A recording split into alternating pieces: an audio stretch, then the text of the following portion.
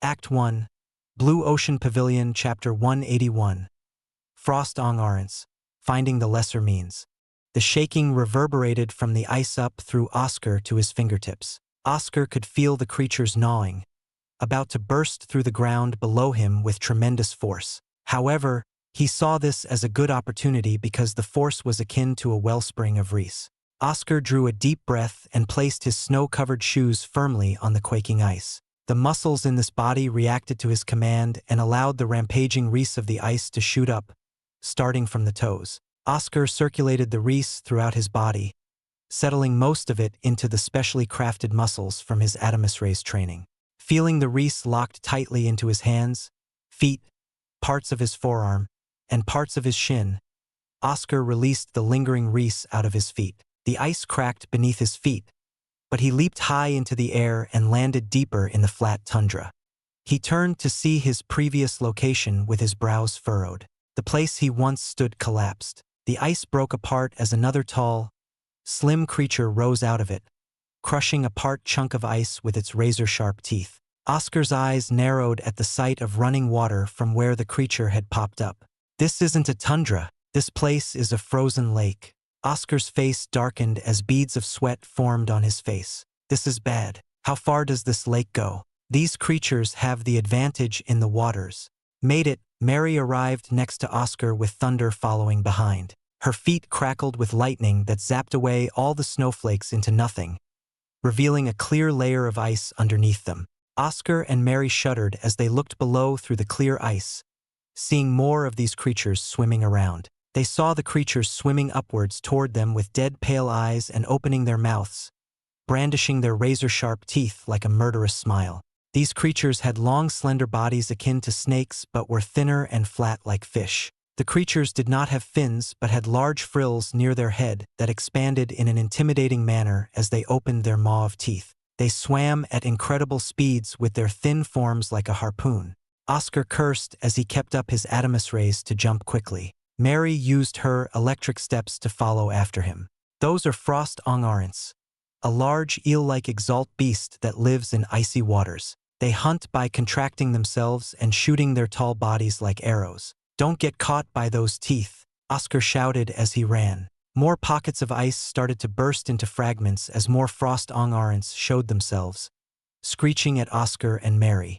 Oscar looked at Mary with worry because of their Ein expenditure. I'm doing fine because I'm using Reese to move so my Ein Shroud can keep running. But Mary's using her spell to move. The mountain is still far away. Can she hold on until then? At the same time, Mary had the same thoughts about her predicament. She had already used up some Ein while moving through the forest, but now she had to keep up her Ein Shroud while using her movement spell. However, Mary was not as impulsive as before.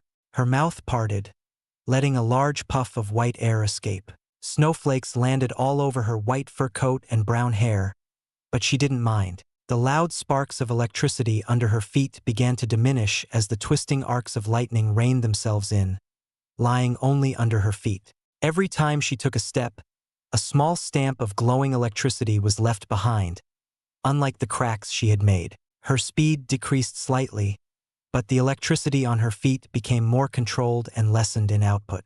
Mary opened her brown eyes in joy. Didn't expect that to work so well. Oscar stared at Mary, astonished. He couldn't believe Mary had learned to control her Ein to this extent so well. In our previous battles, she focused more on trying to overwhelm her opponents, so her Ein used to flow out in large droves. This change is unbelievable. Did she somehow grasp it thanks to the threat of the situation?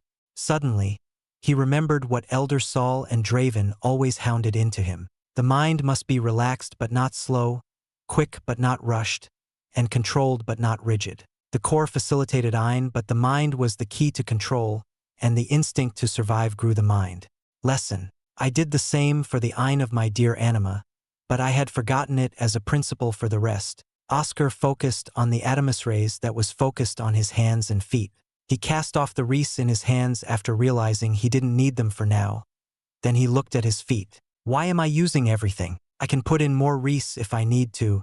Oscar slowly released the Reese stored in his feet, cracking the ice slightly as they exited his feet. With half the wreath remaining, he spread it evenly throughout his feet. Like Mary, his speed also dropped, but Oscar was still fast enough to avoid the constantly erupting ice. He smiled widely at his success. The speed has dropped, but I'm using less wreaths to boost myself. With this, my Adamus rays should last longer than expected. After a session of running, Oscar felt his Adamus rays finally reach its new limit, and he quickly summoned his dear anima to ride on it. He picked up Mary and sped the dear anima up by focusing Ein on its hooves. Mary rode behind Oscar with a puzzled look. "Won't you be wasting your Ein like this?" Oscar calmed himself from the aftereffects of Reese. The lessened output helped to make his heart not hurt as much. He turned to Mary. "It's fine. I've been using my method, but I must let it recover. Take this time to recover your Ein. I can see your cheeks are getting blue." Mary rubbed her slightly blue cheeks with a frown, feeling the numbness and cold embedded in her skin. Her Ein shroud was weakening. She turned it off and entered her Ein meditation. Oscar focused and wrapped his Ein shroud around Mary to help abate the blue frost while she recovered. He saw Mary's complexion returning to her usual rosy cheeks. Everything seemed to be going fine, but Oscar frowned as more eruptions of ice and water came up around them. These persistent beasts. Oscar put more Ein into the effort to get as close to the mountain as possible. He used Ein Awaken in intervals to recover some of it while his dear anima sprinted ahead. After a good distance, Oscar felt Mary had recovered enough and released his dear anima. "Thanks for the cover." Mary was grateful and her steps were electrifying. Oscar nodded and continued with his new lesser Adamus rays.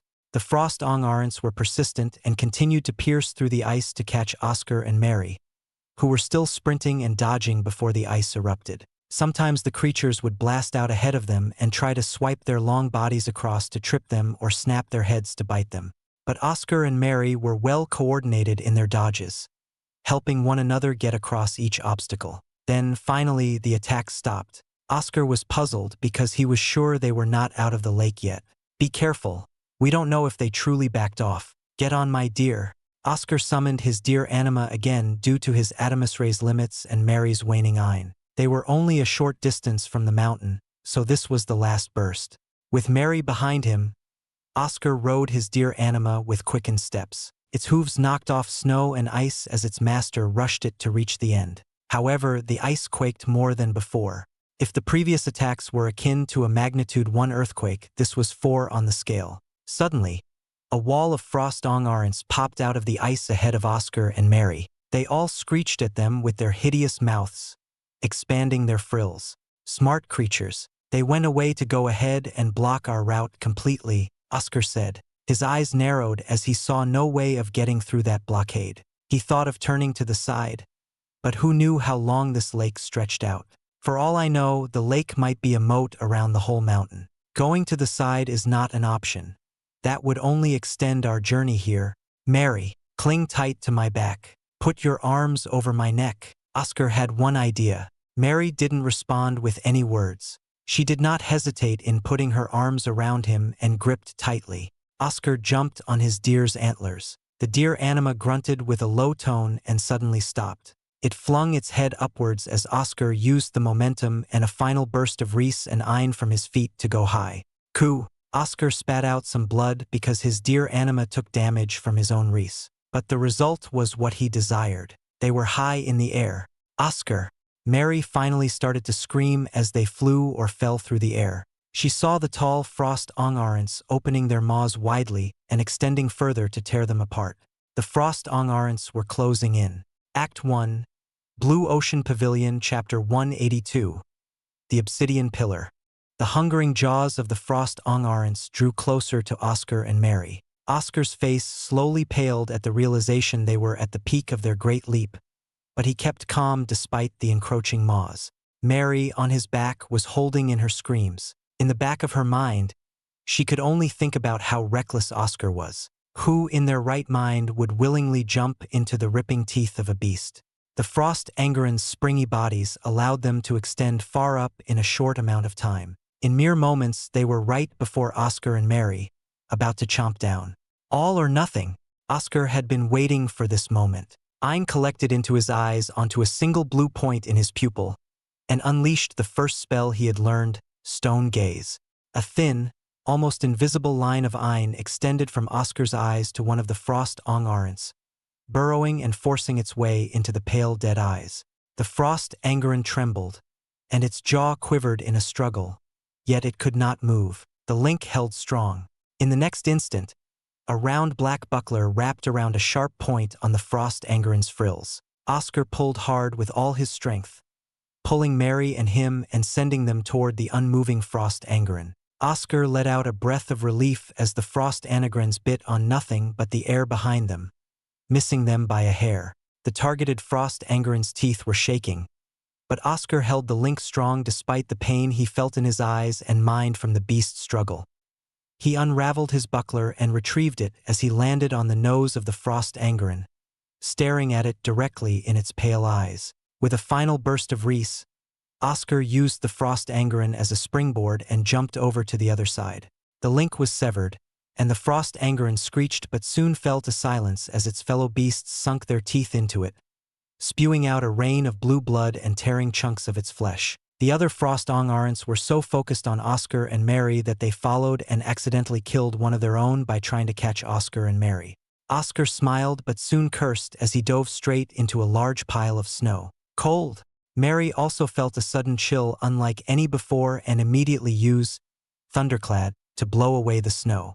Her face was covered with large blotches of blue frost, and her teeth chattered from the chill she felt in her bones. She circulated her Ein and fought against the blue frost, but she was aghast at Oscar's condition. "We need to find shelter." Oscar was nearly covered in the blue frost. The final splurt he did with his dear anima carrying them across, and his stone gaze brought his Ein to dangerously low levels. The blue frost was almost taking hold of him. "Hang on!" Mary expanded her Ein and covered Oscar in it. She had recovered quite well while resting on Oscar's dear anima, so she had the strength for this. Oscar's blue frost was slowly fading but not fast enough. "I'll carry you.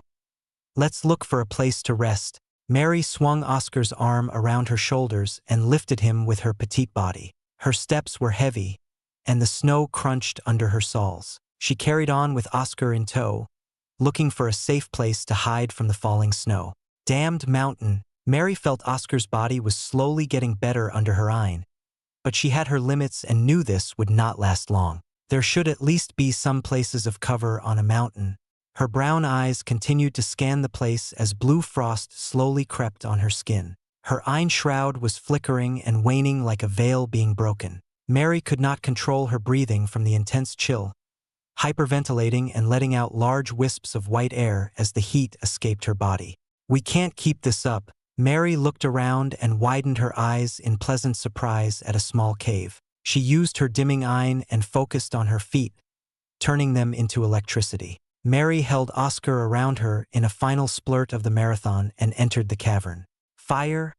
Fire! Mary was still hyperventilating, her chest heaving up and down erratically. She clapped her hands to stop the shaking from the numbness and removed several branches from Oscar's small bag. She immediately started flames that reflected an orange light around the icy cave.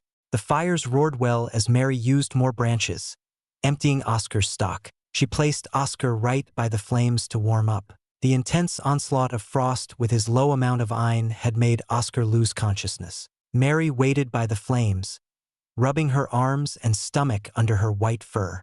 After an hour, the flames slowly died as the branches were completely white and cracking into ash. Oscar finally awoke and rubbed his head. "You're up," Mary smiled. "Thank goodness. I was worried." "Mary," Oscar looked around. "I guess we made it. Thank you and well done. You got us through the Frost Ong-Arents. It's only right I get you to a place to rest." Mary breathed slowly. "Though it was a close call. You were almost completely blue, and I was also about to lose to it. In any case, we survived." Oscar smiled and stood up. "Where are we?" "I moved right since our frost orb is around there." Mary put out the flames. "We should be close to it." Oscar peered outside and looked around. His eyes narrowed in a certain direction and glinted with desire. "The map says there's a rock shaped like a pillar. That should be it." Mary came out and stared along with Oscar. A tall, thin rock reached about twice Oscar's height, a short journey away from their location. It was striking as its black color contrasted against the white snow like a lone icon in this wintry wasteland. "Let's move out then." Oscar put up his iron shroud and strode ahead. "Don't just run off without me." Mary pouted and followed Oscar. That was a very risky maneuver by Oscar. Robert rubbed the temple of his head. For a moment, he saw the shadow of a certain hated figure with a black helmet covering his face. From what I saw during the enrollment trial, he wasn't this insane, or maybe he was and didn't show it. But he's certainly Draven's pupil. Ava Jones was relieved to see Mary make it to the small cave and recover from the flames. They would be disqualified if the blue frost had completely taken both of them. They would be disqualified. She was shocked at how far her niece had come from earlier. It was like seeing an entirely new person. "Perhaps we did handle things wrong. I'm proud to see you working so hard." Elder Dustin was mute during this. He didn't feel like speaking to Ava, nor did he feel he had the right to speak to Robert. So he stayed idle, still like a statue, waiting for something to happen. Oscar and Mary finally arrived near the black rock pillar. Staring at it, Oscar realized it resembled obsidian as its surface was smooth and glass-like, reflecting his image like a mirror. "This rock does not match anything else on the mountain. It's likely this was man-made and brought here for a reason. But where's the orb? Where is the frost orb?" Mary was puzzled and voiced Oscar's thoughts. She glanced over the land but saw only the familiar tundra and the looming mountain of snow, ice, and rock. There was not a single indication of the frost orb or its location. The map only marked the X here, but it also drew this pillar. "Is there anything significant on it?" Oscar looked around the obsidian pillar and wiped off the snow covering some parts of it. There was an outline of a golden hand, similar to the one in the safe zone trial. Oscar carefully placed his hand over it. Suddenly, the ground began to rumble. Mary brandished her spear, ready for an enemy to pop up. Oscar did as well with his buckler. But contrary to their expectations, a section of the mountain fell apart. In the ruins of rocks and ice, a new cave opening revealed itself. Oscar and Mary looked at each other and then at the new cavern. "Oscar, this cavern must be it," Mary said. "Be careful when we go inside. We don't know what might lurk within." Oscar had a grave face. If it were an enemy like the Crystal Guardian, it would be horrifying while fending off the blue frost. Mary smiled. Naturally, together they stepped toward the new cavern and slowly entered inside. The frost orb was in this place. There was no turning back from this. Act 1, Blue Ocean Pavilion, Chapter 183, The Icy Crater. The unknown mountain cavern was unlike the usual caverns Oscar had seen. Unlike the normal craggly rock and stone walls, the cavern was made of smooth ice with a bluish-white hue. One look was enough to know that this ice wasn't ordinary. Oscar stared at the ice with a pensive look and placed his hand on it, shivering from the chill that emanated from it. But the most surprising was the unbreakable feeling he had from it. He suspected this ice would not break under his strongest attack like the Crystal Guardian. "It's not bad in here." Mary stared at the ice in wonder. The scenery was quite beautiful, with the icicles of ice hanging down. More importantly, she noticed her body was warming up in this place. "The blue frost isn't working here. This cavern can work as a base once we are finished. Assuming the cavern doesn't collapse if we take the frost orb." Oscar kept a skeptical look around the cavern, suspecting the pavilion's tricky nature at play here. "It's almost too perfect for them to draw us in and then have the cave collapse to force us to run before being crushed." Mary pursed her lips and had a small hint of irritation as she reprimanded Oscar for his curse words. "Don't jinx it. I'd rather we can safely retrieve the frost orb. If there is an obstacle, sure. But who is sadistic enough to design more trouble right afterward?" Oscar responded with a helpless smile. "The same person who designed a surprise trial in a safe zone." Oscar stopped talking and looked intently out at the new scenery. It was as if someone had placed a crater within the cave. The ground before Oscar's feet was caved in like the aftermath of a meteor strike, but large pillars of smooth ice, looking like stretched rubber, connected the declining icy floor with the ceiling full of icicles. This sight was not welcoming to Oscar, who saw the pillars akin to a maze and the icicles above as deadly knives. Oscar paused. His eyes narrowed as they peeked through a small opening between the massive ice pillars and locked onto a blue glow. To Oscar's knowledge, this glow wasn't the typical hue of the ice, nor was it any light emanating from the caverns. What is that? Mary also turned to Oscar's line of sight and beheld the azure light. Both of them could make out a faint outline of a spherical object. That must be the frost orb. Their words were in sync. Is there no other way around? Mary glanced over the crater, but there was no way for them to move around. Her lips formed a form as she took her spear and stabbed into the smooth, icy wall. But instead of piercing through, Mary felt a rebound shaking her arm. Her arm withdrew but was trembling slightly. This wall is extremely hard to the point my arm hurt from trying to break it. This place won't allow us to try scaling the walls to go around. Oscar noticed the place was shaped like a sphere. He knew any attempts to climb over would result in them slipping into the crater. There are stairs here. Oscar pointed to a pathway of obsidian stairs, similar to the obsidian pillar, leading down to the base of the big crater. His foot moved and placed itself on the first step. Oscar darted his eyes over the area and strained his ear to hear, but no response came. He nodded to Mary, who nodded in return. They slowly made their way down the black stairs, carefully pausing after each step. There was no knowing if any particular step would trigger a trap or induce retaliation from somewhere. Then Oscar stopped, seeing the end of the obsidian stairs in front of him. With one more step, he would be on the crater's base. His companion, Mary, stood next to him with the same wary face. Watch each other's backs and never separate. I had a bad experience with one such occasion in the past. Oscar took the lead and stepped off the stairs, crunching snow and ice under his feet. The air, Oscar felt the chill act as a million needles pricking into every pore with an icy tip. Every part of his body felt slightly numb, and he felt his movements becoming more sluggish and unresponsive. Don't stop yet.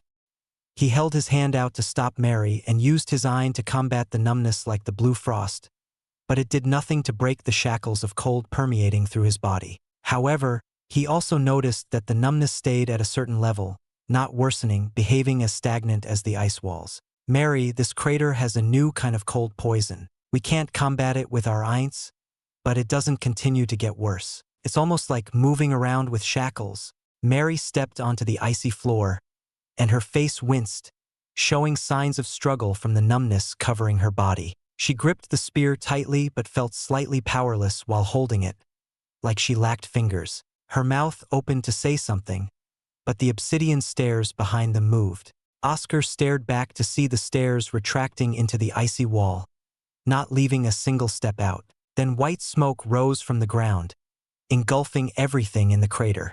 To me, Oscar grabbed Mary and pulled her close. They put their backs to each other, but the white fog obscured their sight. This is troublesome. We have to navigate this place full of icy pillars and who knows what while this fog covers everything.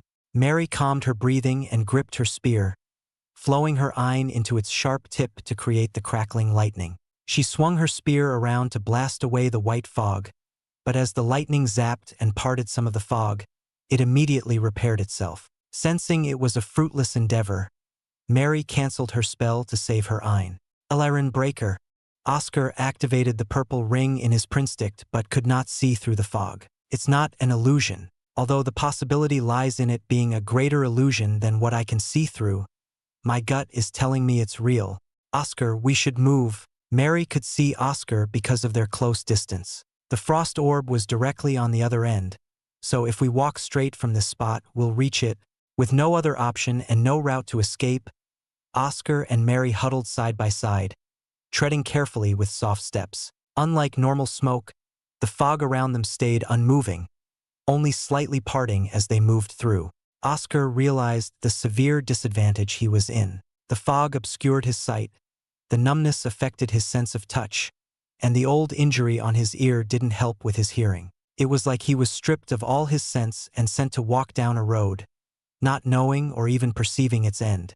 Oof! Mary accidentally bumped her head against one of the icy pillars they saw from above. Her forehead became red from slamming against the hard ice and ached with stinging pain. Suddenly she was pulled away by Oscar.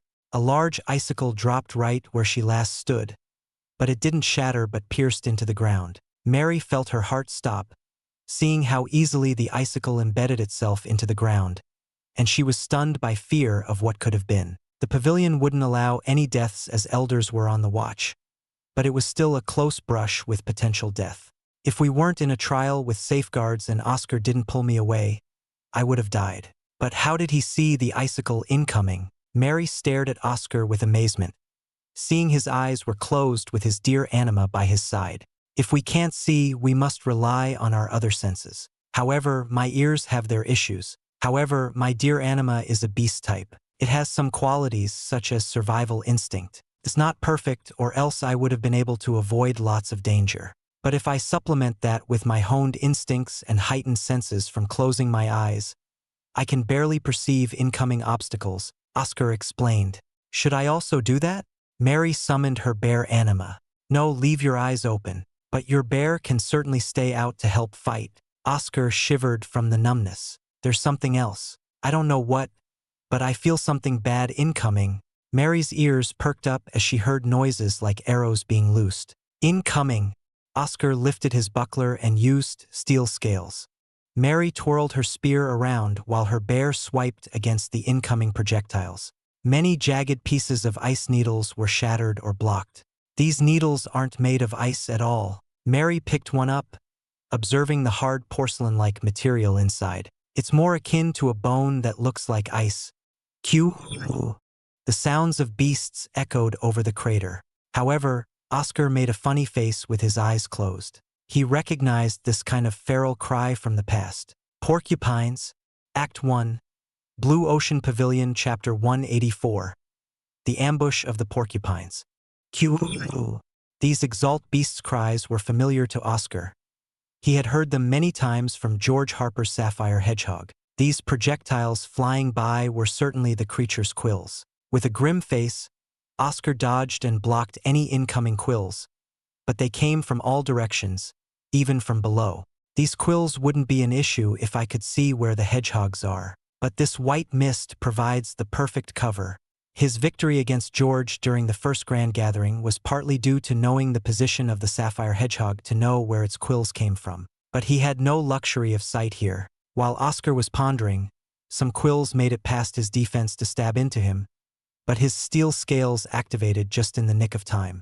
He quickly unsummoned his dear Anima to prevent it from being hurt.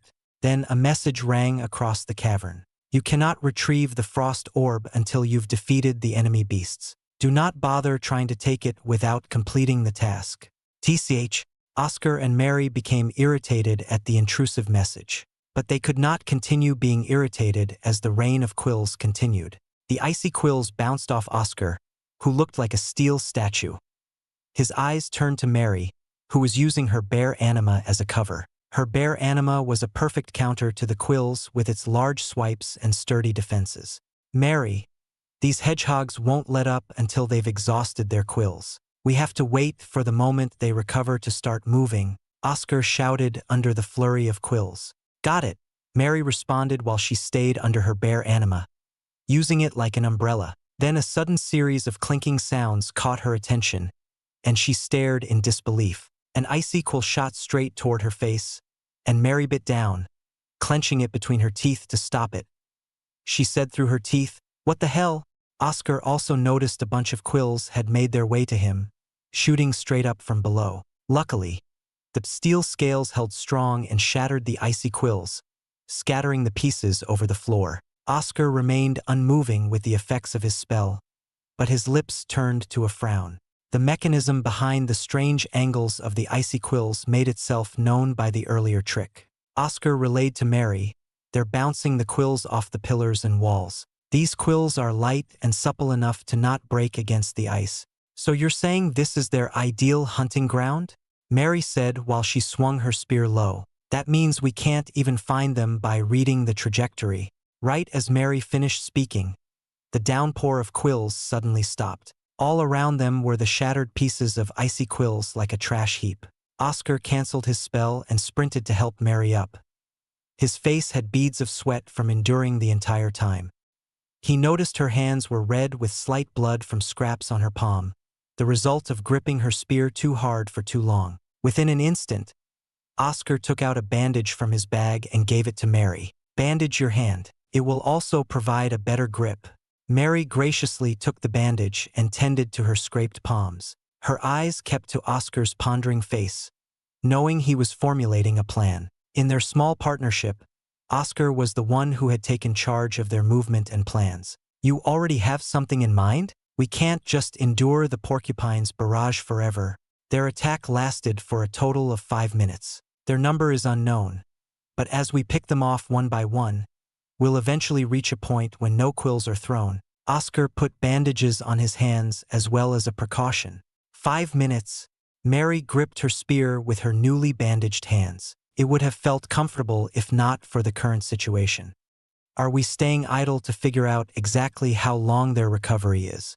My friend's hedgehog took a few hours to recover fully. I'm willing to wait that long in exchange for valid information. We're right by an icy pillar which nullifies one angle of attack. Put our backs to the pillar and defend the other directions. Oscar looked around, seeing nothing but the white mist. Rather than moving around with no idea when the attacks would start again and be caught in an awkward position like before, we can relax here. Mary didn't respond but tapped her fingers on her spear in thought. After a brief period of deliberation, Mary nodded in agreement. You're right, there's no blue frost here, which means we can stay for a long time. Besides, the frost orb isn't moving anything soon. She slid on the ice toward the pillar and relaxed her back on it with a serene look. The anxiety and tension from earlier disappeared like a puff of smoke. She tapped the ice beside her to signal Oscar to sit. Oscar sat beside her and rested his head on the cool pillar. He cracked his wrists. The only problem is how we can find the hedgehogs. If we can find one, that would be a great start. There is one way. Mary's brown eyes brightened, and her round cheeks uplifted as an idea sprouted in her mind. Remember how my thunder spell parted the white fog around where it went through? I do. The white fog didn't disperse as well under my attacks. Oscar recalled his attempts only slightly lessening the deep white color of the fog rather than parting it. His eyes also brightened with the enlightenment of Mary's idea. Are you suggesting we throw your spear?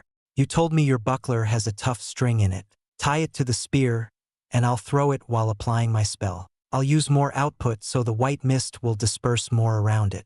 With any luck, we'll see a hedgehog. Mary finished her explanation as Oscar listened with admiration. That's a good plan. Let's wait after the next assault ends. For now, we have to recover our Ein and enter our best condition. Oscar smiled and closed his eyes to meditate. Although it was a plan reliant on luck, it was still the best plan in their current means. Mary smiled back and also meditated. Finally, 5 minutes after the last quill attack, the sounds of projectiles flying in the air resumed. Oscar and Mary stuck side by side with spear and buckler to deter the incoming storm. Within their vision, many icy quills appeared from all over. The constant barrage of icy quills had begun. Oscar moved his buckler with minimal movements to cover for him and Mary while she did the same with her spear. Oscar's attention stayed on high alert as the icy quills continued to pour from many angles, but he wasn't overdrawn. Draven's Spartan training had steeled his mind further to not lose out in a mental war of persistence and calm. But the other cause for his alert was in the case of a larger attack. George's sapphire hedgehog possessed the ability to produce a single quill, longer and deadlier than the norm. The situation would be drastically different if it came to that. Oscar hoped it wouldn't, but when had anything ever gone the way it should? For minutes, Oscar called out. Mary nodded while her spear tore through the air, destroying the icy quills. Her brown hair swayed around wildly as the last minute ticked down. The quills stopped at the 5-minute mark, and the crater returned to its peaceful atmosphere in the icy cavern. Oscar tossed his buckler to Mary. She took the string from the buckler and tied it to the end of her spear. We have 5 minutes to attack. Throw your spear for 2 minutes. Then use 3 minutes to recover your Ein before the attacks resume. Oscar worried about Mary's Ein usage, but her lightning edge was necessary for this tactic. Mary noticed Oscar's worry plastered on his face, and she cheekily smiled. Don't worry about me. I am a member of the Jones family. This is nothing to me. Just focus on yourself and don't miss your timing. Her left arm wore Oscar's buckler while her right held the spear horizontally. She buckled her legs and drew her arm back. Her current figure resembled that of a bow at the ready. A rush of Ein, more than usual, turned into lightning on the spear's tip, crackling and burning furiously so that the spear's sharp tip wasn't visible behind the lightning veil. Her eyes widened as her pupils shrank with immense focus. Her hand gripped tight until she finally let loose. The spear flew like a missile with lightning zapping the white mist ahead, causing it to part a short distance away from it. However, it hit an icy pillar with a loud shockwave. Mary cursed and brought the spear back using Oscar's string. She repeated the process several times. The 2 minutes Oscar set for her were almost up, and she was breathing heavily with a red face. With a final throw, Mary relaxed her shoulders, expecting nothing. However, Oscar and Mary caught a glimpse of a spiky figure that shuffled away from her spear's lightning. Oscar rushed out with all his might before Mary could say anything. He went down the path the spear had carved ahead and turned to the direction of their hunt. Kyuu. There you are, you prickly bastard. Act 1, Blue Ocean Pavilion, Chapter 185. The Strange Frost Orb. The Exalt beast looked similar to George's sapphire hedgehog back when it used up all its quills during the battle in the floating islands of Eden. Its back was bare of the long icy quills flying all over the room. Instead, little stubs were sticking out and growing gradually. It was regenerating its quills. The porcupine was large compared to the sapphire hedgehog, as tall as Oscar's legs. It was a subspecies of hedgehog that dwelled in icy regions and thrived under cover of snow and ice. It often burrowed itself in the snow, awaiting unsuspecting victims to step on its spiky exterior. Other times, it used heavy snowfall to move around and shoot its quills from the cover of the white blanket. The pavilion brought these porcupines to use the white mist as its cover, but their antics did not deter Oscar, who beelined for the porcupine. Cue! The porcupine let out a surprised yelp at Oscar's wild charge, felt fear from seeing Oscar's frenzied face full of malice, and tried to make a run for it. But its speed was nothing compared to Oscar's Adamus-raised dash. Oscar smiled with savagery taking hold of his eyes. His bloodshot eyes glowed slightly with the use of Prinstict. No matter where this porcupine ran to, Oscar would see its intent and follow without letting it out of his sight. You and your fellow porcupines have been rampant for quite some time. Let me repay that favor for Mary and me. His blue eyes spiraled around his forearm, condensing into a thick steel drill. The spired tip gleamed with the light reflected from the ice as it pierced through the white mist toward the porcupine. The helpless porcupine had no defense against Oscar's spell. It could have had options if it had some usable quills, but it was slow and completely exposed. A fountain of blood spewed from the large puncture caused by the steel drill. It pierced into the porcupine, protruding out the other side of the beast. The blood splattered over the bluish icy floor and surrounding pillars.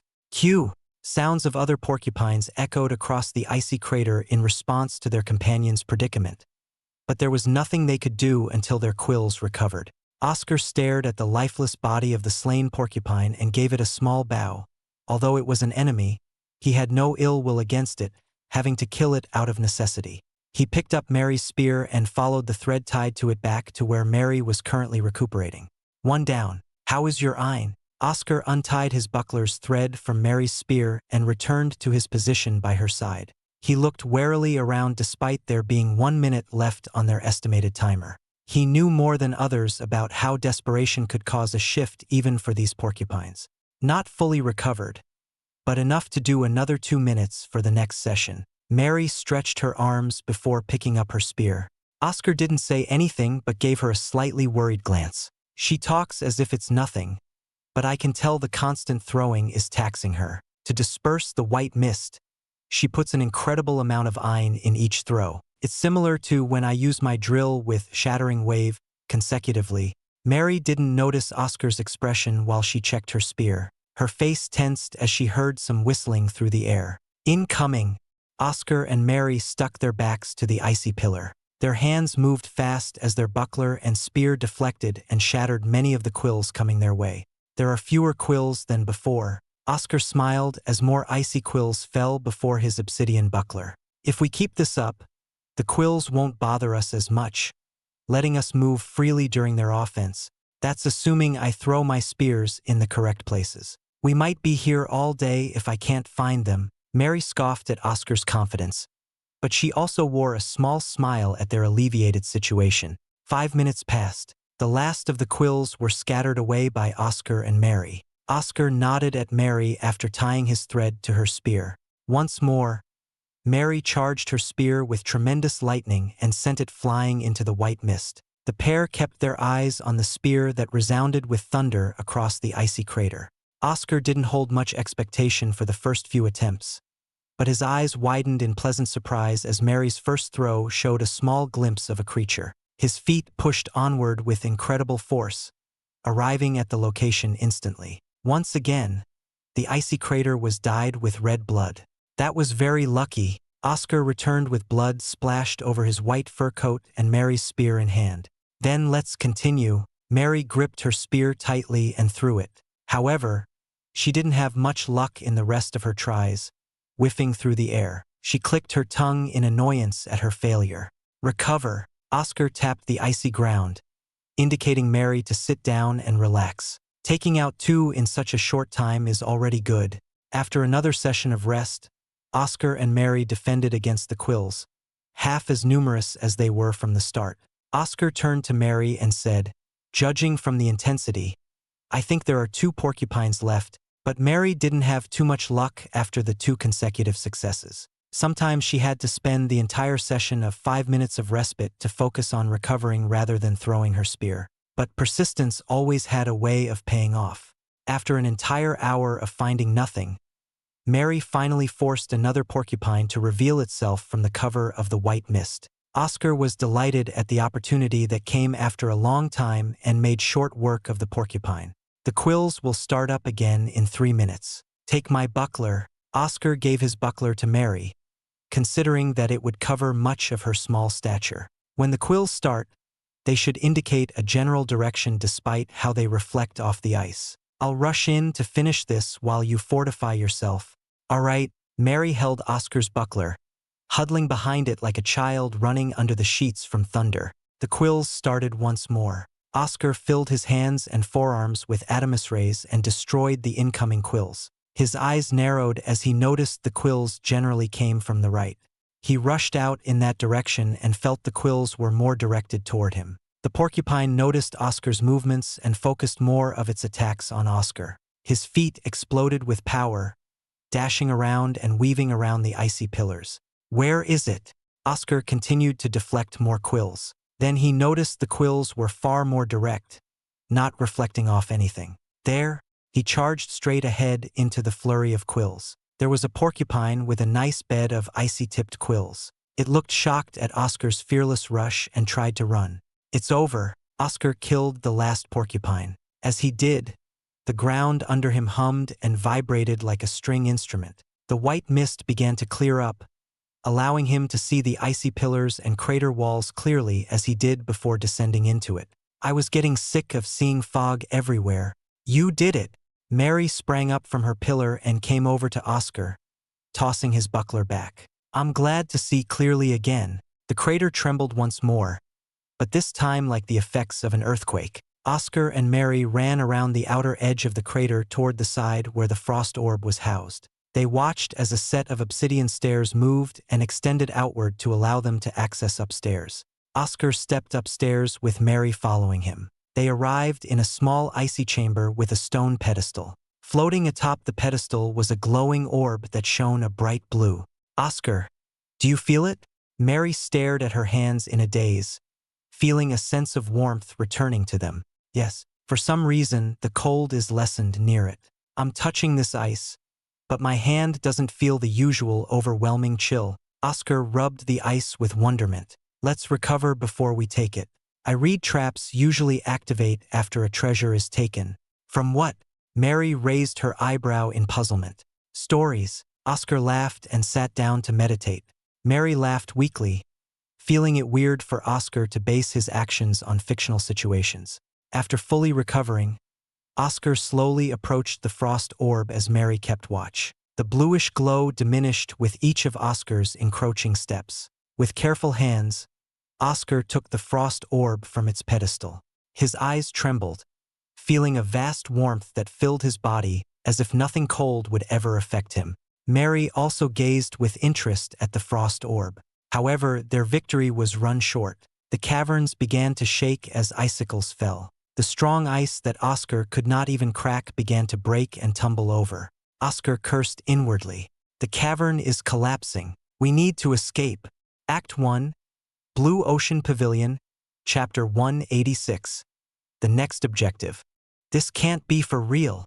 Mary sounded very aggrieved. She had thought of Oscar's wariness based on fictional tales as a weak notion with no evidence. To be stumped by someone who based his actions on fictional notions hurt her pride as one who grew up with manuals of laws and facts. However, she neglected the thoughts of the pavilion that reveled in putting more obstacles in the student's way. She decided never to leave anything out of the realm of possibility and think about every possible outcome.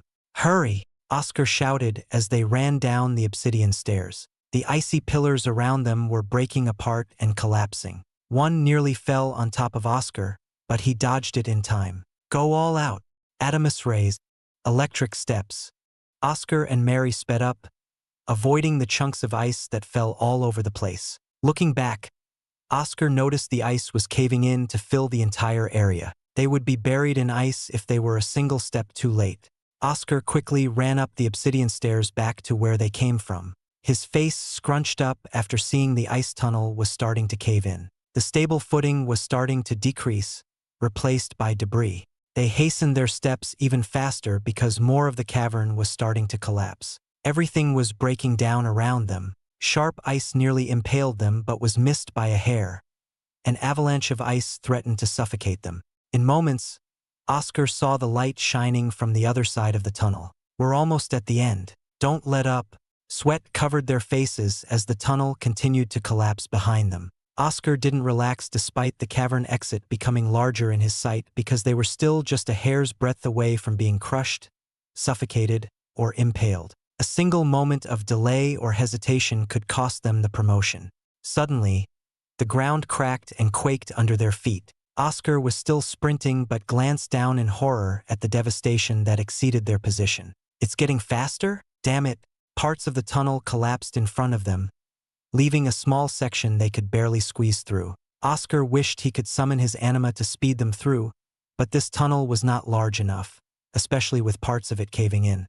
Thunderclad, Mary unleashed her most powerful spell while maintaining her electric steps to boost her speed and power even further. She stepped onto the cavern walls, bouncing from side to side, avoiding the collapsing floor.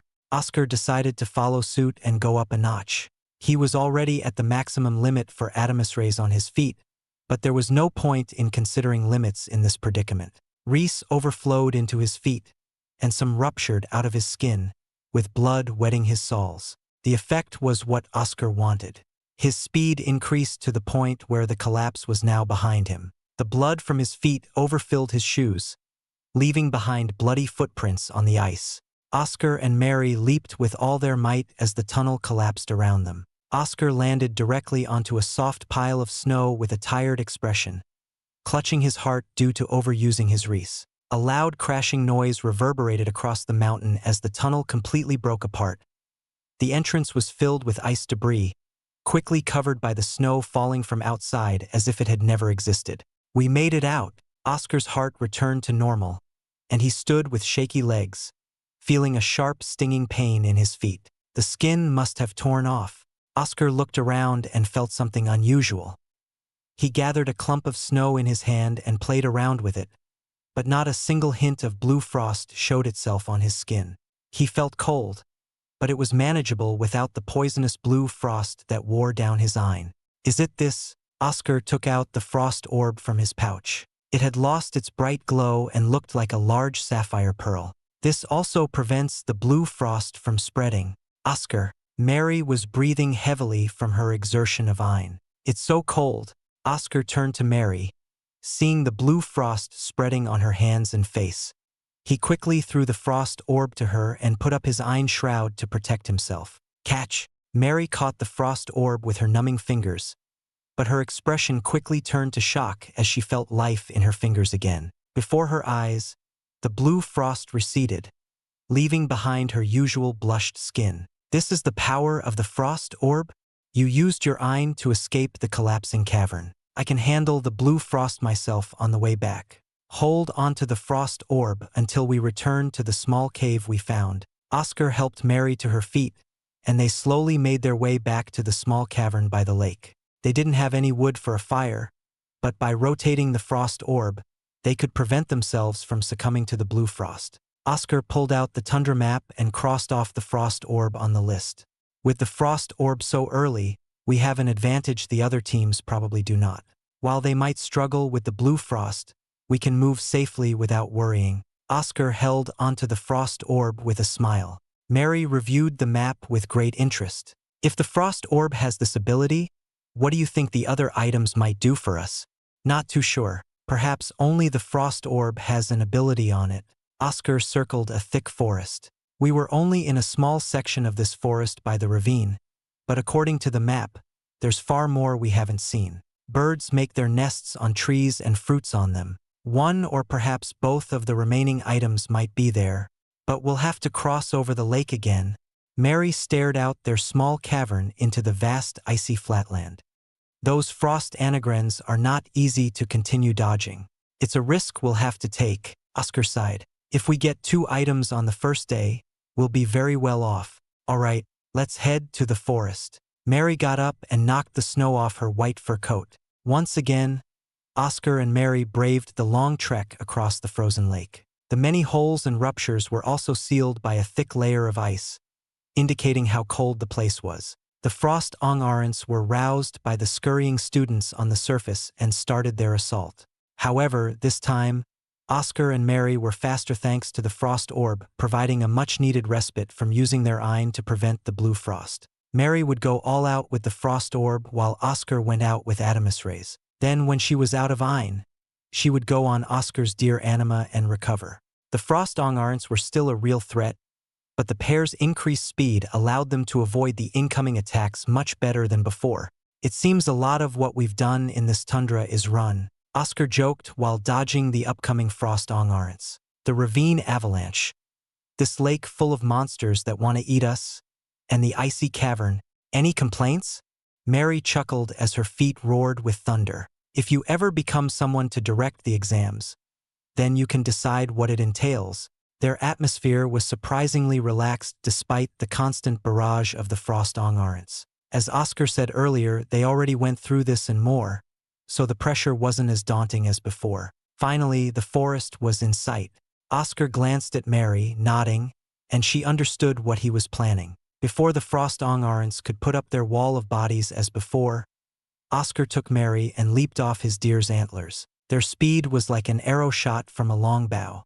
The frost ongarants were starting to erupt from the ice, but they were too late as Oscar and Mary descended into the forest's edge. They hissed and shrieked at the two but could not come out of the waters to hunt them. Twice now they were robbed of their meal. Oscar and Mary smiled at the frost ongarants as if taunting the beasts. "Go back to your lake and hide under the ice," Mary shouted.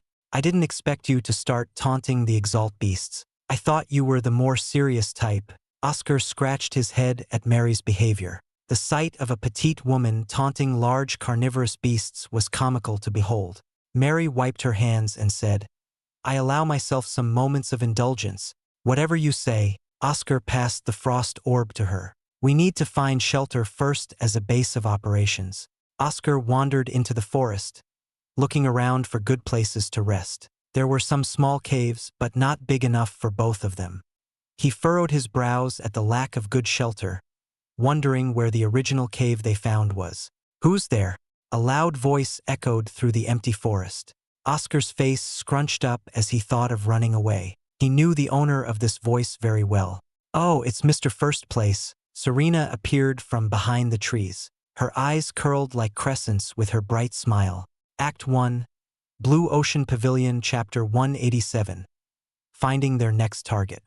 Serena smiled brightly at Oscar, staring intently at him with her sharp green eyes, a thin veil of her usual cheekiness hiding the infatuation within them. She skipped ahead with light feet toward Oscar and Mary while covered in her green iron shroud. Her black fur coat contrasted with Oscar's white fur coat.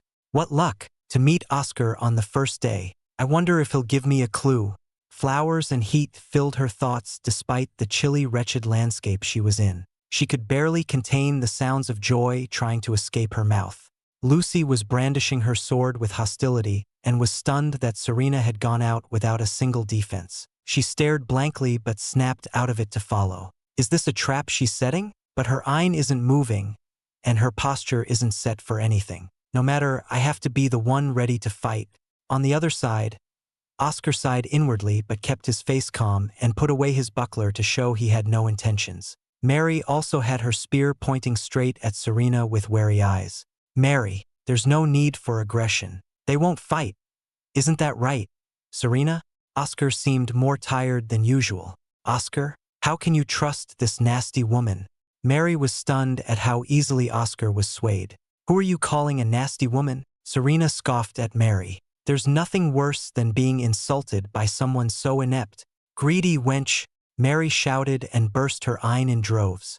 Stuck-up mouse. Serena also unleashed her eyne in full force. She straightened her back more than usual to accent her height. Her words cut deep into Mary, who hated being called out for her small stature, which she had no control over. The air intensified between them. The winds began to swirl around as they brandished their weapons. Mary's light brown eyne clashed with Serena's green eyne in violent sparks. Lucy was about to join the battle, but a mighty quake caused her and the others to stare at Oscar. Their eyes widened at the deep hole that formed under his foot. Normally, when someone puts an immense force on the ground, it forms craters. Oscar's foot acted like a sharp knife, puncturing the ground but also shaking it. This feat of strength showed how powerful Oscar's physical power with Adamus rays had gotten. Oscar looked at the three who were about to clash with a piercing gaze. I said, let's not fight. Serena, you know what would happen if we do try to fight, right? You're right. Serena withdrew her eyne back to the small shroud. Serena? Lucy was still confused. Serena turned to Lucy with a funny face and said, he's Mr. First Place for a reason. We can't fight him and win. Her face turned serious at Lucy's look of disbelief. Trust me on this. We'll be the ones in the dumps instead.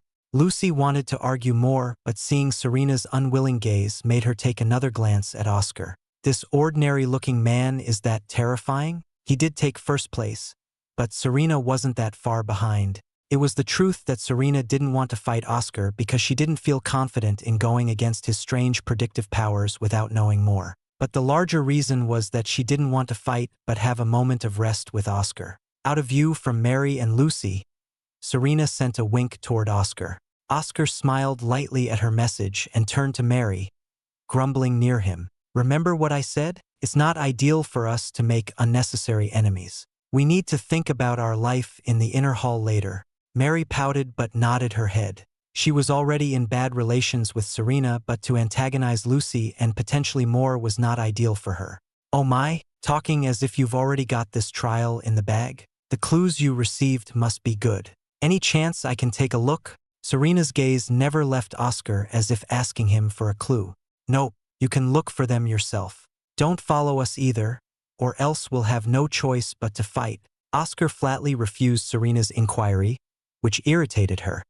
But she understood Oscar wasn't saying this out of malice. Oscar continued, unless you have something you can offer us. But I don't think you have anything worth trading. Serena clicked her tongue in defeat after Oscar's supposed openness to negotiation. Trying to see what I have so far? Not a chance in the world. I suppose you're correct. If there's nothing else, then we'll separate from here. Serena turned around and dragged Lucy with her away from Oscar and Mary. Her eyes were full of frustration as she stared at Mary and Oscar. Next time, I should invite him to a mission, just the two of us. Oscar also decided to move away from this spot, but Mary still checked behind them many times. She was agitated. You don't need to worry. Those two won't try to ambush us, Oscar said. I don't put it past Serena to think of doing so, Mary retorted. Oscar thought for a moment and nodded. Although Serena was infatuated with him, Oscar knew she was also very competitive and not willing to lose for such reasons. If the rules demanded them to fight, she would fight without hesitation, but for the time being, she had chosen to take strategic retreats to better her chances. What a tricky person. Oscar rubbed his head as if a migraine had settled in. I'll have to be careful around her. Look, Mary's face brightened for the first time after running into Serena. The source of her excitement was a large cavern on a cliffside. It was a nice crevice facing away from the direction of the wind, making it perfect to avoid the snow. The cliff itself was long and stretched far, reminding Oscar of the rust cliffs of the Huron Plains. He felt it was indicative of it being a separate region. Perhaps there are more powerful beasts up there, which is likely a place one of the items could be. But first, we should focus on rest. Oscar entered the cavern with Mary, but soon frowned at the sight of scattered bones around the ground and frozen traces of blood. This scene was very common for a beast's nest or abode. Oscar looked around but did not see the Exalt beast, fearing it may be invisible. His eye burst in droves and his buckler gleamed in the dim cavern, but no response came from the empty area. He threw his buckler around, controlling it with his thread to hit everywhere. However, once again, no hint of movement or response was seen. Mary had her spear ready for Oscar's signal and watched his endeavors to fish out the beast. Anything? Oscar shook his head. Doesn't appear to be so. The more likely conclusion is that it went out hunting for its meal. That's perfect. We can wait to ambush it when it returns. They waited at a short distance from the cavern, rotating the frost orb to have chances to recover their eye. Behaving like the hunters they were, they laid low and never took their eyes off their quarry. It wasn't long before a beast finally emerged from the forest. It was a large black wolf with white patterns on its face. It held a rather large bunny in its mouth, dripping blood on the snowy ground. Oscar and Mary slowly crept up, not wanting to surprise the wolf. It's a greater apprentice Exalt beast. Wait for it to enter the cavern, or it'll get tricky to fight it in the forest, Oscar instructed. The black wolf sniffed around and growled, causing Oscar and Mary to stop momentarily. It picked up strange scents from its home and immediately perked up after sniffing more of the air. Its head sprang around toward where Oscar and Mary were. However, Oscar and Mary were already right in front of it and killed it in one fell swoop. The poor wolf could not even muster a howl as Mary's spear stabbed into its throat, dropping the large bunny. His body fell to the ground in an instant. That was too close. Mary flicked the blood off her spear. It's good we rushed when it decided to sniff around. A quick and easy battle is always best, Oscar sighed. But the silver lining is that we have our meals for today. After clearing out the old bones, Mary started a campfire while Oscar skinned and prepared the wolf and bunny. They cooked the meat like skewers over the fires and ate with much delight. I ate before coming to this tundra, but so much had happened. I feel like several days had gone by. Mary ate well, though she preferred the soft bunny meat. So, Oscar elected to eat the tougher wolf meat. They were well-fed and well-rested. At Oscar's suggestion, they decided to climb the cliff. Atop the cliff was more of the same forest, except the trees were twice as tall. Oscar scanned the area and noted a tree that stuck out like a sore thumb. This tree was taller and wider than all others. Their journey wasn't long, and they came upon the large tree. This tree was separated from the rest of the forest as though it was isolated. A moat of snowy ground surrounded it. Do you think the snowbell fruit might be on it? Mary asked. Oscar pondered, but a sudden piercing cry echoed through the forest. CAWW. Oscar looked up, seeing a large avian beast looking down on them with ravenous intent. Might be the feather. Act 1. Blue Ocean Pavilion Chapter 188. The Nixigal Storm of the Tundra. The large-winged Exalt beast beat its wings, which snapped the air like whips and created gales of cold wind that blew out the snow in the air and ground. Oscar and Mary dodged the tides of snow that sprang up due to these gales. Oscar looked at the Exalt beast with cold eyes, recognizing it as the fearsome Nixigal, a large bird that soared in the world's cold places and brought winds of icy chill under its beating wings. Oscar remembered seeing a drawing of it, but it paled compared to the real deal in his sight. Its wings seemed sculpted from ice. Each feather was so pronounced from the other and glimmered under the two suns. The winds and snow gathered like a barrier around its large body of icy feathers and white belly that sported two large red talons, contrasting with the rest of its blue hue. The white eyes, full of vitality, unlike the frost ongarants, stared at Oscar and Mary with a prideful gaze, seeing them as nothing but mice that scurried into its home. The large hooked beak was made to tear flesh and bone apart easily and crack through the frozen lake to prey on beasts near the water's surface. It opened to show a thin purple tongue as it screeched again. Caw! Oscar understood this was a warning sign from the Nixigal and watched as it perched itself on top of the large tree. However, he didn't want to leave without confirming whether or not their goal was here. Oscar observed the large tree with much scrutiny, doubling his efforts to find any signs of fruit, but it was a fruitless endeavor. He turned his attention to the large Nixigal, resting on the tree as if Oscar and Mary were nothing to it. Oscar knew this creature had a great amount of pride, similar to the rainbow didus, which made it an isolated beast. After a short moment, Oscar found an anomaly. One of the feathers by its neck was different from the others, glowing a faint golden color that would have been obscured in the snow if not for his watchful eyes. The most likely candidate is the golden feather on its neck. Our best chance is to kill it and take the feather. Oscar glanced at Mary, signaling her to get ready for battle. He had read about this creature before, but its abilities were still hard to get through. Take the frost orb. You'll need it for this battle. Oscar tossed the orb and kept watch over the Nixigal. It remained unmoving, making Oscar smile because they could take their time preparing before inciting it to fight.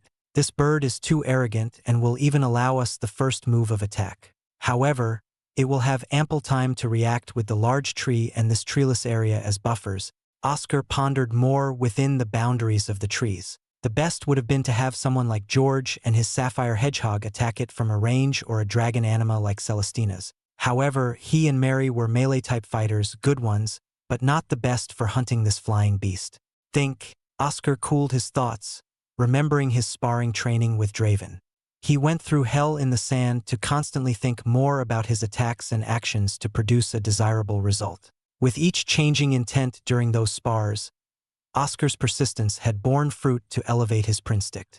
With everything in our means, what's the best way to kill this Nixigal? I know about its abilities, and it doesn't know ours. With that advantage in his thoughts, Oscar's eyes gleamed with radiant realization. It was a daring plan, but if it worked, then it was almost certainly their victory. He turned to Mary and asked, "Sorry to spring this on you, but you're almost certainly the bait here." Mary's face fell, and her eyes widened. What? Well, to be exact, you'll have to piss off the Nixigal to go for you. Oscar looked awkward. He knew it was a lot to ask for, but this was the surefire way because her electric steps with the frost orb to help save her Ein would help avoid the Nixigal long enough for Oscar to find a good opening. Let me tell you my plan. Oscar explained his idea to Mary, who looked conflicted but with the item right in front of them. She agreed to be the bait. Seeing her willingness, Oscar said, "Sorry to do this, but I promise the Nixigal will go down." "It's all right." Mary's Ein flowed rapidly around her like a vortex, garnering the Nixigal's attention, and rushed out of the trees. Watch for your timing. The Nixigal let out a bellowing shriek and took to the skies above, flying above the tree. Oscar watched and knew its first ability was incoming. The two wings beat once with a tremendous force, but instead of elevating the Nixigal, they shot out sharp icicles that flew with the aid of the frost gales. These icicles grew larger throughout their trajectory downward until they reached the size of Mary herself and plunged into the ground with incredible force. Oscar didn't move out and watched Mary hasten her steps to avoid the horrific icicles. He sighed in relief that he gave the frost orb to her because of the fierce gales that blew from the Nixigal's wings. They would have sped up the spread of the blue frost if she was vulnerable to it. Mary finally reached the large tree despite the large number of icicles spread across her pathway there. The cold winds roared fiercer as the Nixigal put more effort into scattering this mouse that reached its home. However, Mary didn't care about the winds and swung her spear to cut into the tree. The tree was large and thick, but Mary's spear, combined with lightning edge, cut cleanly through it. The first step in Oscar's plan was to reach the giant tree and start harming it with the threat of destruction to send the Nixigal, who fiercely guarded its home, into a frenzy. Good. Oscar rubbed his good ear to cover himself from the loud cries of the Nixigal that flew circles around the tree furiously. The trees around him swayed back from the swirling storm formed by the beast's actions. First was the icicles. Now it's the winds that form around its wings. Still too high, Oscar held himself back from making a move despite seeing Mary's petite figure clinging to her spear embedded in the tree in a desperate attempt not to be blown and torn by the raging winds. Calm down. The chance will come soon enough. She understood this when she agreed. Despite his attempts to calm himself, he still clenched his teeth. Perhaps he should have gone to the tree alone and accomplished his plans while Mary could rest and watch. However, doing so would have insulted her and gone against the idea of pairing up in the first place. Suddenly, he saw Mary shake her head at him with a serious face. She knew the moment wasn't here yet and that he shouldn't jeopardize it just because she was struggling. I told you to wait for the right moment. This is your plan, so have faith in it and me. Oscar chuckled and said in a low tone, "You're right. If I can't trust my teammate, then what's the point?" He didn't shout back because he didn't want to alert the Nixigal until the moment was right. He let out a slow breath and calmed down. His eyes locked on the Nixigal, waiting for his prinstick to show him the right moment. The Nixigal continued its hurricane flight path around the tree, but it drew closer, increasing the intensity of the winds toward Mary. The closer it got to something, the more intense its winds would be, and poor Mary was now experiencing the full onslaught. Despite her resistance to the blue frost, the regular cold was still something to be careful with. Mary felt her bones freezing from the cold gales of his creature, but she held on because it wasn't the moment yet. "Come closer, you damned beast." Finally, the Nixigal was right before the tree and flew only several feet above the ground. "Here it is. I'm coming, Mary." Oscar finally had enough of the waiting and was ready to tear this bird to pieces. He went out in an explosive dash. Several cuts appeared on his face and hands because of the powerful winds surrounding the tree, but his eyes locked on the Nixigal. Oscar drew his buckler back and threw right where the Nixigal would be. Thanks to the wind, the buckler flew fast and wrapped around the Nixigal's red talon. Oscar gripped tightly and used steel scales to prevent more damage. His body was pulled by the powerful Nixigal that started to shriek in confusion at the sudden weight. It stared at its talon and noticed another little mouse behind it. It flew more furiously to make Oscar let go. Oscar smiled and released his steel scales, feeling the frigid winds reach him. The blue frost crept on him, but his eye burned like the fires of the furnaces in the foundry to fight it. Oscar reached his hand and started to pull himself closer to Nixigal. "Don't think I'm going to let go." Act 1, Blue Ocean Pavilion, Chapter 189. The Azure Feather's Power.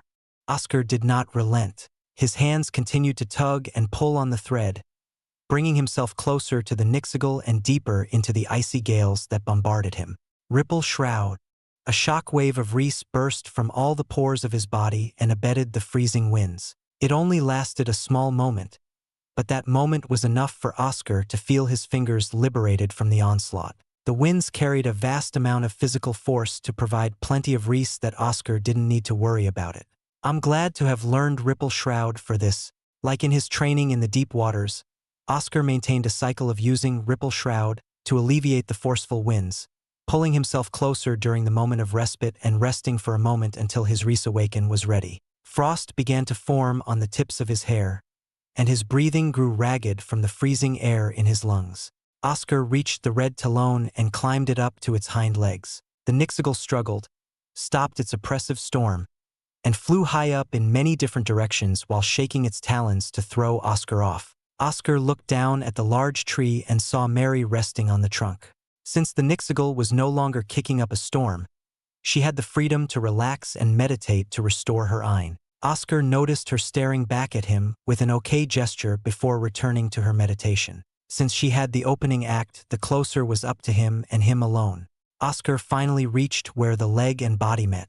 An icy gaze in his eyes, colder than the frigid winds that scraped his skin. A sharp steel drill formed around his arm and stabbed into the Nixigal's side, destroying its pretty fragile feathers and letting loose streams of blood. The Nixigal screamed and continued to fly madly around. But Oscar was not finished. His shattering wave pulsed through the drill and rampaged through the Nixigal's body, causing more pain and damage. Oscar believed victory was near, but had to rethink it as ice covered the Nixigal's wound, preventing blood from coming out. How stubborn! Oscar waited for his Adamus rays to recover. The violent thrashing of the Nixigal was a gold mine of reese for him to absorb. He took out his drill and stabbed into another spot. "Fall, you beast!" The erratic and sharp turns during the Nixigal's frenzied flight made Oscar feel sick and lightheaded. Oscar grew tired of his and went for a third strike, which finally destroyed the Nixigal's insides, breaking apart bones and rupturing the organs. With the destruction of its organs, the Nixigal shrieked out a rain of blood and lost power in its wings, starting to fall to the ground. Oscar quickly and desperately climbed over the Nixigal to prevent being squashed by its fall. But for one final measure, he poured all his efforts into one final strike into the Nixigal's chest. The reason being the Nixigal could still turn itself to get revenge on Oscar, but with its death by this strike, there was no chance of that occurring. The Nixigal landed in the middle of the large forest, crushing the trees under its weight and blasting away a cloud of snow. Oscar, covered in the Nixigal's blood, breathed like no tomorrow as the shockwave from landing still reverberated up the Nixigal's corpse to shake his insides, causing intense pain. But he wore a smile and moved slowly to the Nixigal's neck. Oscar eyed the prize sticking out like a sore thumb, the azure feather. Though, contrary to its name, the feather had golden edges that shone brighter than before. The defeat of the Nixigal signaled the azure feather to shine more to let others know its importance. "Oscar, are you all right?" Mary caught up to the crash site. She had followed Oscar and the Nixigal from the ground as best as she could until seeing their descent. Her eyes glimmered with wonder at the feather in Oscar's hand. "That's the feather? It looks beautiful." "It's not just beautiful." Oscar looked at the feather with a puzzled yet delighted set of eyes. Mary grew curious. "What is it?" "The azure feather has an ability, right? Oh, before I forget, take the frost orb. You must be exhausted." "Thanks." Oscar graciously accepted the frost orb, feeling the blue frost fading. "Which way is our cavern?" I couldn't make heads or tails of directions from the insane flying. "It's over this way." Mary pointed toward it. "Grab onto me," Oscar said. "Ha!" Mary was confused. "Trust me, I'll show you something good." Oscar smiled sincerely. "All right." Mary didn't know what Oscar was up to, but there was no reason to distrust him. She got on his back and wrapped her arms around his neck. "Ha!" Oscar was confused this time. He glanced at Mary but stopped what he was about to say. "She's too light. Is she eating properly? Are you going to start?" Mary tapped Oscar's head to snap him out of his thoughts. "Your buckler is very cold." "Sorry, my thoughts were elsewhere." Oscar thought perhaps he should find a feast somewhere for her later to help her grow. It was a strange feeling, but Oscar wondered if this was what it was like to have a sibling. His parents never had another child for some reason and were content with Oscar despite multiple children being the norm. He held the azure feather and flowed his Ein into it. The feather absorbed Oscar's Ein and sent 2 streams of blue wind. The 2 winds rotated around his feet and spun like mini typhoons. Slowly, his body started to levitate, floating above the ground, and the snow blew away from him, similar to an airship's takeoff. "Ready for takeoff?" Oscar smiled as he floated. He was initially skeptical of the feather's power, but it worked without a hitch. "How did you know it can make you fly?" Mary held tighter to not fall out of the air.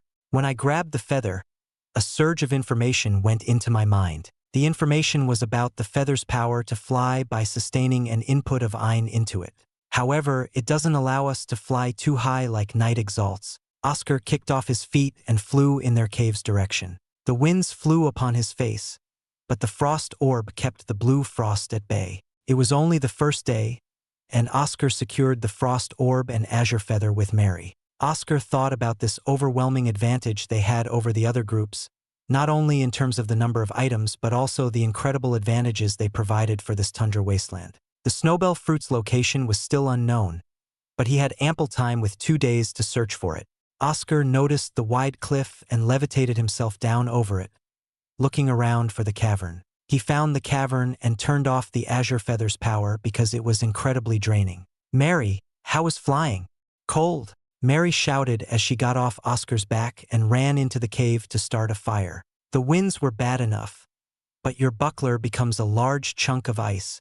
Soon her expression relaxed as the fires ignited and warmed the cave. "I feel sleepy." They had gone through too much before the day even ended. The night was also beginning to make its way by the coming of twilight. "There's the bundle of furs we got from the wolf and bunny. Feel free to sleep there." Oscar sighed and chuckled. "I'll be reviewing the map more, so you can rest." "Okay." Mary plopped right onto the bundle of furs and fell asleep quickly. The sounds of her soft snoring filled the room, matching the flickering of the flames. Oscar continued to study the map, thinking about the possible locations that seemed likely to have a fruit. We already scanned much of the forest, and I don't believe they'd put two items so close to each other. His pencil moved fast to cross out the places they'd been through. Ava Jones had told them there was a chance no one would meet each other. The recollection made Oscar pause for a moment. Ideally, a group would travel from the start and make their way to the mountain at the center, so it stood to reason that the items would be in the general vicinity of the path. This is where we met Serena. We veered a bit off course and probably went to the section of land meant for her group. So we self-corrected and returned to this cavern here. Oscar marked 3 places on the map. One was where they first teleported, and the other 2 points were equidistant from their spot. If I assume the other groups started from these 2 points, he drew 3 lines from the mountain to divide the region into thirds. Each of the 3 X marks of the frost orbs fell into each drawn region. The Nixigal lived here. This spot is also a part of our region. The snowbell fruit should be somewhere in our third of the map. What are you doing? Mary surprised him by coming to his side. You're up. Can't sleep with someone constantly mumbling to themselves. Mary sighed and looked over the map. The place is divided into thirds. I can see the logic behind that. I was thinking about possible locations for our last item, Oscar said. Mary gazed at the map silently and face-bombed her small face. I'm an idiot. What do you mean? Oscar didn't understand. I spent many years reading about the law and manuals that I forgot the small rule the pavilion follows for their trials. Mary looked very angry with herself for not realizing it sooner. A rule? A rule to always provide a small boon at the beginning. As for our enrollment trial, the first golden token appeared easily. For the labyrinth, we got a clue right after our first room. The pavilion follows a strict code of conduct of granting a small advantage at the start to make the students feel more motivated to keep going. Mary cursed at herself. As a member of the Jones family, how could I have forgotten that small implied rule? So what you're saying is that we must go back? Oscar understood her meaning and wanted to confirm. Back to the ravine. Act 1. Blue Ocean Pavilion, Chapter 190. Return to the ravine. Atop the mountain, the skies were clear and showed countless stars. Great Elder Robert, his eyes ever closed, reviewed some documents while waiting for the trial to end. It was unknown how exactly he read the documents without opening his eyes, but no one thought to ask because of fear. Ava Jones ate a delicious stew, courtesy of the pavilion, while watching Oscar and Mary figure out the snowbell fruit's location at the ravine where they teleported. Her lips curled slightly. You finally realized it, my rash niece. As Jones, we must understand the laws and rulebooks, including the implied and precedents. It should have been obvious at the start, but you ran so fast without carefully observing. Her body relaxed after seeing Mary's progress would not be impeded. Ah! Elder Dustin's elderly voice cried out in shock. I understand now. What is it, Elder Dustin? Ava Jones said, but she sighed inwardly at the old man's antics. In front of great Elder Robert, she had to maintain appropriate manners and behaviors. Elder Dustin's many wrinkles increased with his outburst, and his hands trembled on the table. I finally understand why that student, Oscar, has extraordinary physical power and why he was able to destroy the artificial cores. He has the power of Reese. Reese! Ava Jones didn't know what Reese was. Only a few in Draven's generation knew of it because of Draven's presence, but it wasn't odd for anyone else to be unaware. What is Reese? Elder Dustin coughed with excitement. Reese is a power that runs opposite to Ein itself. It is the complete mastery of pure physical force that wreaks devastation. There's such a power in this world? Why isn't it more known? Our students can be stronger if they learn it. Ava Jones thought about Oscar's previous battles and knew this Reese was a powerful tool, but she had no idea of its dangers. Dangers that made Reese a nightmare. It's not so easy. Great Elder Robert opened his eyes to quell the excited Ava and chastise the elderly Dustin. The initiation into Reese itself is harsh. One must learn awaken for Reese to even use it properly. But the issue comes when they use it. The Reese coursing through their body, mainly the heart as the core, can destroy oneself. Couldn't that be solved by teaching it stronger exalts? Ava Jones asked. No, it is tougher to handle Reese, especially its more intricate techniques at a later realm. However, the worst is higher realms mean higher risks when using Reese. Higher realms also boost physical power, but your heart is still as vulnerable as ever, Great Elder Robert said solemnly, his hands held together on the table. That is why most users of Reese usually die before the martial Exalt realm. The causes are overuse of Reese, or their heart has been worn down after many uses. It's like a countdown to your demise. Ava Jones remained silent for a moment. Reese's revelation and its risk were enough for her to understand why it wasn't so widely taught. Exalts lived long, so no one wanted to have an unknown timer on their life. What about Oscar? Is he also going to die like this? His body had been forged well, and he's been through extremely tough training. With luck, he may last until he's a Knight Exalt. Though, perhaps that asshole has a plan for that. Robert felt Draven was crazy but knew that despite his madness, Draven had a plan. The progression in Adamus Rays is fast. Draven started Reese as an elite Exalt, so it took him quite a while. The reason he's still alive, even as a martial Exalt, is something I'd never do for Oscar. I've always wanted to see a Reese user in action. Elder Dustin smiled and stared like a scientist making their observations. This will make for some good notes to take back. Ava Jones stared at Oscar, thinking about why he decided to learn this power. Oscar leaned down on the cavern walls, feeling the warmth from the fire pit. Mary had gone back to sleep after she suggested going to the ravine. He also felt he was an idiot for not considering the Snowbell Fruit's location at the starting point. It made sense after considering the large lake of ice with frost ongarents. The azure feather in his hands was ideal for getting across that ice without agitating any of those scaly beasts, and the frost orb was perfect for scaling up the mountain without worrying about the blue frost on the long trek up. Everything was deliberately laid out for them to be able to progress from one place to the place. Oscar thought of a hypothetical scenario in which they get the Snowbell Fruit at the start. He assumed the Snowbell Fruit would be something that would help against the Nixigal, and they would slay it, taking the feather and learning of its power. Then with Azure Feather, they'd float across the icy lake and reach the foot of the mountain, where they would get the Frost Orb. The Azure Feather probably would stop working in the Frost Orb's cave. Oscar chuckled. Who would have thought we'd end up going the complete opposite way of the normal route? Instead of fruit to orb, we went from orb to fruit, making it needlessly harder on ourselves. There was no need to jump over the frost ongarents in that risky manner. There was no need to combat the Nixigal with that self-harming maneuver. Each one should have flowed into the next, but Oscar disrupted that flow by going for the large X mark on the map. Oscar shook his head and decided not to let his thoughts wander into the what-ifs. In the end, they still procured 2 items and were on their way to the last, making their current position solid. With that, Oscar moved his hand toward his bad ear to do what he didn't want to show Mary, pulling out the inhibitor. Oscar's face twisted in pain as veins popped all over his face and tired body, but he kept his mouth shut, not allowing a single sound of pain to escape. Oscar didn't want to disrupt Mary's much-needed and well-earned rest. The trials were much harder because of his plan to go for the large X on the map, so she was strained much more than she should have. After a long, enduring session, Oscar placed the inhibitor back in his ear. His back was soaked in sweat, and his hands were deathly pale. Without much thought, Oscar slumped into a deep sleep to rest. The next morning arrived. Oscar awoke early and saw Mary still sleeping, bundled in the furs. He didn't wake her up because time was not an issue here. They had today and tomorrow to get all 3 items.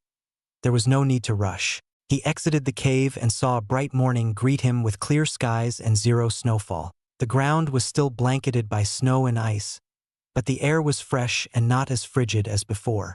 However, Oscar frowned upon seeing traces of blue frost appear on his hand. He retreated inside and got the frost orb to accompany him. Oscar roamed around the general vicinity near the cave, glancing around from time to time, looking for something.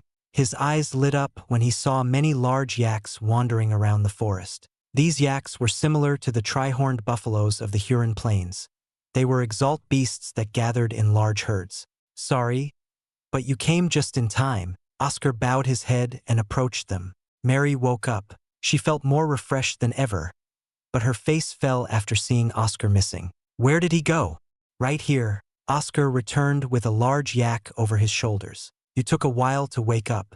I've already drained this guy. Let's eat some brunch. Mary nearly drooled, seeing the yak roasted over the flames. The succulent juices and fat from the meat sometimes cracked, letting out a savory aroma. Oscar cut out a piece and handed it to her. Thank you. Mary munched on the meat and almost moaned from how tender and delicious it was. In a matter of moments, these two hungry students devoured the large yak to the bone. Oscar felt the meal was heartening and filled his hungry bone with renewed life. These exalt beasts of the tundra had particularly fatty meat thanks to the thick layer they had under their fur. He cleaned up the remains and killed the flames. Let's head out to the ravine and see if the snowbell fruit is over there. He packed up his things and was ready to head out. I'm almost certain it is. Mary looked sure of herself. The two returned to the ravine, thanks to the map, and retracing their steps. The familiar sight of the mounds of snow that filled the ravine came into view. This was where the avalanche forced them to run away and into the forest without taking a closer look. Thanks to the azure feather, they could levitate over the large mounds of snow and reach the top of the ravine. Oscar scoffed at the green glow that welcomed them on top. It really was here. Act 1, Blue Ocean Pavilion, Chapter 191. The Snowbell Fruit. A small evergreen tree grew on top of the ravine. Its leaves were dark green, thicker than normal leaves, and looked like tiny needles adorning a deep brown trunk and branches. It stood out from the rest of the ravine, covered in bright white snow, and was isolated from its tree cousins of the forest. But what stood out more than the tree was the bell-shaped fruit that shone a light green color and was located on the very tip of the evergreen. The snowbell fruit. The snowbell fruit grew perfectly upright, almost as if someone had impaled the fruit on the evergreen in the correct spot. It didn't hang on like regular fruits but balanced on the evergreen's tip without falling. Nothing seemed wrong with the tree and the snowbell fruit, but Oscar and Mary had enough harsh encounters regarding these objectives. Oscar, can you be the bait this time? Mary glanced at Oscar with a cheeky smile. As a law of pairs, we need to alternate the roles to keep it fair. Oscar harumphed and cleared his throat. I'm sure that's not a real law. However, didn't I suffer the most as the one who had to land the killing blow? It's no matter. I'll be the bait this time. He stepped slowly. In the late morning, the winds were not in full throttle yet, but a breeze kicked up, blowing back his obsidian hair to reveal his forehead. Oscar raised his buckler to face ahead and roused his eye, not to fight the blue frost because he possessed the frost orb, but to be prepared for any attacks. With each step, he crunched the snow under his soles, leaving behind distinct footprints. At the halfway point to the snowbell fruit, Oscar paused to observe. He glanced ahead, side to side, and behind, but only saw Mary waiting in the back and the snowbell fruit ahead. There was nothing else. Am I overthinking it? Oscar was confused. He continued walking until he reached the evergreen tree. With bated breath, Oscar reached out for the snowbell fruit and tore it off the evergreen tree. What? Oscar felt the plump fruit in his hand. An enticing aroma wafted through the air thanks to the wind, making Oscar drool slightly. The green glow dimmed as a surge of information filled Oscar's head like with the azure feather. This is useless. Oscar sighed and turned around to leave, but he staggered a bit from Mary's shocked look. He lifted the snowbell fruit with a serious look and said, "We got it. Are you kidding me?" Mary was grinding her teeth and shaking, not from cold but from the unfairness of the situation. Why was this fruit so easy to take? Oscar passed the frost orb to her and put up his iron shroud to deter the blue frost. He tossed the snowbell fruit around on his hand with a contemplative look. I think the obstacle would have been getting up here from the start while dealing with the snow and blue frost. But we got the azure feather and the frost orb, so those were non-factors. I'm done. Mary face-bombed. Just get us back to the cave. Oscar put the snowbell fruit away and took out the azure feather. Oscar's eyes streamed into it, causing it to glow. With Mary on his back, Oscar floated away down the ravine and back into the forest. On the way, Mary asked, "What is the use of the snowbell fruit?" Oscar looked bothered and unwilling to answer, but he could only laugh at the end. Its aroma was supposed to attract the nixigal when it flies around our area. Once it did, the aroma would cause it to enter a drunken state, making it easier for us to take it down together. He felt Mary's grip increase on his clothes. He could tell she was infuriated from her ragged breathing. So I didn't need to start hitting the tree like a lumberjack and make the Nixigal so infuriated that it started to create a snowstorm around me. Mary was fuming and mad. Not at Oscar but at herself for not realizing such a simple implied rule of the pavilion earlier. She was angry that she didn't look back at least once at the ravine on day one to see the glow of the snowbell fruit. We're both rightful pair of morons. Oscar spotted their base and descended by its entrance. He smiled at Mary and showed her the azure feather and snowbell fruit. We may be morons, but we got 3 items. 2 of them on the first day. The journey wasn't pretty, but the results were worth it. You're not wrong about that. Seeing the results of their wayward efforts helped lessen the impact that they had fallen off the proper course. Mary went into the cave and slumped back on the bundle of furs. She let out a loud sigh of exhaustion. I need a nice bath when we get out of here. Speaking about getting out, when do you think we should head toward the mountain? The mountain opens near the end of the 3rd day, so we could set out around that time. But I don't feel comfortable moving about in the night, Oscar answered. We can do the late afternoon before the night falls. What about we relocate to the cavern we found near the mountain? But the other teams are probably hounding around there, looking for their frost orbs. Scratch that thought. Mary lifted herself off the bed of fur with her spear. Oscar started a fire and warmed his hands in front of it. Late afternoon seems to be the best choice. We can relax the rest of today and take it as a break. With nothing else to do, Oscar and Mary talked with each other to pass the time. Oscar was particularly interested in Mary's knowledge of the law and asked many questions, to which Mary reacted with great enthusiasm. You said you like books, but why haven't you read so much about the laws? Mary's brown eyes stared at Oscar. I read about the general law, but there are so many details in the more specific books that I felt my head jumbled up. Oscar recalled asking Celestina to explain some of it, but her explanations also caused his mind to go blank.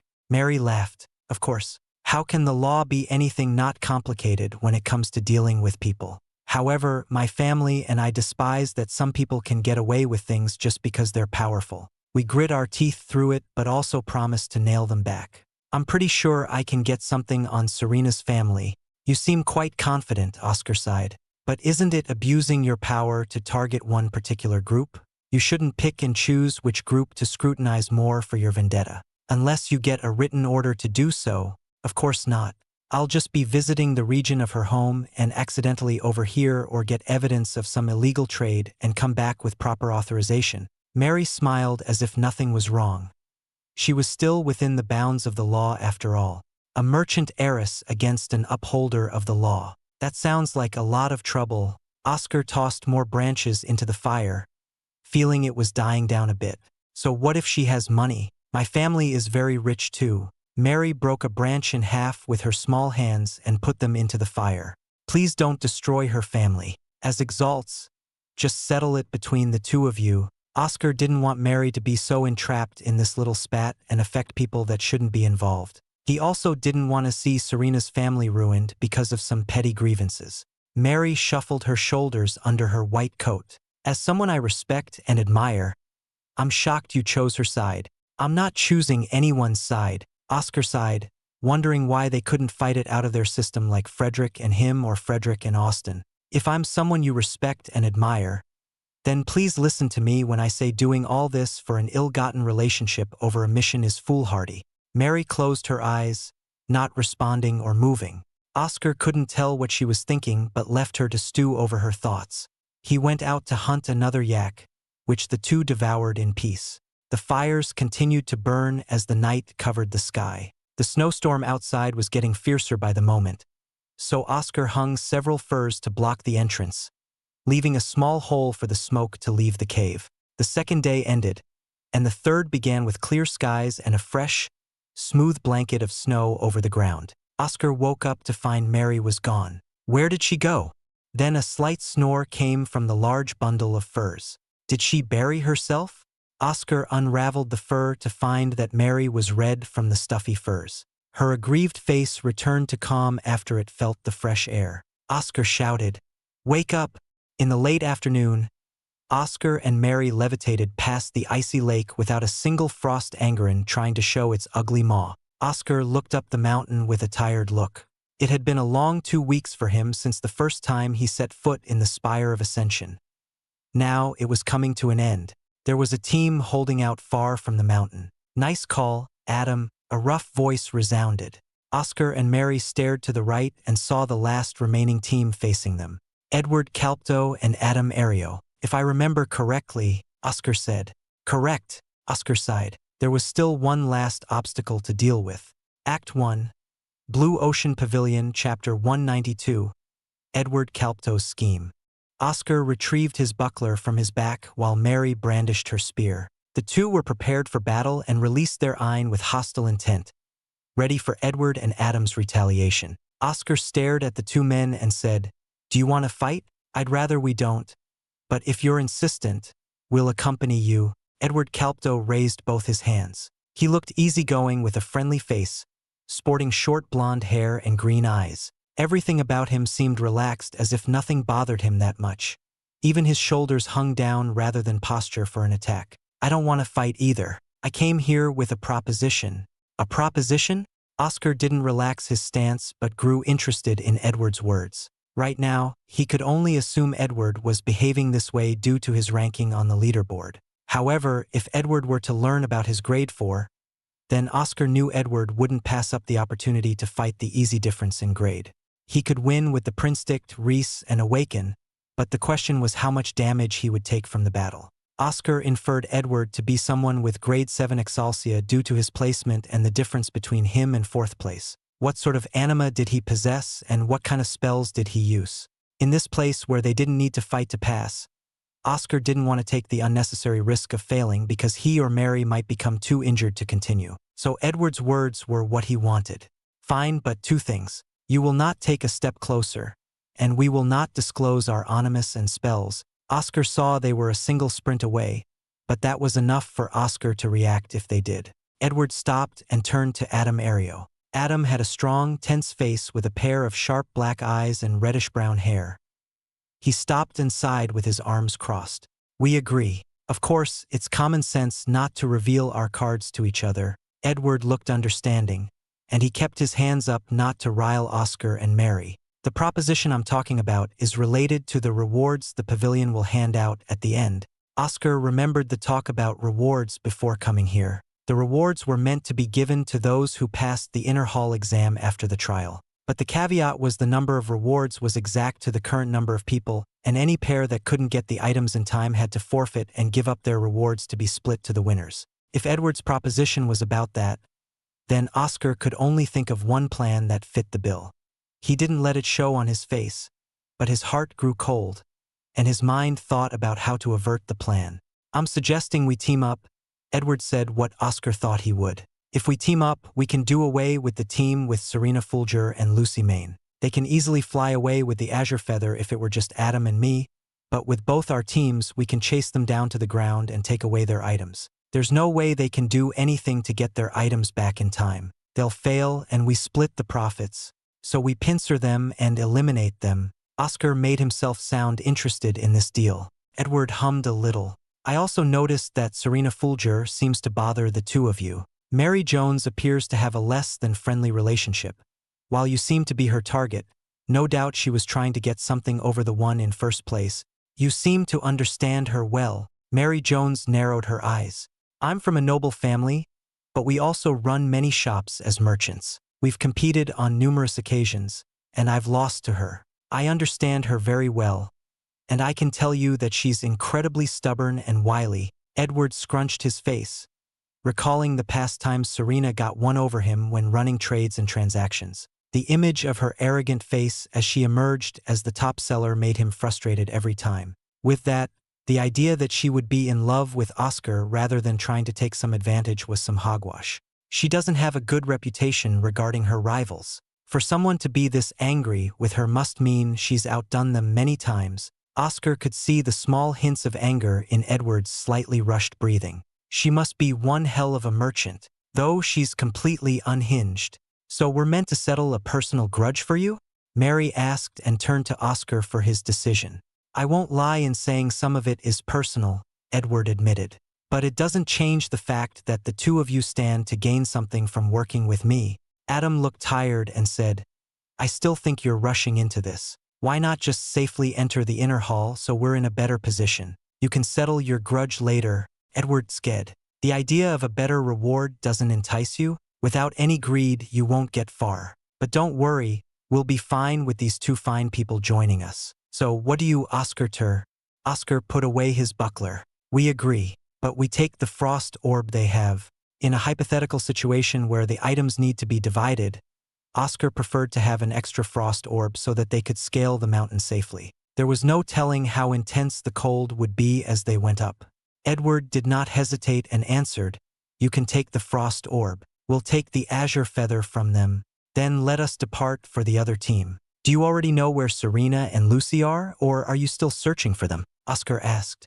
I wouldn't be much of a negotiator if I didn't have all the information in place. The hardest was looking for you until Adam mentioned you could have been hiding away from the mountain. Edward shrugged his shoulders. Serena's team is in a small cave on the other side. They're hidden well, but I found them. They're going to wait until the time comes to climb. Oscar narrowed his eyes. Then when do you think we should strike? If we leave now, we'll get there before nightfall. Then we only have to wait moments until they leave their cave. Edward answered. All right, let's set out. Oscar tugged on Mary to move.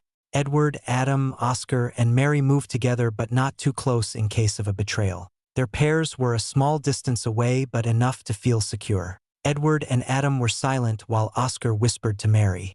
Don't forget what I said earlier. Oscar didn't elaborate on his words because he didn't know whether Edward or Adam could have the means to hear him. Mary looked stuck in thought, thinking about what Oscar said. Then she lifted her eyes in realization, remembering what Oscar said about dealing with other teams. Was Oscar's plan to hightail out of there before they fought? They wandered around the mountain until Edward stopped and signaled for them to wait. He came up to Oscar with Adam. That spot over there is their cave. They tried to hide it well, but you can see little wisps of fire smoke mixed in with the snowfall. Now we wait. We will ambush them together and get rid of an annoying rival. Edward had a curt smile, sure of his victory. Adam remained silent next to him. Only a short amount of time passed as the two suns almost set on the horizon. A burst of snow collapsed to reveal a cave, and out walked Serena and Lucy. Serena, covered in black fur hide, hummed as she put her wing hairpin on her hair. Serena and Lucy walked away from the cave entrance and did not notice anything unusual. They chatted happily together. Serena had her ein shroud up while Lucy did not. Edward stood slightly and nodded at Oscar. They unleashed their eints and burst out toward Serena while Mary and Adam ran toward Lucy. The explosion of power shocked Serena and Lucy, but they reacted in time and unleashed their power. Lucy summoned her eagle anima while Serena summoned her axe anima. Oscar summoned his deer anima while Mary summoned her large bear anima. Adam summoned his mace anima, a cylindrical blunt weapon, while Edward summoned his lion anima. Oscar looked at Serena and signaled her with his eyes. He couldn't tell whether she understood because her poker face was good. Right as they were about to clash, Oscar turned and swung his buckler at Edward. They both looked shocked at each other. Oscar didn't understand why Edward would turn on him when he hated Serena because that part didn't seem like a lie. But Edward was also shocked that Oscar would turn on him with the information he gathered. Edward shouted, Serena, now! Oscar was confused as Edward dodged his buckler and deer antler strike. Even more confused was Edward, who felt a rope of water wrapped around his waist and pull him. Serena cut into Edward with her crisscross of tidal edges. Her axes cleaved into him and spewed out blood as she smiled cheerfully. You idiot. Though, I do have to thank you for showing me that Oscar wouldn't betray me. Oscar was dazed at this scene. A double cross? Act 1. Blue Ocean Pavilion, Chapter 193. Settling their dispute. Serena. Edward got away from Serena's axes and tried to retreat, but a pair of hooves kicked him in the face, breaking his nose. Oscar's deer anima grunted and trotted around Edward, who was struggling on the snowy ground. Edward's ein exploded out, and his lion anima swiped at Oscar's deer anima. Oscar wanted to see how his deer anima would match up against the lion, so he sent it to clash against the lion. But as he expected, The claws of the grade 7 lion anima sparked against the antlers and soon cut through them. Oscar coughed out some blood from the backlash. Without extra iron to combat it, the deer anima can't match up. He saw Edward cling to his lion anima and dodge Serena's throwing axes. Edward's face was a mix of disbelief, anger, and hatred as his green eyes stared at Serena. "Serena, what the hell is this? Did you already have contact with Oscar?" Edward screamed. "My conditions should have been good. I even offered to let you keep the frost orb and azure feather. What offers did he give you?" From what it appeared, Edward had made a prior deal with Serena to draw Oscar here with an enticing deal and then betray him. Oscar couldn't help but laugh inwardly at the sudden turnaround in which Edward was on the back foot. Serena unleashed her "title sir" and sent a surging tide of water that reached chilly temperatures in this cold. "No offers. I didn't even make a deal with Oscar. Are you kidding me?" Edward's hands lit up into flames that swelled and gathered into a large flaming ball in his hands. With a single step forward, he cast the fireball towards Serena's tidal wave. The fire and water mixed and exploded into a cloud of steam that quickly froze into tiny bits of ice. What sort of idiocy is that? We may have had our differences in the past, but this was a business transaction, a deal. I don't believe you'd betray the surefire benefits for nothing.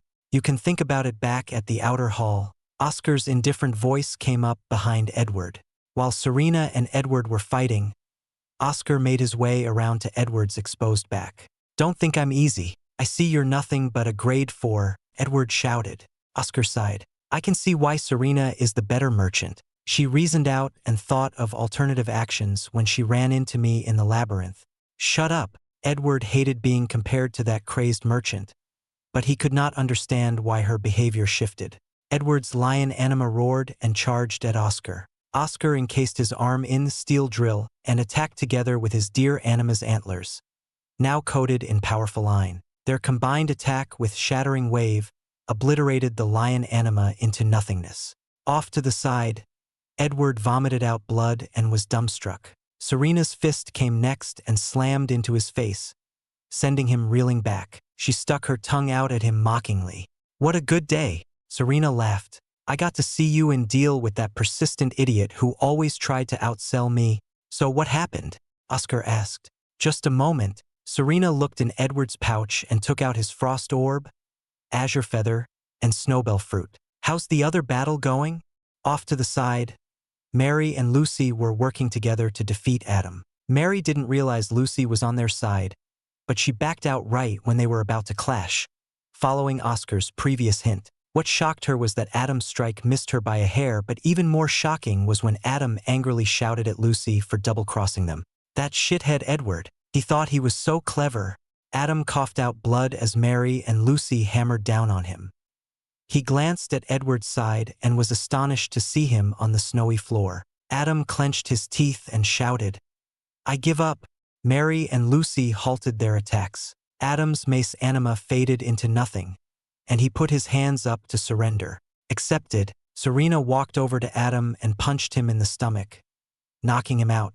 "But I can't have you awake. That's a danger." She turned around, whipping her wavy red hair around, and ran to Oscar, embracing him in a hug with a smile. "Looks like I made the right choice." Mary and Lucy stared with mouths wide open, eyes nearing popping from their sockets, and cheeks flushed. Lucy stammered, not able to understand what was happening right now. Mary, as well, couldn't believe this was happening. Why was Serena hugging Oscar? "Enough!" Oscar forcibly got Serena off of him. "When are you going to stop doing these things?" "When you decide to go out with me." Serena smiled cheekily. Her arms were trembling, and her face was flushed with hot breaths. She hadn't felt the amazing feeling of Oscar's muscles for a few days and could barely hold in her excitement. "But if we go out together, we'll do these with more enthusiasm, wouldn't we?" After seeing Serena's sparkling green eyes, Oscar felt like he had lost all his stamina and went down to the dumbfounded Mary. "Snap out of it. We have to climb soon." Mary blinked once and shouted, "What the hell is going on between the two of you?" Serena went down and hugged Oscar's arm. "Can't you figure out from this?" Mary short-circuited again. The person she looked up to and respected was together with her hated enemy. The realization was too much for her to bear. We're friends, Oscar got out of Serena's hold. But she won't stop trying to do things like this. His eyes pierced at Serena. Can we have some modicum of distance, please? Serena saw the seriousness on Oscar's face and sighed. All right, I need to get Lucy back. Lucy. She grabbed Lucy's shoulders and shook hard. Oh, Serena? Lucy came to her sense. What on earth is going on with you and Oscar? As he said, we're friends, Serena harumphed, and her lips turned to a mischievous smile. But I'll bridge that gap soon enough. Lucy's eyes twitched, not knowing what to say to Serena's confident face. On the other side, Oscar explained to Mary what happened between Serena and him, that he didn't desire a romantic relationship and wasn't working with Serena against her. He felt it was awkward to explain it, but he didn't want any misunderstandings to spread and wanted to nip this in the bud. That's good. Mary heaved a sigh of relief. That moneylicker isn't someone you should think about dating or being a partner with.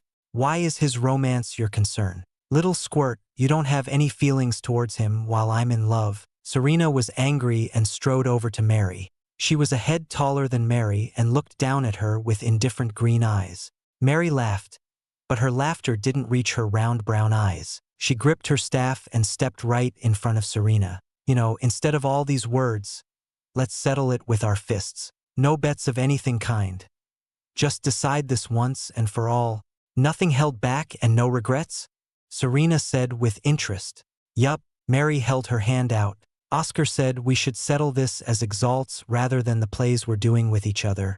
Serena stared at Mary's hand and then at Mary. She shook Mary's hand. Very well. There's still some time before we need to climb. Let's fight as exalts. Serena? Lucy didn't understand why any of this was happening. Oscar came by Lucy's side and said, this is going to take some time. Let's get to the cave and watch from within. With her mind still puzzled, Lucy followed Oscar into the cave. He lit a fire and the two sat while looking outside. Edward and Adam were teleported out a while ago due to their disqualification. The degree of injuries would not have been enough, but due to their loss of consciousness, the blue frost would have overtaken them if not for the pavilion's interference. Due to this, Edward and Adam could no longer pass the exam and would have to try again next time. Outside, Serena and Mary fought fiercely against each other, exchanging many blows with their axes and spear. Mary's disadvantage was her short stature and grade 5 anima. Serena's disadvantage was her lack of movement spell, and her use of axes was not up to par with Mary's spear mastery. A crash of water and lightning erupted the snow and cracked the ground underneath them. Over time, Serena's lack of movement and usage of large spells cost her too much iron as Mary zipped around with her controlled electric steps, using her spear to deflect and counter Serena's axes easily. Little pint! Serena shouted as she threw her axes with the crisscrossing streams of torrential water. One axe, a graded armament, had her water whip tied to its handle. Her tidal surge followed behind the axes. Are you going to scurry around more or face this head-on? This was her last gambit. She was furious and swore to get a movement or defensive spell after this, but she was sure Mary would meet her blow instead of dodging. Coin sniffer. Mary utilized all three of her thunder spells, cladding her spear, feet, body, and bare anima in lightning. She bolted like thunder across the ground, stabbing straight with her spear. I'll show you. The waters crackled with lightning that coursed through it. The axes rang clear as they clashed against the sharp spearhead. Using the water whip, Serena pulled herself to her axes and gripped them to add more power, ignoring the crackling lightning that coursed through the waters. The two put forth all their iron into this final exchange. Serena, a year younger, being able to contend with Mary was a testament to her grade 7 Xianxia core. The ground quaked from their collision. An axe and spear flew into the air and landed on the ground. Oscar watched the snow settle, knowing the two weren't in actual harm from the cold because they both held the frost orbs. Mary had gripped Serena's hair with a vice grip. Her bare anima was fading away from the extreme damage. Serena also had her hands on Mary's brown hair, breathing heavily as parts of her skin were scraped and scorched by lightning. It was your fault that time. Serena gripped harder and tugged. Mary made a groan of pain, but her eyes lit up. She pulled Serena's hair as well. No, it was yours. Stop pulling my hair. You already ruined some of my skin, but leave the hair. How am I supposed to attract Oscar without them? Serena shouted and pulled harder. Shut up, Mary shouted and reciprocated, this time with a punch to Serena's face. You! Serena balled her other hand and punched Mary's small face. After several punches, Mary and Serena plopped to the floor, exhausted. Mary grabbed Serena's attention. Do you really believe it was my fault? I only did what I did so we could survive after your blunder. That's the problem with you merchants. You build up well but think eating up losses is fine. But what if those losses are lives? You say blunder, but you didn't trust me enough to let me finish and forcibly changed the situation, which put us in danger. You made it a blunder in your mind, but to me it was a surefire victory. That's the problem with law practitioners. You only see what's on the paper and manual, not what can be seen outside. The scene became silent as the two panted. Mary sighed. Maybe I was too rigid in my thinking. For the past 2 weeks, she had been through a lot for the past 2 weeks and traversed this tundra with Oscar in their nonsensical direction. Yet they were fine and made it here due to their trust. In the end, she didn't trust Serena as much during the mission. Serena, hearing Mary relent, was taken aback and felt embarrassed. Maybe I should have talked to you first and tried to convince you. I did needlessly put you into a scare. Her time in the safe zone trial taught her that watching someone else do something potentially dangerous was hard. She could barely do it for Oscar and nearly ran forward despite their plan. She thought maybe Mary felt the same. Let bygones be bygones? Mary held out her hand. Let's. Serena grasped Mary's hand. But my Xianxia will allow me to shoot straight past you next time. So contemplate on this draw because it'll only be losses for you from here on out. Nice to see the two of you have made up. Oscar smiled and picked Mary up into his arms. We'll see you at the top. Why not carry me? Serena pouted. She felt a yearning to be held by Oscar again. Lucy's got you. Oscar turned around and flew up with the azure feather. Lucy picked up Serena and followed Oscar's team up the mountain. Finally, they reached the very top and saw the 3 elders waiting for them. Great Elder Robert smiled. Congratulations. Act 1, Blue Ocean Pavilion, Chapter 194. Passing the Inner Hall Promotion Exam. On top of the mountain was a cozy setup of a clean table with several chairs. Oscar felt the frigid winds of the tundra disappear when he set foot on the platform. Looking up at the clear night sky, devoid of the obscure snow clouds, with countless stars adorning it like jewels. The view from the top made Oscar feel a sense of liberation as this was finally the end of these 2 long weeks. Great Elder Robert welcomed Oscar, Mary, Serena, and Lucy to the mountaintop and gestured for them to sit and enjoy some freshly brewed tea. As they sipped the calming tea and felt the warmth fill their bodies, they all let out large puffs of white breath with satisfaction. Robert smiled and tapped his cup to get their attention. As I said earlier, congratulations. Present your items. Oscar took out the 3 items. On the table were the frost orb, a large round sapphire marble that granted resistance to the blue frost, the azure feather, a hard golden feather that gave the power of low flight above the ground, and the snowbell fruit, a green bell-shaped fruit that let out an aroma that would attract the Nixigal and cause it to be drunk.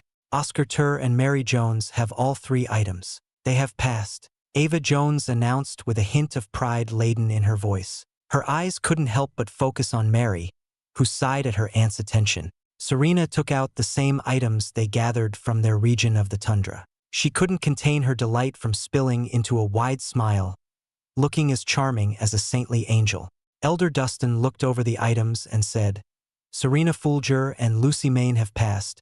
Great Elder Robert nodded in satisfaction. He had watched their progress through the entire way to this mountain but sighed upon thinking about Edward and Adam. Normally, if they could still climb up, they could have challenged you for the extra items you have, but they were incapacitated to the point where it's a moot point. Thus, their rewards shall be split amongst you all. Oscar and the others immediately perked up at the idea of the rewards. Although Oscar wasn't greedy to try to deter other teams so he could gain more rewards, he wouldn't reject a free opportunity if it fell on his lap. Edward's and Adam's downfall was from their own actions and instigations. Though he didn't like having more enemies, it had already happened, and he could only prepare for the future. Great Elder Robert waved his hand. and 6 trays appeared on the table in front of each student and 2 empty chairs. These trays contained a vial of moonlight liquid, a token with an arrow pointing up, and a golden trident badge that looked similar to their student token but had a blue outline around its edges and 2 tridents crossing in the center. The vial is the Grade 2 Ein Burst Elixir, an extra one for your use. The token with the arrow is for a free Grade 2 spell, but one that is an upgrade of a spell you already know. The badge is your Inner Hall badge. It's not something you have to wear, but show it to access the Inner Hall and other facilities meant for Inner Hall students. Let me say once again, congratulations. You all are now Inner Hall students. Stick your chest out with pride, and do not besmirch your new rank. Oscar held the badge with incredulity. After so long, he had finally made it here to the place that seemed so far away. A sense of pride, accomplishment, but most of all relief, filled Oscar's mind. The other 2 elders smiled upon seeing the students react to their accomplishments, though Mary stared at her badge with a hint of hesitation, which did not escape Ava's notice. Don't forget, we still have the unclaimed rewards. Great Elder Robert pointed at the unowned trays which floated in front of the 2 teams. Each team can take 1 extra tray. How you want to divide it is up to you. Oscar looked at the tray and then at Mary. Her eyes stared at him back. Oscar pointed at the tray and asked, "Do you want the elixir or the token? You did most of the work on our way here. I don't mind you wanting the first pick." Mary sighed. She barely made it to the tundra and was sure she would have lost if Oscar hadn't picked her as his partner. "As gratitude for helping me throughout this journey, I'll concede." Oscar nodded and didn't try to talk her out of it. Her words were clear and without any guilt or doubt. He eyed the 2 things and finally settled on one. "I'll take this." In his hand was the upgrade token for a learned spell. Oscar felt he did not need the extra Ein Burst Elixir since he already had one from Eldersol's mission, but his combat ability could be far better if he could save points on upgrading his spells. Although he had to be an elite Exalt to learn Grade 2 spells, Oscar felt it wasn't that far off with more accumulation of elixirs and training. He needed more because of his Grade 4, but he was already ahead by being in the Inner Hall. "Then I'll take the Ein Burst Elixir." Mary had a grateful look on her face. Her main concern was progressing higher, and this extra elixir was a great start. "Then it is settled." Robert stroked his beard as the students divided their spoils. "I will teleport you all back." A familiar shining light glowed all around the platform. Oscar gripped his Inner Hall badge tightly as they vanished. Oscar's vision shifted back to the main hall of the Spire of Ascension, where the strange man directed him to the test location. Suddenly, he felt paper in his hand and stared down in confusion at the letter that wasn't there before. "This is a letter from Draven." Robert's voice transmitted into Oscar's mind. "He said to give it to you after you pass. Do what you want. Do be careful of overusing your res." Oscar nodded and bowed to Great Elder Robert, who smiled gently and departed. On the side, Ava Jones pulled Mary aside. The 2 of them were silent, finding it tough to find the words to speak to one another. Mary was about to speak when Ava lowered her head unexpectedly. She was confused at this sudden action. "I'm sorry," Ava Jones sounded in pain. "I'm sorry for how we treated you after finding out you were a Grade 5. I realize now that we showered you with pity, not support, and in that way we gave off the impression we had given up on you." Ava Jones had ample time to figure it out and realized just how wrong the Jones family was. She looked at Mary with an apologetic look. Mary cleared her throat and said shakily, "Every time you, Mom, and others came by to tell me that it was all right and I didn't need to be a great Exalt, it felt like an arrow to my heart, like you all were making light of me and trying to discourage me. It hurt so much whenever I saw people looking at me with pity, saying I didn't need to try so hard, as if my efforts were not worth anything." Ava Jones remained silent as Mary continued her words. She bit her lips, knowing this was her fault and Mary was an unfortunate victim. "So, I kept diving headlong like crazy, and I was quite reckless to attempt this exam, but I'm glad I took it. Not because I passed, I know I only managed to scrap by thanks to Oscar, but because I finally realized the truth. I don't need to think about your expectations, whether they're high or low. I should be trying to meet only one person's expectation, and that's me." Mary smiled brightly. "After my battle with Oscar, I felt like a haze went out in my mind. He fought on as a Grade 4, yet he seemed so free and confident. I want to be like that, which can't happen if I'm chained down with constant thoughts of the Jones family. So what do you want to do? Split away from our family? Ava looked sad, but Mary hugged her. She was surprised as her niece had been detached for a while, but she welcomed her small embrace and returned it. You're still my family. I won't be running away, but I'll no longer stress over trying to prove you all wrong. I'm asking you to watch me and see how far I'll go. Whether I'll surprise you or not, who knows? But I'll go each step freely. Mary smiled. This wayward niece. Ava rustled Mary's hair and pinched her cheek. Fine, if you need help, ask. But I'll watch you with pride. To the side, they heard a commotion as Oscar peeled away from Serena's loving hug. Ava Jones laughed and said, "What do you think about him?" Mary looked irritated at her aunt's teasing. "I'm not in love or anything. I don't have time for that. He's someone I respect and look up to, but she's getting out of hand." Mary went forward and grabbed Serena from behind. "Little pint?" Serena was trapped in Mary's tight hug. "What are you doing?" Mary smiled and said, "Oscar, you can leave. I'll hold her back." "Thanks." Oscar waved goodbye and ran out of the spire. He ran under the night sky toward the Neptune archives, looking back to ensure he wasn't being followed. He entered inside and went to see Celestina reading in their usual spot. "I'm back." Celestina popped her head out of the book with a grin. Her dazzling emerald eyes shimmered, expectant of Oscar's news. "How did you do?" Oscar took out the inner hall badge. "I passed." "Congratulations." Celestina closed her book and zoomed to Oscar, who nearly tripped, looking at the badge to confirm its validity. "You're in the inner hall now? So you know what that means?" "Naturally," Oscar pointed up. Celestina led Oscar upstairs to a gate that blocked the second floor. She showed her badge and it opened to let her through. Oscar held up his new inner hall badge and walked through without an issue. Upstairs, he saw amazing gilded bookcases filled with ancient books of all kinds and piles of scrolls waiting to be unfurled. The second floor of the Neptune archives. "We can finally read up here." Celestina smiled and tugged Oscar to a table. Oscar had his breath taken away as he mumbled, "Incredible." Act 1. Blue Ocean Pavilion, Chapter 195.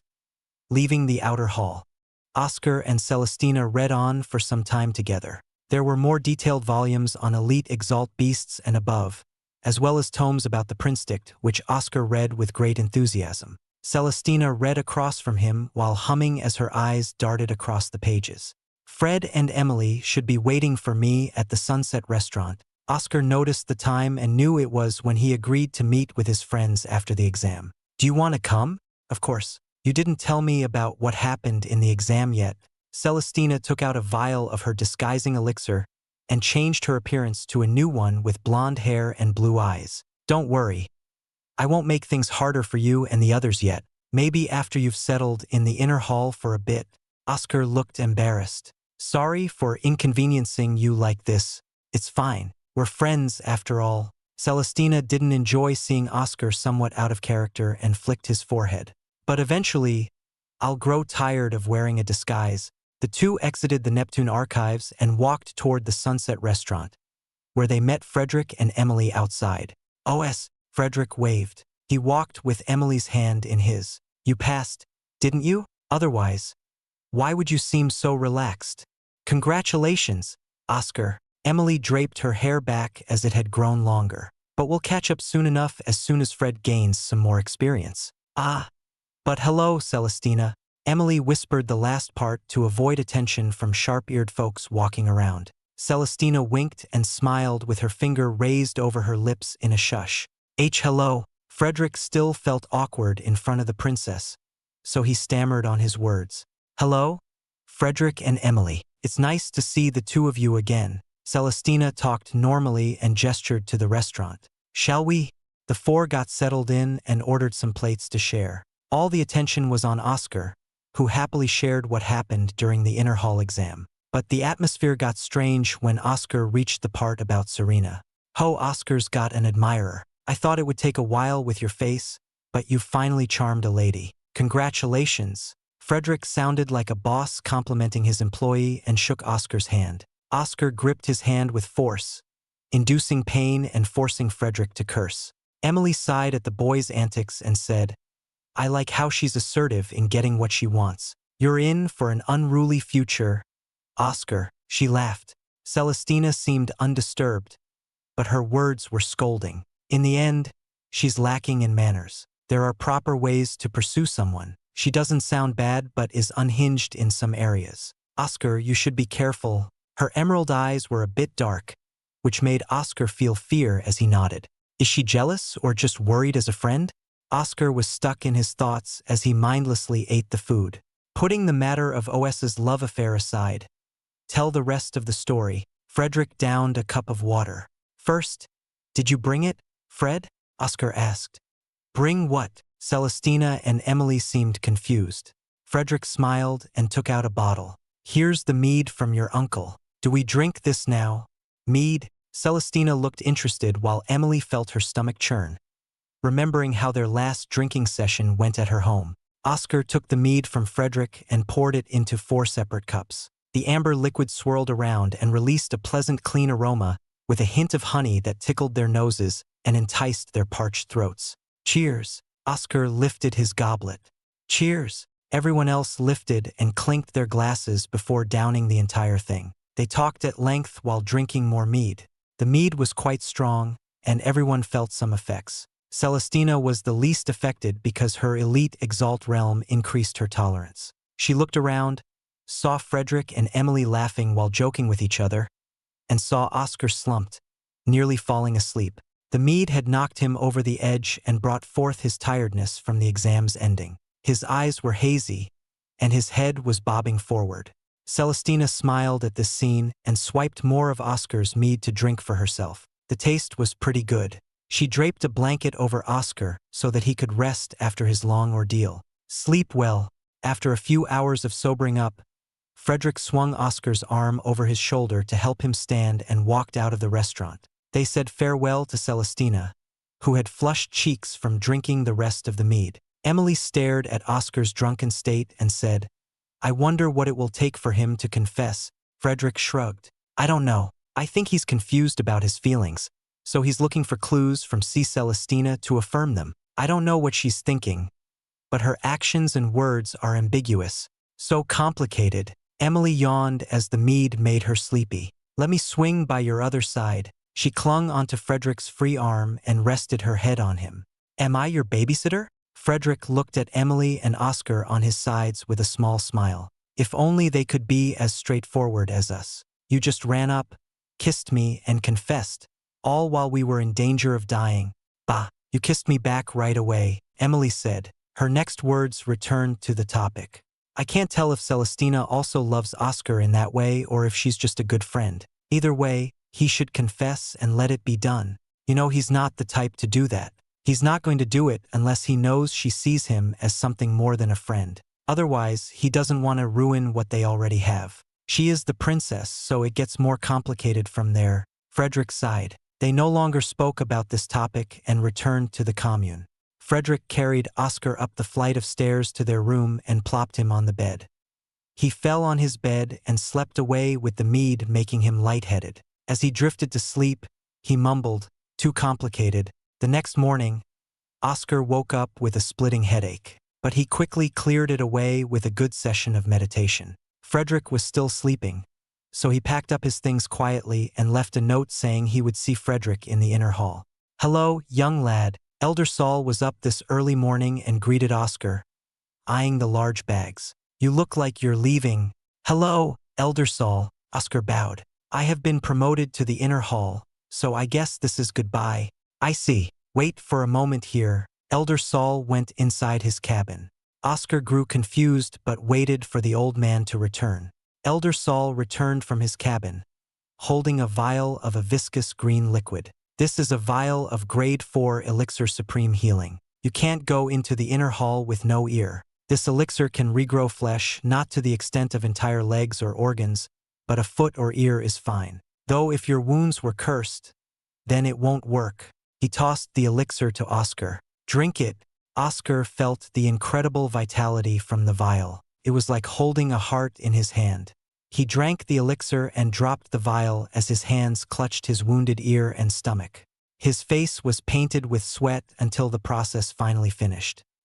His eyes watered as he felt the ear that had been missing for so long, and the left side of his body was smooth as if the flesh wasn't torn there. Oscar bowed before Elder Saul, knocking his head on the grassy ground. I don't know how to repay this. Maybe in the future, Elder Saul chuckled. Don't say I didn't do anything for you. That's a precious grade 4 elixir used to heal your mangled body. Those kinds of elixirs are rare even for the royal family. Oscar stared up with reddened eyes. Elder Saul patted Oscar's head, smiling like an old grandpa with his family. Just be mindful of your own body. Can't have you in the inner hall, not looking your best. Oscar waved farewell to Elder Saul, who sat on his reclined chair. Oscar continued to walk toward the gateway to the inner hall that lay on the border with the outer hall. It was a large gate with the symbol of 2 tridents crossed, similar to his new inner hall badge. Oscar flashed his badge to the guards, who congratulated him on passing the exam. The gates split open, releasing a hint of refreshing air that Oscar felt had incredible amounts of iron. The inner hall was truly the core of the pavilion, while the legacy was for special exceptions. Oscar looked on, determined, as he stepped inside the open gates. Inner hall? I wonder how it'll be. Act 1. Blue Ocean Pavilion, Chapter 196. Welcome to the inner hall.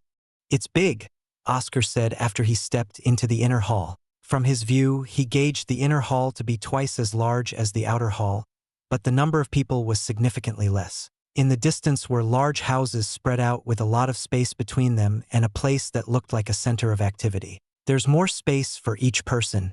Hello there, you must be the newcomer. An elder of the pavilion smiled as he approached Oscar. Allow me to see your student badge. Oscar respectfully passed his student badge that recorded his identification along with his new inner hall badge. He remained silent as the elder reviewed the information and took out a scroll to review. Slowly, he meditated while waiting, feeling the incredible iron that permeated the air, far more abundant and purer than the outer hall. Iron was everywhere, but some areas had denser amounts that provided a perfect place to train. Most factions and powers, such as the Blue Ocean Pavilion, made their homes in the places with the most abundant iron that aided in the cultivation of special herbs, beasts, and people. Although Oscar was a grade 4 and limited in his absorption and advancement, this place was still a godsend that aided his progression. These denser iron areas became more important as people advanced to higher realms of power because each next realm required more iron than before. The abundant source of iron here was perfect for accommodating the hungry inner hall students who constantly absorbed as much as possible. Oscar felt his core devour as much as possible like a starving beast. Everything is in order. Let me guide you to your new home. The elder confirmed Oscar's information and led him inside. They moved along a stone-paved path with golden lining, leaving Oscar to wonder how much was spent on paving it. The elder coughed to grab Oscar's attention. Every single student of the inner hall has their accommodations. Unlike the dorms of the outer hall, the pavilion will give you your own private home. The elder pointed to the neatly spread out houses. Getting closer, Oscar realized just how far apart they were, similar to how far his home was from Uncle Carlson's. He followed the elder until they stopped in front of one of the houses. The house was white with a blue-tiled roof, surrounded by a large grass lawn and a brick wall. Oscar stepped past its gate and front door, entering the house. Delighted, Oscar smiled at the large living room with 2 couches and a table. There was also a large room with a king-sized bed and a luxurious bathroom with a pool for a bath. This is your home now. There is a central district for the inner hall where students can gather and talk, but it's mainly used for the training rooms there. You can even fight constructs for battle training. Constructs? Oscar was shocked. That's quite lucrative. The inner hall enjoys a lot of benefits. You are a greater apprentice Exalt, but the pavilion will send you grade 2 iron burst elixirs every 2 months. Several years ago, it used to be every 4 months. But we've changed it with the Ashen Grove looming ahead. The elder's face tensed up at the mention of the Ashen Grove. I am not privy to what makes the higher-ups so riled up, but as a student, you must be prepared. Train hard. Oscar bowed. I will do my best. The elder gave a small nod and departed to allow Oscar to settle in by himself.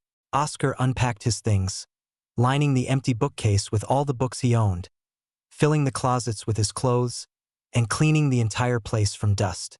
He opened to windows to air it out and sat on the soft couch in the living room with a letter in his hand. It was the same letter that great elder Robert passed on to him from his master, Draven. His hands opened the letter as his eyes slowly scanned over the page. To my permanent disciple, Oscar, congratulations on passing into the inner hall. If you failed, I would have dragged you back to the Abyss prison for some retraining. Thankfully, you remembered that you're my disciple. Oscar felt a shudder down his spine from those words.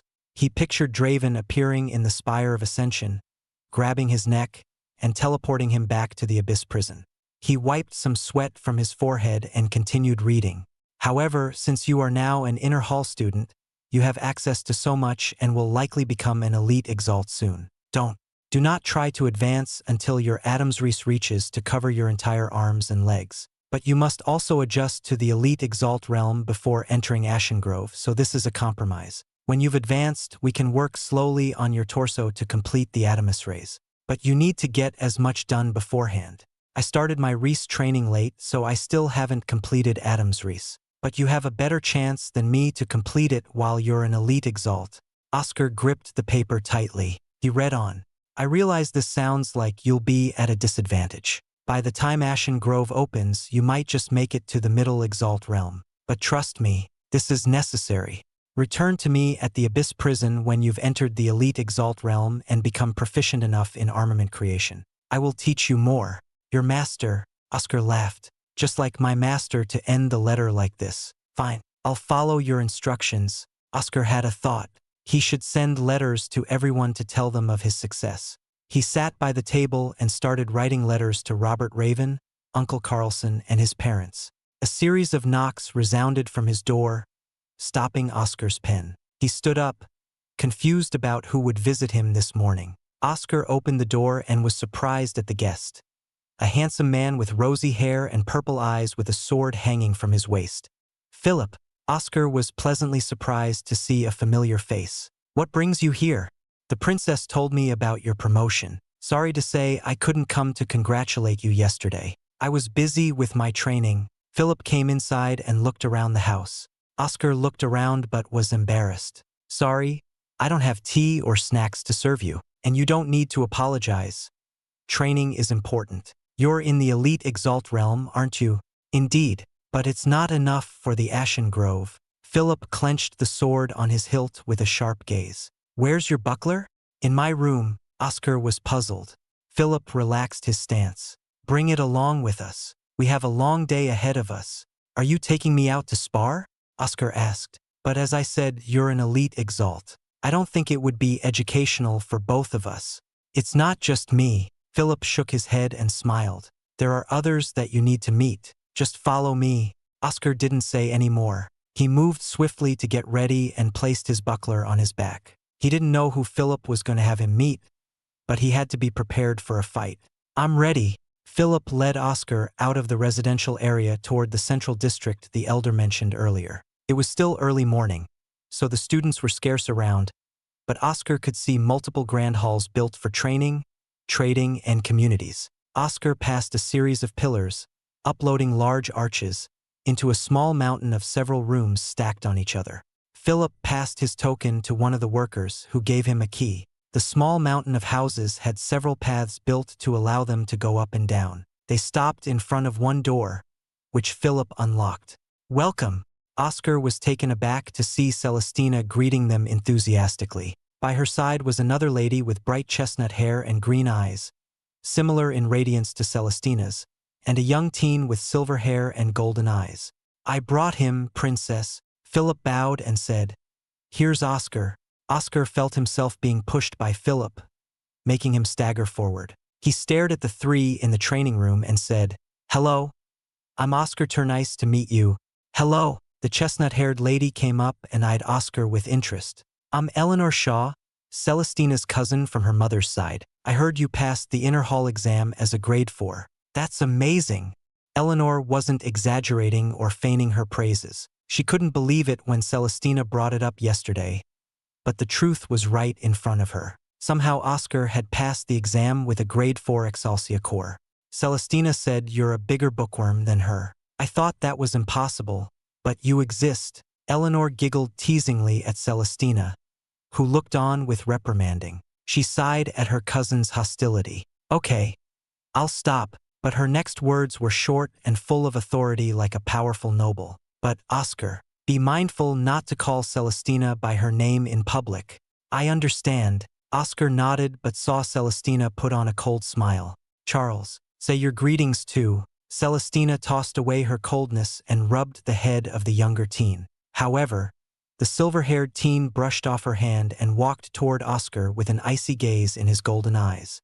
I don't believe what you said about him being strong. He's also out of line for being near you, sister. You must be careful of unknowns like him who might hide their intent. The teen, Charles said.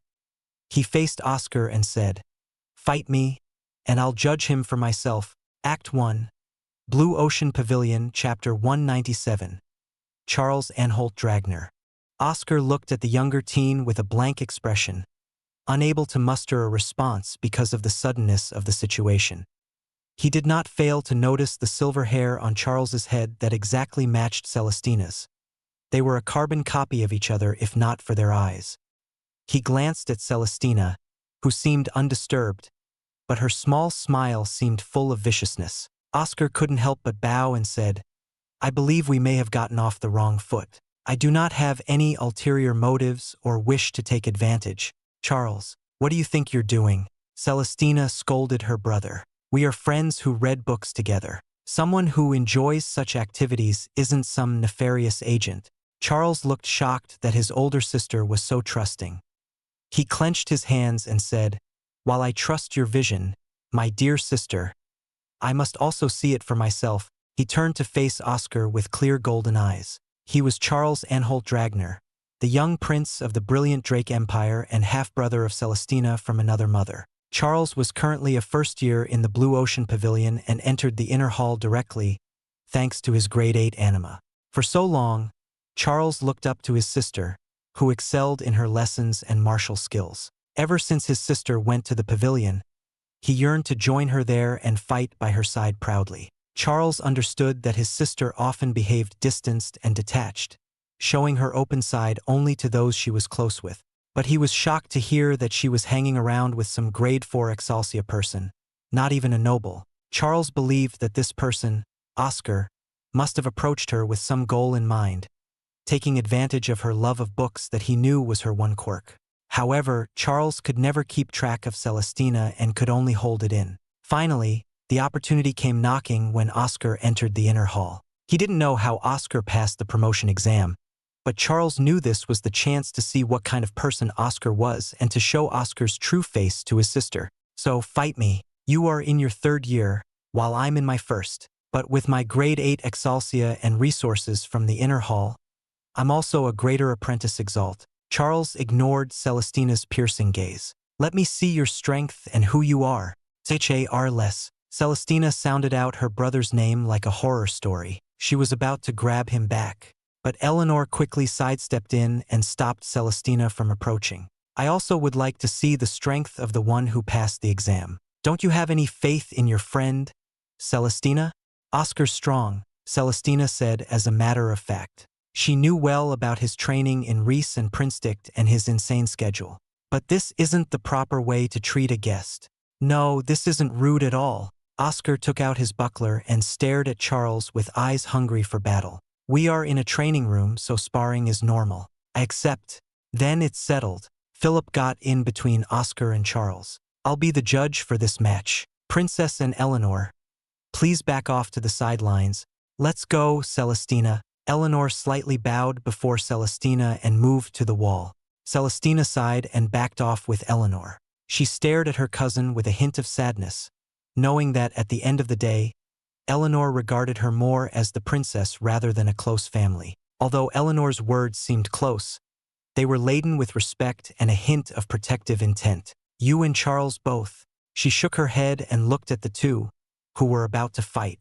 Oscar tightened his grip on his buckler, going back a distance away from Charles. This bout would be his first battle against a grade 8 Exaltia Exalt, an opportunity he had never had before. But it was prudent to gain as much experience as possible, especially with Ashen Grove, where he may go against such monsters. Oscar Tur, 3rd year, grade 4. Nice to meet you, Charles Anholt Dragner. 1st year, grade 8. Nice to meet you. At least he has a cool demeanor and focuses before the battle. Oscar thought Charles may have been impulsive because of how he disregarded his sister, but he changed entirely before the battle. No matter what, he was a member of royalty who had gone through intense training to excel as an Exalt. By taking his stance, Oscar provoked Charles to do the same. Charles raised his golden eye. I'm curious to see what makes you so confident in yourself. The air trembled as ripples of powerful silver iron emanated from Charles. His silver hair flowed and whipped in the air as his eyes stared with powerful intent. His eye focused and gathered to form a creature of awe-inspiring power, a monster with the body of a serpent and 2 bat wings. The Amphiptera, a powerful Exalt beast, was said to be the lesser cousin of the great dragons. These great serpents did not have limbs but only one scaly serpentine body with 2 great wings that allowed them to fly. The head of the Amphiptera looked like a dragon's and roared at Oscar. The draconic roar resounded across the training room, causing Celestina and the others to wince. The roar carried with it a terrifying pressure to suppress its foes. With a single flap of its wings, the winds went haywire in fierce gusts. Oscar remained unmoved but with a single sweat dripping down his cheek. The Prince-Dict allowed him to see Charles's movements, but the anima was different and was not foreseeable. Oscar responded and surged his eye, summoning his fellow deer anima. The deer anima stomped its hooves and stared at the Amphiptera anima without a hint of fear. The deer anima grunted, letting out several puffs of hot air and brandishing its antlers. That's your anima? Charles stared blankly at the deer anima. Although it was large, it was nothing compared to his Amphiptera anima. He began to rethink this fight and that perhaps he was bullying the weak, which his sister would not approve of. Don't underestimate this guy. Oscar petted his deer anima. Shall we begin? Philip held his sword out.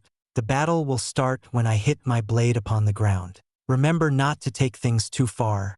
Charles reached into his space pocket and pulled out his double-bladed sword, a strange weapon with 2 blades extending out of opposite ends of the guard. He swung it around and spun with it, showcasing his martial prowess.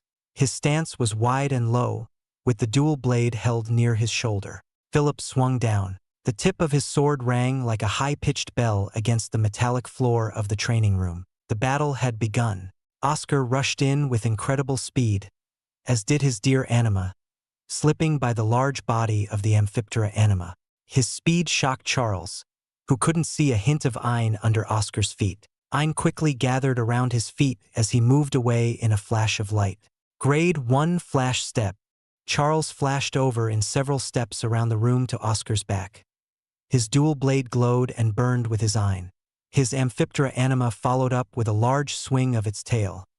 Its flexible serpentine body made the tail into a deadly whip. The overwhelming pressure from the combined attack of Charles and his anima filled the room. Not a bad attack. Charles is already working in tandem with his anima and combining their power. Oscar faced Charles, which surprised the young prince, who thought Oscar would be too slow to respond. What was more confusing was the gaze Oscar gave to Charles, as if he were looking at a child. You dare look down on me? Charles fumed and burned his eye more, focusing on the tips of the tail and sword. Grade 1 Shining Spear. The Grade 1 version of Celestina's Radiant Lance. Let's go, Oscar spoke to his deer anima. Steel drill. Adam's Reese. Shattering wave. Ein awaken. Ein coated antlers. Oscar rode atop his deer anima and decided to try a new maneuver he thought of after riding his deer anima during the tundra trial. He leaned back and centered his steel drill in between his deer's antlers.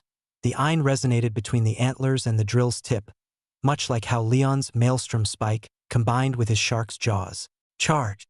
Like a knight riding his horse into a joust, Oscar rode his deer anima as it bolted off its powerful hooves. He stared straight ahead at Charles and his serpentine monster. In mere moments, they clashed. Shockwaves quaked across the room, trembling the floor and causing a massive blast. Tremendous amounts of Ein broke out in every direction that would have wrecked the room if it were not built to withstand such powers. To Charles's shock, his anima's tail cracked, and his sword backed away. The full brunt of Oscar's blow landed on him and sent him flying to the other end of the room. He could feel his body reeling from shockwaves that shook his bones to the core, throwing up mouthfuls of blood. Oscar coughed out some blood. His deer's antlers were completely devastated, and his steel drill was cracked all over. The power of a grade 8 anima was truly fearsome, but he smiled upon seeing the damage on the Amphiptera's tail and Charles's current state. Let's continue. Oscar rushed out with his buckler. Act 1. Blue Ocean Pavilion, Chapter 198. Against a grade 8 Exaltia. Harles wiped the blood from his lips. The blood on his hands shook him to his core. Oscar's power was beyond his expectations, even though it was only a grade 4 deer anima. Bouts of pain reverberated through his body like a pulsating ache, making his hands tremble. What kind of strength was this? This pain can't be from just a spell and anima combination. He stared forward in unwillingness, only to see Oscar rushing toward him but without his deer anima. Charles grunted, understanding Oscar's purpose, and regained composure, twirling around his dual blade. His Amphiptera anima stayed by the side because this was a clash of weapons. While Oscar's unusual combination attack was surprising, Charles held faith in his martial prowess and went out to meet Oscar.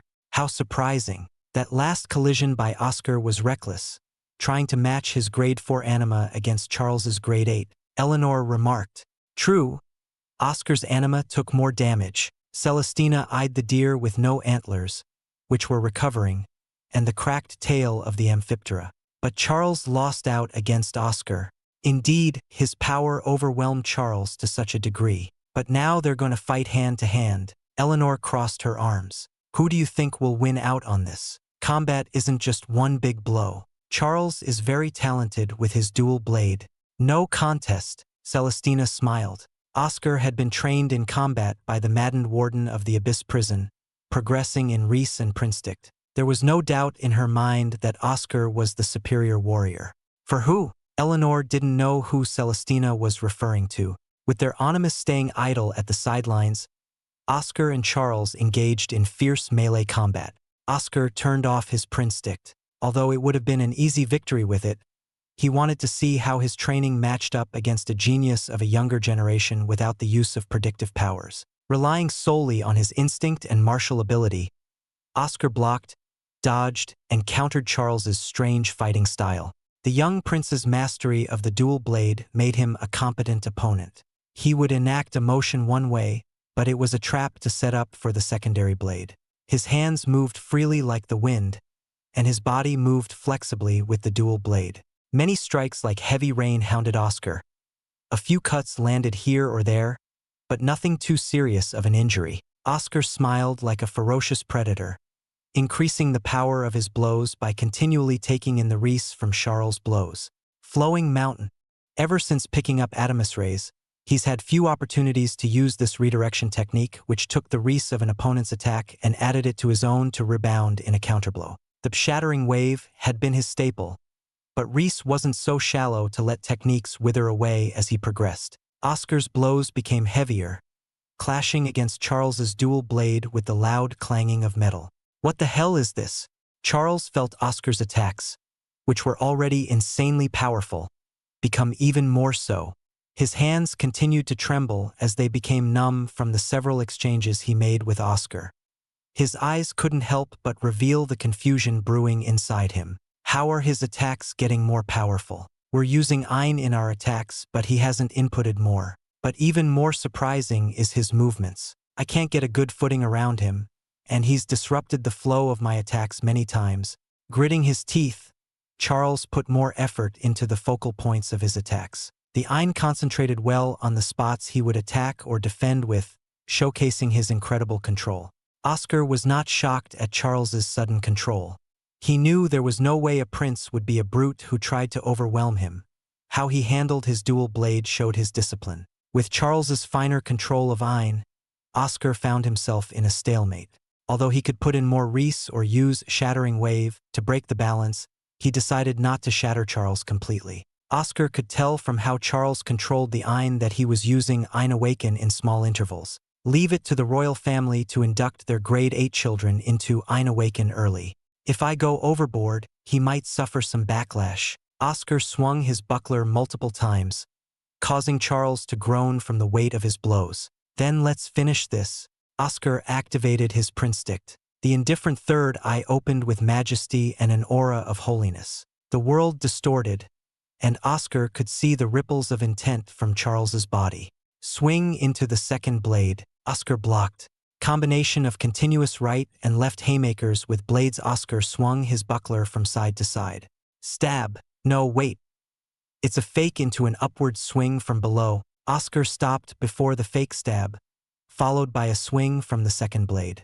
With the prinstick, Oscar no longer took any small cuts or slashes from Charles. He took control of the fight, forcing Charles to retreat step by step. Foreseeing a chance, Oscar stepped in fast, bringing himself close to Charles's chest, and rammed his shoulder into him. Goh! Charles was slammed right into his chest, forcing the air out of his lungs. Charles tumbled to the floor, grasping his chest and gasping for air. How is he suddenly so untouchable? It's like he knows everything I'm about to do.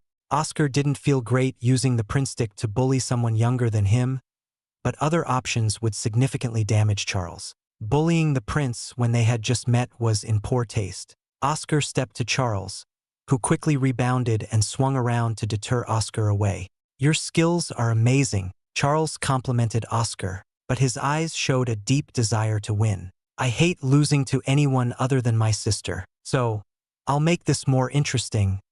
His Amphiptera anima flew over and picked up Charles, putting him atop its scaly head. It flew around and beat its wings, blowing gusts of wind around the room. Its tail whipped around and suddenly swung toward Oscar. Damn! Oscar quickly blocked the anima's tail with much of his power. The Amphiptera's actions could not be seen in his prinstick. Whether Charles knew that or not was irrelevant. Perhaps his instincts led him to make the correct decision. Oscar felt the power of the anima tail and used Flowing Mountain to redirect some of it to the floor, ruining his shoes. The power of a grade 8 anima was truly different from his own. If it were a lower grade, it would probably be smaller, unable to carry Charles, and not as powerful with its wings and tail.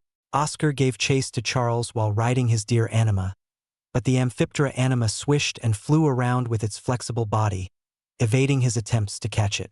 Oscar felt slightly irked as it beat its wings and swung its tail, inducing more painful blocks from Oscar. At this rate, he was going to be dragged around senselessly. His body was already run ragged by the constant harassment of the Amphiptera anima. He tried to get a look at Charles to try to use stone gaze, but the young prince was too far. A hint of regret welled up in Oscar for his lack of ranged attacks other than his buckler, which would be pointless here because he had to block the rampaging tail while giving chase. He swore to learn a ranged spell for his next one, or he'd face more situations like this. Only one option. Oscar patted his deer anima and got up on its antlers. His deer anima launched him like a spear throw with its antlers. Oscar flew across the air, getting closer to Charles, who looked shaken. Shattering wave. Steel drill. Oscar met against the great maw of the Amphiptera anima and stabbed his drill into its throat, sending the shattering wave forth to crack it all over. Charles coughed out more blood and fell off his anima. Oscar's deer anima caught him just in time. The winner is Oscar, Philip announced to the surprise of Eleanor. Celestina looked as though this was the expected result. I can't believe it. Eleanor ran up to Charles and Oscar. Who would have thought you were this strong? Told you. No contest. Celestina puffed her cheeks, looking proud. Charles coughed and got off the deer anima. He walked up to Oscar and said, I accept my defeat. You are a fine warrior. Oscar bowed. I'm only a grade 4, so this is a hollow victory. Soon enough, you'll progress faster than me and go beyond me. You'll enter the elite Exalt realm before I do. Though I'd say, I'm stronger when it comes to fighting against others on my level. That doesn't piss you off? To know lots of others will pass you by. Charles blinked in confusion at how Oscar could so casually declare his own shortcoming. I'll take longer, maybe decades longer for higher realms, but even if I'm last, if I still get across the finish line, that's worth something. Though, I am in a bit of a rush because of the Ashen Grove, Oscar remarked with a weak smile. Ha ha ha ha. Charles laughed heartily. You're an interesting guy, but I know for sure you're not a bad person. You're right, so what if I become a King Exalt in, say, 200 years? If you make it in 400 years and I'm stuck at the wall and we fight again, I'll lose like today. Though do you know what the finish line is? The wall? Oscar's interest was piqued. Okay, Celestina clapped her hands to get their attention. I presume with this, there are no problems with Oscar. Eleanor and Charles? Eleanor shook her head. I see no problems. He's a trustworthy person. Charles smiled. None from me. I want to spar more. Then, let us say again. Celestina smiled. Welcome, Oscar, to the inner hall. The rest of the morning was filled with laughter as Oscar got to speak with the others and learn more about them. Eleanor was in the same year as him, but she remained low-key until passing the inner hall exam a while ago. That was why he didn't hear about her. Celestina was particularly interested in Oscar's regrown ear, and he simply said it was Elder Saul's doing, which made her clam up. As they exited, Charles stuck to Oscar, wanting some tips on fighting. Celestina sighed at this, but she had something to do and left. Eleanor and Philip went with her. How about we spar tomorrow? Even if I can't learn Reese because my family would probably go crazy if I did, your techniques and movements are still something to learn from. Charles followed Oscar as they moved down the mountain of training rooms. Sure. I need more experience in fighting higher-grade Onimus. Oscar smiled. After the spar, Charles had a good impression of Oscar and stuck to him like glue with requests to fight. Oscar wasn't annoyed but welcomed a new enthusiastic junior, much like William from the Foundry. I should also go to the Foundry tomorrow, Oscar thought, but he suddenly stopped, staring blankly at the figure, who just came out of one of the rooms. She had a bed of scarlet hair that ran down her long neck. Her scarlet eyes were like rubies, shining even in the morning. Her beauty enamored many. Even other girls would look at her in awe, but Oscar sighed instead of being drawn in by her beauty, which he had gotten used to for a while. Isabella, Oscar. Act 1, Blue Ocean Pavilion, Chapter 199. The Clean Breakaway. Isabella had just finished her training session overnight, absorbing her Ein in peace. The grand gathering was coming up, and she wanted to cinch a victory over Celestina and Aurora no matter what. Although she was one of the powerhouses of her year in the inner hall due to her grade 8 anima, the difference was still blatant between her and the other noble children from the start. Thankfully, she caught the attention of several elders who instructed her, allowing her to bridge the gap and pose a challenge. But posing a challenge wasn't enough for her. She wanted to dominate and overpower her rivals. She felt quite good this morning from a fruitful session and exited the room in high spirits. But she couldn't believe who she saw right outside. Her childhood friend, Oscar. Oscar, Isabella said unintentionally. She wanted to be rid of and forget her lowly past, but seeing Oscar here was shocking that she forgot to act as though she didn't know him. She didn't have any expectations for Oscar, but the pavilion's increased resources meant he would come here eventually, but she didn't expect it to be so soon. Oscar, likewise, did not expect to meet Isabella so soon. He thought about finding her later so they could talk, but this was out of the blue. However, he wasn't going to let this opportunity slip by. He had the promise to keep with Uncle Carlson. Long time no see. Do you have a moment to talk? Isabella narrowed her eyes and sighed. I don't know how you managed to get here as a greater apprentice Exalt, but do you think you should speak to me so casually? I am a middle elite Exalt, far above you. That doesn't matter, Oscar said coldly. Right now, he was fuming inside from her attitude and demeanor, but for the sake of their past relationship, he held it in. I have some words from Uncle Carlson to tell you. It is entirely up to you whether they will be his last words to you, still being the runner boy for others. You take a great deal of joy in doing tasks for others. Isabella sneered. I told you that to be strong, some relationships are unnecessary, but you cling so dearly to the ones holding you back. There's a difference between helping others and being taken advantage of. Not that I expect you to understand. Oscar's heart and eyes grew colder the longer he looked at Isabella. But you will listen to your father's message. You owe him at least that. Who are you to order me around? Isabella's tone dropped to a frightening chill. Excuse me, Charles interrupted, breaking the tension. I don't know what is going on, but you should at least listen to what your father has to say to you. Isabella was about to snap at the newcomer, but her eyes trembled slightly, seeing the silver hair and golden eyes. She bowed and said, I greet your highness, the prince, No need for such conduct in this place. Charles spoke with majesty as a regal air surrounded him like Celestina when she spoke seriously. Oscar, you can say your piece. Oscar bowed and said, Thank you, Your Highness. He looked at Isabella, who seemed irritated but remained quiet due to the pressure from Charles. Oscar blinked to compose himself. Uncle Carlson's face appeared in his mind, of the one who had been through so much, worn down and weary but with some hints of liveliness. Uncle Carlson wanted me to tell you that no matter what you do or say, where you go, or how you feel, he will always love you and that you will always be his daughter. Oscar didn't want to hear any more of Isabella's rude tongue and walked ahead past her. Charles followed by his side. Is that all? Isabella didn't look back but still said her words indifferently, as if Oscar's words didn't affect her in the slightest. Oscar stopped his feet but didn't turn back. Like Isabella, he talked with indifference. That's all. There's nothing else to be had between you and me. I won't bother you and you won't bother me. Isabella didn't respond but walked away in the opposite direction.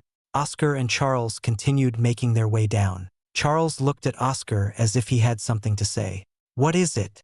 Oscar noticed and asked. It's fine if you don't want to tell me, but what is between you and that woman? Charles felt awkward the entire time Oscar and Isabella talked. The last exchange between the two was the strangest thing to get through.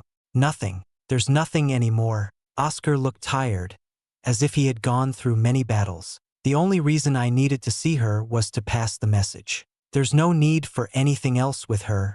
Charles nodded. I understand. I won't pry any longer. He quickly changed the topic. So tell me, does next week sound good for another bout? We should get trained up for the grand gathering.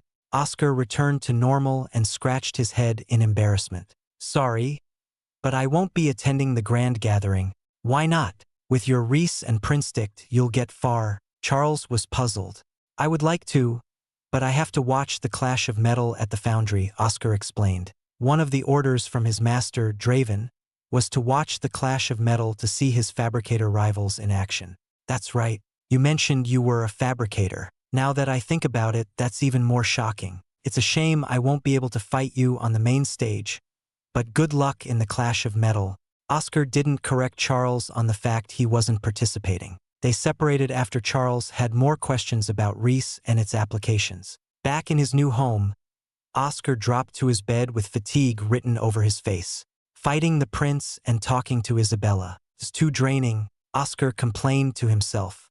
His breathing was uneven, and he began to have cold sweats. His hand reached toward the inhibitor in his new ear. It's healed, but the effects are still there.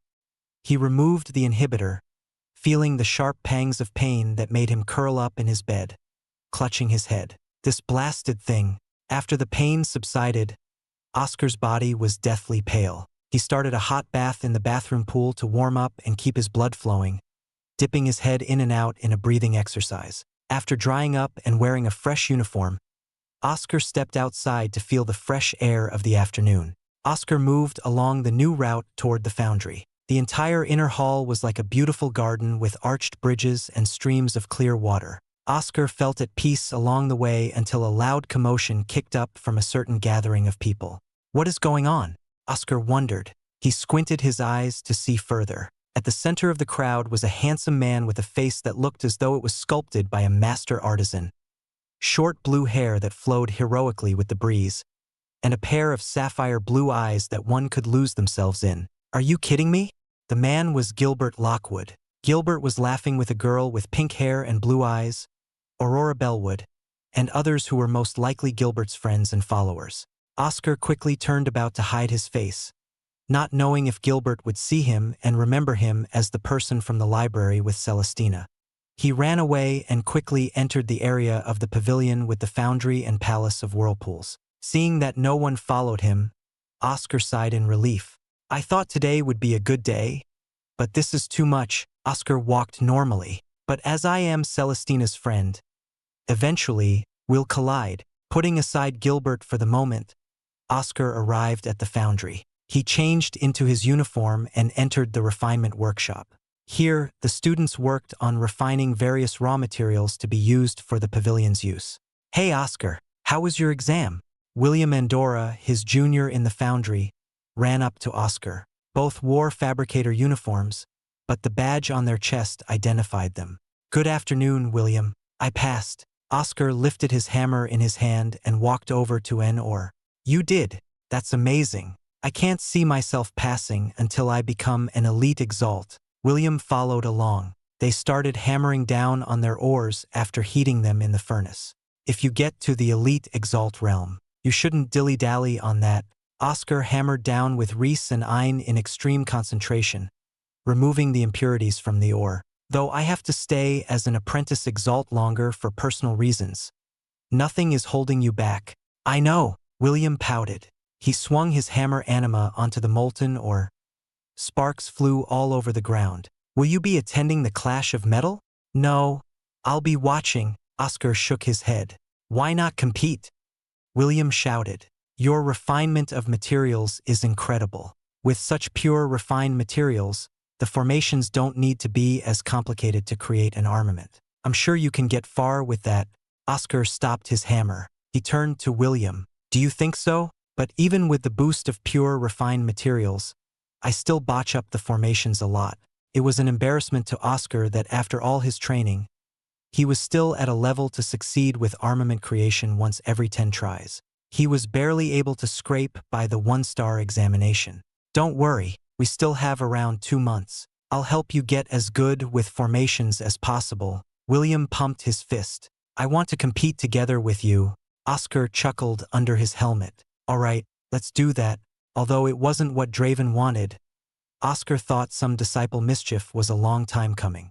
The 2 months passed as Oscar spent most of his time training in Adamus Rays or the Foundry, putting his Ein training aside because he wasn't ready to be an elite Exalt. Luckily, he hadn't run into Gilbert or Isabella because Celestina and her group knew to avoid them well. The days passed until it was finally time. Oscar stepped in front of the Foundry with a determined look, gripping his hammer. The clash of metal was about to begin. Act 1.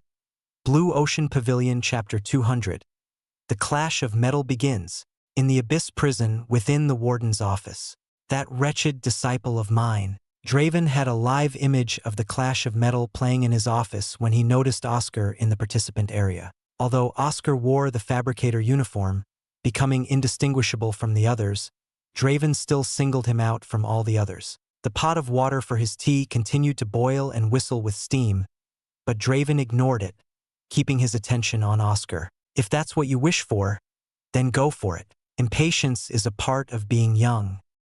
He took the boiling pot frothing at the lid from overboiling, not minding the scalding drips of water dripping onto his hand. Draven poured and made his tea. It hasn't been that long since he left this place. How much could he have improved in that time? The Foundry was oddly quiet. There were still the sounds of furnaces burning and the bubbling of molten metals, but not a single sound of a hammer or quenching could be heard. It was as though all the fabricators had vanished, leaving behind a running workshop with no workers. The entrance to the Foundry was closed shut and locked with a sign saying "No outsiders allowed." The Foundry always had its doors open for business, except for today. The reason for the odd disappearance of the fabricators and the closed doors was because of the year's end and the grand event that occurred on this special day, the Clash of Metal. The Clash of Metal was the grand gathering for the fabricators of the Blue Ocean Pavilion. Its counterpart for alchemists was the Cauldron Festival. The contest was held for all the fabricator students, having them bash their hammers against each other to see who could forge the best armament. Each tier of fabrication competed in their sections: 1 star, 2 stars, and a few in the 3 stars level. Oscar and the other 1-star fabricators gathered in a large assembly hall underneath the Foundry. The higher star fabricators were placed somewhere else underneath the Foundry. Oscar stood by in the center of the assembly hall, meant for the participants. Off to the side, he saw the fabricators who chose to watch instead of participating. "This place is amazing." William was next to Oscar. They were all in fabricator uniforms due to the hot streams of molten lava that flowed down the walls. William was quite animated. "Calm down, William." Oscar remained stoic. "We'll be going against some stiff competition. We need to be focused." William stiffened up and stood at attention. "No problem, senior." Everyone waited as a fabricator stepped on the stone podium, sporting a medallion on their chest with 4 stars on the hammer icon. The 4-star fabricator cleared his throat and banged his hammer on the stand like a gavel, speaking with a rough tone. Welcome to the clash of metal for the 1-star fabricators. The ones standing here are the ones who felt confident enough to compete. Oscar and the others remained silent. If any of you gets think about cheating or causing a ruckus if you lose, I'll smash my hammer on the crown of your head myself. The 4-star fabricator spoke very harshly. You shall all be split into 4 rooms from block A to D. Only 4 people can pass from each block and compete in the finals. Such news would have disturbed the ones who didn't know the rules. Some fabricators, who were fresh and unknowing, started to clamor slightly. The 4-star fabricator slammed his hammer to silence them. Didn't I say no ruckuses? If you aren't one of the 4 winners of a block, you should reflect on how you become one of them. Now separate into your blocks. For elders of the foundry stood by 4 doors, calling out names one by one. With each name called, a student came out of the crowd and entered the door by the elder who called for them. The onlookers who weren't competing could watch the competition through the large images on the 4 walls of the assembly hall. Oscar heard his name and strode ahead with his hammer in hand. He entered Block B and looked around to see his competitors. All of them stood by their individual workstations set up by the foundry, providing an anvil, furnace, and quenching oil. Oscar went to an open workstation and rested his hammer on the anvil. Time passed until finally, no one else entered the room except for the elder, who directed them inside, closing the door shut. Oscar's tubes let out hot streams of steam from his long breath. The elder waved his hand, and ores of green metal appeared on everyone's anvils. Allow me to explain the contest for those who do not know. The 4 blocks are like preliminaries before the main event. The prelims are done in different stages to thin out the crowd until 4 remain. The first stage is to refine this ore of viridium. It is one of the tougher ores for 1-star fabricators to refine. Those who cannot refine it to 65% purity shall be disqualified. The students remained silent, but each was sweating in their uniforms, partly from the heat but mostly from the cutthroat requirements of the preliminaries. Oscar picked up his hammer and stared at the viridium. He hadn't worked on this material yet, so this was already bad for him. If the viridium cracks, we will still judge it on the purity you managed to get it to become. But cracking it signifies your limit as a fabricator. Thus, we cannot allow you to keep trying to refine it. Oscar thought that might have been the case. His master, Draven, also would stop him every time he cracked it, saying that was not how a master of fabrication does it. A crack during refinement was shameful and an insult to the material. You have 2 hours. Then, let us begin. The elder's voice boomed across the block. Quickly, everyone put their viridium in the furnace to heat up. Oscar watched the green metal while tapping his hammer on the anvil to get into the rhythm. The viridium started to glow red, but there were still traces of green in it. For a pure color type of metal like this, it had to be heated until every part of it was glowing red. Now, Oscar took his tongs and pulled out the red molten metal, no longer having a hint of the green it had before. The blue swirls on his specialized hammer glowed as his iron flowed in. With a spin of his feet, Reese traveled up and merged into his hammer. The powerful strike made a clear sound like a single bell ring. Oscar was happy to see a large dent in the viridium but didn't let it get to his head. The tricky part would come later as it got thinner. With each hammer fall, the viridium let out showers of sparks as it lost its impurities. It became half as tall as it was at the start and twice as wide. Oscar continually tapped the metal to see if it was time to think about the formation within, but no response came. So, Oscar continued hammering until it became a third of its original height. Finally, his tapping gave feedback, giving him a mental image of the formation within the ore. The configuration of nodes and edges was complex, and Oscar paused to think about it. Crack. Oscar glanced at a nearby workstation where a fellow fabricator was staring at 2 cracked pieces of viridium. He couldn't see the fabricator's face, but Oscar knew they were losing their mind. Suddenly, an elder appeared and judged the ore. 45% pure. That is a failure. Leave to the assembly hall, the elder said coldly. The student looked like they wanted to say something but kept their mouth shut. Causing a stir would land them in further trouble as it might disrupt the other participants. With their shoulders hung down, they left the block. I should focus on myself, Oscar put the image of the dejected fabricator out of his mind and continued to judge the next point to hit carefully.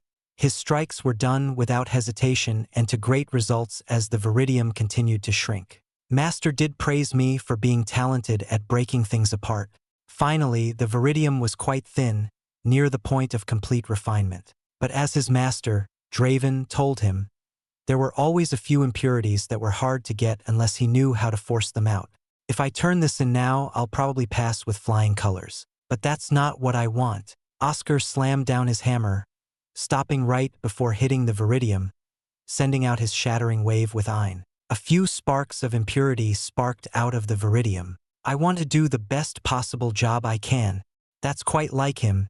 Draven swirled the tea around his cup. That's right, Oscar. It doesn't matter if it's a competition. Only idiots consider meeting the standards of victory. True masters go above and beyond for their craft. Act 1. Blue Ocean Pavilion Chapter 201. Shocking results, refinement experts. Oscar placed his hammer down and looked at the time to see 10 minutes remained in this stage. Around him, many fabricators hammered with a hint of impatience to refine the metal, but Oscar's attention was on the ones who seemed quite relaxed. Some of them had finished far before Oscar, which piqued his interest. What kind of fabricators are they? Oscar sat down on his chair, waiting for the stage to end. He remembered his master didn't want him to participate but watch to see the talented fabricators of his generation. Stop! The fabricator elder shouted. If anyone decides to get a few strikes in, they'll be disqualified. Everyone placed their hammers down and awaited the elder's appraisal. They slumped in their chairs from how tired they were.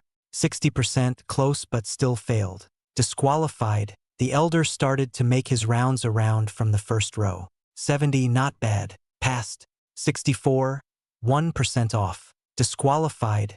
80, that's pretty good. Passed. His words determined the fate of the students in this stage. Some left dejected with their heads hung down in shame. Some seemed relieved and tired, and the rest were happy and puffing their chests out proudly. The highest purity so far was 89, shocking many fabricators, who stared at the student with awe.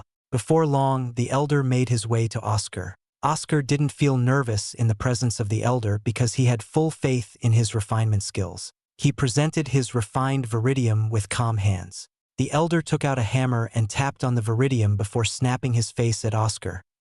Behind his fabricator helmet, his eyes stared with delight. He cleared his throat and loudly proclaimed, 94% purity. That's incredible. Well done, and you passed. 94. Some of the fabricators near Oscar exclaimed. How do you get it to a 94? Murmurs and talks occurred between many fabricators about Oscar's refinement skills. The person who managed an 89 seemed depressed and looked at Oscar. Quiet, the elder barked. The assessment isn't finished yet. I must go to the others. As the elder continued to assess the rest of the students, Oscar clenched his hammer, staring down at the viridium. 94 was a superb purity, but he felt he could have done better. However, he stopped upon seeing how thin it was and that he didn't yet possess the means to refine it further. I need to get better with shattering wave and blanketing my Ein all over. I should aim for 100 purity. Oscar was stuck in his thoughts. 97, you got a 97? Oscar snapped his head toward the elder's shocked voice. He thought his ears were deceiving him somehow, but the elder's trembling hands, which held a viridium plate, showed this to be true. A 97 was an insane number. You passed. A 97 is incredible. The elder regained his composure.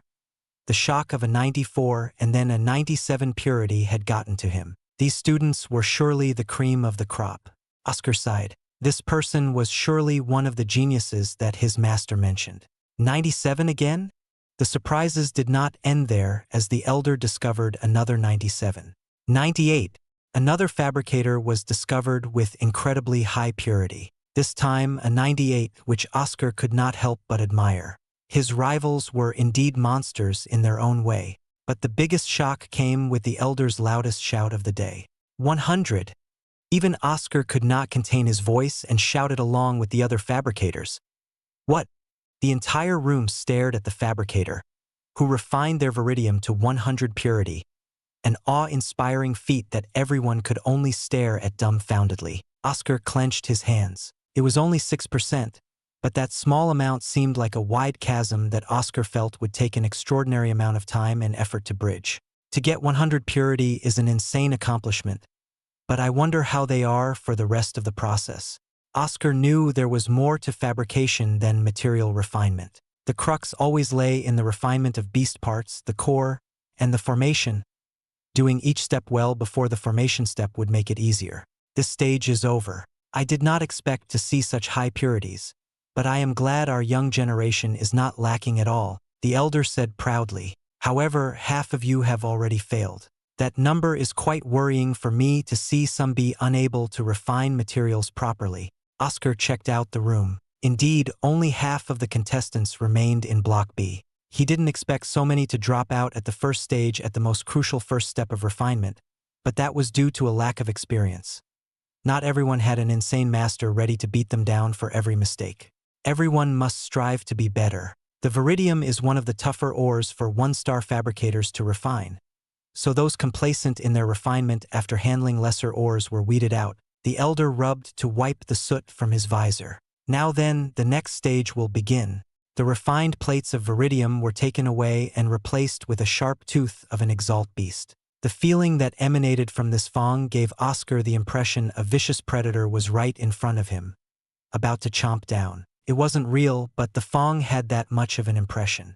This is a fang of an apprentice Exalt beast, a powerful one at that, the silver-tongued saber-tooth. We have spent quite a bit of effort safely procuring these without disrupting the balance. Your next task is to refine these and create pellets for a spear tip. Oscar stared at the fang. Its sharp point was certainly best for a spear tip, but the troubling part was to refine it into pellets. Oscar had full confidence in himself to overwhelm the beast's will that lingered, but he wasn't sure about the other fabricators.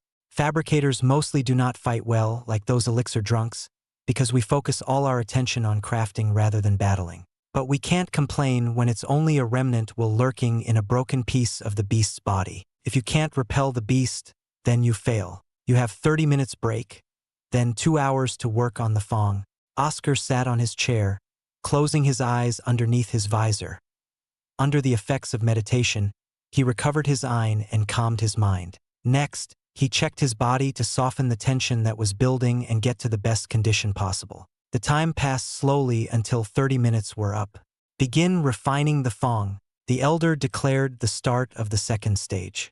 Immediately, some fabricators smashed their hammers down onto the fang, but made groans of pain as their arms whipped back, dropping their hammers. The rebound from the savage beast lingering in the fang was too much for them to bear.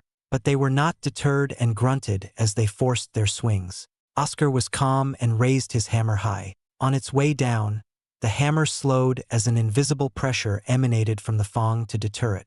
A loud bestial roar echoed in Oscar's mind, and an image of a wide mouth with sharp teeth and a pair of horrifying fangs popped into his head.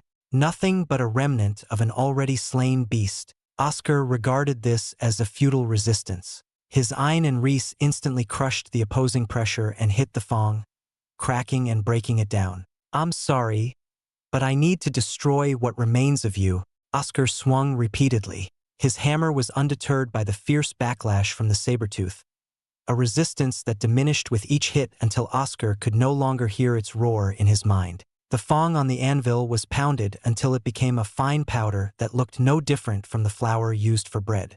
To his side was the burning kiln with flames coming out the top chimney-like opening. Oscar took handfuls of the powder and dropped them into the flames, which burst with more heat and enlarged each time. Now I just have to wait. It didn't take for the flames to die down after they consumed the powder. Once the flames withdrew to a certain level below the kiln's opening, Oscar poured in the quenching oil to kill the fire. The massive amounts of steam that came out made the kiln look like an erupting volcano spewing black clouds into the air. Ready, Oscar removed the slag from below and smashed it on his anvil to separate the fang pellets from the rubbish. They're perfect. The time dwindled down. Only 10 people remained after failing to overcome the saber-tooth's will. Oscar looked around at his rivals, noting that the 4 others with higher purity refinement than him were still there.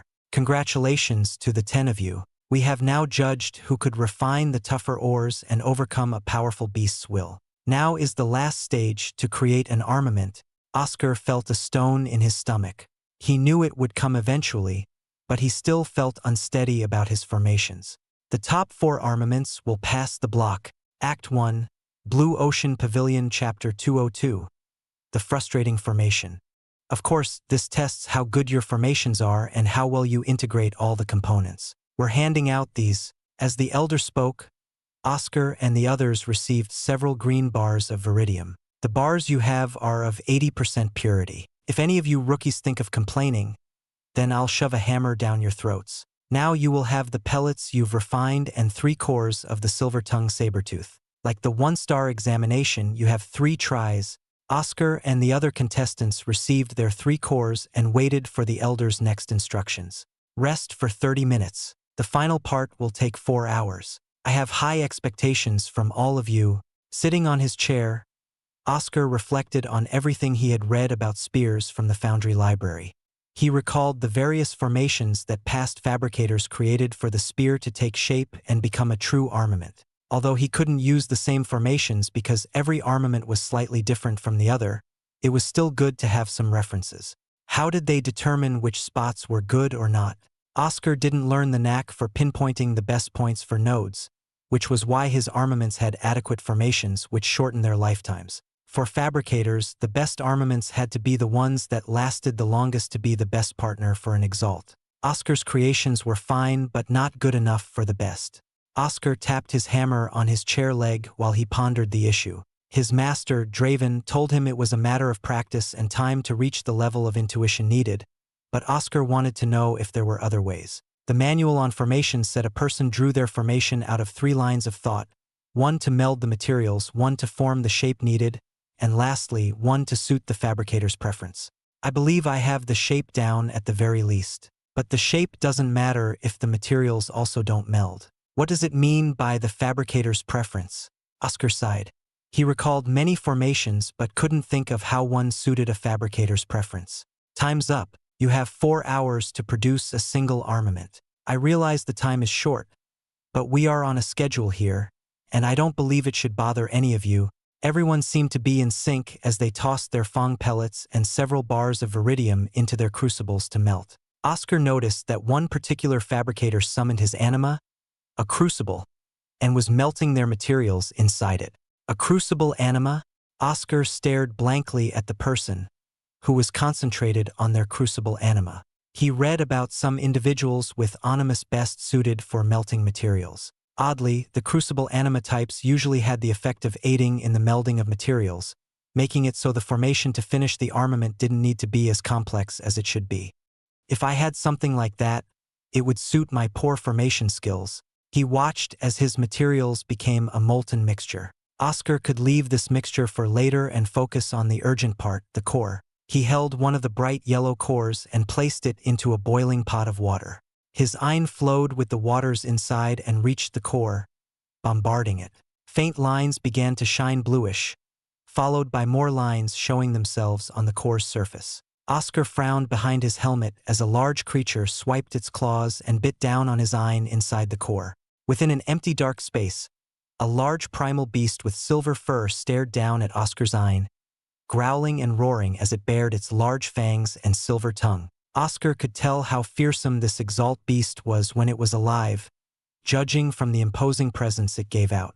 But as with the fangs, it was only an echo, a shade of what it once was. This appearance was merely the last vestiges of its unwillingness to yield as per its pride. Oscar sent forth his ein that stabbed into the silver-tongued sabertooth, which roared and tried to swipe its claws.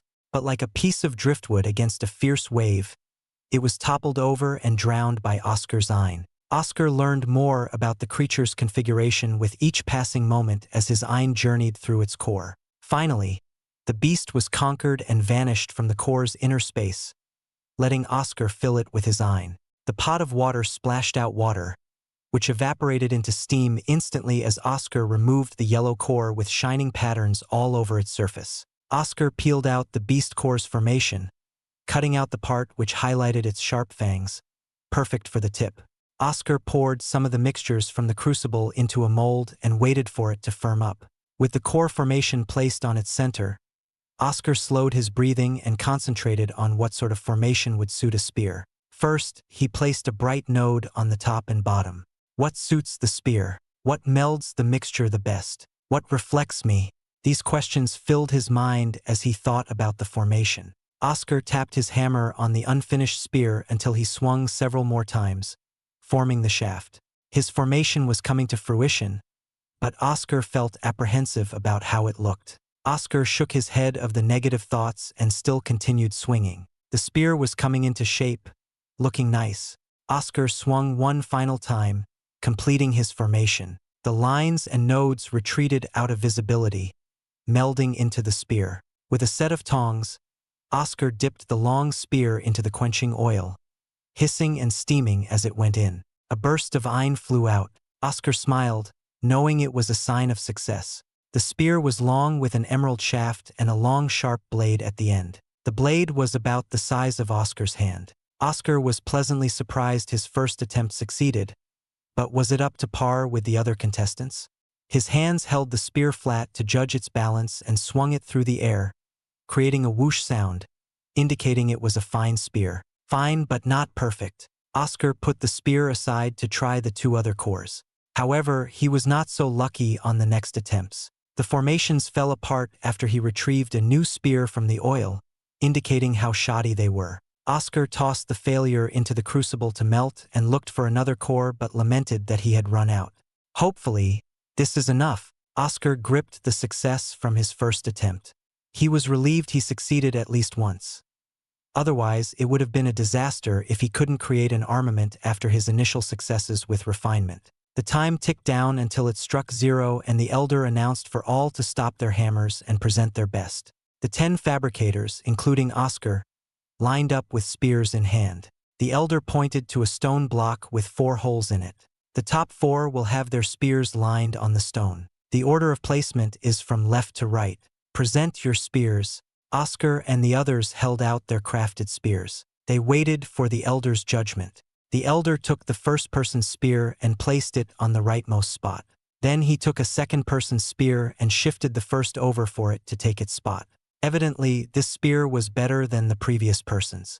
The formation determined how well the spear would hold together. It was an integral part of what made an armament. The better the formation, the longer the spear would last, and its qualities would be more accented. The elder took Oscar's spear and glanced at it. He placed it on the third spot from the right. Oscar gulped, seeing his hard work in third place. He could only hope that the next ones wouldn't be as good, but he saw 6 others waiting for their assessment.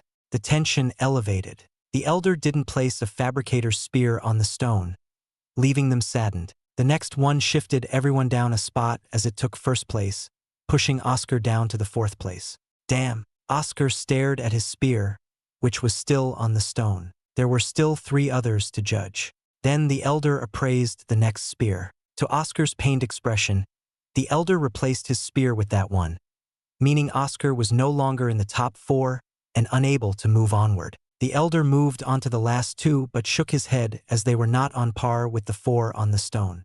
The 4 whose spears have been chosen. Step toward me. You are the winners of Block B. The rest of you have done well, but they were better, the elder declared. Oscar's shoulders dropped as he let out a dejected sigh. Seeing the 4 others stand with the elder made him feel a tightness in his chest. The uncomfortable reality hit him. I couldn't quite make it. Act 1, Blue Ocean Pavilion Chapter 203, The Clash of Metal Finale. Dejected, Oscar returned to the assembly hall, where all the spectators and fellow dropouts gathered to watch the remainder of the Clash of Metal. Oscar looked around and found William. His head hung down in shame like Oscar. Oscar came up and patted William's shoulder, showing some consolation to his junior. William staggered for a bit because his mind was elsewhere and caught unaware. He realized it was his senior Oscar. Hey Oscar, you failed too, huh? Oscar sighed and stared at the largest image on the assembly hall's wall. He could see 16 people with hammers by their sides, standing ready by their workstations in the main hall. The winners from each block waited for the final round to begin. I wish I could have been there. William sounded very sad, unlike his usual energetic self. What happened in your block? Oscar asked. William seemed hesitant and cracked his shoulders to release the tension. He stared at Oscar under his visor. When it came down to the part when I had to overwhelm the core with my Ein, I failed to overcome the Sabertooth's will. Oscar understood why William was hesitant earlier. It was because Oscar had lectured him on progressing his strength as an Exalt, but he failed to heed that advice, which led to his downfall in this clash of metal. I had experiences with much weaker Exalt beasts in the past, but I could not even handle a remnant. William seemed to be crying from his tone. I know I focused most of my efforts on my fabricator work, but I've neglected normal Exalt training for too long. Fabricators usually focused on their craft but kept up on their Exalt progression, collecting Ein and advancing so they could get to the next step of fabrication. They were not combat-oriented but had some power they could use. William was the type that put everything into fabrication and not much effort into basic Ein meditation. It helped make him a consistent creator of armaments, but now he faced the wall that came from his choice. Chin up. It's only a matter of time for you since you're a grade 6 Xianxia. Just remember that a fabricator cannot only be that. They are, at their core, Exalts. Oscar comforted William. William felt better from Oscar's words and nodded. You're right. I still have much to do later. Thank you. Oscar smiled, seeing William's spirits lifted. But Oscar, how was your block? William asked. Oscar looked down with a frown. I made an armament, but the formation was average. The 4 winners had better formations. He explained how the process went and how he was kicked out of the top 4. I'm sorry. William tapped Oscar's arm. I couldn't help explain formations well enough. It's all right. Like you, I have much time to learn and find the style that fits me. I can't create formations as you do, but I'm sure I can reach your level if I keep practicing. Oscar spoke almost to comfort himself. William smiled. That's right. Besides, you're also training a lot in missions and combat, but you still created a spear that was 5th place. That's incredible. We're both still starting our long journey as fabricators. Let's get into the top 16 next year. I'll take you up on that deal. Oscar smiled. They may have lost, but Oscar felt renewed determination by talking with William. He was glad to have met this friend and rival in the foundry. Looks like they're about to start. William noticed the image shifting to a large fabricator, who Oscar recognized as his former proctor for the 1-star examination. His voice boomed over the assembly and main halls. Welcome to the final round of the Clash of Metal. This final round will consist of each of you creating your own armaments. The entire process from start to finish. The materials are all here. The large fabricator waved his hand at a large pile of raw ores, beast materials, and even neatly arranged cores with descriptions written near them. You can select the things you need. Make any armament. The armaments will be judged, and the one who creates the best armament shall be the winner of the 1-star Clash of Metal. Now you have 6 hours. Begin. At the sound of the hammer fall, the 16 fabricators rushed toward the pile of materials, looking for what they needed for their armament creation. Some got into arguments that were settled quickly by the elders, but in the end, everyone got their own set of materials to forge whatever they thought of. Interesting, Oscar remarked to William. Some ores and beast materials are much tougher to work with, but if they are successfully refined, the armament will be better. So it's a matter of perhaps taking the lesser materials to safely craft a good armament or take the risk of wasting time with higher quality stuff? William asked to affirm. Oscar nodded but crossed his arms. That is correct. However, they all chose the toughest sort of materials. They could create a great armament with the normal stuff, but they're all striving for the best. Once an armament was forged, its properties were determined by the skills of the fabricator and the materials used. An armament created from greater apprentice Exalt beast parts had a slight edge over the ones from lesser beasts. But the difference wasn't so wide to warrant dividing up the grades of armaments even further. Oscar's original buckler was made from lower apprentice Exalt beast materials until he added the rainbow Didus beak. Still, it held on for a while even against greater apprentice Exalt beasts showing armament's capability. The formation and mixture of materials were what made it that much better. They're making their moves. William was in awe. All of the 16 fabricators had either hammer onimus or crucible onimus. Oscar watched in wonder as one fabricator beat on their materials with 2 hammers, 1 reel and 1 anima, like a pair of drumsticks. the ore flattened into a thin plate in a short amount of time. Another had a rather large hammer anima that needed to be held with 2 hands. Its wide surface on the head allowed the fabricator to squash the materials easily. Small wonder how they achieved such good purity in refinement. Oscar could tell that their eints were controlled well and moved naturally through their animus. From what it seemed, the ones with the crucibles didn't have the same level of refinement, but their mixture methods were unique and gave advantages. Oscar and William could only watch in awe at the incredible skills of their fellow fabricators. What truly took Oscar's breath away was how they created their formations. The ones who had crucible animus laid fewer nodes and lines, but even from the image, Oscar could tell their armaments were strongly bound with the core's formation in the center, far stronger than his formations. The ones with the hammer animus worked fast and created a complex network that made Oscar's head spin while looking at them. The fabricators had no pause between their swings, as though they already understood, like master artists who already had the complete painting in their heads. Oscar couldn't help but shake his head, for these fabricators were on a whole other level. No wonder Master wanted me to watch. Simply watching these people at work gives me many questions and insights I can glean from them. The winner was someone who crafted a beautiful sword anima. The halls of the foundry cheered for the 1-star fabricator champion. Oscar and William also clapped, as they had no hard feelings toward the winner. They were outmatched, simple as that. William, next year let's not fail. Oscar exited the foundry with William. Of course, I'll see you later, Oscar. Good luck. William wiped his sweaty black hair, but his blue eyes gleamed with a fiery resolve. Good luck to you as well. Oscar said his farewells and returned to the inner hall. There was still a lot of noise coming from the inner hall stadium. The grand gathering isn't over? Oscar looked up to see it was nighttime. He went to the well-lit stadium to see many people still gathered to watch the remaining matches. Oscar, Charles called out to Oscar. My prince. Oscar kept up his manners in public. How was the grand gathering? Charles seemed indifferent and said, I won. It's as expected from me. It might have been a different story if you were competing. How was the clash of metal? I lost in the prelims. There are some amazing fabricators out there. I still can't get the image of how they created their armaments out of my mind, Oscar said and switched the topic. What is going on? Why is everyone still here so late? Nothing much. The battles took longer than expected. The middle elite exalts are almost finished, but the greater elite exalts are still far from done, Charles explained with a sigh. That pest is still bothering my sister. Oscar knew what Charles meant by pest and could only sigh along with Charles. But then a delighted voice called out to him, making Oscar feel even more tired. Oscar! Serena ran toward Oscar, with Mary following from behind. Hey, Serena! Oscar felt tired, but he was still happy to see Serena and Mary. But his feet slowly retreated in case Serena took things too far. Serena noticed and whispered, Oh, don't worry. I won't put you in a rough spot in a wider public. That time at the tundra was because the elders already knew, so I might as well. By the way, you smell quite nice. Did you just come from a workout?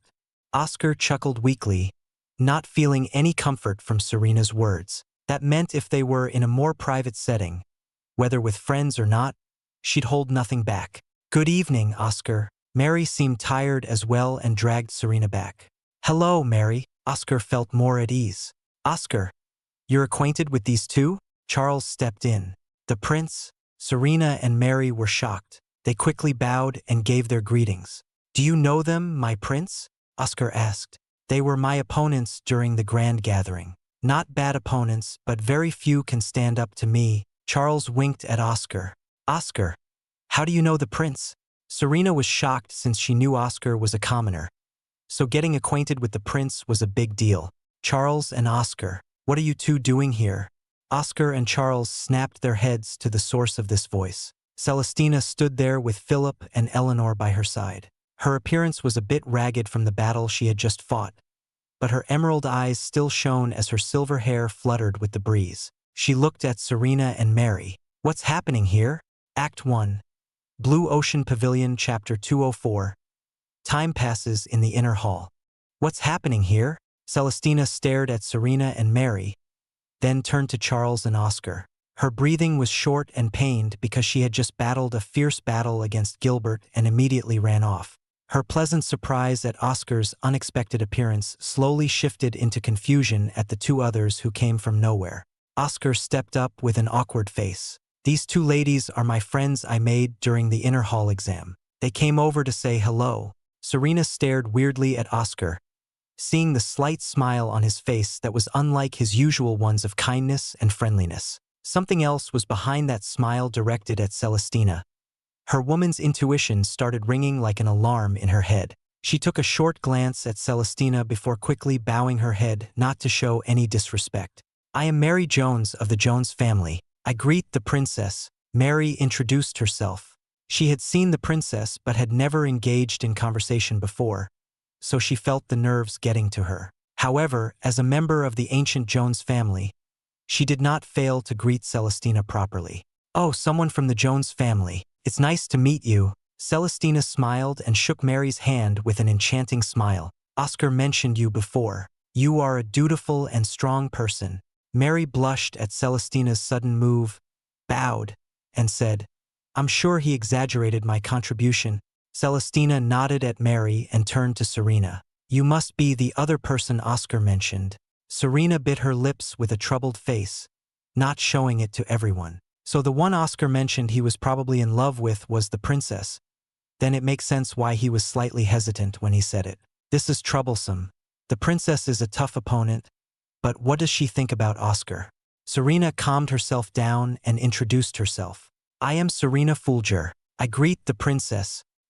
Celestina seemed interested in Serena, who felt like the princess's emerald eyes were peering right through her and judging her. "The Fulgers are well known even to me. Your family has made great strides recently. My family and I are honored by your praise." Serena smiled her usual merchant smile and bowed her head, but her eyes were shaky. "What was that? Why was the princess staring at me like that? It's like she was trying to appraise me, similar to when my father looks at potential business partners. Did Oscar tell her about my attempts to seduce him?" Serena lifted her head and stared at Celestina. Their emerald and green eyes locked on each other. "To become acquainted with the princess is truly a great moment in my life." Serena kept up her compliments while Celestina looked like she was pondering something. Serena managed to keep up her poker face, but she was screaming internally. Oscar definitely told her. But why don't I sense a hint of jealousy? She's acting a bit strange herself. But shouldn't she be jealous if she was in love with Oscar? I have full confidence in reading people, but this is unexpected. Celestina turned away from Celestina and looked at Charles and Oscar. "I lost the battle against Gilbert.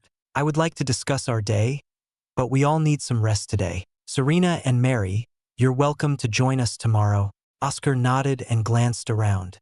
He could tell she was annoyed at the stares around them and that she still had to attend the award ceremony. "I'm afraid I won't be able to stay longer. I'll see the princess tomorrow." Celestina smiled at Oscar and ran off to receive her award and rewards. Charles followed along after bidding farewell to Oscar as he also needed to get his rewards. Philip and Eleanor followed after the two royals. Oscar heaved a sigh of relief and turned around to depart. Serena and Mary followed him outside the stadium. "Oscar, where were you?" Mary didn't see Oscar in the grand gathering. "I was at the clash of metal." Oscar cracked his back. The tension from the fierce competition was still stressing him. "Oh, is that why you're so sweaty?" Serena leaned closer. "I would have loved to see your strong arm swing that hammer." Unbothered by Serena's usual seductive words, Oscar looked listless as he continued. "I lost. There are some incredible people out there. It makes me wonder how long it'll take to catch up."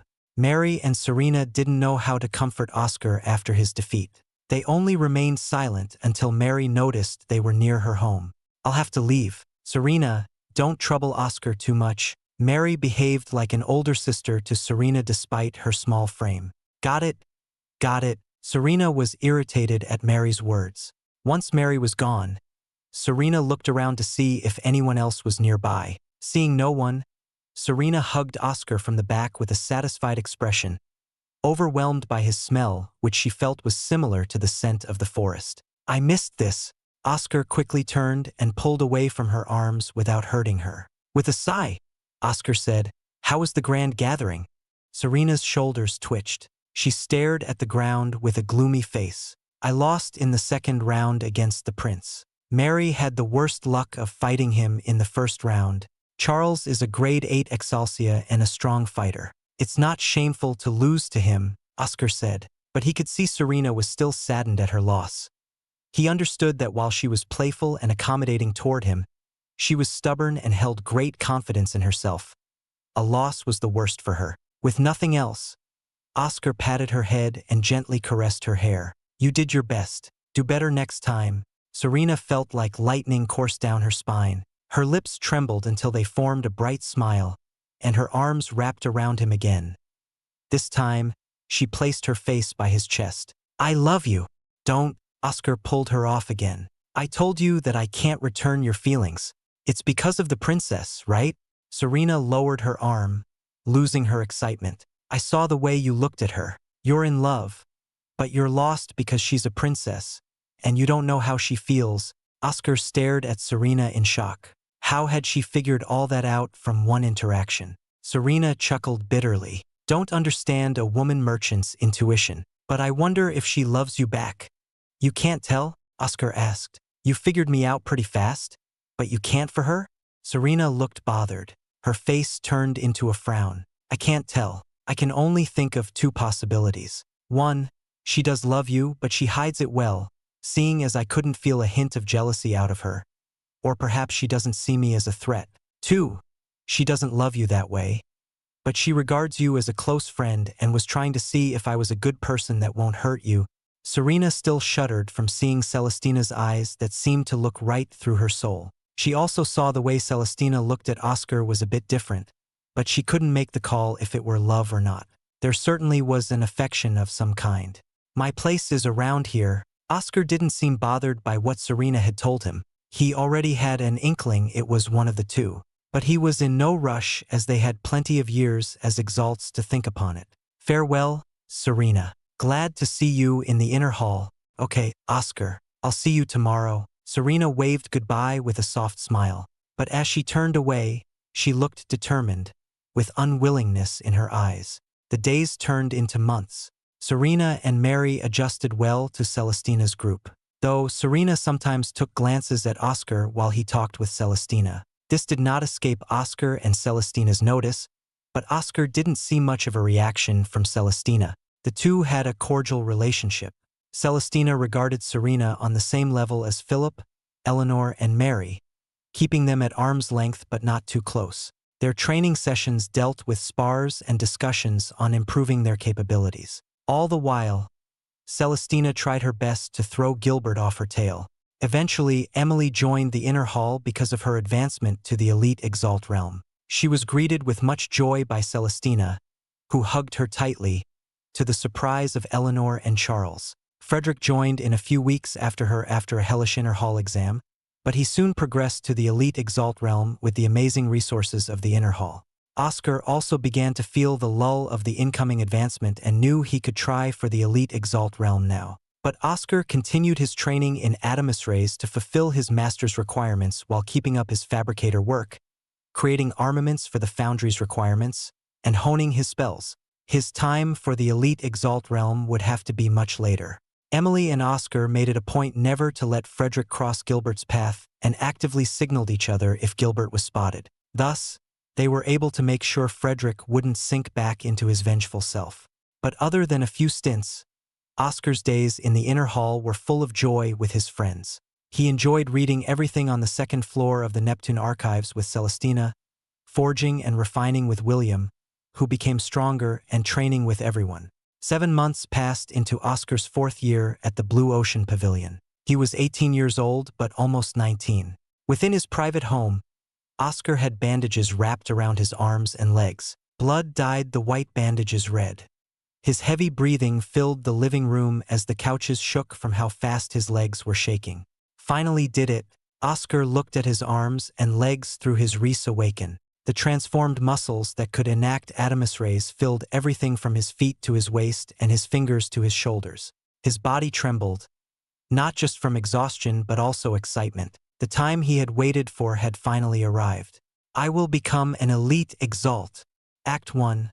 Blue Ocean Pavilion Chapter 205. Lower Elite Exalt. the elite Exalts. They were the first true step on the long path of an Exalt. The apprentice Exalt realm was the transition from mortal to Exalt, from ordinary to extraordinary. But it was in the elite Exalt realm where an Exalt's true identity and powers awakened, such as their elemental spark and the prinstinct.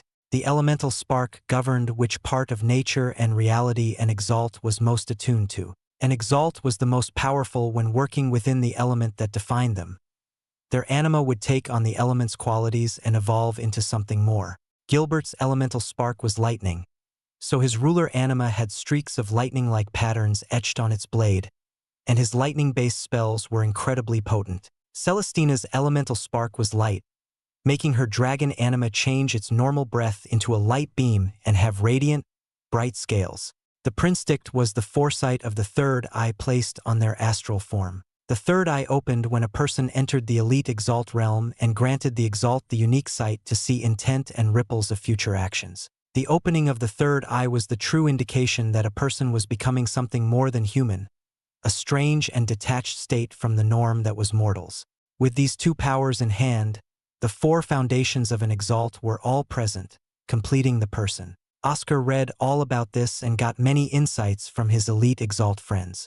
He already had the prinstinct thanks to Robert Raven, so he only required the elemental spark to become a true Exalt. Oscar sat upon a space in his living room. In front of him were all the elixirs he had accumulated for this day, several Ein burst and Ein amassing elixirs left on the back burner until he was ready. However, even with this large amount of elixirs, Oscar still wondered if it was enough. As a grade for Xianxia, he knew he required more resources than others to break through, unlike the higher grades. Frederick and Mary broke through after using up everything they had saved up and more. Being a grade lower than those two and seeing the ordeal they went through, Oscar scrunched his face at his prospects. Well, it's not like I can't back down here. Oscar focused and took all the grade 1 Ein amassing elixirs. He opened and downed them all in one gulp. His eyes widened as he felt the large amounts of Ein swirling around, burning up inside his body as his skin reddened. Now! Oscar drank half of the Ein burst elixirs while keeping the unopened ones in his hands just in case. His core, the size of a marble surrounded by floating geometric shapes, started to spin so fast that Oscar couldn't see anything but a blur. The advancement process had begun. The geometric shapes started to spin around like celestial bodies but much faster. His inner space trembled with ripples that echoed through the infinite space. Oscar saw his dear anima break apart and merge into the small marble core. But he did not worry because this was part of the process. The most worrying part was the absurd amount of Ein flooding into his core. It was time for advancement, so it used every drop to facilitate the process. Oscar shouted in exertion and pain as he willed two of the geometric shapes to flatten out and merge, forming a thin object with no defined shape. It's that bad to form the shell? Oscar coughed out blood. The first was the spinning and assimilation of the anima, and then the second was forming a spherical shell like an egg around the small rotating core. I only have a part of the shell created, but I must keep it up. Controlled by Oscar's will, the geometric shapes began to flatten one by one and merge into the incomplete shell. Veins squirmed like worms all over Oscar's strained head as his nose started to bleed. His body grew pale as time passed. "This won't hold me back," Oscar shouted and kept it up. It had been 2 hours since the start, and he wasn't halfway done with the shell. 6 hours later, the shell was complete and encased the core, which was still spinning. Oscar opened his eyes with intent. He instantly drank the rest of the Ein burst elixirs. Hopefully, there is enough Ein for this. The large influx of Ein flooded the shell's interior but soon disappeared as the core absorbed it. The core began to pulsate with bright light as it cracked, causing Oscar to vomit more blood. His vision began to dim, but Oscar clung to the small bit of resistance in his mind. Cracks covered the core's surface, and it shattered with tremendous force and exploded, filling his dark inner space with light. Oscar yelled out as Ein burst from his eyes and mouth. A burst of Ein surged out of him, wrecking his living room like a hurricane had gone through until it all withdrew back into him. Oscar panted like he had run several marathons, a waterfall of sweat all over him, but he felt his body was light but power engraved down to his bones. Oscar stood up, and the vials on his lap clattered to the floor. Oscar saw a large blue sphere within his inner space, his new core. The shell Oscar forged with great effort was meant to be filled with iron to the brim and become the new core. But the real prize was what lay in the center of the new core, the elemental spark. The small marble that used to be his core was like an egg that cracked to reveal the elemental spark within. Oscar peered inside his core and saw an octahedron that looked like it was made of metal. Oscar tilted his head with a chuckle. Metal? That is quite fitting for me. In a way, people were predisposed toward the element that would soon represent them. Of course, there were different choices like the stone gaze, but when it came to offensive and defensive spells, Oscar unconsciously chose metal-type spells. Some did have varied choices, but a larger portion of their spells would reflect their future element. Oscar stared at the metal object that was his elemental spark, feeling the undulations of power that emanated from it. With a thought, he called forth his dear anima, expectant of its new changes. The inner space trembled as a large deer came out of the elemental spark and trotted toward Oscar's astral body. Wow, you've changed so much. Oscar stared at his dear anima. It had grown larger than before, and its antlers had more branches and sharp tips. Oscar noticed the antlers were made entirely of metal, looking like it was made entirely of chainmail. The hooves had grown differently from ordinary deer's, becoming large and closer to horse hooves, and made of metal that extended up parts of its legs. It was hard to tell where the metal started and where the fur ended. The deer anima grunted and licked Oscar's cheek. Glad to see you're doing well. Oscar exited his inner space and decided to sleep the rest of the day. The advancement to Elite Exalt was far too draining and painful. Although he wanted to inform his friends, he was too tired to do so. The next day, Oscar rushed to the usual training room where Celestina's group gathered. "OS," Frederick greeted him. He was sweating from his usual spar with Emily.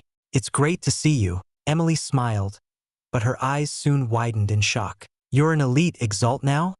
The entire group gathered around Oscar. Charles, Serena, Mary, Philip, and Eleanor greeted Oscar. Oscar looked around and asked, "Where is Celestina?" "Sister is busy with some elders at the moment." Charles smiled. "Since you're an Elite Exalt, we can resume more of the sparring, right? I want to get back at you for using Prinstick on a greater apprentice Exalt." "Hold on." Oscar tried to avoid Charles's provocation. "I haven't gotten accustomed to the LT Exalt realm. I'll spar after I get some grade 2 spells." Sage. Charles looked disappointed but didn't push on. Serena came up and circled Oscar, giving him a look over. "Did you get more muscular?" "Maybe." Oscar didn't think becoming an Elite Exalt affected his muscles. He gave himself a look over, not seeing anything different. "Well, this calls for a celebration." Eleanor smiled, as did Mary beside her. The two knew each other from before but had gotten closer after talking and training together. The entire training room was abundant with activity as they cheered and bombarded Oscar with questions about how the advancement went and his new elemental spark. "Metal?" Emily pondered. "That makes sense. I got earth element after all." Frederick possessed the wind element. Charles had light like his sister. Philip was fire. Serena was water. Mary was lightning. And Eleanor was wood. Most of their training revolved around mastering the elemental power with their spells. The makeshift party ended with Oscar leaving to get to the Neptune archives. He ran up the stairs and found Celestina in their new safe spot, away from prying eyes. "Hey, we missed you at training." Celestina looked up and sighed. "Sorry about that. The elders had some things to tell me about my progression. But it's all cleared up now." Her eyes scanned Oscar, and she slammed her hand on the desk. "You're an Elite Exalt now?" "Surprised." Oscar laughed. "Delightfully so." Celestina had a bright smile. Oscar spoke about the advancement and his elemental spark as Celestina listened attentively. Afterward, the two resumed reading. Only the flipping of pages and their occasional conversations were audible in the library. Celestina put down the book she was reading. "Now that you're an Elite Exalt, there's one thing I need to ask you to do." Oscar pulled his eyes away from his book. "What?" "Go on a mission with me." Act 1. Blue Ocean Pavilion, Chapter 206. Praisen Observatory. Confused, Frederick glanced all over the training room where Celestina's group gathered for group training and discussions. He noticed two people were missing, one being his best friend and the other being the center of their group. Emily, by his side, was also visibly confused at how the two most punctual individuals could not arrive without an excuse. "Has anyone seen OS and the princess?" Frederick asked the rest of the group. Philip and Eleanor shook their heads as they were also worried about the princess's sudden disappearance. Mary and Serena, likewise, had no idea and shrugged their shoulders. But Charles was the one to step up and say, "They're on a mission." "A mission?" Emily asked. "What kind of mission?" She didn't say, but said that she was taking Oscar on a mission to celebrate his advancement to the elite Exalt realm. Charles explained with a hint of confusion as to why his sister had to go alone with Oscar. The rest were also confused about why Celestina brought Oscar along but not them. "So, it's just the two of them?" Serena smiled, but her voice lacked her usual confidence. "Did the princess mention what kind of mission it was?" Charles shook his head, his silver hair whipping through the air. "She didn't tell me the details, but said it was necessary for Oscar and that it wasn't dangerous. If the princess says so, then I don't think it's anything too bad," Philip remarked while meditating with his sword anima. "That's right, Celestina is no fool. But it would have been better if she brought some of us along." Eleanor looked disturbed for a moment before her face returned to tranquility, as expected of her great emotional control. "That's right. It's also something good for Oscar, right? I don't think there are any issues." Mary glanced at Serena with a pair of worried eyes, fearing Serena may become bitter. After their fight at the Tundra and reconciliation, Mary saw Serena as an unhinged little sister she had to watch before something bad occurred. Serena, however, kept up her relaxed face as though nothing was wrong. "Yes, as long as Oscar benefits from this." However, Mary noticed her hands were trembling slightly. Frederick groaned slightly at Serena's forced acceptance. He could only sigh while being comforted by Emily, who patted his head with a smile. "Chin up, everything will be fine," Emily whispered. "I'm more worried about the aftermath," Frederick said. "OS is one lucky or unlucky person. So what is this mission?" Oscar struggled to make his way through a busy city street. By his side was Celestina, who disguised herself with blonde hair and blue eyes, to whom he asked his question. The day after Celestina mentioned she wanted to go on a mission, she dragged him to an airship, and they arrived at a city close to the Blue Ocean Pavilion. Celestina hummed along as they walked down the busy street, catching the gazes of many onlookers entranced by her beauty. Her hair and eyes were different colors, but her beautiful features were unchanged. She laughed while glancing around the many stalls lining the street. "There's something I thought of doing but held off until you were in the inner hall and an elite Exalt so we could take a mission together." Her words struck Oscar as odd. Oscar mulled over her explanation to try to understand. "Wait, it doesn't matter what mission we took. What mattered was coming to Gosla City." Oscar stared at Celestina inquisitively while also admiring her smiling face. "Correct. There's a certain place in this city that we can visit, but we can only get in as elite Exalts, and I was thinking of heading there alone until I met you. I held back so we could go together." Celestina bought some donuts from a stand nearby and passed one to Oscar, who received it gratefully. "Not only that, there's also an objective nearby that will be great for you." "What are you referring to? What place and objective?" Oscar tried to get more details, but Celestina shut her lips teasingly. He sighed, realizing that she didn't want to ruin the surprise. With that, Oscar munched on his donut, feeling the sweetness fill his mouth. They roamed through the city until they reached a domed building with a large telescope sticking out the roof, looking at the sky. Oscar was in a daze in front of the building. He recognized the telescope and dome building it extended from. He snapped his head towards Celestina, who stared back with a "Do you get it now?" message in her eyes.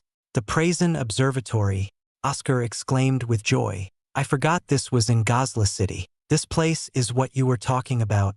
He smiled gratefully at Celestina, who nodded. "I knew this wouldn't disappoint," Celestina said. Oscar felt his heart quickening at the prospect of entering the Prazen Observatory, a place he had always wanted to enter since reading about its existence. It not only provided an insight into the stars beyond the blue sky but also had one of the most massive and well-kept libraries in the brilliant Drake Empire. However, the requirement to enter was to be at least an elite Exalt and have a recommendation.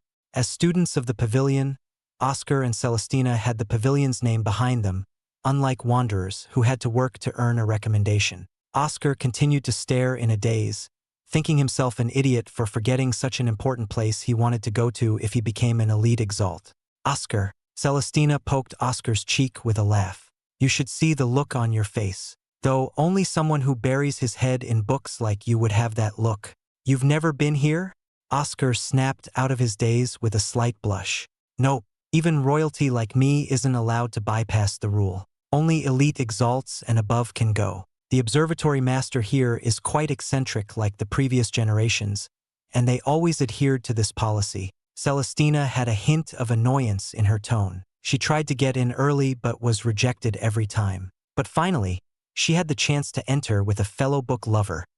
Celestina pulled Oscar's hand. Let's hurry inside. Celestina opened the doors wide with Oscar in tow. The guards of Prazen Observatory stepped forward and only stopped after seeing the pavilion's uniforms and the powers of elite Exalts emanating from the two. Oscar and Celestina both stared in wonder at the vast library. The entire structure was a dome with bookshelves all around the circular walls extending high up. Ladders were placed at certain intervals for people to get the books from higher levels. In the center was a set of stairs that led up to the large telescope that a few were allowed to use to peer up at the vast void beyond the sky. The observatory floor was lined with many tables and chairs for people to rest and read. Oscar and Celestina ran forward, looking at each shelf with interest. Many books related to the stars, their movements, and the properties of the world beyond the sky. Oscar and Celestina piled large towers of books to take to their table and began reading with contentment, pausing to speak about what they read and then continuing reading in silence. The closest planet to our own is Mars, but no one can determine if there's anything there. Oscar discussed this with Celestina. It's said there are legendary Exalts capable of breaking through the sky and exploring the void beyond, even visiting other worlds. Celestina tapped her book. I heard about such tales, and they said Exalts from other worlds even visited our own in the past. Where are these Exalts now? Oscar was speechless. Who knows? Celestina sighed. Though, if they are Exalts so powerful to be able to travel through the void, then they'd probably only find other powerful Exalts to converse with. They most likely also avoid being detected. That makes sense. Oscar returned to the passages of his book describing Mars. At least we can see Mars is a desolate wasteland. Though exploring the void seems way too big right now. I'd be content with exploring our world first. Celestina nodded. It's good not to have such a big appetite. However, that seems like a moot point to you, who can devour an entire table worth of food. She chuckled at her joke. Reese makes me hungry. Oscar looked embarrassed. They spent quite a while in the Prazen Observatory until night rolled over. Celestina suggested they head to the telescope to observe the clear night sky. Are we allowed? Oscar was hesitant. I'm the princess and an elite Exalt now. They have no reason to refuse me. Celestina scoffed. Come now. Oscar traveled up the flight of stairs to the base of the telescope. There was a singular small lens for one to look through.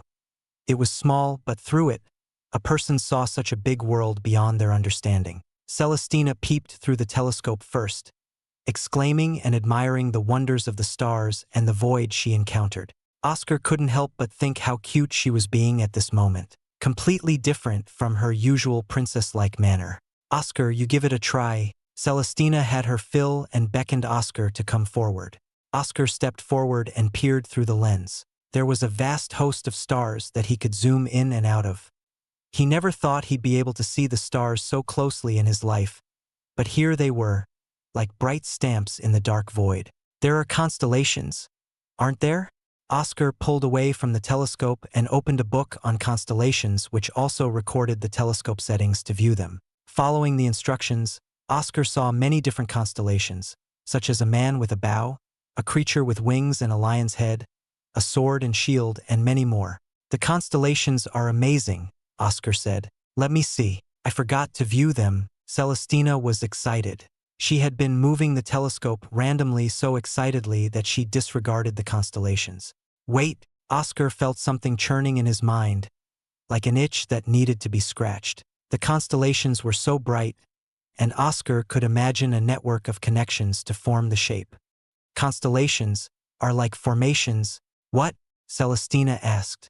A tremor ran down Oscar's spine like his head had been struck by lightning. Of course, that's what was meant by a fabricator's preference. It's the shape that suits them most. Others were somewhat unique. No matter how I looked at the past formations, none were truly my own, so it was hard to grasp them. Can I use the concept of constellations as the base shape for my formations? The fact I could see formations from constellations is very telling.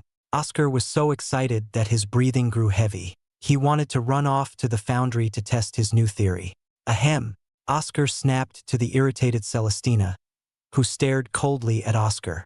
I'm glad you seem to have understood something from the stars. But didn't I ask for my turn? How long are you planning to hog the telescope? Celestina smiled, but her eyes remained chilly. I'm done.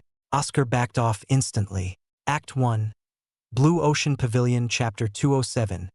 To the Vermilion Mountain Range.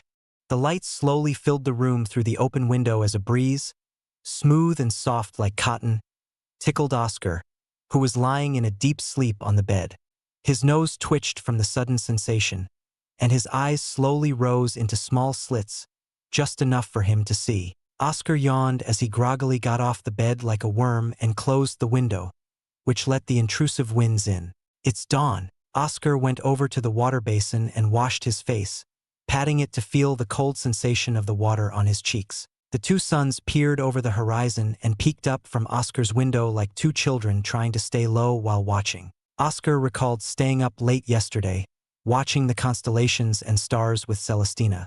In the end, she ended up hogging up most of the time. Oscar smiled slightly, remembering Celestina's childlike excitement and behavior with the telescope. After a long night, they settled in a nearby inn to rest and prepare for today's objective, which Celestina also wanted to keep as a surprise for Oscar. Outside in the hallway, most of the doors were shut, and several snores could be heard through the walls. It was still very early in the morning, and most patrons were not early risers like Oscar. Oscar walked carefully and quietly, not to cause a stir that would disturb the other guests. His goal was Celestina's rented room. Wait, Oscar stopped. He was right before Celestina's room. Is she still sleeping? She was the most active yesterday. After a moment of reflection, Oscar turned around and did not wake Celestina. Instead, he went downstairs and exited the inn. His feet dragged him through the streets of Gosla City, where many stalls and shops were just opening or getting set up. Oscar roamed for some time until a sweet aroma captured his attention. His eyes wandered until they stopped upon a bakery, the source of the mouth-watering smell. Hello! Oscar opened the door, getting a burst of warmth on his face, and the smell of freshly baked bread made him drool. Welcome! A young man around the age of 25 pulled some bread from the brick oven. He had a welcoming smile, worthy of being in the customer service industry. I just finished the first batch of baked goods. Would you like to purchase some? I would love to have some. Oscar eyed the plethora of pastries and bread on the counter. He knew Celestina would love to have some for breakfast. Can I have 2 of the apple turnovers? Of course, the baker pulled out the fresh apple turnovers, covered with a coating of sugar and cinnamon. He wrapped them up and handed them to Oscar. I hope you enjoy them. Oscar bowed before exiting. I will. Outside, the two suns were now further up from the horizon. It had been an hour since Oscar woke up. Oscar tried to hurry back to the inn before Celestina would get up and find he was missing. However, he realized he had been gone for too long when he saw Celestina outside the inn, looking around with her disguised blue eyes. Oscar! Celestina walked toward him. Her steps were steady and calm. Where did you go? I knocked on your door but found you were gone. She was irritated, judging from her rushed voice. Sorry, I woke up early and went out to get breakfast for us. Oscar held up the wrapped apple turnovers. I happened to pass by a bakery with a sweet aroma. These apple turnovers are sure to be delicious. Celestina stared at the wrappings in Oscar's hand and took one. She took out the apple turnover and was struck by its sweet smell, making her grin. With a single bite, Celestina looked to be in a trance with her eyes closed. It's delicious. You're forgiven for your sudden disappearance. Much obliged. Oscar bit into his apple turnover. His tongue was assaulted by the rich, sour apple soothed by the sugar and cinnamon. topped off with the warm, sweet glaze inside and the texture of the baked bread. It's delicious. You have to tell me where this bakery is. Celestina finished her apple turnover in an instant. She took out her handkerchief and wiped the sugar and crumbs off her lips. I'll make them an exclusive baker for the royal family. That seems a tad excessive, Oscar said. He refocused their attention on their true objective. Tell me what we are supposed to be doing today? First was to visit the Prazen Observatory to use the telescope and read as many books as possible. Celestina smiled, remembering the fun time they had yesterday. Second is to go into the Vermilion Mountain Range to hunt down our mission target and get the surprise. Both the mission target and the surprise are in the Vermilion Mountain Range? Oscar wondered what this surprise Celestina had planned. Indeed, we should hurry. I would have liked to take our time. But that blue-haired stalker will start bugging the people at the pavilion if he notices I'm gone for too long. Celestina grumbled with a pair of hateful eyes. Gilbert? He does things like that. Oscar's brow twitched in disbelief. He couldn't believe someone behaved in such an uncouth manner. Not as excessive as you think, but the last time when we were at the floating islands of Eden and the Raven Duchy, Lockwood only made passing remarks and questions to Eleanor at most once a day. But I don't want him interacting with anyone. Everyone shouldn't have to waste their breath with that insensitive prick. Celestina looked exhausted, as though talking about Gilbert always sapped her liveliness. Then let's forget about him. Oscar quickly changed topics in an attempt to comfort her. I've never been to the Vermilion Mountain Range. Can you tell me all about it? He knew that Celestina always felt uplifted whenever she could display the knowledge she learned from her reading and help others learn. It went double for Oscar since they could talk about what book they read it from.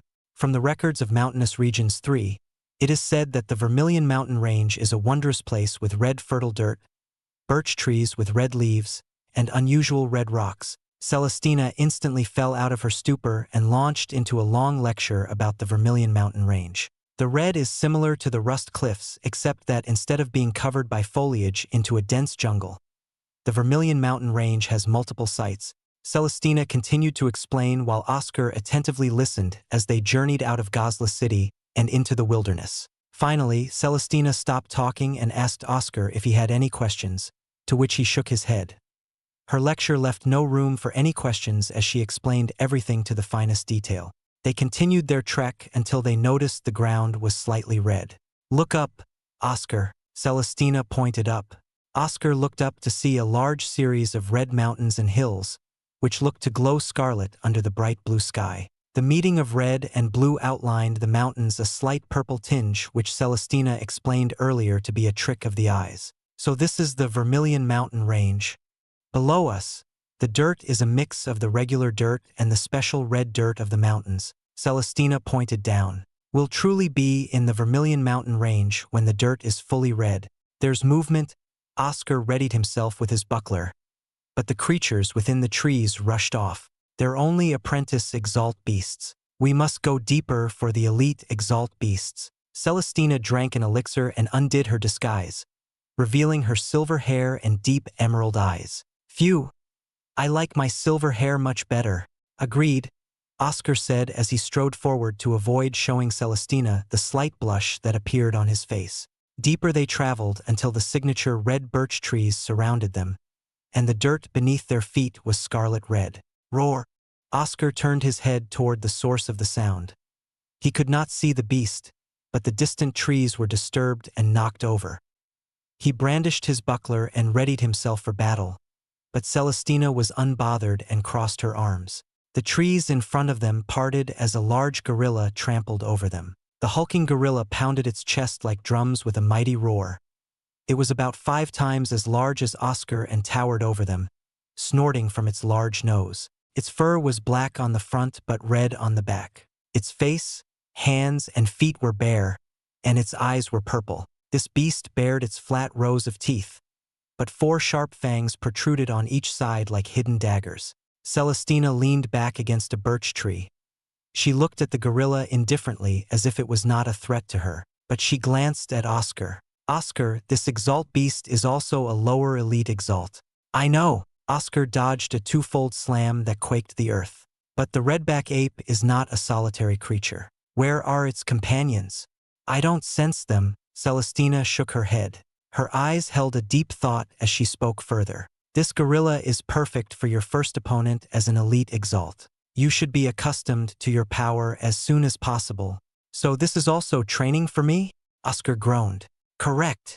Celestina smiled, looking enchanting beneath the scarlet leaves. Now fight as an elite Exalt. Act 1. Blue Ocean Pavilion Chapter 208. Oscar, the elite Exalt versus the redback ape. The air parted as a large fist traveled across and slammed into Oscar's buckler. Even with Reese, the redback ape's innate power was astronomical, giving testament to its gorilla roots, and forced Oscar back. Oscar groaned as his feet dug deep into the dirt to prevent himself from losing more ground. Normal Reese isn't enough. Shock plastered across Oscar's face, but not from the ape's power. Oscar knew the redback ape was one of the more physically powerful beasts. The part that shocked him most was that his prinstinct had difficulty locking onto the ape's movements. Under the view of his prinstinct, the redback ape seemed larger. No, there was a blurry shadow that resembled the redback ape enveloping it like a suit of armor. Oscar couldn't detect a hint of intent because this shade obscured any ripples. As the redback ape charged and punched furiously at him, Oscar relied on his instincts and sight to match the incoming blows with his Adamus rays.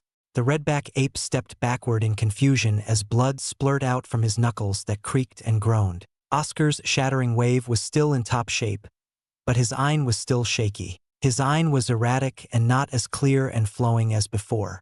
If I only had some time to adjust to my eye, it wouldn't be that bad, Oscar complained. Is this why you dragged me out right after? Celestina put on an innocent face with wide emerald eyes. Cute. Oscar could only have this one thought before he quickly dodged as the redback ape slammed its two fists down, creating a small crater on the ground. His eyes narrowed as a long breath escaped his lungs. Calm down. Analyze what I know about the redback ape. His mind shifted through the information he gathered from books about various creatures, finding the one about the redback ape. The redback ape was tough, with incredible durability and physical power, but the real danger was its special technique that it had yet to use. But that wasn't the information Oscar sought, so he calmed further and peered deeper inside his memories. That's it, Oscar exclaimed. Flowing mountain. Oscar redirected the incredible power of the redback ape and slammed his full force into the wrist, forcing the heavy fur-coated arm away. His heart pained slightly, but Oscar paid it no mind as he stared at the obscure shade with his prinstinct. He had figured out the true identity of the shade. Celestina watched Oscar continue to fight the redback ape and saw the look of realization flash across her fellow book lover. So you realized, that thing which keeps messing up your prinstinct is the beast's eidolon. Exalts like Oscar and Celestina were gifted with the prinstinct to peer into future motions by reading the enemy's intent. Exalt beasts were incapable of having such a foresight unless it was a characteristic of their species to possess something similar, but that wouldn't be the prinstinct either. Instead, Exalt beasts had their eidolon, which formed when they advanced to the elite Exalt realm. The eidolon was a manifestation of the Exalt beast's presence in the distorted world of prinstinct and foresight. It hid their intent and actions, allowing them to fight evenly against the Exalts with prinstinct. If not for this mechanism, the Exalt beasts would never be able to resist Exalts. It's like the world always strives for a balance or equilibrium. Hot and cold, water and fire, earth and sky, and prinstinct and eidolon. It's fascinating how Exalt beasts have this power while we do not, Celestina thought as her eyes stayed on Oscar. Sorry to spring this on you, but we're running low on time. As a grade 4, you've done well so far, and you could have done much more with more time, but I have to do this to increase your chances of survival. The faster you can adjust to battles against other elite Exalts, whether they're people or not, the better. The Reese and early prinstinct is a great advantage that helped you win against Charles. But as you said, you can't match up against him now as he shot past you. The only thing I can do is to help you gather experience. Celestina sighed. The Ashen Grove was too important, and many people would probably die during this ordeal and many more in the aftermath. If she could help Oscar have a single percentage more chance of surviving, she would do so. Who would I read books with if you're gone? Not knowing Celestina's thoughts, Oscar was absorbed in the battle against the redback ape. He continued to hone his prinstinct and use of Ein against the beast, Each exchange of blows made his Ein more smooth and flowed like water. His Prinstick continued to eye the Eidolon, trying to peer through it like seeing through a veil. There, Oscar's eyes shined as he saw a faint intent from the redback ape's arm. He raised his buckler long before the fist approached and hit right on a certain bloody knuckle. It's hard, but I can make out some of the intent. If I continue to train my Prinstick or become stronger, I should be able to see right through the Eidolon with no issues. Roar! The redback ape roared in pain as it grabbed its hand. It didn't know why Oscar's movements suddenly became cleaner and swifter. The ape charged its fist with Ein and punched out with all its might. Oscar was caught off guard as he couldn't read the intent in time, but a thick layer of steel enveloped his body. With the elemental spark of metal residing within his core, Oscar's metal spells, such as steel scales, had been elevated to greater heights. I still have to trade in my upgrade tokens to get the grade 2 versions of these spells. The clenched fist of the redback ape suddenly appeared to split into 6 hands. One seemed fully corporeal, while the others were blurry and overlapping in some areas, but Oscar understood that all 6 fists would inflict serious damage. Edu Rice Glad. Oscar coated his entire arms and legs with Adamus Ray's defensive technique. The 6 fists bombarded and plunged right onto his buckler, sending him flying back, crashing into the trees and kicking up a cloud of red dirt. Oscar chuckled as the steel cracked all over his body and scattered into nothingness, but his skin was unmaimed. The defense is good, but it hurts like hell. I wonder how strong the defense would be with its grade 2 counterpart, Silver Sheen? Oscar broke off the tree he crashed onto and walked up to the rampaging redback ape. His Ein surged as his deer anima, now evolved with metal antlers and hooves, appeared. Let's try out your new antlers and hooves. Oscar rode atop this deer anima. The deer anima jumped up to evade a swing from the redback ape and stomped its hooves on the ape's arm. The hooves, burning with Oscar's Ein and coated with metal, easily cracked a bone. The redback ape snapped and unleashed its 6-fist technique multiple times with each swing of its arms. But Oscar's deer anima, empowered by Ein, trotted around and dodged the attacks. For the last one, Oscar willed his deer anima to face the 6 fists with its antlers. Steel scales. Oscar's drill was sharper and not as large as earlier, but the metal was more compact. The Ein swelled with the antlers and steel drill in between. It looked like the deer anima had a pair of antlers and a horn. Take this!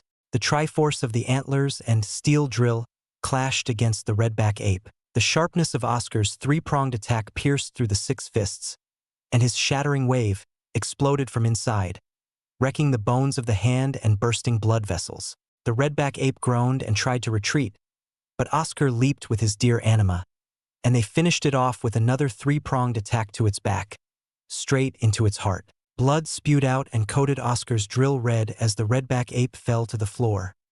Its blood melded with the red dirt and grass, becoming indistinguishable from them. Oscar panted heavily as this battle used quite some Ein. He still lacked control of his Ein despite using Ein Awaken at intervals during the battle. It'll take some time to get used to this. Congratulations, Celestina cheered. Her silver hair went up and down. You took down an elite Exalt beast. How does it feel? Oscar didn't seem too happy, and he sighed. I made too many mistakes. My Prinstick still failed to properly see through much of those last attacks, and I wasted too much Ein.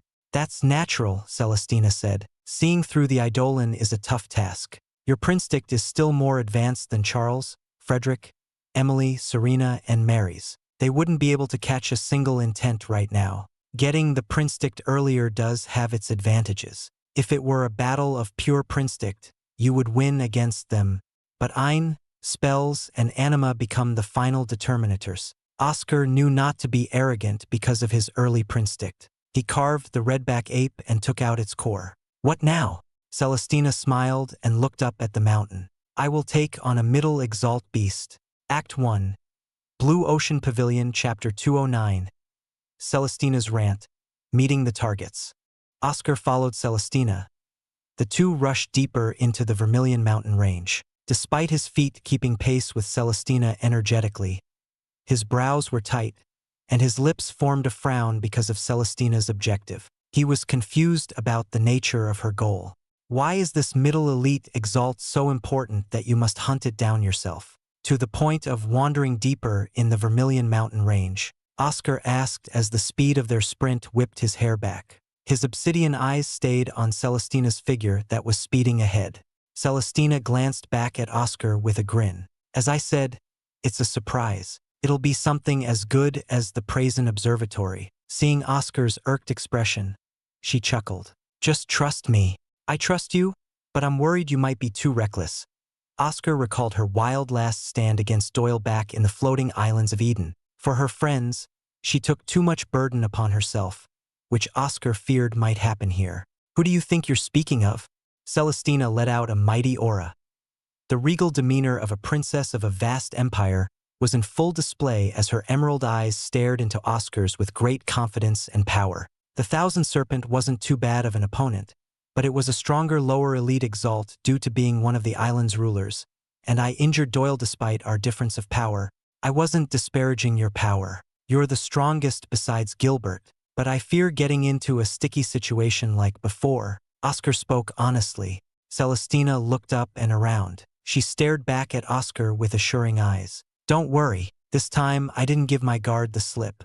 I learned my lesson after that last ordeal, so we're being watched right now. However, they're not allowed to listen. Right after, her eyes narrowed to a scary degree. But don't mention Lockwood. After everything I did, I still lost to him. How frustrating.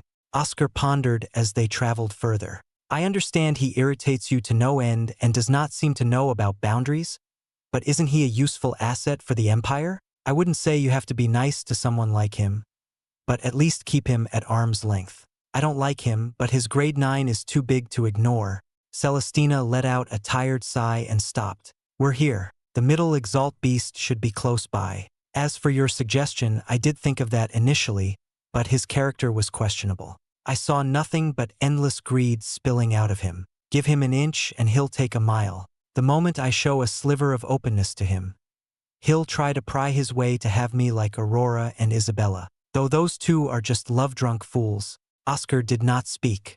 He allowed her to keep ranting. In the end, my instincts proved true when you told me about his past with Frederick. Not to mention that he isn't a reliable person.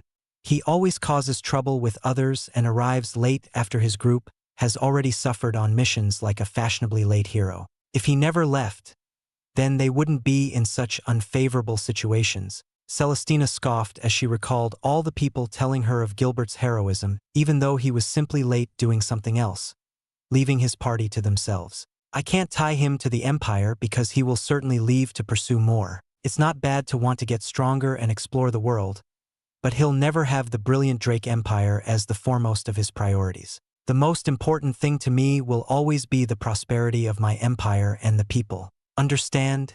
Oscar felt Celestina was pouring all her thoughts and grievances out. Indeed, as the Empire's princess, Celestina had many responsibilities and things to consider, and Oscar could not begin to understand how much she was stressed. He reflected on the times they read books together, how she read on with a smile and talked with great passion. Those moments were her one solace from the constant reminder that the Empire needed her, and she needed to do everything for it. Oscar sighed and said, "That must be tiring. Want to read more books at the Prazen Observatory when we get back?" His eyes and smile were gentle as if to soothe the ranting princess. It worked. Celestina put on a bright smile. Her emerald eyes sparkled with joy. That would be wonderful. We still have a lot to read in there. Oscar felt conflicted. He loved her and wished to cross that boundary from friends to lovers, but seeing her bright smile, his wish wavered. He knew from the start that she desperately wanted someone who could relate to her with books, but not a lover. Her rant earlier was an affirmation to Oscar that confessing his feelings would do nothing but cause more stress to her. Right now, she didn't need a lover but a friend who could comfort her and let her relax, free from the woes gripping her. Oscar put down his feelings deep in his heart, but held on to the hope that one day, she wouldn't be overwhelmed and be willing to allow someone to cross that boundary. Oscar resolved to stay the way they were now, forgoing his desire to let Celestina have peace. Who knows if I'll regret this choice? However, her smile right now is what I want for her. We're on the slope of a mountain right now. The mission target should be somewhere around here. Celestina looked around the rocky mountain slope with barely any plants, only the scarlet ground. She licked her lips from the salty air of the mineral-rich mountain and looked into her surroundings like a fearsome predator. Oscar watched in the opposite direction. He felt something odd about a particular pile of rocks. He could have sworn he saw one of the rocks shake, but it was motionless at the moment. Oscar threw his buckler to confirm his suspicions, inducing sparks against the rocky formation. "It's here!" His warning came right as the rock formation shook. The rocks moved but did not fall to the ground. Under Oscar and Celestina's watchful gaze, the rock formation unraveled and opened up to reveal its true form, a large scorpion. The scorpion appeared like it was made of rocks on every inch of its body. Its pincers were large and resembled large boulders when they were closed, and its curled tail with the sharp stinger looked like rocks linked to each other. It was child's play for the scorpion to use its rocky exterior to mimic a pile of boulders. "How lucky! That scorpion is our mission's target. Oscar, you handle the scorpion. It's around the same as the redback ape, but not as strong as the thousand serpent, so you should be fine. But what about you?" Oscar wondered why Celestina wanted him to fight alone. Celestina took out her rapier, glimmering with her silver eyne along its blade. The eyne concentrated into an arrowhead made of light. Grade 2 lumine bolt. The arrowhead extended into a large bolt, similar to the ones used in a crossbow but many times larger. It flew out from the tip of Celestina's rapier, blowing away the air in front, toward another large rocky formation. Her spell was powerful and flashed to its destination. The bolt created a loud shockwave as a high-pitched clang resounded. The bolt barely scratched into the rock before it fell to the floor. Oscar looked amazed both at her spell's power and the rock's incredible hardness. The rocks trembled and unraveled themselves as the scorpion had. On these mountain slopes, the Exalt beasts are quite good at hiding themselves in plain sight. Their red rocky exterior is a great boon here, Celestina explained as the rocks parted to reveal their true form. A large red creature with 10 sharp rocky legs and a large shell-encased body. But the front 2 legs were different, sporting a pair of large pincer-like claws with teeth-like protrusions in between them. "This one is my target." Celestina's eyne burst in droves, but the powerful crab was not disturbed and skittered its legs, sounding like blades stabbing into the ground. Middle Elite Exalt Scarlet Brachyura. Lower Elite Exalt Petra Scorpion. These 2 Exalt beasts were no friends, but with the common prey in front of them, they opted to stay out of each other's way and devour the person that disturbed them. Their beady and glass-like eyes shuffled around unnaturally, reflecting the 2 humans. Oscar and Celestina stood back to back, their eyes focused on the prey in front of them. The Exalt beasts released screeches and rattling sounds and rushed toward the intruding humans. Their pincers and claws sounded like sharp blades. "Fight!" Celestina shouted. Her eyne manifested her silver dragon anima, which roared and breathed out its signature light beam. "No need to tell me." Oscar summoned his deer anima. Its metal hooves crushed the rocky ground under it as it charged ahead with its antlers. The mountain slope trembled from the collision of humans and beasts. Act 1, Blue Ocean Pavilion, Chapter 210. The Petra Scorpion's terrifying poison. The clash of the deer anima's metal antlers and the Petra Scorpion's stony claw resounded like thunder across the red mountain slope. The earth under their hooves and spidery legs cracked as they dug deeper to hold their ground as metal continued to clash against earth. A fierce battle between the elements. But Oscar's deer anima retreated to Oscar's side because it alone was not enough to overcome this elite Exalt beast. Oscar patted and stroked his deer anima's head. The metal antlers on top were not cracked but worn down, very telling of the scorpion's tough exterior. The deer anima had received a big upgrade from Oscar's advancement, but it was only a piece of Oscar's full power. Any longer, and your antlers would have cracked. Oscar focused his eyne to recover his deer anima's antlers back to pristine condition. His deer anima grunted in response to his statement. "Don't worry. I wanted to test how hard your antlers were." The redback ape was tough, but did not have an impressive defense like the scorpion. Oscar canceled his deer anima's manifestation and charged ahead alone, intent on using this battle to get more experience. The Petra Scorpion rattled its multiple black teeth in response to Oscar. Like terrifying pairs of scissors, Massive pincers sliced and cut their way across to Oscar, carving out and upheaving the red ground. The destruction came upon Oscar like a devastating storm. Prince Stick. Oscar's third eye glowed, causing the world around him to distort, but the scorpion's movements were static and obscured by its eidolon. He had to go deeper, Oscar told himself as he dodged and blocked the onslaught of the pincers. The memories of when he fought against his master, Draven, came into his mind. A battle between Prince Sticks was to be the one who read deeper and caught the intent faster. Going against an eidolon was no different. Oscar continued to stay passive against the Petra Scorpion to improve his Prince Stick to pierce through the veil of the eidolon. However, his hand would be forced as something tore past his guard. Bastard! Oscar felt a slight pain in his shoulder as blood trickled out. Those pincers are unusual. He was sure he had blocked that attack, but something damaged his shoulder. What is it doing?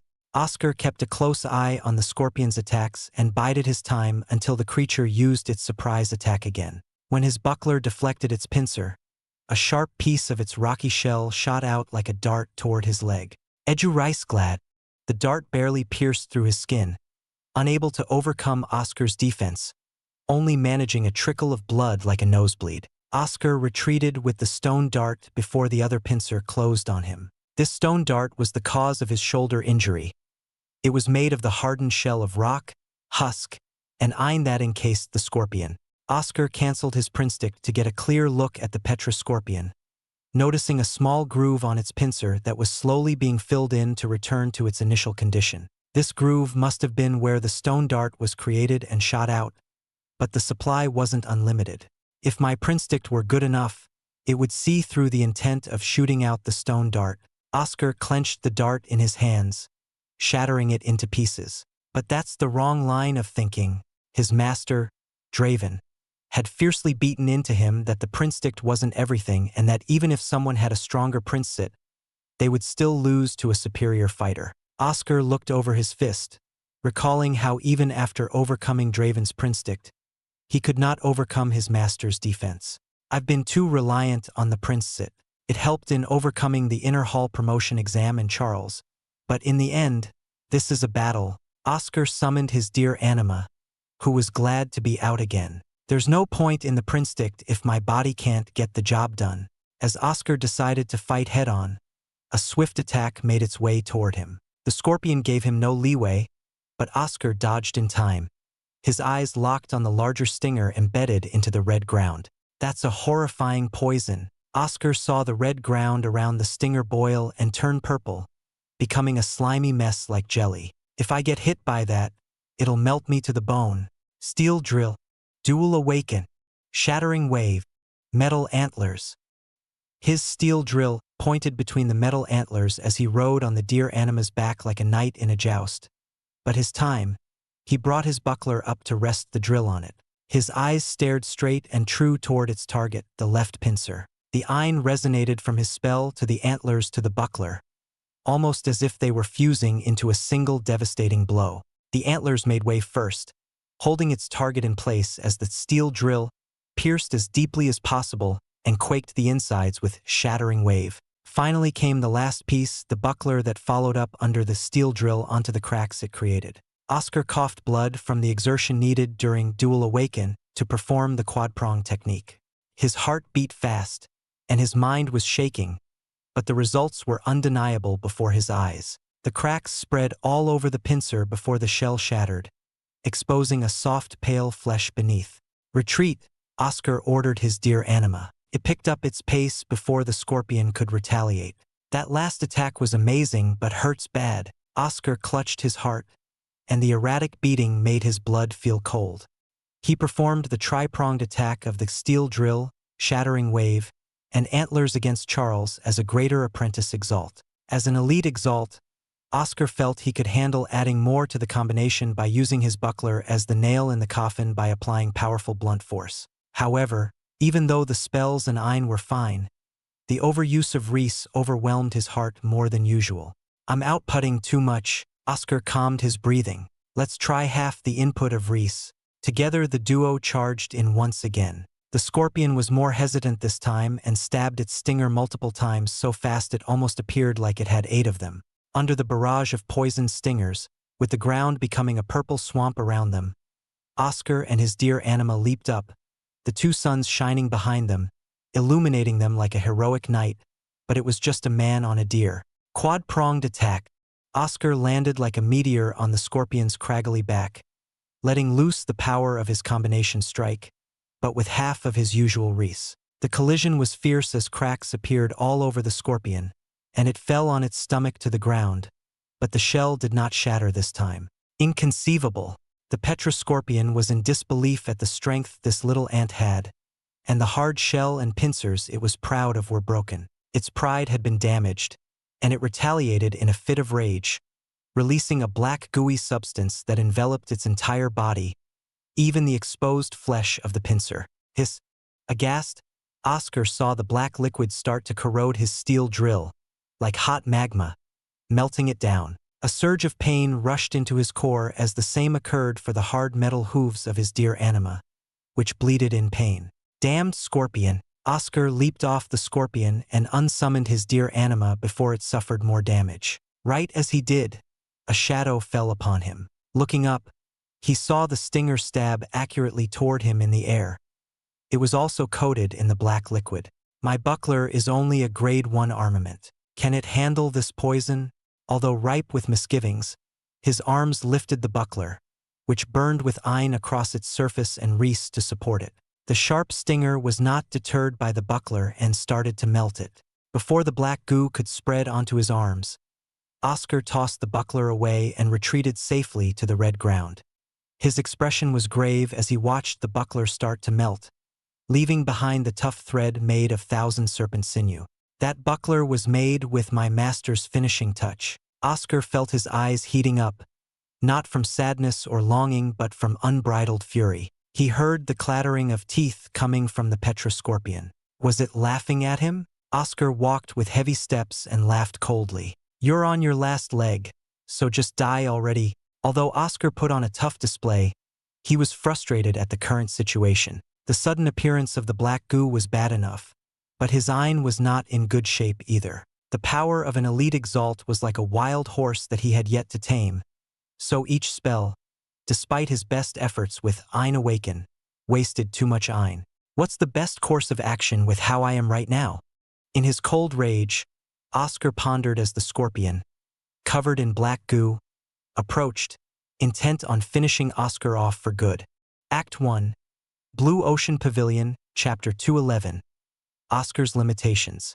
His buckler was gone. The partner he had carried since his earliest days in the pavilion, reforged and renewed by Draven, was now nothing more than a melted mess lying beneath the scorpion. Within the remains of what it was, Oscar saw his younger self happily purchasing it from the foundry and the fierce battles fought against the Rainbow Didas and the Thousand Serpent, Nicholas' death, and Celestina's last stand.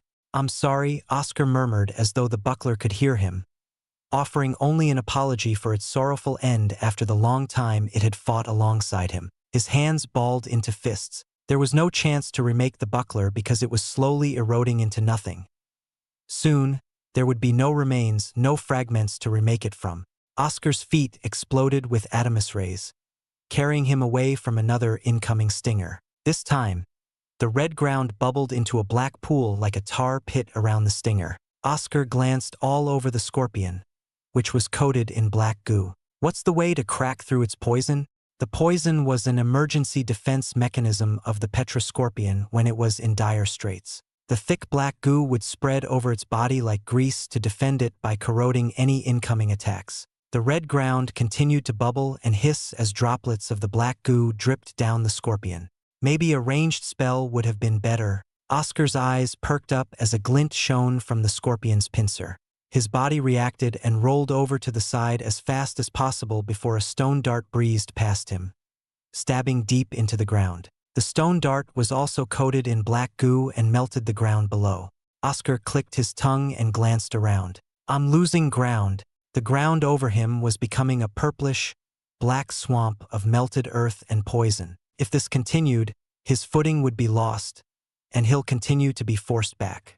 Suddenly, A small creature tried to make its way past but slipped into the melted ground. It thrashed its body as though a snake had coiled around it and tried to escape, but the melted ground was like quicksand, refusing to let the creature go. Its skin tore off at several places as the blood and flesh underneath bubbled into foams and melted like cheese. Oscar gulped at the scene. The small creature could not cry as its throat was melting. The sequence only occurred for a second, but the creature was now almost mixed in with the black goo. How dangerous! Goosebumps ran down his skin. Oscar knew his iron could help deter the corrosion, but he felt it would be impossible to save him fast enough. The Petroscorpion's poison-coated pincers and stingers slashed and stabbed toward Oscar. Black goo spilled out as they came forth. Oscar dodged an incoming pincer, keeping in mind that he had to avoid any droplets of the black goo. Thus, his movements were exaggerated and forceful, unlike his usual graceful and minimal movements. The pincer grabbed onto nothing. Oscar closed in as the second pincer tried to grab him. This pincer was the one with its shell destroyed but now substituted with the black goo.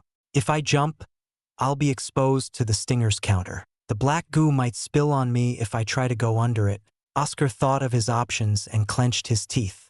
He took off his jacket and slid on the ground, using the jacket as cover. The black goo dripped from the pincer onto Oscar. Oscar saw a deep black color swelling on his jacket, and he tossed it aside before the corrosion could seep through to him. With the two pincers behind him, Oscar was now face to face with the Petroscorpion. His two obsidian eyes gazed into the 12 blinking beady eyes of the scorpion. It won. The Petroscorpion was sure of its victory. It brought its stinger down from above, swung its pincers back as though it was going to clinch Oscar, and opened its mouth, comprising 4 short mandible claws and rows of black teeth, ready to tear Oscar apart. Stone gaze. Oscar halted the Petroscorpion for a split second, but his grade 1 spell was very limited against an elite Exalt. Unless he was far stronger, the spell had minimal effect. However, this split second was enough. Adamus Ray's full output. With a final step, Oscar gathered all the wreaths to form the Adamus Rays on his arms and legs fully. Earlier, he had only been using a lesser version to boost his speed enough to dodge and lengthen its duration. This moment now was the time to go all out.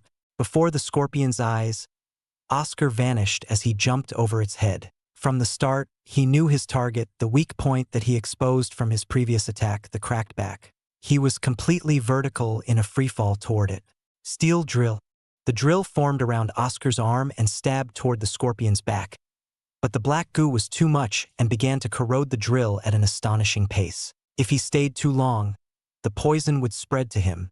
But his eyes flashed with determination as there was no room for retreat. The drill's tip melted completely, but the damaged drill reached the shell beneath the black goo. Now, Oscar released his spell, allowing it to break apart. In the slightest moment, before the black goo would fill in the gap left behind by the drill, Oscar's bare fist fell toward the shell. Ripple shroud. Oscar released a burst of wreaths concentrated on his fist in a shockwave that blew back the black goo. His fist continued its undisturbed path until his knuckles finally made contact with the hard rocky shell. This was it.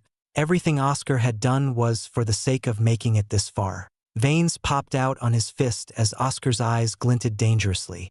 Shattering wave. The full force of his devastating move, elevated by his Adamus Rays incorporated into his legs and arms, flooded into the cracked shell. His craggly back exploded. The shell shattered into pieces. The black goo flew around but did not touch Oscar, who was at the center of the shockwave, like ripples receding from its source. Oscar summoned his deer anima, and it brought down its mighty metal antlers, stabbing into the scorpion's exposed back before the black goo could cover it up. Scryyyyyyyyyyyyyy.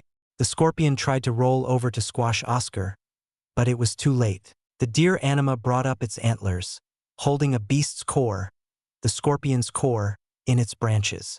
A few of the scorpion's teeth clattered as it drew its final breath. The Petroscorpion fell lifelessly to the floor. Its 12 beady eyes limped down like wilting flowers under a hot summer drought. Oscar remained on the broken flesh of the scorpion, his legs drenched in its red blood. He wanted to move, but the black goo surrounded him, and his arms and legs could barely move. How troublesome, Oscar sighed as he fiddled with the core in his hand. He was powerful in the greater apprentice Exalt realm because his progression had peaked and was supplemented by his Prinstict and Reese. But as an elite Exalt, his Ein was too immature, and Prinstict needed to adjust against Eidolons.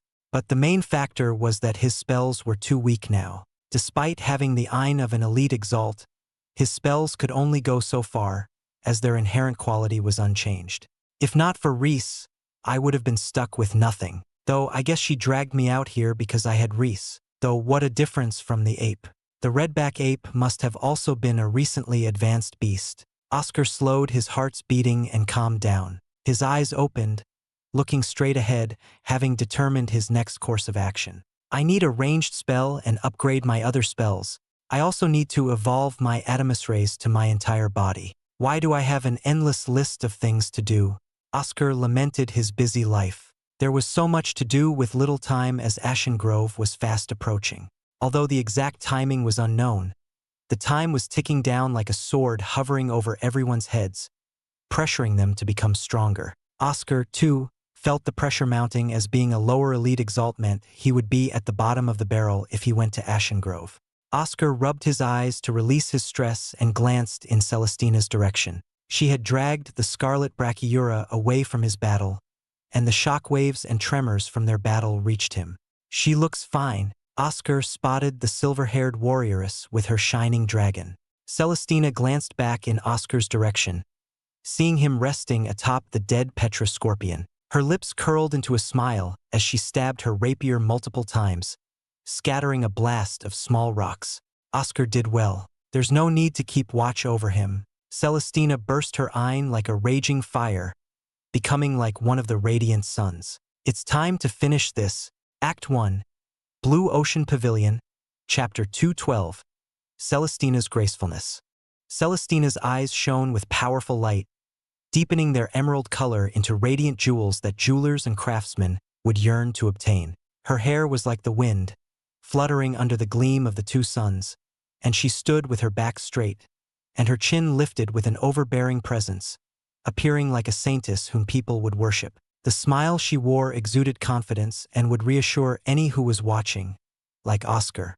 Her silver Ein surged, shining brilliantly like a star in the sky despite the time being mid-afternoon. The ground beneath her trembled and cracked with each step she took toward the Scarlet Brachyura. The rapier in her hand burned white-hot from the immense Ein concentrated in it, similar to how Oscar's now-gone buckler burned blue. The Scarlet Brachyura shuddered, claws clacked repeatedly, and its legs skittered about in fear. The fear that gripped it was of instinct, a primal fear of staring down a great predator with no escape from its jaw. That was how it viewed the slender, small Celestina, who continued her casual yet quaking march. Clack, clack, clack. A wave of round rocks resembling bubbles streamed forth from the Scarlet Brachyura's mouth like a landslide to deter Celestina from approaching closer. The rocks were held together loosely by the beast's Ein and locked onto her. Roar!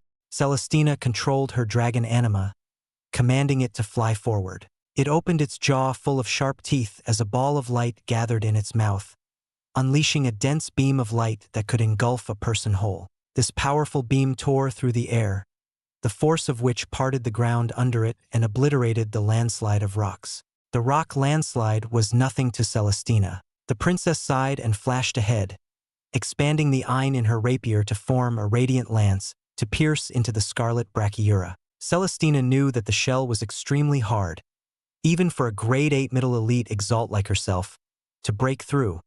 But that didn't mean every single part of this unsightly beast was protected. There, Celestina found her target, a set of gills near its first pair of legs, the opening through which the Scarlet Brachyura breathed in and out air. Such an opening was hard to get to because of the pincers and rock landslide, but Celestina was faster than the beast could react. Her radiant lance shot ahead, striking the gills on the right. Cuck-culkle, clow-clack. More unintelligible sounds came from the Scarlet Brachyura, and it started to pound its pincers on the ground like a child throwing a tantrum. Celestina's face did not change, and her eyes opened with the Prinstict. Your movements are too simple. Celestina saw the beast's eidolon, but her third eye broke apart the veil, allowing her to see the scarlet brachyura past the shadow of the eidolon. Her eyes reduced the fearsome struggling of the scarlet brachyura into nothing but a futile effort, and she dodged every one of its attacks with graceful movements. Like a leaf in the wind, her body swayed between attacks, remaining untouched, fluttering around. Amazing, Oscar stared in awe at Celestina's prowess. Oscar could only admire her fearsome potency the entire time he'd been watching. Through the vision of Prinstict, he could make out her intent and wondered how it would be if they sparred. In the past 10 months since joining the inner hall, he never sparred with Celestina because of their vast difference in realms. However, Oscar yearned to compare their Prinsticts in hand-to-hand combat to judge who was stronger. As he pondered, Celestina weaved across and threw another radiant lance at the other gill. The scarlet brachyura began to choke as both its gills were destroyed. However, despite its predicament, Celestina backed down, sensing something ominous incoming. Oscar dusted himself off and got off the Petra Scorpion. Thankfully, the poison had run its course on the ground, and now only grooves and holes remained, maiming the smooth surface of the mountain slope. Then, a terrifying presence bore down on him. Grounding his teeth, Oscar forced himself upright and stared at Celestina's battle. What was going on? The scarlet brachyura transformed before his eyes as the rocks shifted and moved like armor plates. Oscar watched as the legs descended to the bottom, and the crab remained upright. Staring at it, Oscar was reminded of the crystal guardian of the inner hall exam that had multiple legs supporting its body as it stood tall with its powerful arms. His body increased in height but diminished in width, remaining vertical. 2 yellow slits opened in the center, with large pupils squirming and shifting around erratically. Looking upon its complete transformation, Oscar couldn't help but think it was an odd headless suit of armor with eyes on its chest plate and 8 spider-like legs supporting it.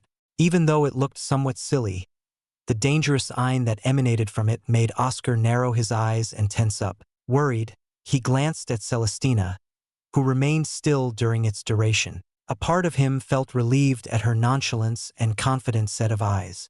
"I was waiting for this," Celestina said with expectation. She turned to Oscar behind her with a smile. "I won't be long. This transformation won't be a bother." Oscar didn't think she was putting on airs. The confidence in her words was enough assurance that everything would be all right. He sat down on a nearby rock to watch Celestina's way of combat. Grade 2 Starfall. The spell was an upgrade of her Grade 1 Light Barrage, a splitting attack that sent forth multiple beams of light that turned and twisted like homing arrows. Celestina pointed a hand up in the air, shooting out a ray of light that went high and higher into the air. Lumine Bolt. Multiple bolts of light with sharp arrowheads shot out, glimmering as they flew toward the scarlet brachyura. CK. The scarlet brachyura unleashed a barrage of punches. The pincers were large and resembled a pair of sparring gloves. Like a seasoned martial artist's punches, the jabs were fast and accurate, shattering the flashing bolts easily. Sensing its advantage, the scarlet brachyura skittered its legs forward. But a flash of light shot down from above, stabbing into one of its legs. Then more flashes of light shot down. The Starfall spell shot the rays of light up in the air, and they fell like shooting stars. Sharpened by the fall and strengthened by the light collected from the stars, Starfall was a devastating small artillery attack. To defend itself, the scarlet brachyura was forced to jab upwards. The pincers had several rays of light embedded in them, and the ground was riddled with small impact craters. Celestina unleashed several radiant lances along with her Lumine Bolt to resume her barrage from the front. Sieged from above and below, the scarlet brachyura was nothing but helpless prey before Celestina. As a final nail in the coffin, she sent her dragon anima to fly and add its light beam to the attack. What a wicked way of fighting! Oscar almost felt sorry for the scarlet brachyura, overwhelmed by the endless barrage of light. Its body is well suited for melee attacks, and despite its incredible defense, Celestina's spells are large in number and will break through. In a final struggle, a large avalanche of rocks streamed from the scarlet brachyura, but Celestina held out her palm without breaking a sweat. Hexagon Mirror. The rocks rebounded and struck along with her other spells. Cracks began to appear as the countless stakes of light stuck in the shell accumulated too much damage. "It's over," Celestina flashed in. Light gathered around her rapier and formed a large ruler sword. Grade 2 Lightbuster. Despite her slender figure, Celestina wielded the large sword without difficulty and plunged it between the scarlet Brachyura's eyes. Clenching her teeth, she turned her sword around and slashed upward, spewing out a mix of rock and blood. Oscar saw the light fade from the beast's yellow eyes, and its pupils stilled as though they froze. The scarlet Brachyura fell forward in a mess of its blood that mixed into the scarlet ground below. He got off the rock and ran ahead towards Celestina. "You did it!" Celestina ran her hand through her silver hair and sighed. "I used quite a bit of iron. Did you get the scorpion's poison, stinger, and core?" Their mission objective was to retrieve those 3 parts of the scorpion. Judging from the request, it was most likely for a poisonous elixir or a poisoned armament. Oscar held out the items, but as he did, he felt a sharp pain in his heart, and he coughed. "Are you okay?" Celestina ran to him with worry. "I'm fine," Oscar put on a wry smile. Ever since becoming an elite Exalt, the Reese damaged his heart more than ever. He didn't know how much worse it would get, but his master should have an answer. Celestina noticed the fake smile that Oscar put on and looked downcast but decided to let it go. She turned to the remains of the scarlet Brachyura and formed her light sword to slice away at it. In a matter of moments, Celestina took out its core, but she tossed it to Oscar before resuming. Her prize was still waiting for her to harvest. With a strained voice, Celestina struggled and cut off the center of the shell on its back. "This is it," Celestina spoke low, and her exhaustion was visible with the sweat that covered her brow. She smiled with the hard piece of shell in her hand and presented it to Oscar. "Here, it's yours." "Mine?" Confused, Oscar glanced at the red shell. Did they come all this way for a shell that wasn't even for her but for him? Part of the reason for coming here was to get into the Prazen Observatory, but the other was to get this for you. I thought about what else we could do around Gazla City and stumbled upon this Exalt beast. The defense of its hard shell combined with the core will make a great Grade 2 armament. Celestina pushed the shell to Oscar's arms. Her smile was radiant and heavenly, like the moon shining in the night sky. "Congratulations on your advancement to the Inner Hall and Elite Exalt, and happy early birthday." Oscar felt some hot tears dripping down his face. He could only remain silent as his heart felt warm and pounded, not from the effects of Reese but from this person in front of him. He chuckled with tears still flowing. 3 celebrations at once? Celestina laughed and passed a handkerchief to Oscar. "Is that not allowed? Let's head back and read more books at the observatory, right?" Oscar wiped his tears and followed her down the mountain, staring at the core and red shell in his hands with a soft, happy expression. He wished they could stay out like this forever. Act 1. Blue Ocean Pavilion, Chapter 213. Sparring with the Princess. The next morning, on the base of the Vermilion Mountain Range before Gazla City, Oscar and Celestina were locked in close combat. Oscar asked her to spar without eyeing to test out their printsticks, to which she happily agreed. His third eye stared as though it could burn anything it stared at, fueling the printstick. However, Oscar found himself on the back foot under Celestina's swift and controlled moves. As a princess, she received brutal combat training since she was young. But Oscar was not shabby, having been trained by Draven. The deciding factor was the source of Oscar's frustration: the printstick. As Celestina was already an elite Exalt long before Oscar even awakened the printstick, her printstick was far more developed than Oscar. The air whistled along with the force of her kicks.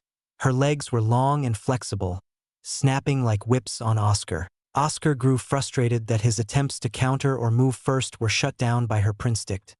Reading each of his moves, Draven had molded him well, but his printstick was toned down to a bit above Oscar's level during that time frame. This spar was Oscar's first battle against a superior printstick that did not hold back. What a difference! Oscar felt her fist get past his block and ream him on the shoulder. Although he didn't feel any pain due to the body training he went through, Oscar knew it would be a loss if Celestina used her iron. But he didn't want to lose in physical combat. His hands moved quickly. Celestina realized Oscar's intent and tried to pull her fist back, but Oscar grabbed her wrist with his firm grip. He smiled and began to turn to throw her over his shoulder. But as he was mid-throw, he felt a tightness around his neck and waist. Despite the force of the throw, Celestina somehow wrapped her free arm around his neck and locked her legs around his stomach, refusing to let go. He strained hard and used his neck muscles to prevent Celestina from choking him. Give up. Celestina was worried for a moment. Oscar had taken advantage of the fact that while the Prinstict allowed her to see a person's intent, it didn't increase her speed and power. His tough shoulder muscles blocked her fist, and his hands moved faster than she could retract her arm. You already incorporated anti-Prinstict tactics in this battle, and your Prinstict is quite advanced, more so than any other lower elite Exalt to be able to fight me this well. Her legs and arm tightened around him like a python trying to choke its prey to death.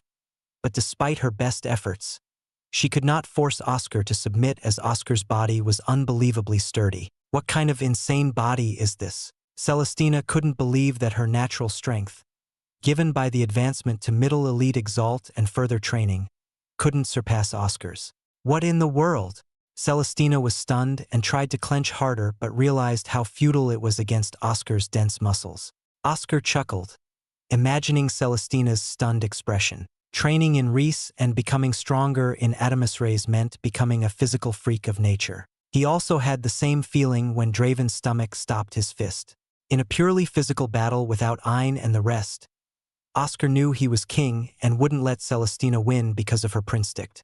His hands had a vice grip on her arms and pulled them, much to her frustration. With tight grips on her wrists, Oscar swung her around his left side. Even with the Prinstict watching his moves, Celestina could not escape as he locked her arms. The only option was to release her leg grip and kick Oscar, but that would allow him to move more freely, and she didn't think her kicks would be effective in this close range. Despite her legs gripping from behind, Oscar forcibly swung her around the back to face her directly. His obsidian eyes stared directly into her emerald eyes, but reflected in Oscar's eyes was only the drive for victory. He knelt and slammed Celestina to the ground. One hand gripped her wrists together, and the other arm pushed on her neck. A single inch further would snap her neck. Yield, Oscar asked. Celestina sighed and glanced at Oscar above. Yield. Now please get off of me. Oscar realized the awkward position they were in. Her legs wrapped around his waist. His hand held her arms above her head, and he was on top of her on the ground. In an instant, he released her, got up with an apologetic expression, and bowed deeply. Sorry for my lack of manners. He didn't show it to her, but his face was furiously red. Reflecting, he realized how closely entangled they were, as if they were engaged in a certain activity. But that was horrible manners toward a princess. It's fine. Celestina got up and rubbed her wrists. It was a spar, but we fought with all out to the limits we set. I'm just surprised you were so physically strong without using Reese. Oscar was relieved. At least she didn't mind him being so close to her. Perhaps there was hope they could be more than friends.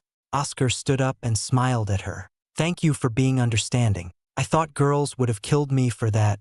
Are you serious? It was the unfortunate result. I initiated it by grappling you from behind, so I can only blame myself for how you responded. Celestina seemed to understand, but her eyes soon turned chilly, and Oscar tensed up. But don't think this means you won. If we fought as Exalts, I'd win. I know, Oscar nodded. Celestina truly disliked showing signs of weakness and always wanted to remain as the linchpin, a beacon that others could rely on. Even a small spar like this caused her pride to be hurt. Oscar gripped his fists in a silent cry of victory to not provoke her. Although it wasn't an Exalt fight, he still won in his domain. My physical power can match a middle elite Exalt. Maybe I should start working out too. Celestina grumbled before snapping her eyes on Oscar again. My physical power is not the best. I'd say I'm the lowest of the middle elite Exalts. Really? Oscar was shocked. It's the truth. Others have greater physical gifts that are elevated by each advancement. However, my powers over light are quite strong, and my Ein is devastatingly powerful. Do you want to spar as Exalts? Celestina put on a cold smile, her emerald eyes asking for a rematch. No, thank you. I'll concede right away. Oscar rubbed his obsidian hair and caught a waft of a flowery scent on his arm. He froze, realizing whose scent it was, and turned around quickly with an awkward face. We should return to Gosla and read more books at the observatory. That's right. The airship is coming at night, so hurry up. Celestina rushed ahead with a radiant smile. Her mind was full of books. Oscar ran and followed, his eyes locked on her back as his mind wandered. Lilacs. After a long day in the Prazen Observatory, Oscar returned to the airship, getting off first and wandering away before Celestina also got off in her disguise. Celestina didn't wish for anyone to disturb them or bother Oscar, so to avoid chaos, she willingly hid. Oscar felt sorry that Celestina went to such lengths for him when she was the princess, but he also felt uplifted that she regarded him that well. They handed in the mission, split up, and entered the inner hall alone. Oscar went to his private home and lay on the couch to relax. However, after some time, the door flung open. "OS, you're back." Frederick stepped through with a handsome smile and bright green hair. Emily entered behind him and sighed. "Oscar just got back, Fred. You're being too loud." Her fingers pinched Frederick's ear, and he stuttered in pain. "Fred, Emily." Oscar sprang from his rest and gestured for them to sit down. Fred came close to Oscar and remarked with a frown, "Seems nothing happened between you and the princess. What were you up to?" Oscar frowned at Frederick's words and explained what happened during their adventure, showing them the core and red shell. Frederick and Emily were particularly interested in the battles Oscar fought. "Celestina is a kind person," Emily smiled. "She treats everyone with a modicum of respect except for the few who angers her, but you seem to be higher on her priority." Frederick agreed with Emily's statement and gripped Oscar's shoulder. "So when do you plan on confessing? I get you're hesitant, but this mission was a great opportunity." "What a waste. Not everyone can have a 1-minute get-together like you two," Oscar grumbled. "I can tell she's still not open to serious relationships." Frederick and Emily had wry smiles, understanding what Oscar meant. "What about you two? How are things so far?" Oscar asked. He was gone for 3 days, but a lot could happen quickly. Emily crossed her arms with a frown, her brows scrunched up. "We ran into Gilbert." "Gilbert?" Oscar stood up and glanced at Frederick, who seemed indifferent. He turned to Emily. "What happened?" "Nothing," Frederick scoffed. "We passed by each other, but he didn't seem to recognize me or didn't want to know me. Either way, I was not in his eyes at all." "Bastard." Emily nearly cursed her usual harsh words. He could have at least acknowledged Fred, but he treated Fred like air.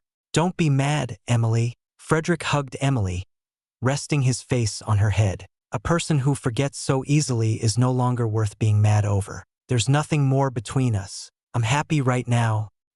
Emily rested on Frederick's chest with a smile. "You need to be stronger, though. We'll go for missions later." Okay, Frederick sighed. Oscar slumped on his couch, feeling exhausted. "I'm just glad nothing happened to you too."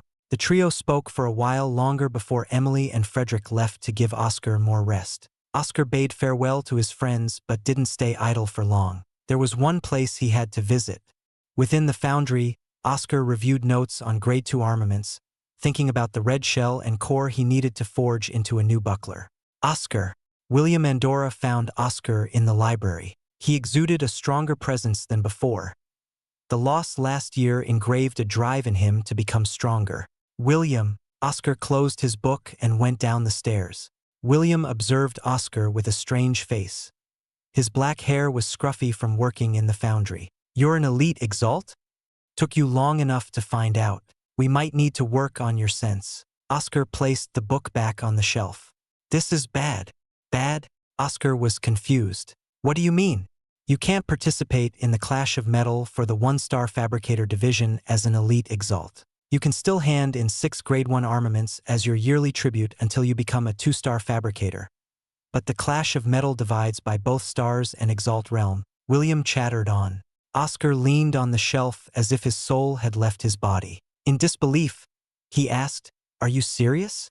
"Serious. But congratulations on becoming an elite Exalt. That is a major achievement. I think it's more important than the Clash of Metal." William tried to cheer Oscar up, but it did little as Oscar departed with a listless expression. He wouldn't be able to keep his promise to William after all they went through last year. As his feet carried him back home, and his shoulders hung down in shame, Oscar noticed someone at his front door. Serena? Serena had been waiting for him, and she snapped her head toward Oscar and sprinted toward him. Oscar, I'm glad you're back. Serena cheered up. What are you doing here? Oscar asked. You went on a mission with the princess, right? Serena asked with clenched hands. She tugged on his arm. Go on one with me. Act 1. Blue Ocean Pavilion, Chapter 214. Shopping with Serena. Oscar, hurry up. Serena skipped off the airship after it landed in the port. Her wavy red hair fluttered with the wind, her hand raised in a wave. Opposite her liveliness, Oscar exited the airship with steady footsteps, saying farewell to the crew, who returned the farewell with some teasing about Oscar's date. They saw how Serena was close to Oscar on the airship and believed the two to be a couple. Seeing their stares and grins, Oscar wished he could correct the misunderstanding, but he was brushed off everything by their assumptions of him being too shy. Lad, you should take good care of your girl. The captain had a pipe in his mouth, puffing out circles of smoke with a toothy smile with missing teeth. I told you, Captain, we're not a couple. Oscar felt like a parrot that could only say the same thing over and over again. He lost count of how many times he said these words. But, in front of him, the captain grasped his shoulder, and Oscar saw the seriousness in the captain's eyes. You shouldn't be so embarrassed about it. Even if you aren't a couple, the girl clearly likes you, and you don't hate her. Go for it. The captain dusted his spilled ashes off Oscar's shoulders and nodded. Have a happy life, you hear? Yes, sir, Oscar responded with a wry smile. The captain meant well, and Oscar agreed that living a happy life was the goal. But the captain was still nudging him to go to Serena. You have a safe journey back. After going down the stairs, a soft sensation plopped onto his chest with a poof like a pillow, one that Oscar constantly was bothered by the entire trip, the source of all the misunderstandings on the ship. Oscar stared down to see Serena sighing with delight. Her green eyes met his, and her lips formed a smile with flushed cheeks. The thought of scolding her flashed through his mind and was nearly thrown away at the sight of her loving smile, but only nearly thrown away. Oscar flicked her head with his fingers, causing her to yelp back and stare at Oscar with a pair of wet eyes, but Oscar nearly scoffed. He didn't hit too hard, and the tears were fake. You should be gentler with a lady. Serena rubbed her forehead over the small red spot from Oscar's flick. You toss me like a sack of potatoes during the fight against the Crystal Guardian and flick my head despite your overwhelming physical power. What if you blew my head off? You're also an elite Exalt. That little flick wouldn't have blown your head off. How many times have I told you not to do those things? Oscar stated dryly. The airship's crew thought we were a couple or tried to push us together. He rubbed his face to clear his head, but the teasing stares of the crew were still stuck in his mind. What's odd about a hug between friends? You do it with Emily and Mary at times. Serena tilted her head with an innocent look. How absurd. You know your intent is different. Oscar took out a bandage and salve, handing them to Serena. If it hurts that bad, then use these. Serena gripped the items carefully and put them away. She stared softly at Oscar and placed her hand on his cheek. The mission is not far from this place, but there's a place we need to visit first. Where? Oscar felt a stone drop in his stomach. What was she planning? In the year he knew Serena, she was quite tricky and often tried to make moves on Oscar, to which he made sure to refuse her softly, partly because of his intense requirements for training, and the other being he didn't wish to get too close to her. To Oscar, an awful thing would be to string her along. He was certain he was in love with Celestina and didn't want Serena to keep wasting her time with him. There was no desire to let her be a rebound, not wanting her to pick up his pieces if he was rejected. She deserves someone better than me. She deserves someone who loves her back. Oscar stared at Serena, who was smiling as they walked. She kept trying to cling to his arm, but he refused her advances each time. He went on this mission because Serena looked exhausted and sad then, so he decided to comfort and reject her gently. He wasn't sure of his feelings during the inner hall exam, which gave Serena false hope, but now they were cemented in his heart. He followed after Serena with a brooding face but believed it was for the best, as she didn't need to be bound to him. Yulian City was a prosperous city, much more than the other cities built for defense or on the border of dangerous regions. That was Oscar's first thought as they walked through the busy streets with activity and loud conversations. But the key part was the lack of wanderers and other students who normally roam around. This city was in a much safer part of the eastern region of the brilliant Drake Empire. Thus, barely any exalts, save for the city lord and the guards, stayed here. Although confused about the nature of their mission, Oscar enjoyed the relaxing atmosphere of this city. No other exalts were staring at them warily or appraising them as if preparing for battle. Though Serena's beauty had attracted several gazes from the mortals, to which Oscar saw her react with a cold smile that sent chills down everyone, even him. A few minutes later, they arrived at their destination, a clothing store. "Hello," Serena walked inside with Oscar. A lady in a fine yellow dress came forward and bowed her head. "Welcome to Fulger's Tailor and Boutique. How may I assist the fine students of the pavilion today?" Oscar blinked. Fulger? That was Serena's family. So this entire shop belonged to her family. It was natural for her to know it existed in this city, but Oscar failed to understand why they came here. Serena looked amused at Oscar's confusion and showed a large plaque bearing her family's sigil, the mark of their merchant company. Seeing this, the shop worker staggered but managed to hold still and act professionally. "May I know who young Miss is?" "Serena Fulger, daughter of the company head, Alice Fulger. I have come without an appointment, but there's no problem, right?" Serena looked very professional while talking to Oscar, and he thought someone had replaced her. The piercing look in her eyes and calm face was a testament to her merchant background. "It is no problem, young miss. What is the nature of your visit?" "Specially tailored clothing for him." Serena held up Oscar's hand with her own, a bashful look on her face. The shop worker was shocked, staring at her interlocked hands. She had never heard about their young miss having a man and stared at Oscar with interest. Her eyes that looked over many prized goods appraised Oscar, but her smile slightly cracked. "The young miss likes this type. He seems kind and isn't ugly, but his face isn't handsome. Any problems?" Serena could tell the shop worker was judging Oscar's appearance. Her voice dropped to cold levels. No one was allowed to demean Oscar in front of her. Oscar tried to move his hand away, but Serena held it firmly, and he didn't want to cause a scene here, so he gave in and let her hold. He was grateful to Serena for sticking up for him. The stares of the shop worker were making him uncomfortable. "Ahem, none at all. I will take you to the dressing room." "Good. Prepare a wide array of clothing. We have a long day ahead of us." Pushed by Serena, Oscar entered a large room with a long veil covering a portion of it, the dressing room. He glanced at Serena, who sat down on a luxurious couch and sipped some tea. "We're shopping for clothes? Take it as a gift from me to you. You should have more clothing in your closet and different kinds for separate occasions." Oscar wanted to say more, but the shop worker came through the door with other assistants, pulling a large rack of various clothing. Seeing the long stretch before him, Oscar twitched at the prospect of a long day. "Young miss, the clothes are here. Good job. You can leave us be. We'll be here for a while." Serena wished for this private moment with Oscar, so she hurried the workers out. She turned toward Oscar with eyes shining like a child with a new toy. "Let's get started." The long day had begun. "Oh, how great!" Serena sighed blissfully. Oscar felt uncomfortable in his new clothing. He had never worn such luxurious-looking clothing, as not even the pavilion's uniform was like this. He wore a black suit with a long tailcoat, white gloves, and a monocle. Next, Serena got another outfit from the coat rack. "This one is more casual." Oscar groaned as they had been at this for hours but went into the veiled part of the room and got dressed. It was a pair of brown trousers with suspenders over a clean white dress shirt. He felt more comfortable with this one and showed himself to Serena, who exclaimed with a squeal, "Casual fits you so well." Serena circled Oscar to see each angle. "Are we done?" Oscar sighed, seeing it was nighttime from the window. "One more." Serena took out another clothing set.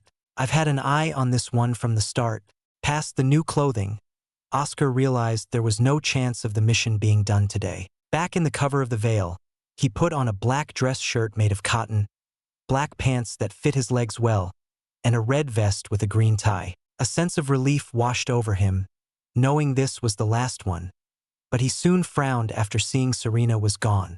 Serena, coming. Serena's energetic voice resounded from behind another veiled part of the room. She came out in all her splendor, and Oscar felt his breath taken away by the wondrous sight in front of him. Serena had her iconic wing hairpin on her wavy red hair, but she wore a low-cut dark blue dress, with the skirt resembling a pair of butterfly wings. A soft white shawl tied around her front, covering parts of her shoulder and chest, but allowing a space part in the middle where her cleavage was present. Serena put her hands together near her lips with a bright expression. "I knew that suited you best." "Oh, thanks." Oscar had never seen someone dressed like Serena, so this was the first time he was affected by one's appearance. Although he only saw her as a friend, there was no helping a natural attraction to beauty, which was inherent to everyone. "How about me?" Serena stepped closer to Oscar, who could smell a sweet perfume on her. Her eyes twinkled like stars, and her skirt fluttered around, resembling the flapping of butterfly wings. "You look beautiful," Oscar said honestly. From an objective point of view, she was beautiful, and he didn't like to talk as if avoiding the topic but preferred to be direct. She was beautiful. That was the truth, but a sinking feeling fell in Oscar's heart. She was doing all this because she loved him, but he didn't love her back. Like Uncle Carlson, he had to get truthful and not hold back to let her be free. His mouth parted, feeling dry, but the words slowly spilled forth. "Serena, hold on." Serena placed her finger on his lips to stop him from talking. "We can't waste such good clothing without doing anything. Let's get something to eat. Okay?" Oscar wanted to continue talking, but he saw a complicated gaze in her eyes. Of course, she had to know what he was about to say. As a discerning merchant's daughter, his intentions had to be easy to figure out. "Okay, let's eat. Lead the way." Oscar nodded, deciding to indulge her a bit longer. Act 1. Blue Ocean Pavilion, Chapter 215. Night Date with Serena. Despite the night settling in, many establishments, shops, and buildings shined, well lit with lanterns, fires, and even crystals, appearing like stars on the ground if one could look from above. Oscar and Serena strolled together in the inner part of the city, where the buildings seemed more luxurious, and others roamed around in great dresses and fanciful clothes. These people were not exalts but were among the wealthy as good merchants, ministers, and officials. The most eye-catching was Oscar and Serena, but mostly Serena. Several onlookers could not peer their eyes away from her beauty elevated by her dress. Each of her steps made the crowd part, allowing them to go through, her wavy red hair draped over her shoulders. "Who is that lady? She's beautiful." The crowd began to exchange some whispers, wondering about the identity of the red-haired lady with green eyes. "I've never seen her around here.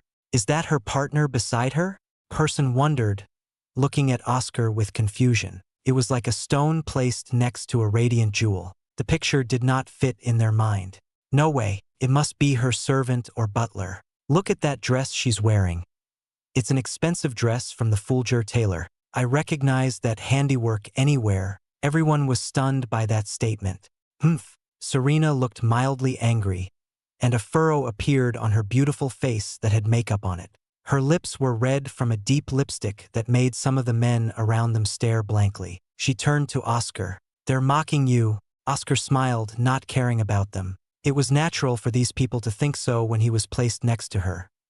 He knew himself that despite the glow-up from the new clothes and facial cleaning, his appearance was not up to par with hers. The part that struck Oscar as interesting was that the crew and captain didn't seem to care about the difference in appearances, while this rude crowd did. "I don't care about their words. Indeed, my looks aren't as good as yours.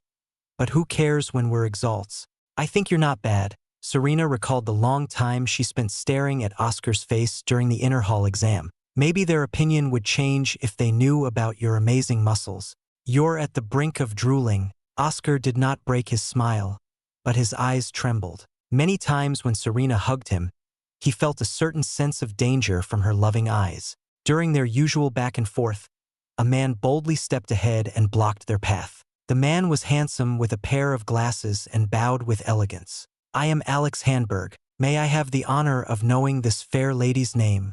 "No." Serena did not spare Alex a glance and tried to walk around him. Oscar could feel that Alex was a mortal, but a wealthy one, judging from his appearance and elegance. Though Serena's attitude didn't sit right with him, Oscar let it be and followed after her. However, Alex was persistent. He walked along with them. "My lady, is it not a shame to walk around with only your servant? Allow me to accompany you. Everything will be on me." He wore a handsome smile with his finely shaped nose. Oscar wanted to put down Alex's attempts calmly, but Serena was faster as her hands wrapped around his arm and rested her head on his shoulder.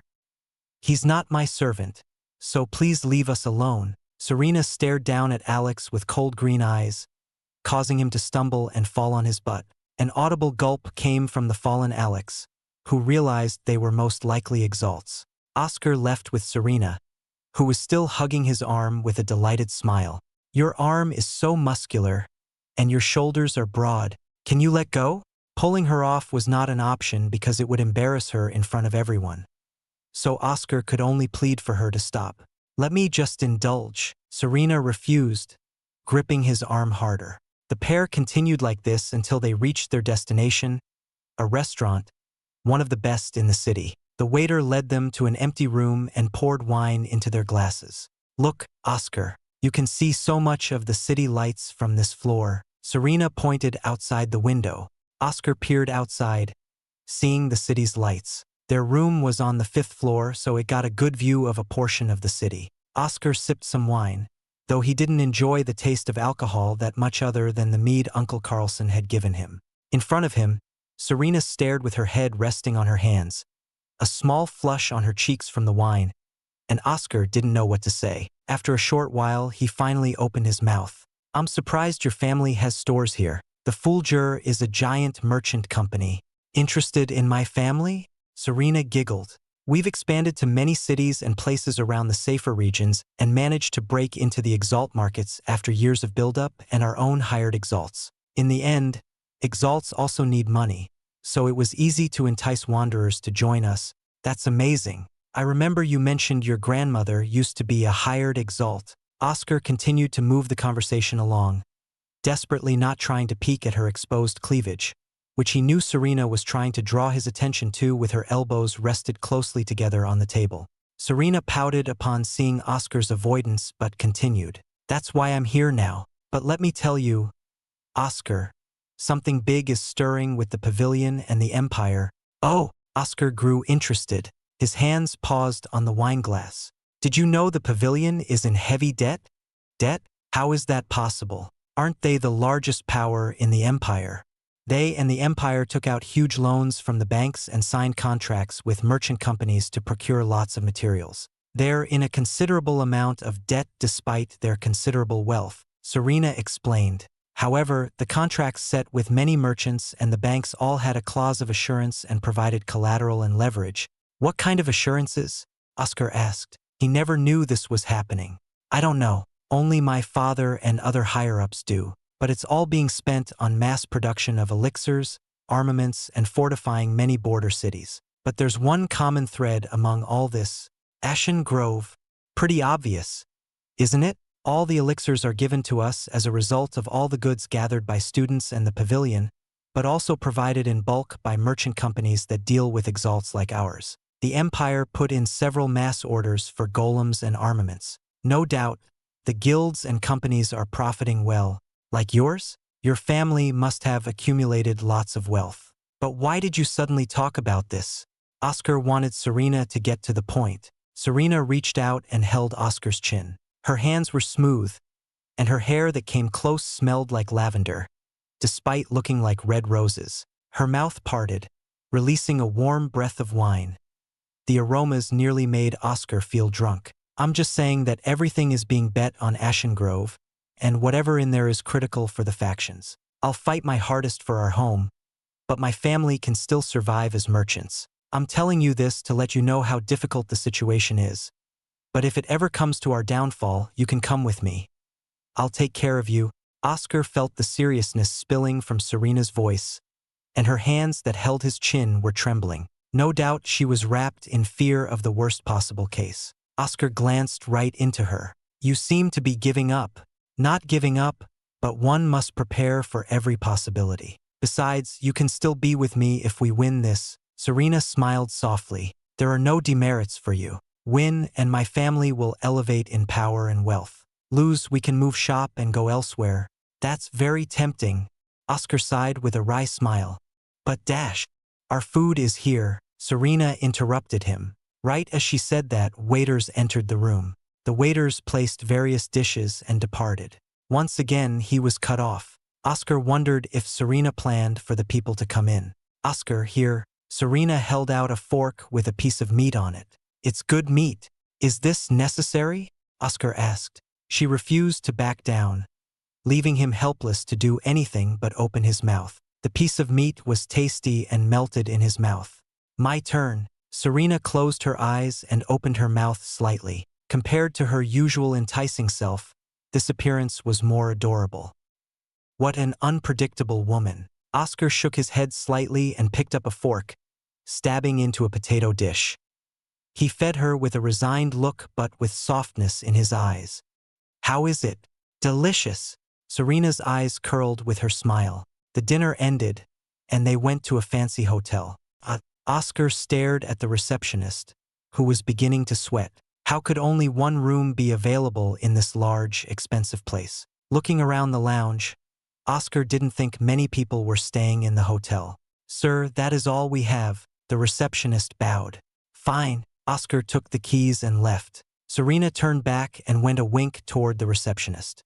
The room was quite big, with a large bed with a beautiful frame adorned with engravings of birds. The bathroom contained a large pool of water and many snacks lined up on a table. Oscar never stayed at such a place, thinking about how it was a waste of space. Wow! This room is amazing, Serena hummed while patting down the bed. Confess, Oscar crossed his arms. What? You rigged it so we could only get this room. Does your family own this place too? I don't know what you're talking about. Serena looked confused and blinked her eyes innocently, but Oscar could tell the sarcasm in her tone. After changing, Oscar took a pillow and the thin, overlaying top blanket. I'm sleeping on the couch. You can take the bed. Once on the couch, Oscar rested on his back, but Serena also rested right by his side. Oscar cursed inwardly at the person who designed such a wide couch that allowed two people to lie down if they were next to each other. Turning around, Oscar stared at Serena, who was staring back with a flush and heated gaze, only a short inch away. Her lavender scent overwhelmed his nose. Celestina was like lilacs. Oscar recalled the moment he had Celestina pinned on the ground, her soft legs wrapped around him, and he was only a few inches away from her red lips, emerald eyes, and the soft scent of lilacs that calmed him. Oscar snapped out of it and quickly stopped himself from thinking such thoughts. I'm moving to the real bed. Oscar got up and moved, but Serena followed. This time, however, Oscar was relieved that she kept some distance on the bed. Tomorrow we're going on the mission. Okay, Serena responded. Soon after, Oscar fell asleep, and his soft snoring filled the room. Serena reached out and stroked Oscar's cheek. Her eyes fell with sadness. I know what you want to say, but please let me enjoy this for a while. You can tell me after this mission is over, but I refuse to give up. Act 1, Blue Ocean Pavilion, Chapter 216. Serena's Rejection. For what reason was a mission issued at a relatively safe region surrounding Yulian City? Oscar knew only one place that entailed the interference of elite exalts like Serena and him, the Kaldin Grotto, a collective network of open caverns by the rivers. The brilliant Drake Empire was not unfamiliar with dangerous regions and environments that Oscar had his fair share of experience with. Even safe regions were only marked so because of the low amount of danger in their area, but the danger was still present. For Yulian City, that small dangerous presence was the Kaldin Grotto. The Kaldin Grotto was a small region, only about the size of a city itself, and the Exalt beasts were, on average, apprentice Exalts even to its deepest regions. Due to the absence of high-risk Exalt beasts like Elite, Knight, or Martial Exalts, the region around Yulian was dubbed a safe zone.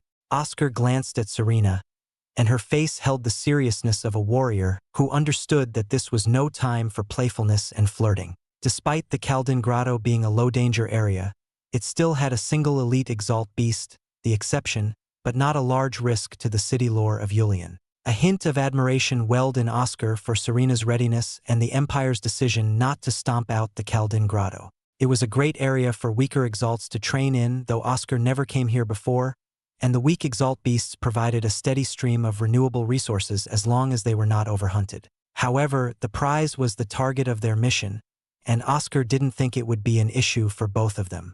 The Kaldin Grotto. It looks amazing, Oscar gaped. Before his eyes were several caverns melded together, but there was surprisingly little darkness.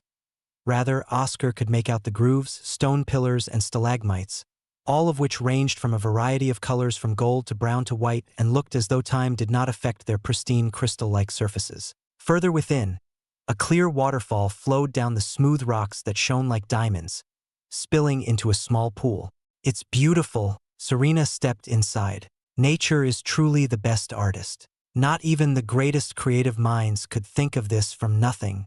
Oscar reached the small pool of clear water. All over, he could see small grass and moss growing abundantly. His hand in the water felt the coolness that soothed his skin. To his side, Serena took off her shoes and knee-high socks and dipped her exposed feet into the water. How refreshing. Her face said it all as her eyes closed and relaxation settled into her stubborn cheeks. After a moment of respite, Oscar washed his face with the cool waters of the grotto but was stunned to find a pair of feet after opening his eyes. He glanced at Serena, not knowing what she was planning. "Can you help dry my feet?" Serena held a small towel and held it before Oscar with a blush. No, Oscar refused and pushed the towel back to Serena. But Serena was persistent and went up a notch for her next attempt. "Then, can you help me put on my socks?" "You already know my answer to that." Oscar sighed and stood up, extending his hand to Serena. "Let's continue our search." Serena pouted but took Oscar's hand with a smile. They quickly departed after she tidied herself up. Their footsteps echoed from one rock to the next like the rattling of chains. Oscar was grateful the grotto was not dark like his previous experiences in caves, thanks to the many large openings and holes that allowed sunlight to seep in. Occasionally, exalt beasts scampered around them, but quickly fled after sensing the dangerous sign emanating from Oscar and Serena. Oscar slowed his steps before his sight. In the distance was a single flower, basking in many rays of sunlight from several openings as though this place was sacred. The flower was bright yellow and shaped like a tulip, standing as the one vibrance in this empty grotto, a spark of life. There was no mistaking it. This flower was the target of their mission, the canary tulip. Oscar wanted to get closer but was halted by Serena. "I dragged you to this mission even though it only required one elite exalt." Serena took out her axe, a grade 2 armament with double black blades on each side and a blue shaft. Her yellow eye came out like a tornado, and her axe anima manifested in her other hand. She nodded at Oscar. "I will handle this." Oscar stepped back and sat down. His eyes contained a hint of worry. "Don't overdo it. Be careful." Serena smiled. "If I get hurt, you'll step in to protect me. Won't you, my knight?" She turned around, twirling her wavy red hair around. "I'm not your knight, but yes, I'll step in if it gets dangerous." Oscar clenched his hands, ready to pounce at any moment. While Serena was powerful, Oscar knew too well about unexpected events happening at critical moments. Water gathered under Serena's feet, and Oscar recognized it as the Ebb Step spell, which Leon utilized during his battle against Gilbert. A grade 2 movement spell of the water element, fitting Serena's elemental spark of water. As the tides carried her closer, the flower rose from the ground. Oscar watched as a large brown frog bellowed with its large tongue sticking out. The flower was attached to its head. Elite Exalt Caverna Toad. From the record on creatures, Oscar read this toad was the sole elite exalt in the grotto and ruled over the other creatures. The canary tulip grew on its head but was a wondrous herb for alchemy. Serena used her water whip on the rocks and stalagmites to maneuver around and dodge the toad's fast, piercing tongue. The battle was fierce as Serena pulled out all the stops, even using her upgraded Maelstrom Strike to perform her crisscross attack. She has gotten much stronger since the Inner Hall exam. Even though Oscar understood her progress since they trained together, this was the first time he saw her fight so fiercely. Grade 2 Rampaging Torrent. Serena spun the waters into a vortex that smashed against the Caverna toad's tongue, causing it to stumble and choke on water. This spell was the upgrade of Tidal Surge, which was a simple wave. Serena took advantage of the opening and unleashed more crisscross attacks. The battle raged for several minutes as water flooded the room. In the end, Serena held the canary tulip in her hand, and the toad lay dead on the cold, rocky ground, half buried in water. I did it! Serena was about to fall from the lack of iron, but Oscar moved to support her. He grabbed her by the shoulders. His hands were steady and firm, careful not to touch anywhere else. Nicely done. Serena blushed and grabbed onto Oscar, her soft voice whispering into his ear like a seductress. Hold me on the way back. No, you can rest here. Oscar carried her and placed her down on a smooth ground. Meditate and recover. Serena sighed and did as he said. After an hour, she opened her eyes and felt her eyes return to normal. She stared at Oscar, who looked at her with some reluctance, knowing that he was going to say it. As the two were seated, Oscar decided it was time. Serena, Oscar spoke deeply. Serena stiffened as though she was petrified. She bit her lip and lowered her eyes. What? I am in love with Celestina. Oscar noticed Serena's hands were clenched so hard that blood spilled out, dripping onto her white knee-high socks. Her lips and eyes quivered, and Oscar felt horrible to do this to her.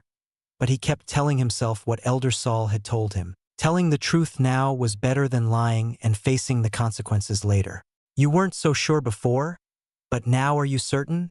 Serena's eyes were watering, but no tears had split yet. I'm sure. Oscar bowed and said, I'm sorry, but I can't accept your feelings. Why? What if the princess rejects you? Tears finally dripped down her cheeks. Holding yourself back for me isn't right. It isn't right for me to use you as a way to heal a broken heart. You don't have to lower yourself to such an extent for an ungrateful person like me. Oscar looked tenderly at Serena. Ungrateful? How are you ungrateful? Serena teared up more, hiccuping from the stress. Oscar reached out and patted her head. Only an ungrateful idiot like me would be unwilling to accept the feelings of a beautiful woman like you. So you should find someone who would appreciate you. I can't be that person. Serena held Oscar's hand while wiping the tears away with her handkerchief. I wouldn't mind sharing you. I could be your second wife. It was a desperate plea from Serena, as she already knew. Oscar remembered telling her how he felt about that during their conversations in the Safe Zone trial. Oscar repeated himself to let her know. My mother and father are my role models. I want to be like them and share my love and joy with one person as they do. Sorry. This statement was enough to silence Serena for a short moment. The breeze blew in the grotto, filling the silence with the sound of flutes. The many stalagmites, openings, and pillars acted as instruments, and they played a low melody together. Then, say I move on, and the princess rejects you. What will you do? Serena's hair was slightly messy from Oscar's hand. Oscar laughed. Then I can only say I ran out of luck. That would make me the biggest fool of the century.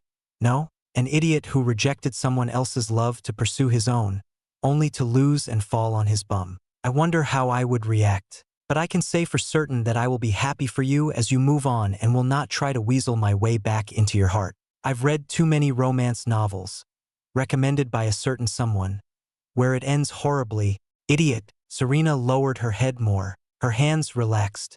That's right. I'm an idiot. Oscar was about to stand when Serena stomped her feet, tumbling him to the floor, and towered over him with a menacing aura. Serena, I refuse to give up. Serena had a sharp look in her eyes. She tugged on his jacket's collar, forcing Oscar to see her face to face. Her green eyes held a deep ferocity he had never seen before. I told you, I'm greedy. Don't think that this will bring me down. I reject your rejection.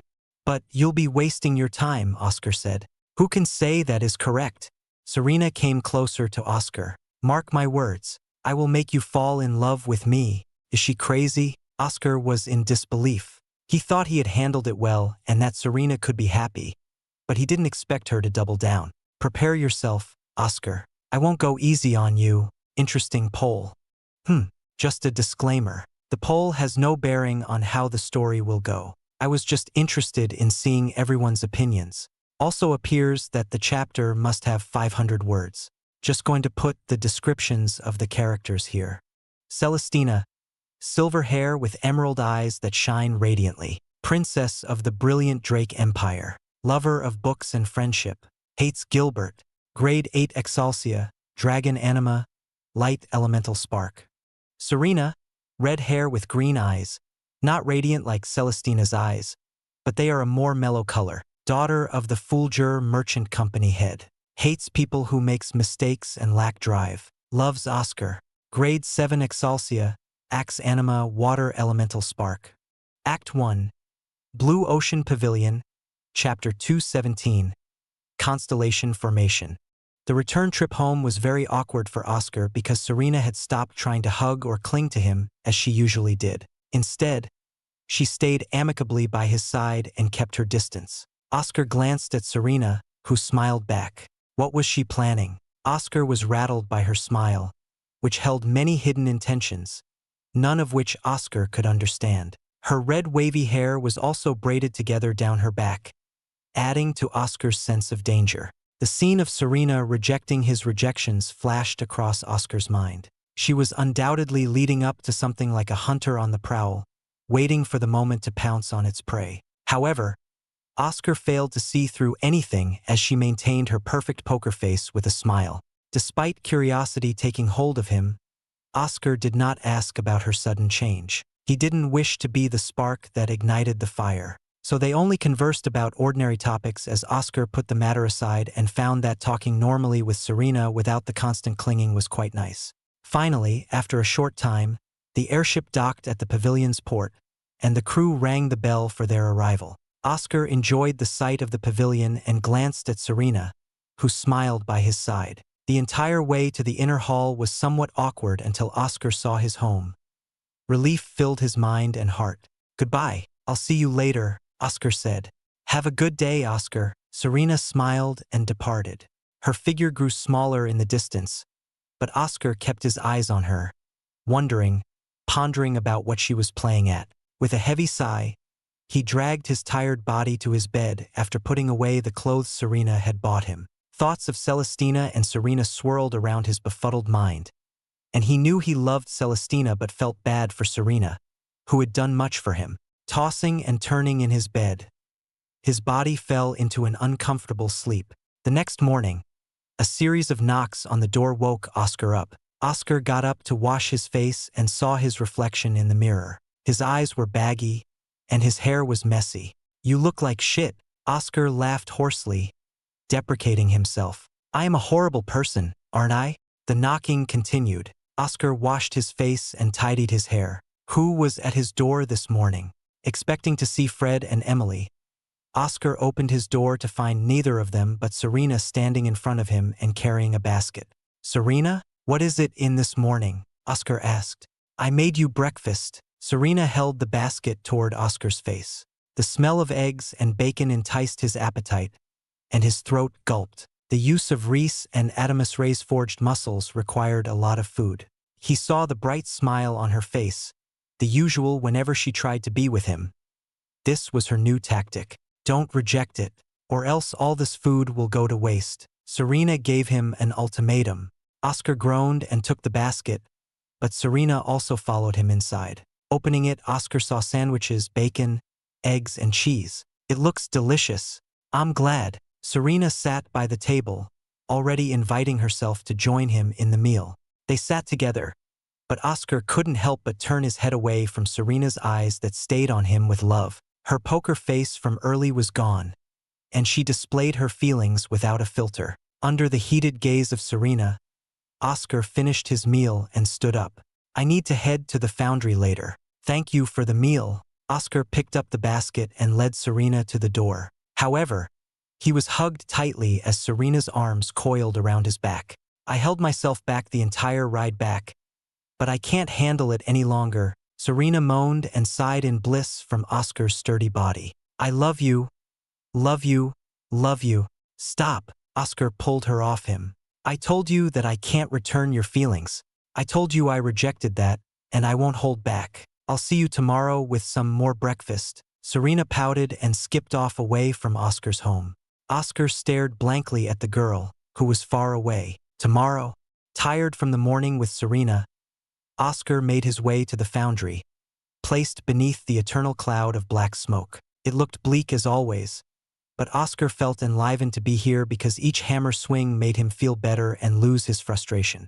Relieving his frustration was not the only reason for his coming here. There was a new method he wanted to try, the inspiration he had when looking up at the stars from the Prazen Observatory's telescope. Could constellations be the basis for his unique formations? Oscar wasn't sure, but he felt a strange phenomenon when glancing up at them. If he could not believe in his instincts, what use was everything he had been through? After changing into his fabricator uniform, Oscar carried his hammer into a private forging room. Immediately, he was assaulted by the heat of the raging furnace, which would have burned any person into ashes, but the uniform held strong, and his body as an elite Exalt was more durable. His hand pulled several items from his bag, metals provided by the foundry for practice, claws and cores gathered from apprentice Exalt beasts in the Kaldin Grotto, and several metal pages with constellations engraved on them that would not burn in this heat. Oscar swung his hammer to shape the azure iron after its dip in the furnace. His power as an elite Exalt made it easier for him to shape these lesser metals for Grade 1 armaments. The hot piece of metal thinned out, and Oscar hammered some more to reach a higher purity. He did this for every piece of metal and, before long, a pile of refined bars stacked on a nearby table. Oscar repeated the process for all the claws, turning them into pellets. The pile of refined pellets sat next to the refined azure iron. I won't have to keep going back and forth now. Oscar let out puffs of white smoke from his breathing tubes. The refinement had ended. Now was the time for armament creation. Oscar melted the materials in the crucible and poured them onto a mold. He stripped the core of its inner formation and cut out the piece for the beast's sharp claws.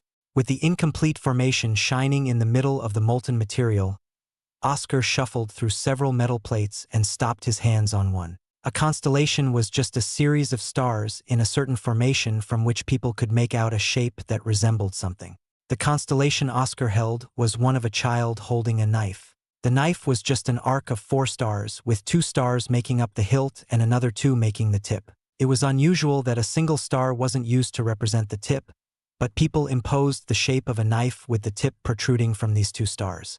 With a single strike of his hammer, Oscar created his own star, the node, on the top and made another one that stood by its side like a pear. 2 more stars shone on the bottom, and the 4 stars gleamed on the molten metal. It's better, Oscar panted as creating these stars was exhausting. However, the excitement trembled across his body, and his hand shook with delight. He could feel something drawing him in, as though the metal resonated with him.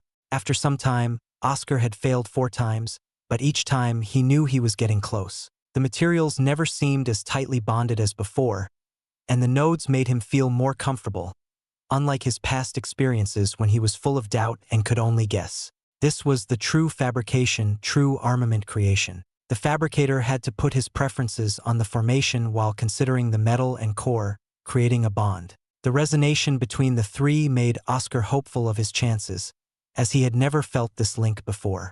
That was why his attempts to study past formations only got him so far, because he never truly put himself into it. Those formations were useful for referencing where the metal and core could bond, but in the end, they were like fingerprints unique to the original creator. Oscar was creating that unique formation that held value to him. The constellations, high in the sky, were his guide, and his hammer sought to create their likeness on the metal and creatures of the earth. On the 5th try, the armament shone and burst with power after quenching, revealing a curved, wavy gold blade with a blue hilt. A Grade 1 dagger armament. Oscar traced his finger across its clean surface, seeing the formation he created on it as it dimmed. 2 stars near its tip, 2 near its hilt, and 2 arcs, one inner and outer, of stars along the edge, all linked to the core's formation. The formation was quite complex and tiresome to create, but Oscar smiled.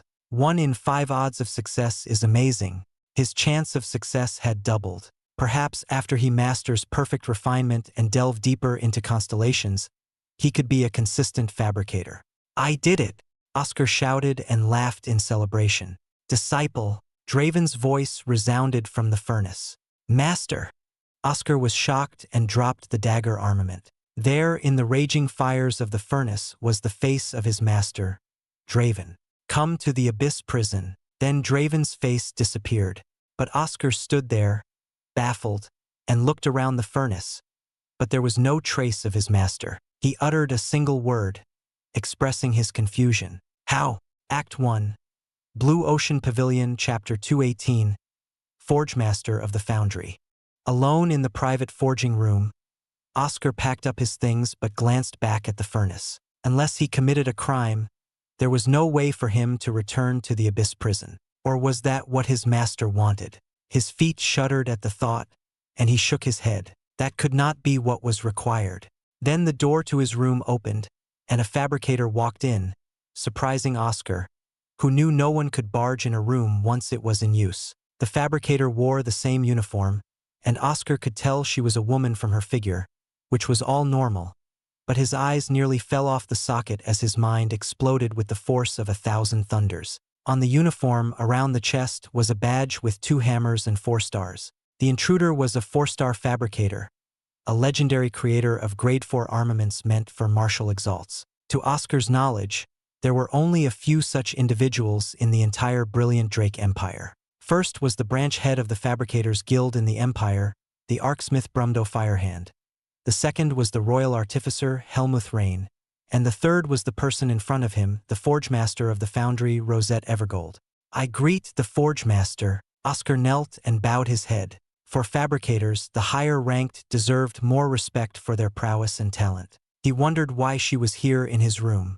Rosette, the Forge Master, did not respond to Oscar but went around and picked up his finished dagger armament, gleaming as she turned and flipped it around. Oscar remained silent with his head bowed down, scared of what she might say. This dagger is not bad. You refined the materials to be high in purity and bound everything together with a formation that is wholly your own, which matches both you and the dagger, Rosette said as a matter of fact. The dagger wasn't something to be in awe over, but not something that was lacking. Some fail because their formations are laid without considering the materials, or fail because they were too preoccupied with the materials than themselves.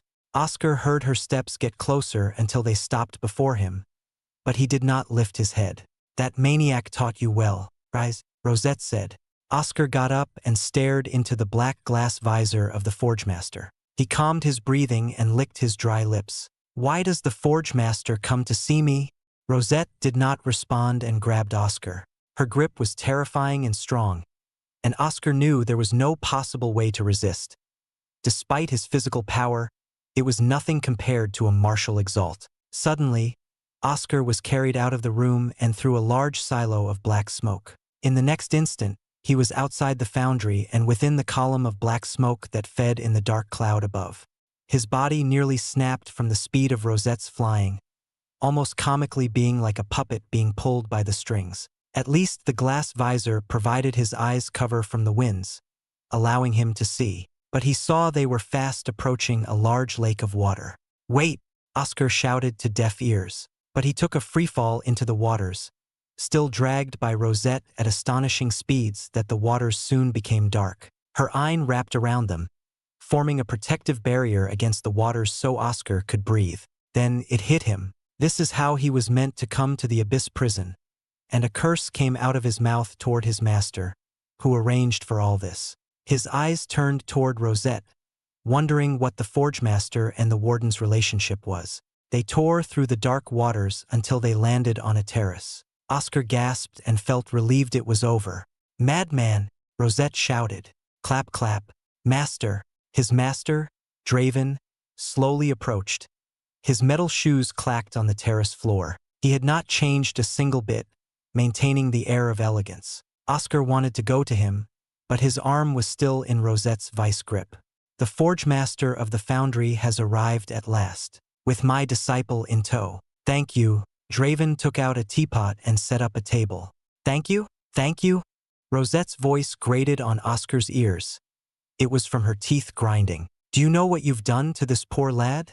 I only asked you to fetch him for me, not to make complaints. Leave. Draven's voice grew deeper, and he took a step forward. Boy! Rosette pulled on Oscar, making him face her. Her voice contained a hint of worry as her hand grasped him gently. Do you understand the mess your heart is in? Is it that bad? Oscar felt a harsh feeling in his heart after using the full output of his res but didn't think the situation was grave. So grave that the Forge Master was warning him. It's horrible, Rosette shook her head. It may be fine now as an elite Exalt, but it will definitely be fatal when you become a Knight Exalt. With the added physical boost of being a Knight Exalt, the res you can generate will burst your heart like a bubble. Master! Oscar gazed at his master in shock. Draven sighed. I started studying res when I was in the elite Exalt realm, and it took a maddeningly long time to get to the point of using it properly and molding my Adamus rays, which is still incomplete. But I didn't experience that discomfort, because you know your body was 10 times stronger than most. Also, this student has been using it so early. Is he nothing more than an experiment for you to try your insane res theories on? Rosette's eye burst while she still grabbed onto Oscar, who went pale. The eye of a martial Exalt made the waters tremble, and several movements swirled about in the black waters. Creatures were retreating away. Calm down, Rosette. Draven said her name, which he hadn't done in a long time. Rosette's eye calmed down, and she removed her helmet. She had a high-nosed bridge, thin lips, pink hair tied in a single braided bun, and a pair of yellow eyes. Her cheek had a scar, but that only added to her beauty. I have my own plans for that eventuality. You don't need to worry. Draven came closer, and Oscar could tell he was tired despite the tri-horned helmet he wore. No! Rosette brought Oscar in closer, hugging him close. Oscar blushed because he could feel a softness, despite the fabricator's uniform, near his face. He tried to push himself away, but her arms were strong and sturdy. Don't interfere between my disciple and me. Draven stomped his foot. You're going to make him undergo the same thing you did. Rosette's yellow eyes gleamed with a chill. The air seemed deathly chill as they stood in a standoff. Excuse me, Oscar finally got his words out. What are you talking about? As he said that, he could feel the Forge Master loosen her hold on him, and he managed to get his face out of that softness and saw her beautiful face right in front of him. Do you know why the Pavilion Master sent your master here? I'm sure you noticed how insane he is, Rosette said. Within Rosette's arms, Oscar nodded. From the very start of their training, he noticed the odd behavior of his master. Though Draven seemed stable for the most part, Oscar could tell there was much stewing within him. Sometimes, but I thought that was just how he is. For the most part, he's a good master. See, Draven said with pride. My disciple understands best. Now let him go. But Rosette ignored Draven, focusing on Oscar. Your master used to be a better person. He was still weird because he always covered his face, but he was normal like others. Is that true? Oscar never thought his master had a time when there wasn't this weird presence around him. But then, he delved into res, and in the gambit to save his heart with a horrific technique, he became that walking madman in front of us. Rosette sighed. Oscar didn't know why, but he could see hints of tears near the corner of her eyes. If you go through the same thing, you may become as mad as he is. He seems fine right now, but you don't know the disasters he caused in the past. Rosette's eyes widened and turned to the side, and she was stricken back into the waters. A hand grabbed Oscar and held him to the terrace. It was his master. Master, Oscar said. It was his master who attacked the Forge Master. Draven didn't talk but let go of Oscar and turned around. Let's go. Master. Is what the Forge Master said true? Oscar didn't go and stood up firmly, but his legs were shaking from the fear of angering his master. Draven turned back and approached like the steps of a grim reaper. Oscar could feel his heartbeats pound like hammers as fear gripped him. As Draven's hand reached out, Oscar did not turn away but faced him. I trust you, master. The hand paused for a moment, and Draven chuckled, lifting the heavy atmosphere. He patted Oscar's head. It is true. I am nothing but a mad beast wearing the skin of a human. But soon, I will become nothing more than a beast.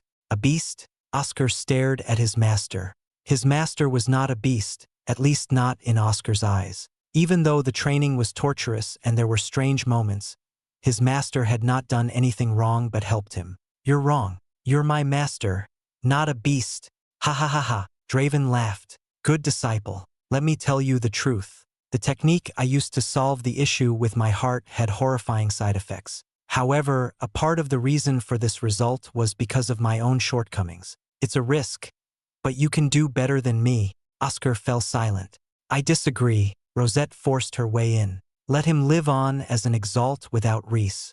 He made the resolve a while ago, and how can he compete against the rest if he doesn't have Reese? Draven said. The air trembled between them as the tension mounted. Before any more arguing could continue, Oscar shouted, "Excuse me." Draven and Rosette stared at Oscar. Feeling the sharp gazes of two martial exalts, Oscar coughed and gathered his thoughts. With a clear pair of obsidian eyes and a smile, Oscar said, "Let's leave this topic for later." What? Rosette was shocked. Heh. Draven understood immediately. Oscar sighed. I am not a Knight Exalt yet, and Reese is already a part of who I am. I would like to ask, will I die in the Elite Exalt realm? No, Draven answered. As Rosette said, your heart hurts more, but it can still handle your Reese right now, even to the peak of the realm and perfect Adamus rays if you achieve it. Then let's put this matter on hold until I reach the greater Elite Exalt realm. For now, why did you want me to come here, Master? Act 1. Blue Ocean Pavilion, Chapter 219. Refining the Scarlet Barkiura. Oscar followed his master down a series of stairs which was normal, but he felt awkward because, for some reason, the Forge Master, Rosette, was next to him. Earlier, on the terrace, Draven told him to follow, and the Forge Master tagged along. Glancing at the Forge Master, Oscar thought his eyes were playing tricks on him, but several more glances proved it to be true.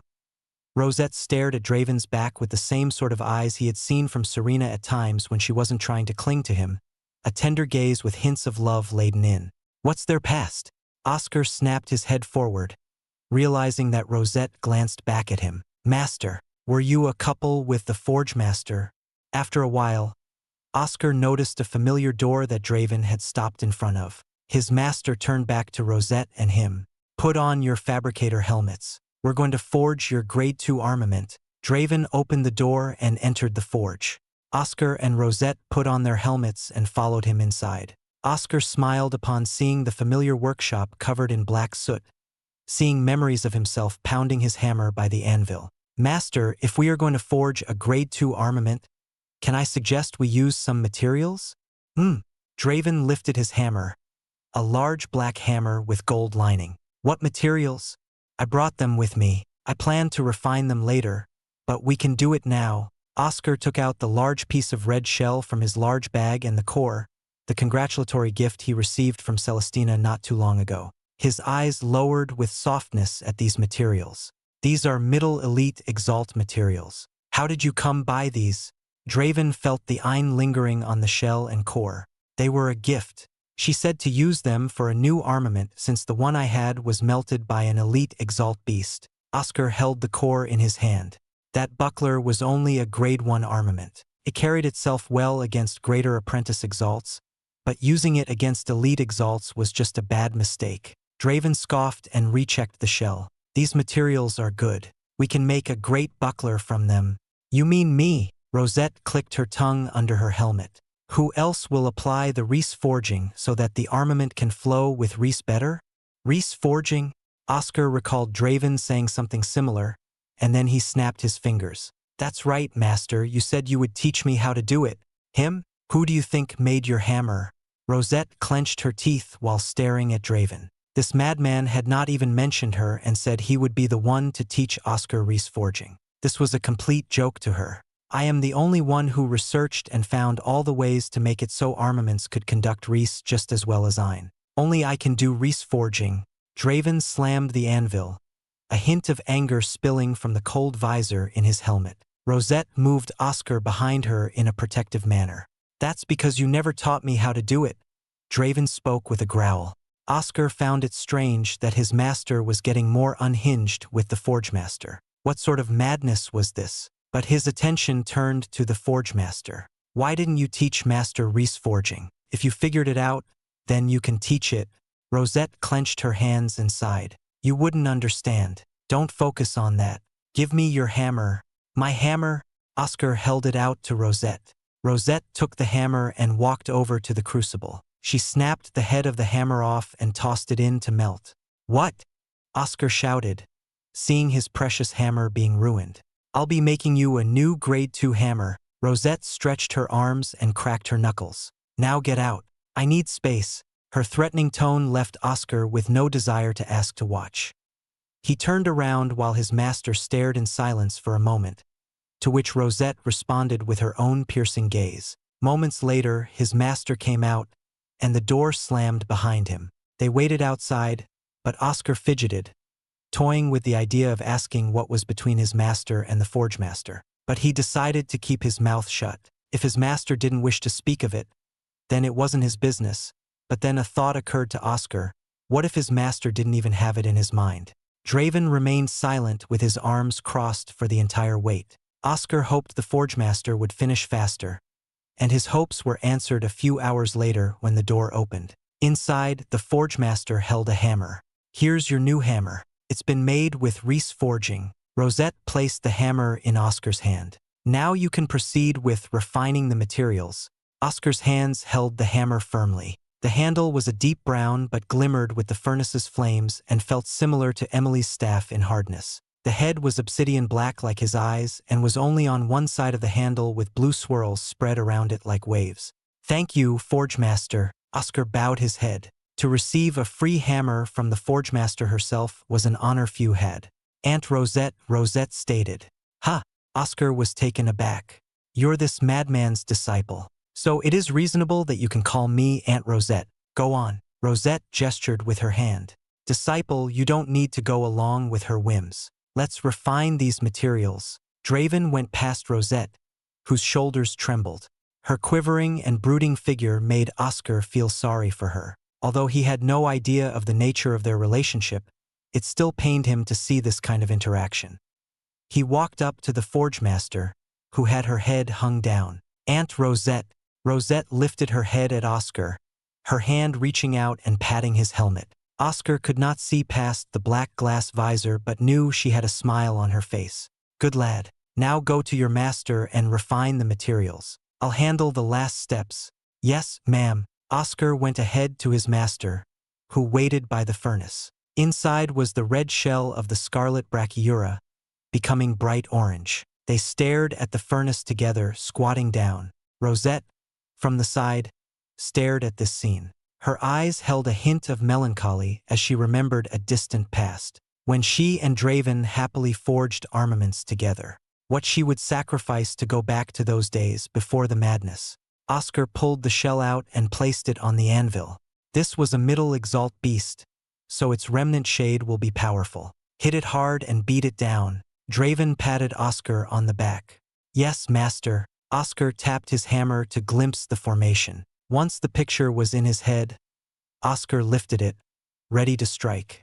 Rosette cried under her helmet, but she did not voice her tears to avoid distracting them. Seeing them made her so happy she could not do anything but weep with joy. It was the Draven she knew in the past helping Oscar. How long had she yearned to see him through the blinding madness? Thank you, Oscar. I never thought I'd see the real Draven. Oscar swung his hammer, but a powerful force clashed in the air, stopping his hammer. The red shell was unwilling to let itself be refined. Oscar shouted as veins popped out on his forehead.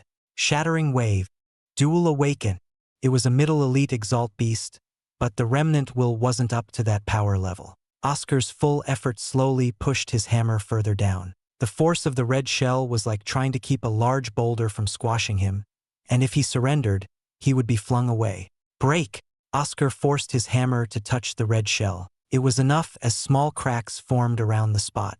His gasping and panting resounded across the silent workshop. All this effort for a tiny crack. He's not ready to handle this. Draven. Rosette grew worried. Are you done, Oscar? Draven ignored Rosette. Are you willing to surrender to a mere echo of a beast? Draven. Rosette shouted. No. Oscar lifted his hammer again and swung down, much to Rosette's shock. This isn't the proper way to teach fabrication. Even if it is a shade, Oscar is only a recently advanced lower elite Exalt. Rosette. Shut up. Draven let loose his imposing presence, forcing Rosette to stagger back. He understands. He understands but goes on anyway. His path is his own and not for you or me to control. Oscar swings the hammer because that is his resolve. Do not insult him, Rosette calmed herself and crossed her arms as she had nothing to say to Draven, but her eyes lowered in sorrow. Draven's madness was still on display toward her. After a while, Oscar finally reduced the red shell to a fine powder.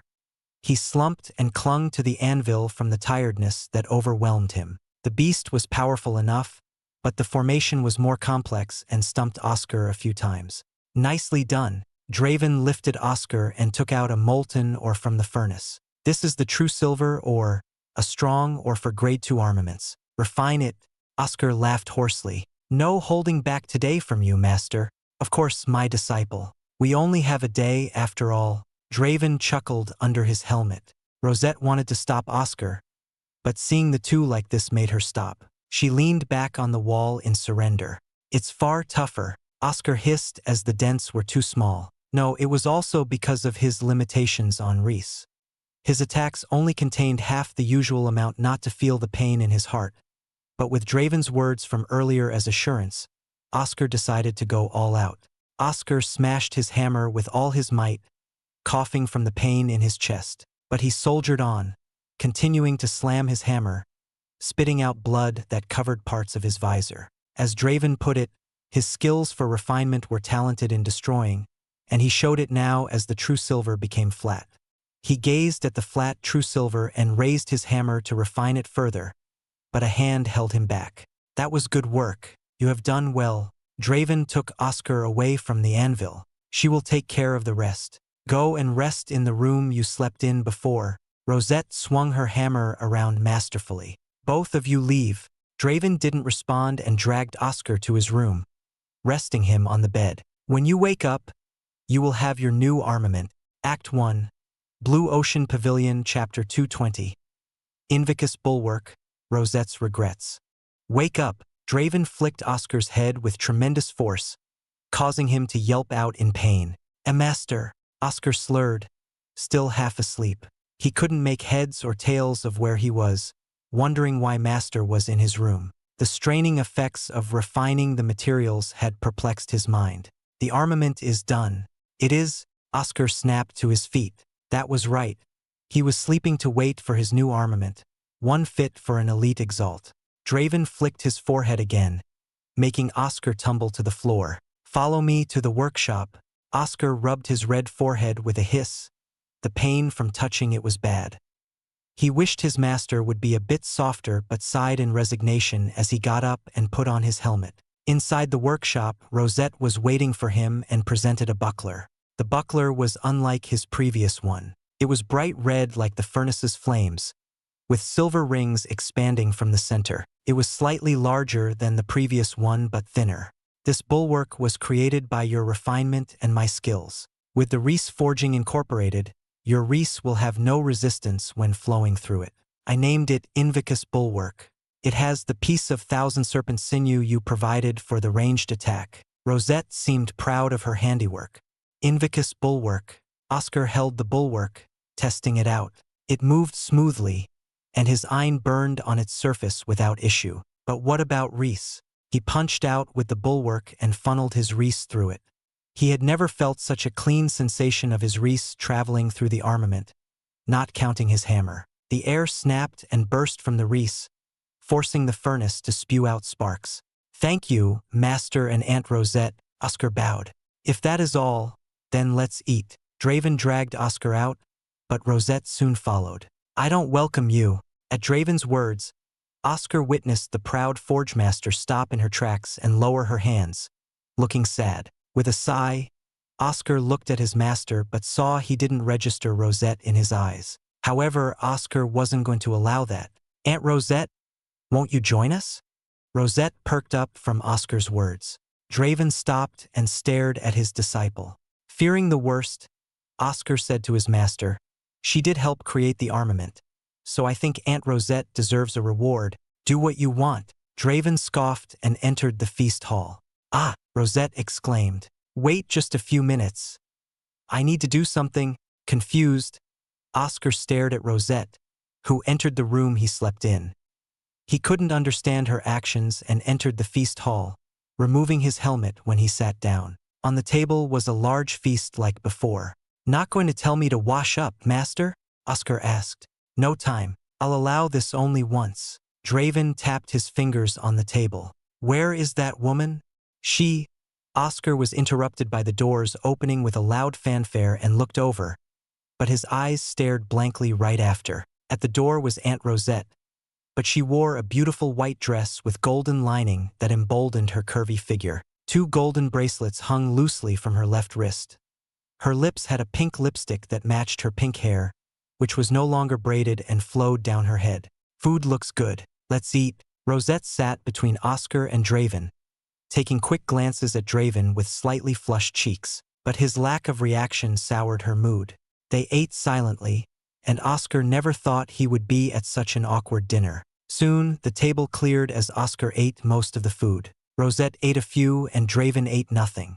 Disciple, what have you been up to? Draven asked. Oscar drank some water and cleared his throat. He explained the inner hall exam, his match against Charles, the clash of metal, and his advancement to the elite Exalt realm. He was hesitant to speak further, but he trusted his master. Master, do you advise on love and relationships? Rosette coughed, caught off guard by Oscar's questioning. What kind of idiocy is this? Draven sipped his tea. It all started like this. Oscar explained his situation with Celestina and Serena, leaving out their names and statuses. Rosette listened with a serious face while Draven almost looked bored even through his helmet. After Oscar finished talking, he asked, What do? I feel horrible. Again. What kind of idiocy is this? Draven cracked his neck. Next time you come to me with this foolishness, I'll break your legs. Oscar sighed and looked down. It was too much to hope for his master to answer. Seeing Oscar's dour mood, Draven clicked his tongue. Who do you like? The one I read books with. Then ignore the other one. She'll go away soon enough. But if the one you like rejects you, then move on. Draven gave very short and dry answers to his situation, but that was how he was. However, love is foolish, and you shouldn't care about it at all. The table shook. Oscar looked at the source, Rosette's fist, which slammed into it. The Forge Master stared at Draven with her yellow eyes, scolding him with her gaze. Oscar. Why yes. Oscar trembled, scared that these two might start fighting at any moment. I'll take you back home. Let's go. Rosette forced Oscar out of the room. Farewell, master. Oscar saw his master remaining on the chair, not caring about Rosette's outburst and sipping his tea. In a matter of moments, Oscar was dragged over to his home in the inner hall. It was nighttime and about time for him to go to the Neptune archives. But Aunt Rosette sat on the couch in his living room. Aunt Rosette? Oscar asked, wondering why she was still here. Sit down. Rosette looked somber, but that didn't lessen her beauty in the slightest. Rather, her pure white dress made her sad state more beautiful, like a weeping angel. When Oscar sat down, Rosette sighed. I'm pretty sure you noticed. You're in love with my master, Oscar nodded. Love? Rosette laughed up at the ceiling, leaning back against the couch. Her uncontrollable laughter overcame her regal and confident demeanor, making her look like she was lost and a fool. Yes, I love that fool, but sometimes I wish he could just vanish, or I could just leave to a faraway place. Why? Oscar couldn't believe it. Do you know what it's like to love someone, but that person can never love you back? Perhaps Draven and I could have been together when we were young, but it's impossible now with the madness in him. He doesn't love anymore and never will. Rosette glanced at Oscar. You know, he was an awful lot like you. Self-destructive, stubborn, and a battle junkie, but had a kind heart. My fondest memories were when we forged armaments together in the foundry. We would laugh and talk endlessly about armaments and ourselves. Oscar remained silent. He didn't know what to say to console her. I asked you to call me Aunt because it gave me a sense of closeness with him. Rosette sighed. In the workshop, you refined materials while Draven and I watched and argued. I wondered if that's what it would have been like if we had had children together. Master can be quite forceful, but he still has kindness in him. I'm still alive after all. Oscar smiled. Rosette softly gazed at Oscar and patted his head. You're a good person. Draven is only like that around you. If only he could be the same for me. Oscar felt the warmth from her hand but felt pained, seeing the few tears dripping down her cheek. If it pains you to be around him, why don't you leave or move? That's how much of a fool I am. If Draven died or vanished, maybe I could move on and let go of my obsession. But he remains, and no matter how often I tell myself to pack up and leave, my heart aches at the thought of being away from him. Rosette chuckled deprecatingly. I'm a hopeless fool, clinging on to the thought of what if and not trying to find a better future for myself. But that's what love is. I learned Reese forging for his sake and never taught it to him because it was the one thing that kept him coming to me even in his madness. She pointed her finger at Oscar, who leaned back. I feel sad for that girl who pursues you. You did the right thing to reject her and try to help her move on. But that won't be enough. Are you suggesting that I accept her? Oscar asked. No, don't force yourself to do something you don't want to do. There's still a chance she could move on. Maggie is an example. Maggie? The Grand Commander. Her? Rosette laughed. That's right. Your master was so amazing that both Maggie and I fell in love with him. But unlike me, Maggie moved on, though she hasn't married anyone else. That's… Oscar stopped his words. Unbelievable, right?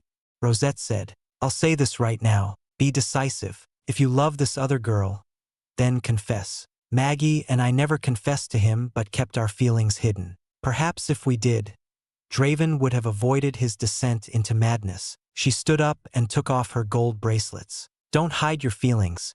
Be brave, or you may regret it. As for the girl you rejected, don't let her be hopeless like me. Find a way. Here's this token bearing my name. Show it at the foundry when you are ready to learn Reese forging. And come to me. She vanished from his house, flying high in the air back to the foundry. Oscar stared into the air, brooding over what Rosette had told him. If he confesses and gets rejected, the relationship between Celestina and him may become strained. But if he never confesses, he may regret it.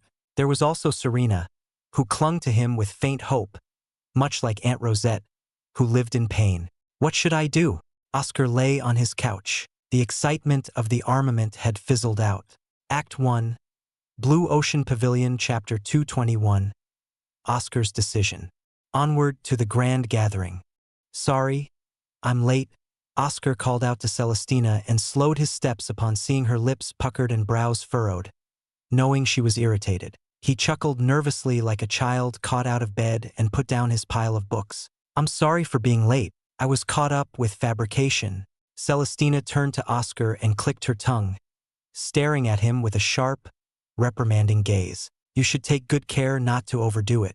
I've heard tales of fabricators fainting because they kept hammering without realizing they overdrew their iron. I'll keep that in mind. But on the bright side, take a look. Oscar removed the Invicus bulwark from his bag, placing it on the table with care not to damage the table and books. Is this? Celestina placed her hand on the red shield, her fingers feeling the cold metal and the power emanating from it that reminded her of the scarlet brachyura. It's the red shell I gifted you. Oscar nodded. My master and forge master helped me with the creation. The forge master? Celestina revealed a hint of shock, rare for her tempered mind. She had never met the forge master or the royal artificer who served her family, despite her status. High-starred fabricators and alchemists enjoyed special statuses because of their extreme importance, so Oscar meeting this high-level figure was unexpected. What was she like? How did it come to happen?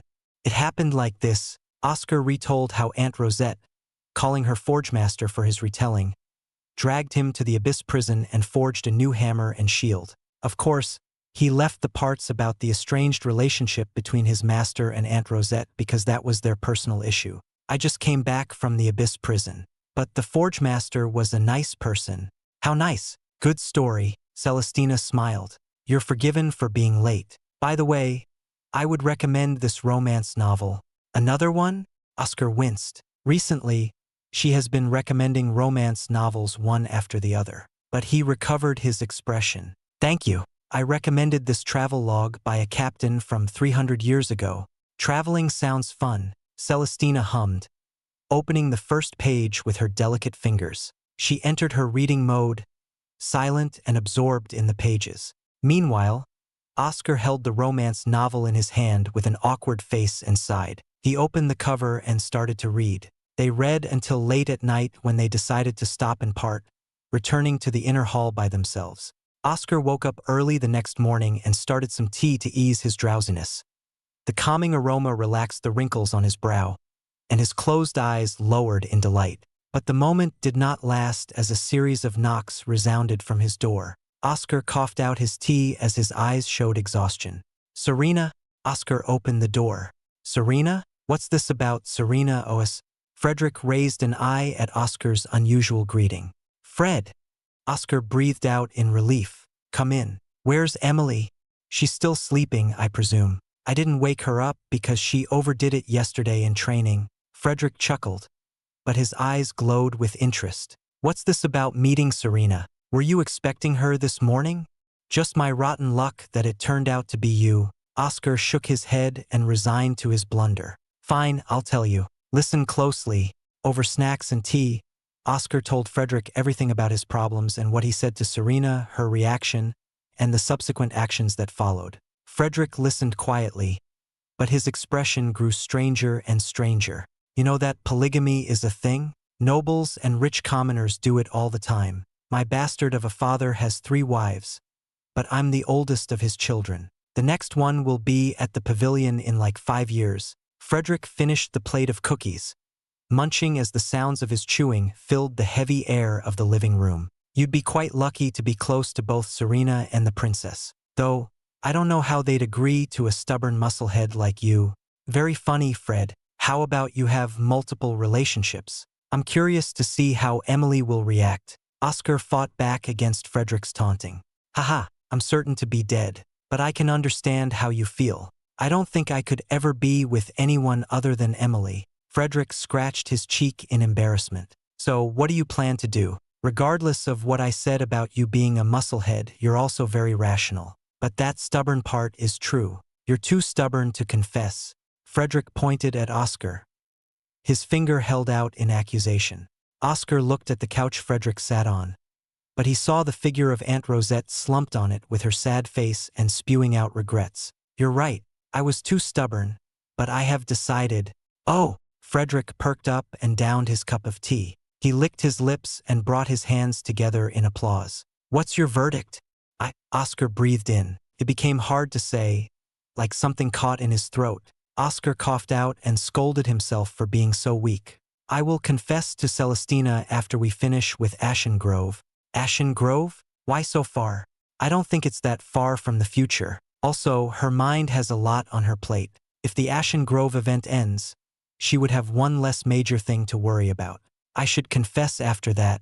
Oscar poured out more tea. "Well, I can't say it's a bad idea. I would have preferred you just up and do it.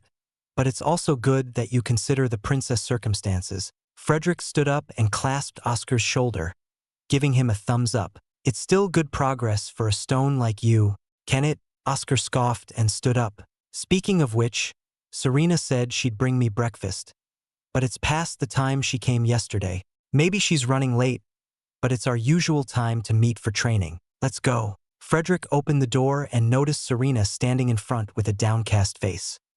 His eyes darted quickly to Oscar, who was distracted, and he said, "Actually, I should grab Emily. I'll see you there." "Okay." Oscar didn't look as he washed the tea set. Frederick closed the door and looked at the pitiful Serena, who seemed to be on the verge of tears. He understood she must have heard the entire conversation. They neglected to have their senses up within the house, so she came close without them noticing. "Follow me." Serena nodded once and followed Frederick out on the path. "You heard everything, right? That means you have a time limit on grabbing OS Heart." Frederick rubbed his large scar, which started to ache. "Yes," Serena answered without her usual liveliness. Her figure resembled a wilted rose near the end of its course at the coming of fall. Her weak laughter filled Frederick's ear, making him sigh. "I thought I had more time because Oscar was always hesitant. But he's finally set on doing it. I won't say or claim to know what is right.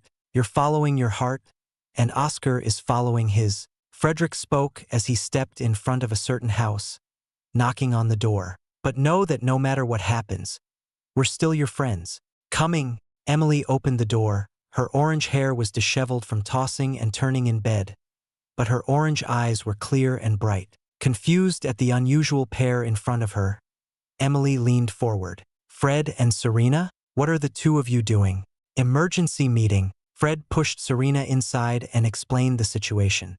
I'm sorry. Emily hugged Serena like a loving mother, stroking her red hair. Serena couldn't handle it anymore and began to cry, and Emily sighed but didn't mind Serena's tears dampening her clothes. What are you going to do? I won't give up. Serena hiccuped and hugged Emily tighter like a child. I won't give up. Of course you won't, Emily said. You're a driven and resolved person. I need you to pull yourself together. I can't support or deny your love for Oscar, but never do anything you may regret. Okay? Okay. Serena felt better from Emily's comforting words and wiped her tears with her handkerchief. Soon her eyes shone with fierceness. I'm not some malicious criminal. I'll get Oscar fair and square.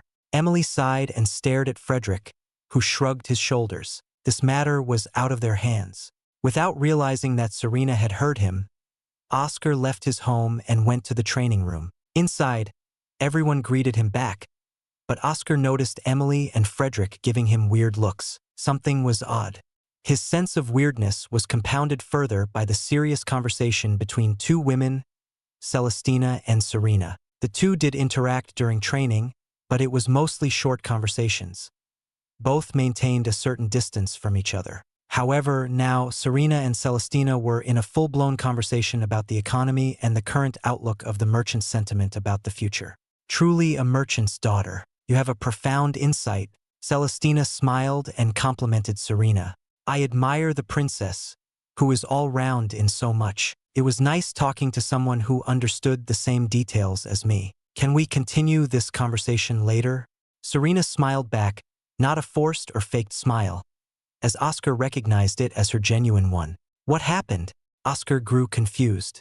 Frederick looked strangely at this scene, but Emily had a mixed expression of disbelief and admiration. She's really serious.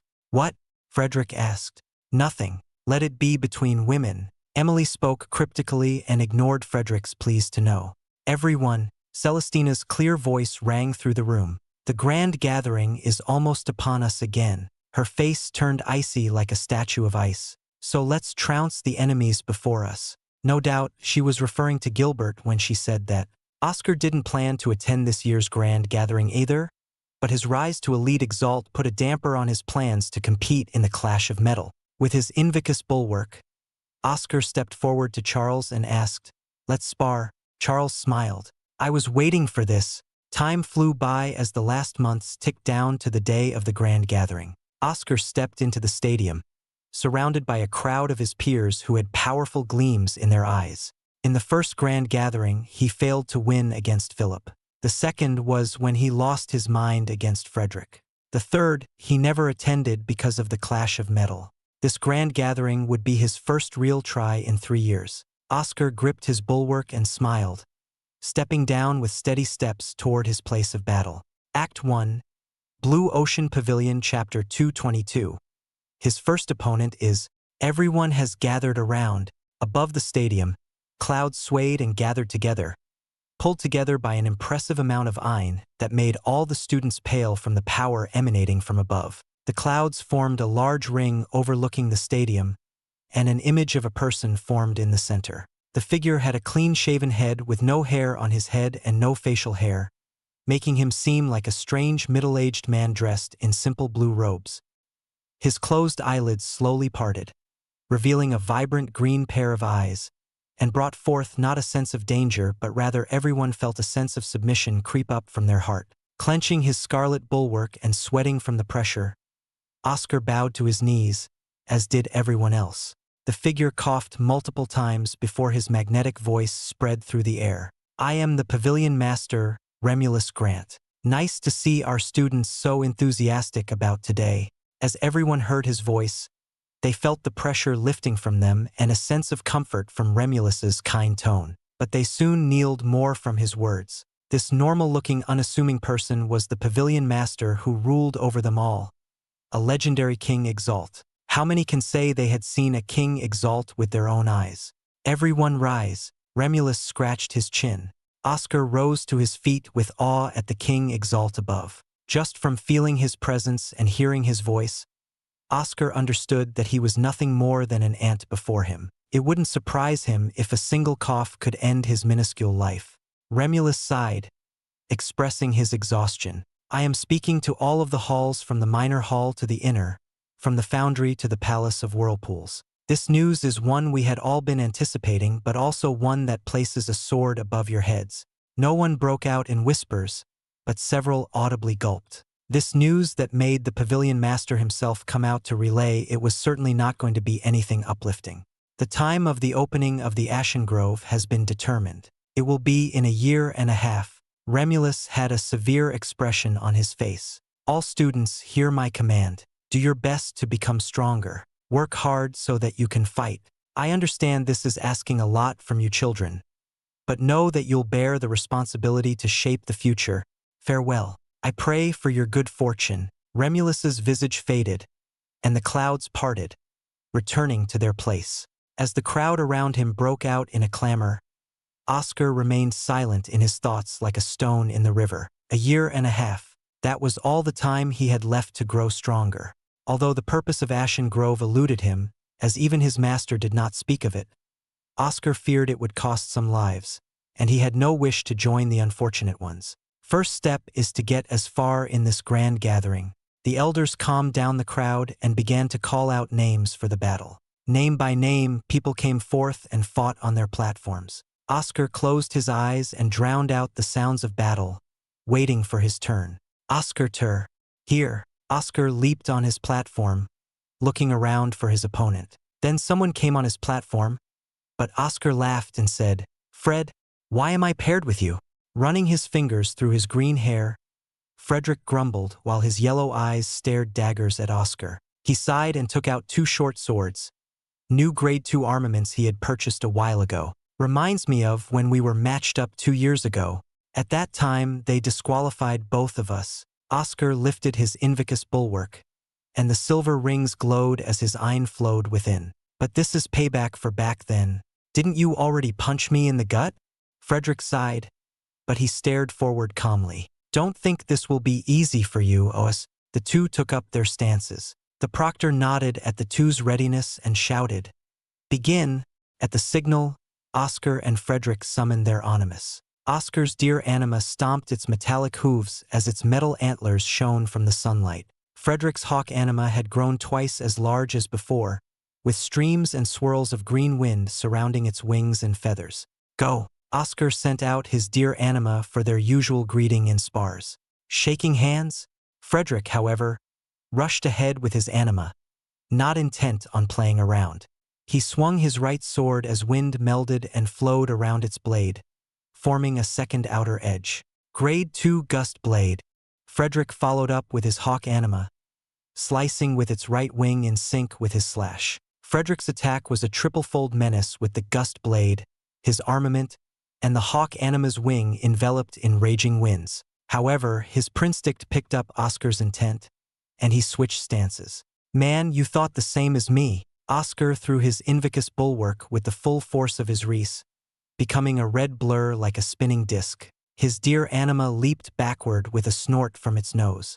But we both have the prinstict, so it's pointless. Frederick clicked his tongue and knocked the bulwark aside. The raging winds from his attacks made it take weird trajectories in the air.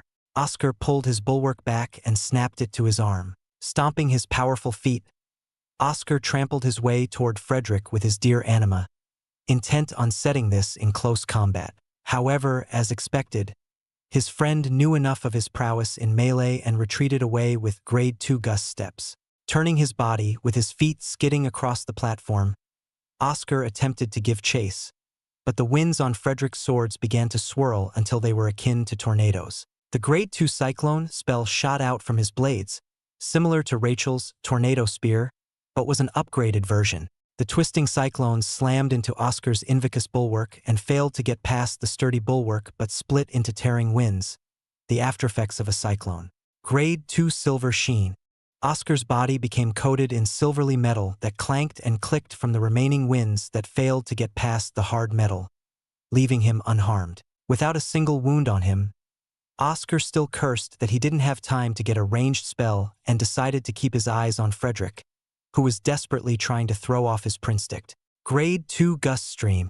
Oscar dodged the wind tunnel created by Frederick, but the next move caught his Prinstick off guard. Frederick's hawk anima had ridden the gust stream to reach incredible speeds, even more than its usual speed from its wind-empowered wings. As it sped like a bullet, its wings spread out like two sharp blades. Not bad. An anima's intent was not viewable from the Prinstick, and Frederick hid this tactic from Oscar during their spars. Oscar smiled as Frederick sent out more cyclones when he was distracted by the hawk anima. The cyclones mixed with the gust stream and the hawk anima's wings. Terrifying winds were gathering around Hawk, becoming like a harbinger of the storm. Grade 2 Silver Lance. A silver lance covered Oscar's arm. Resonating with his deer anima's antlers, Oscar thrust forward, meeting the hawk anima head-on. The shattering wave burst from the silver lance, scattering through the winds and reaching the hawk anima. But the hawk anima disappeared suddenly. Oscar remained calm as a burst of wind slammed into his back. Frederick had moved out of his sight to his exposed back, attacking from a distance. Ripple shroud, silver sheen. The winds receded for a moment, not harming him too much before his silver skin came up to protect him. But the force of the winds was enough to move his body forward, doing blunt, dull damage to his back.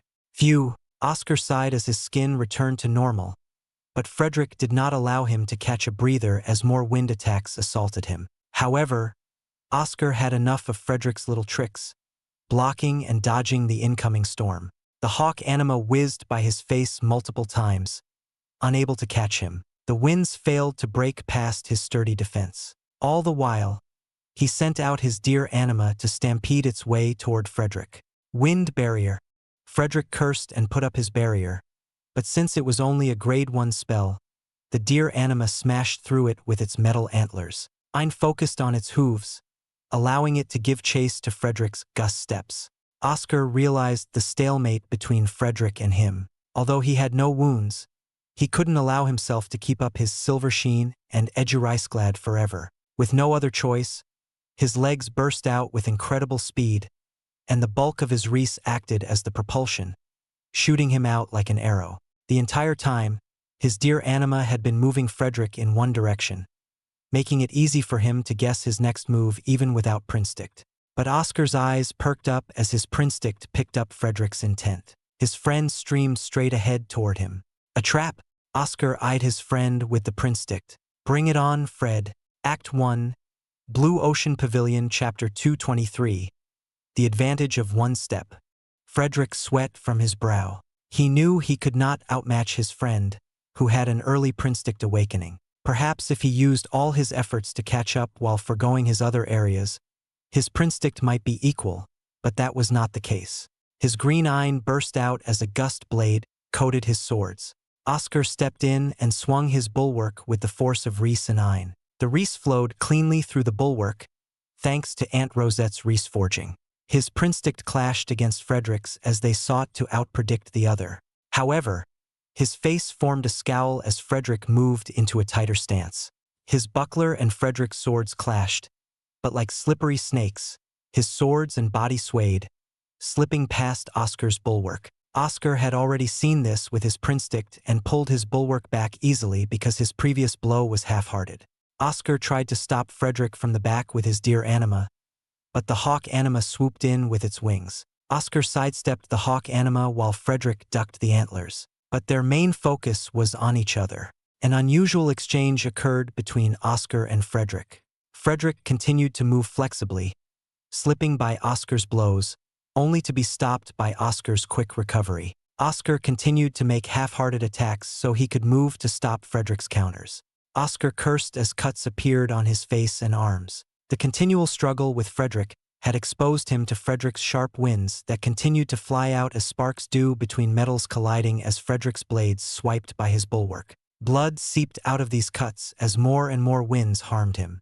Using silver sheen would be detrimental for his body stilled from its every use, an opening that would allow Frederick to move more freely. This was Frederick's scheme. Oscar could not put out his full force because of Frederick's sneaky way of combat, and Frederick could not go full force with his blades unless Oscar put his all in one strike, which would leave him open. Although Oscar was more evolved in Prinstick, Frederick deflected Oscar's attacks at the last moment before Oscar could unleash his Reese. But Frederick wasn't in ideal shape either, as Oscar noticed his arms trembling. Even though it was a series of slight contacts, his bulwark rattled Frederick's arms. He's not using any other spells, so there are no Ein movements to predict. He's moving his body with minimal movements. Nice one, Frederick. You already worked out a strategy against the Prince-Dict. But that is enough. I still see better. Oscar stomped ahead. He stopped his punch right before Frederick could slip by and readjusted to attack elsewhere. His attacks had adjusted to Frederick's sweeping blades, stopping them a moment before they could move freely. Soon, he had Frederick on the back foot. Seeing Frederick's movements a step early was enough. His victory over Celestina in close combat was because she had overextended, but Oscar would not make that mistake. Unable to slip by any longer, Frederick commanded his hawk anima to continue its swooping tactics, but Oscar met it with his deer anima. Sparks of blue and green spread in the vicinity around them from the ominous clashing. Cough! Oscar spat out some blood as his deer anima suffered minor cuts from the raging winds of the hawk anima. His grade 4 deer anima still had a minor resistance to higher Exalcias, but the difference wasn't so great, so it could keep fighting. Meanwhile, he pressured Frederick to the point of only dodging. Gust steps. Frederick retreated. His arms were numb and trembling. Thankfully, Oscar did not land a clean blow on him, or else he would be done for. Suddenly Frederick spat out some blood, feeling pain in his core, and his body numb to the bone. Looking up, he saw his hawk anima dissipating, obliterated into nothing. Oscar smiled. His deer anima used its antlers to catch the hawk anima by its wings, entangling it while Frederick was distracted with retreat. Though the winds started to scrape and cut on the surfaces of the antlers, Oscar skewered the hawk anima with his silver lance. Next, he turned to Frederick. The loss of the hawk anima weakened his friend. Oscar stomped before him and slammed his bulwark on Frederick's chest. Frederick fell out off the platform, coughing and wheezing from Oscar's heavy blow. Winner, Oscar Tur, the proctor announced. Well fought, Fred. Oscar held his hand out. Frederick clutched his chest, feeling his ribs rattling. He cursed and clasped Oscar's hand, allowing himself to be pulled up. You bastard. I thought I had you for a moment. Maybe if we were on a different battlefield. The platform is too restricting, and there's very little cover. You would do well in hit-and-run tactics while attacking from a distance. Though if you decided to fight with your life on the line like when you were crazy, it would have been different. Oscar patted the dirt off his legs, sighing at his arms full of cuts. You ruined my arms. I'm never going to fight that idiotically again. Frederick patted his chest, feeling the last bouts of pain fading. But you're right. A platform is too clean. Let's head back and rest. Oscar and Frederick retreated to the sidelines and discussed how they could improve. An hour later, the bells tolled for the second round of the grand gathering to begin. I'll be going. Oscar stretched his back and lifted his bulwark. I'll watch. Frederick had nothing else to do. Once an elder called Oscar's name, he and Frederick went toward the designated platform. Oscar stepped on while Frederick watched from the side, but their eyes widened in surprise at Oscar's opponent. Fred and Oscar, how are you doing? Her orange hair, tied in a ponytail, whipped around. Her orange eyes shined like jewels from glee, and her face had a wide smile of a battle-hungry warrior. She stared at Frederick, who looked away. You lost against Oscar? Oscar's eye flamed all over him. He chuckled. Fred was too slippery, and it was annoying to fight him. I'm glad to get you, Emily. Let's have a nice duel. Emily gripped her grade 2 staff, stabbing into the platform with tremendous force that blew away the dust in a fierce wind. She cracked her knuckles with a sharp pair of eyes. You're a tough opponent with Reese, but I must get revenge for my dear Fred. Hear that, Fred? She called you dear. Oscar turned to Fred with a cheeky smile. At least I have someone. Fred scoffed and called to Emily. Yes, my honey. Please bash OS's head in. Emily smiled, twirling her staff around. Fred's words delighted her, and she didn't want to disappoint as her orange eye burst out in shockwaves, rippling through the air. Her orange staff anima manifested in her hand, and she gripped it together with her armament. Oscar gripped her bulwark tighter. This display by Emily seemed strange, stacking both staffs together and wielding them as one. But both were thin and fit together in her hand, and her eye focused and merged well between the two. He admired her efforts to train to reach the melding stage of anima mastery, to combine the anima with a weapon or beast. Regrettably, Oscar had not made much progress in that area as his anima was a beast, and more complicated to train meld properly unless he had a deer-beast companion. Putting it in a weapon was possible but required more effort. Then let's do this. Oscar summoned his deer anima and wrote it. There's no need for us to put on pretenses like Fred. Full frontal assault. Agreed. Emily readied herself. The proctor smiled at how far these students had come, fighting in their ways with their anima. Begin. Oscar bolted atop his deer anima, which sped ahead with its hoofs. But the Ein burned upon its antlers and Oscar's bulwark because he knew what Emily would do. Emily's legs tensed as she took slow and heavy steps. Each step shook the platform.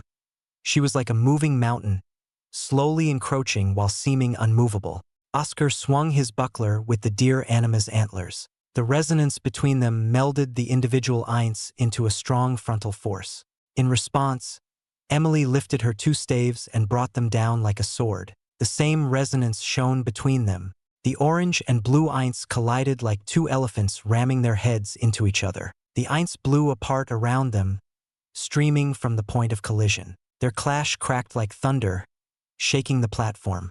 Within the Triton hold, the main headquarters of the Blue Ocean Pavilion, Remulus Grant entered a large room with a round table. A small moat of water that glimmered as though stars were in it surrounded the table. Remulus floated over the waters and sat on a golden throne. It's good to see everyone gathered here, Remulus smiled.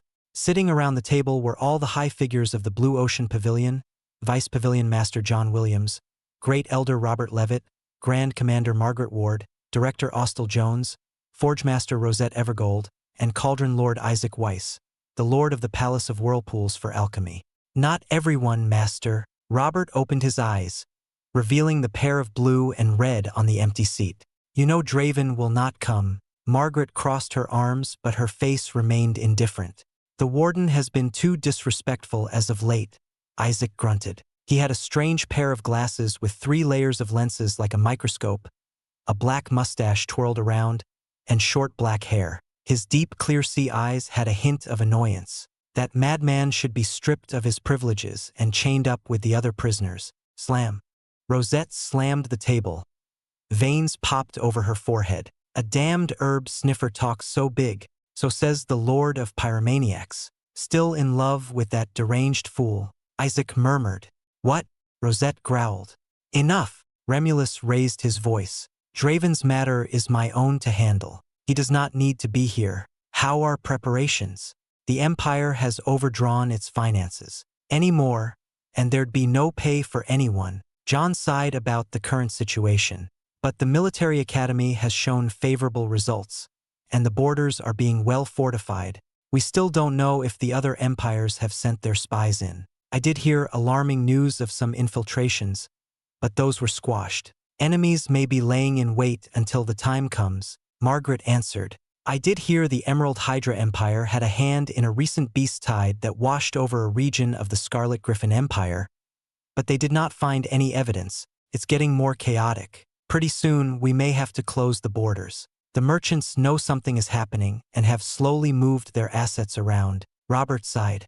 Leave politics and economy to the Emperor. Our focus is Ashen Grove and the treasure within. We must have it no matter what. Remulus coughed. Speaking of Ashen Grove, I have high expectations for your disciple. Robert Levitt laughed. If my master is willing to gift a boon to him, then I would be satisfied. No, just train the boy well. Remulus sipped his tea, remembering one other grand disciple, Oscar Tur. Would that child be ready for Ashen Grove? Act 1, Blue Ocean Pavilion, Chapter 224. Emily's New Powers. Oscar clenched his teeth, tried to push his buckler in, and urged his dear anima forward, but it was like pushing through an invisible barrier. Emily stood in front with her 2 staves pushing down, and veins burst on the back of her hands, with sweat glistening as it dripped down her face. Their weapons did not make contact because their Eins entered a fierce struggle between them. Powerful shockwaves erupted, blowing like an explosion, spreading winds and flames of iron spreading from the epicenter.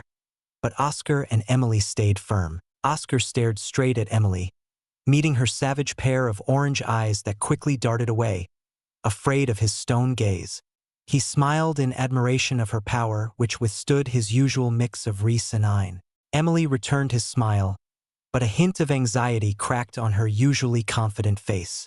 Their intense brawl ended with a thunderous explosion, and the powerful iron cracked the platform. Oscar flew back from the immense force of their exchange, but his dear anima grunted, scrapping its metal hooves across the platform and spewing out red-hot sparks, stopping before the platform's edge. After the dust settled, Oscar saw Emily was practically unmoved by the explosive clash, only forced by several steps. Her Grade 2 weight boost granted her immense weight to her staff, twice the Grade 1 version, and allowed her to stay unmoved and combat his Reese equally. But he had one other level to Reese that Emily had trouble with. Adamus Rays.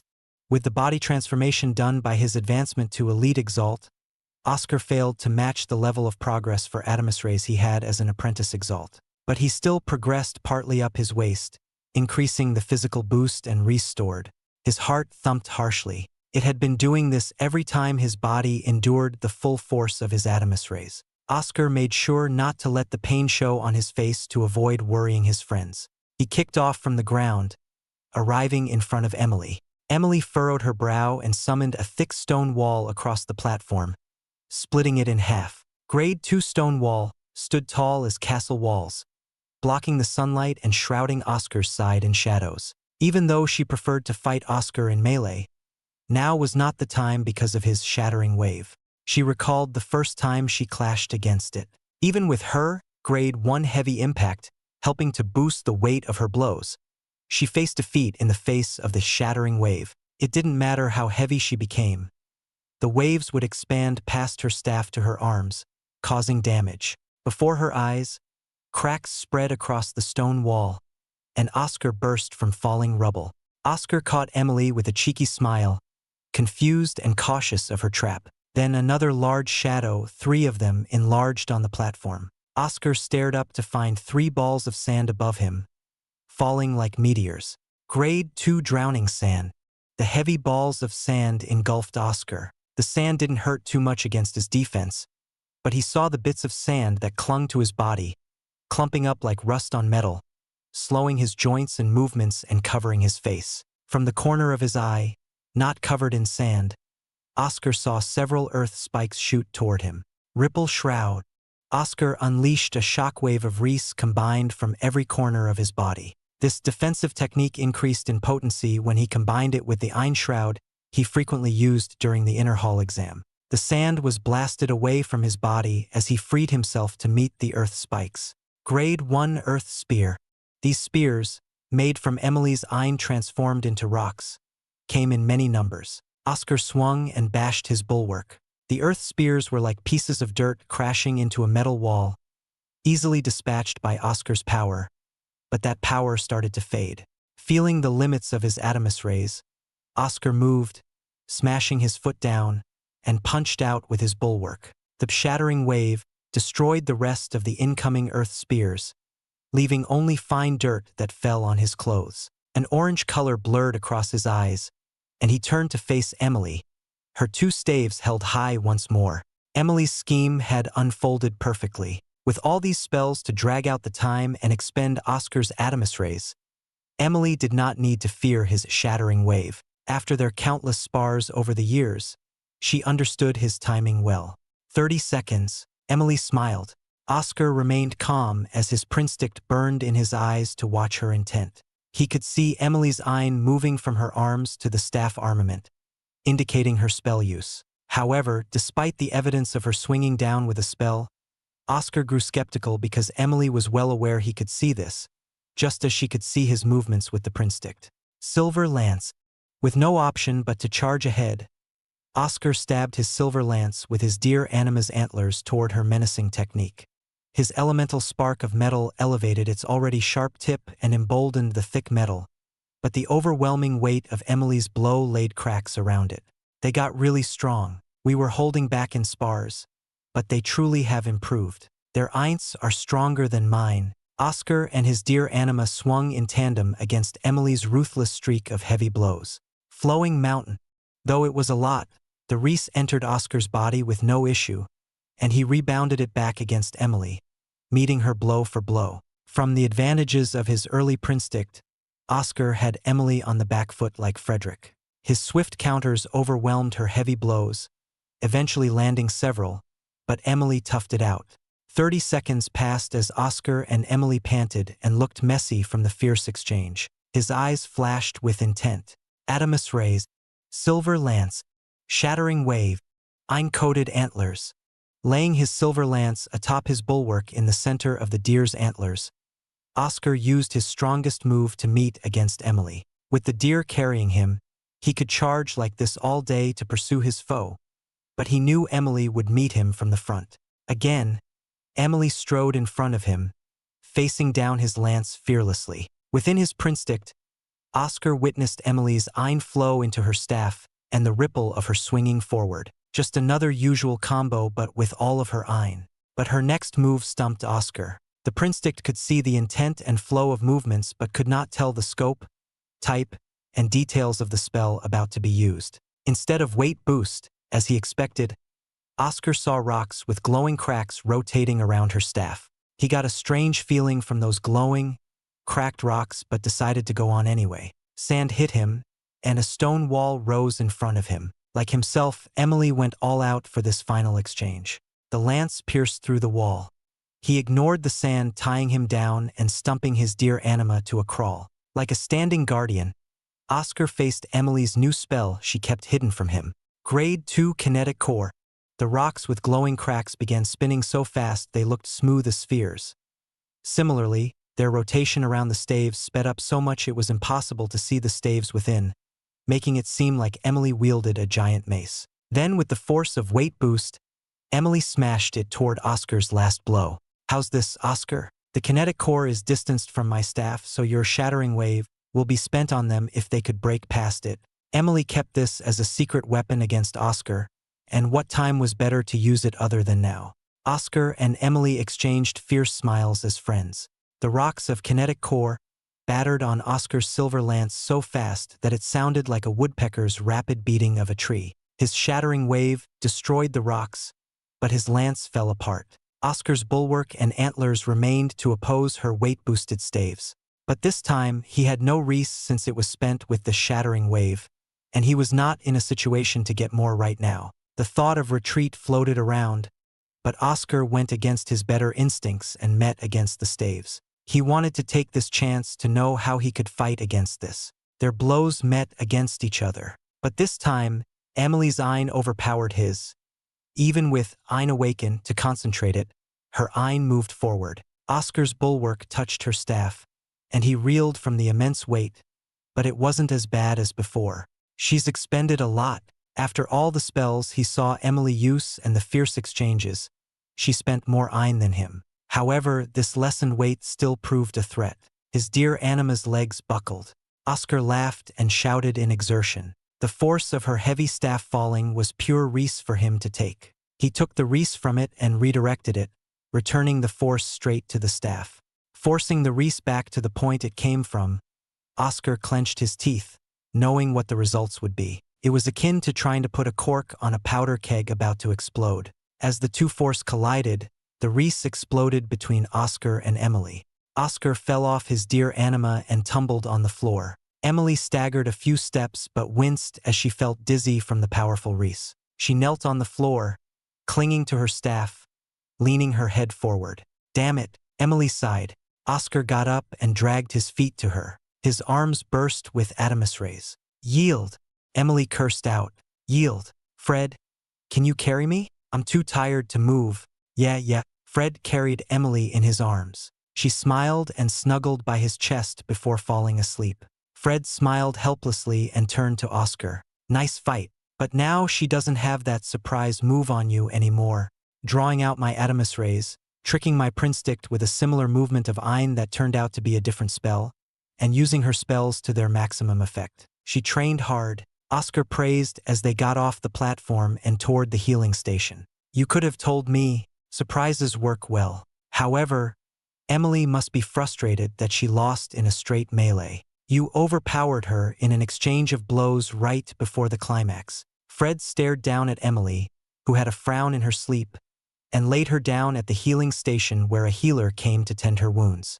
Her Ein was stronger than mine. Unlike me, I expect she'll be a middle elite Exalt before the Ashen Grove. Oscar groaned. His progress in Ein was slow even with the extra resources. The grade 4 Exalsia's slow progress became more apparent as he kept training. Master said Reese will give me the edge against those equal to me, and complete mastery will grant me the power to fight above my means. If I were complete in Adamus Rays, perhaps the fight would have been easier. Why is the loser so sour? You won. Cheer up. Frederick tried to console Oscar. I won. But there's so little time and I'm a slowpoke. Oscar pondered. Slowpoke or not, you're strong. Emily got up with a scolding pair of eyes. Even if you don't become a middle elite Exalt, you can secure victories over the lower elite Exalts in Ashen Grove. There's definitely a place for you there. Leave the rest to Celestina and the others. You don't need to feel like you have to carry it all on yourself. I know. I just want to be of more help, Oscar said. The trio passed the time while drinking some refreshments provided by the healing station. Another hour passed until Oscar heard his name called once more. Third battle. Oscar stretched. Are you coming? Sure, we got nothing else to do. Frederick and Emily went on to cheer Oscar on. However, their steps halted at the platform. A tall woman with red hair and green eyes stood with 2 axes in her hands. Oscar smiled slightly. Hello, Serena. Act 1. Blue Ocean Pavilion, Chapter 225. Oscar's hidden move, Treble Lance. Phew. Philip unsummoned his sword anima, the prismatic crystal blade vanishing into thin air, and got off the platform. Behind him, his opponent bled from several cuts but none life-threatening and knelt hazily on the platform. The proctor quickly took the opponent away to receive healing, followed by Philip sighing. The son of Raven is distraught over his victory? I wonder why. A woman with chestnut hair and green eyes strode over with a hand covering her light chuckle, appearing like a prim and proper noble lady, Eleanor Shaw. Eleanor's eyes shone with interest. Tell me. Nothing to concern my lady over. Philip dusted off his clothes, making Eleanor wince, but he didn't care. He glanced around until he spotted a figure with silver hair fighting against one with red hair. That's interesting. The princess is matched up against Miss Thorne. Philip and Eleanor walked together toward the battle, noticing the princess seemed more motivated in this battle. Celestina's figure moved gracefully on the platform and in the air with her dragon anima, blasting Isabella off the platform. Philip smiled. I wonder why she seems to have it out for Miss Thorne? Ah, the Ravens only have swords on their mind. Oscar used to be friends with Miss Thorne, childhood friends, in fact, but she discarded their friendship upon learning the difference of their talents. Eleanor explained. That's right. I remember now, Philip mumbled. While I understand the logic behind such a decision, Oscar isn't useless. Well, who could have known at the moment in the past? Though they were friends in their childhood, cutting that off without hesitation irks me. For one, I'm glad Oscar came here. The princess can have all the fun she wants. Philip chuckled. I recall years ago when we were 10. The princess could not stop talking about some books she had read. Even you, who had great communication skills, became helpless under her endless chattering.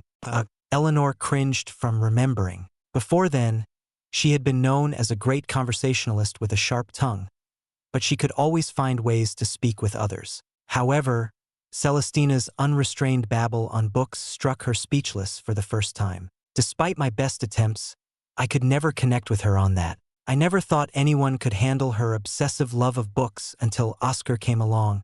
True, Philip nodded. I'm glad she seems happier for it. Philip, Eleanor, how were your battles? Celestina stepped off the platform without sparing a glance at the aggrieved Isabella. However, despite her cool attitude, her clothes were worn down and scorched in different places, and her face, slick with sweat, looked tired.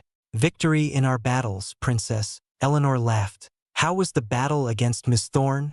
She's gotten stronger, but she still spouted so much nonsense about Gilbert. So irritating. She didn't make it easy, but she's no match for me. However, she ruined my appearance. I can't be in public with such a weary appearance. What would that say about the royal family? Celestina scoffed. I'm going to go change, though it was an unpleasant affair. You look strangely happy, princess. Philip bowed his head. Really? A wide smile plastered across Celestina's usually cool and collected expression the entire time. She cutely rubbed her cheeks, but the smile remained. She chuckled. Well, I always feel great beating an arrogant fool who abandoned a good friend. Though he no longer wants anything to do with her, I still have a responsibility to get some revenge every time. No. Then she put a finger over her lip. Don't tell Oscar. He'd say that's improper and probably force a book about self-control on me. I wonder how the lower elite Exalt division is going? Eleanor looked over the distance to the other side of the stadium. I'm more curious about how Gilbert is doing in the greater elite Exalt division. Philip frowned. Time after time, he lost against Gilbert's power, but now he could not fight him because of the gap in their realms. Ignore Lockwood. Celestina returned to her serious look. Her emerald eyes locked powerfully on Philip. I'm sure Oscar is giving his opponents a big shock unless he's against someone from our group. Am I cursed?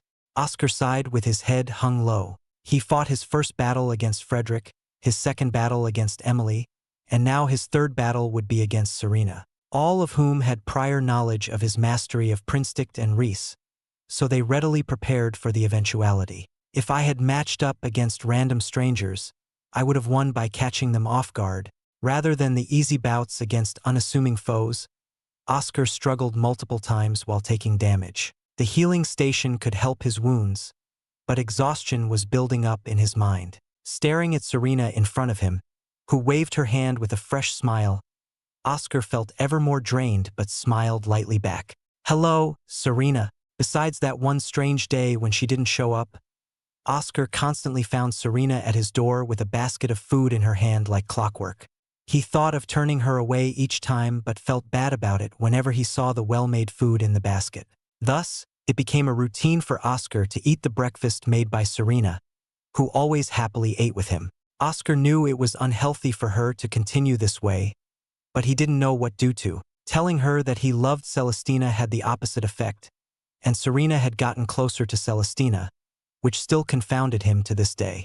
Hey Oscar, fancy meeting you here. Serena sounded chirpy today, but her red wavy hair was out of place in some spots, and her shoulder had a slight cut in the uniform. Her previous battles had not been easy. Oscar glanced at the cut and asked, Are you alright? I'm good. Thanks for worrying about me. Serena looked happy, but soon a fierce expression washed over him as her green eyes locked on Oscar with a strong gaze. But I can't allow myself to be swayed by your sweet words. Oscar lifted his invictus bulwark. It would be rude to ask you to surrender. I am eager to see how much you've grown. However, are you sure you can calm yourself? Serena laughed, wiping a tear from her eye. Didn't I tell you in the safe zone back at the inner hall exam? Despite our relationship, I am quite greedy. Sorry, but I also want to win, so don't worry about me. Oscar smiled and gripped his buckler. There was no more he had to say to her. His dear Anima. Serena lifted her axes, letting out a long breath to calm herself. Her stance was hunched over and low but perfect for her axes. The proctor sighed, thinking about how these two students should get a room. But he returned to their dutiful self and shouted, Begin! Oscar rushed ahead, not intent on dragging this out because he had had enough of his friend's anti-Oscar strategies, and Serena had an annoying arsenal of spells. His eye burned on the surface of his bulwark. However, a torrential flood of water came forth in crashing waves. Rampaging torrent. Serena's spell created small waves, but they were powerful and sharp, like the storm waves that tear apart boats and swallow people. With his body covered by silver sheen, Oscar cursed as the waters continued to flow, scraping and gnawing at his metallic skin. But the torrents failed to break through. Oscar canceled his silver sheen as the waves receded and looked around for Serena. Then an axe covered in maelstrom spike flew right to his side. This axe was her anima and had freedom of motion. His prinstict caught onto Serena, who had thrown the axe, and noticed a tremor of iron about to come out, linking to the ground under him. Under me! Oscar rode on his deer anima, and they leaped away before the axe could slice through him, but more importantly before a large hot pillar of water erupted from his previous spot. He recognized his spell as the one Leon Richter used, geyser eruption. The spell focused the Ein on a remote place and erupted in scalding high-pressure water. Serena did not let up. Oscar foresaw each of her Eints emitting to multiple points on the ground. Multiple geysers were coming to give Oscar no space to dodge. While he halted as the geysers would soon erupt, a pair of axes flung forward, creating a torrential crisscross of water. The geysers erupted in droves, filling a vast portion of the platform with steaming pillars of water. Serena's axes cut through these waters, being empowered and slammed into something hard. Serena looked shocked, spitting out some blood. She recalled her axes and noticed a slight crack on her axe anima. With shock, she stared at the mists, which parted to reveal a shiny figure. Oscar and his deer anima stood tall. He was coated in silver sheen, but the surprising thing to Serena was that his deer anima was also coated in the same silver sheen. Using spells on an anima was not original to Oscar, but he had neglected it for too long. With his foundry work and Reese training taking up too much of his time that he had little time to go on missions, Oscar had not reached enough to get a grade 2 spell. So the only conclusion was to master it with his anima. The silver broke apart, and Oscar came out unharmed. Combining spells with the anima isn't anything new. Serena lifted her axes. Oh, but this is... Oscar formed a silver lance on his arm. The deer anima's antlers shaped and formed two sharp lances. It looked as though two lances laid atop the deer's head, with the antlers wrapped around it like vines around a pillar. Serena shuddered from the devastating Ein flowing from him. It was just a grade 4 anima, but with Oscar's Ein Awaken and triple spell, it elevated to devastating levels of power. Let's finish this. Oscar ground his teeth. This move was too much even for him. Using it once would make his anima collapse from the sheer backlash of doing this. Face my treble lance. Act 1. Blue Ocean Pavilion Chapter 226. Rematch. Treble lance. Stampede. Oscar's deer anima stomped its heavy metal hooves, and red-hot sparks erupted from the metal scraping. A fearsome presence enveloped the platform, emanating from the man and his deer anima, standing tall like a tenured knight, wielding deadly force. Oscar's bloodshot eyes could only be accompanied by the blood dripping from his right arm, covered by the lance. Serena felt every hair on her stand up as her mind erupted with the feeling of impending danger. Her prinstick desperately tried to find Oscar's next move. His next direction became evident despite him being atop his anima because his body was still viewable, a straightforward charge to her. Oscar saw Serena's intent to use a ton of Ein. However, it was too late. His deer anima kicked off like a speeding bullet, reaching speeds it could not before because Oscar funneled everything into it. Geysers erupted behind him as he was too fast for them to catch. In front, a large, rampaging torrent and pair of spinning axes combined, and the waves funneled into a singular sharp point. Oscar thrust the three lances against this wave, breaking it apart with shattering wave and the sheer sharpness of his lances. However, Serena was nowhere to be seen. She had taken advantage of the vision obscurity of her waves and made a getaway, dragging her feet as she was tired. She glanced back, knowing Oscar was at the end of his rope, with a triumphant smile on her face. Took everything, but she finally stumped him. But the next scene shook her to the core. Oscar stabbed the lance in his right arm against the platform. He knew that this move was a one and done, and that having his deer anima change direction by itself was foolhardy. But he was here to help it. He stabbed the lance with such power that it forcibly moved the deer anima to point toward another direction. The lance shattered apart, but his deer anima was back on track. Seeing Serena try to dodge again, Oscar leaped off his deer anima, and his body flew across to Serena, who widened her eyes and tried to recall her axes. But it was too late for Serena as Oscar crashed into her, holding his fist right before her face. I give up. Serena stared down at Oscar's fist in front of her. His fist would slam into her before her axes would arrive, and she used everything to deter Oscar's last strike. She blushed a deep red as Oscar was on top of her, feeling the hard muscles weighing down on her. She wished Oscar would not move, but her hopes were dashed. If only he could do this more. Good choice, Oscar panted, and his vision grew hazy. He got off and vomited blood off the platform. Serena got up and patted him on the back. It's hard to tell who the winner is. You're more beat up than I am. OS. Frederick and Emily came to his side and helped him to the healing tent while Serena followed. Thanks. Oscar got settled on a bed. Emily frowned. Why didn't you use that move on me? I would love to face it head on. Oscar coughed while laughing. I didn't use it against Fred because he's too slippery, and I didn't want to drain everything on one move.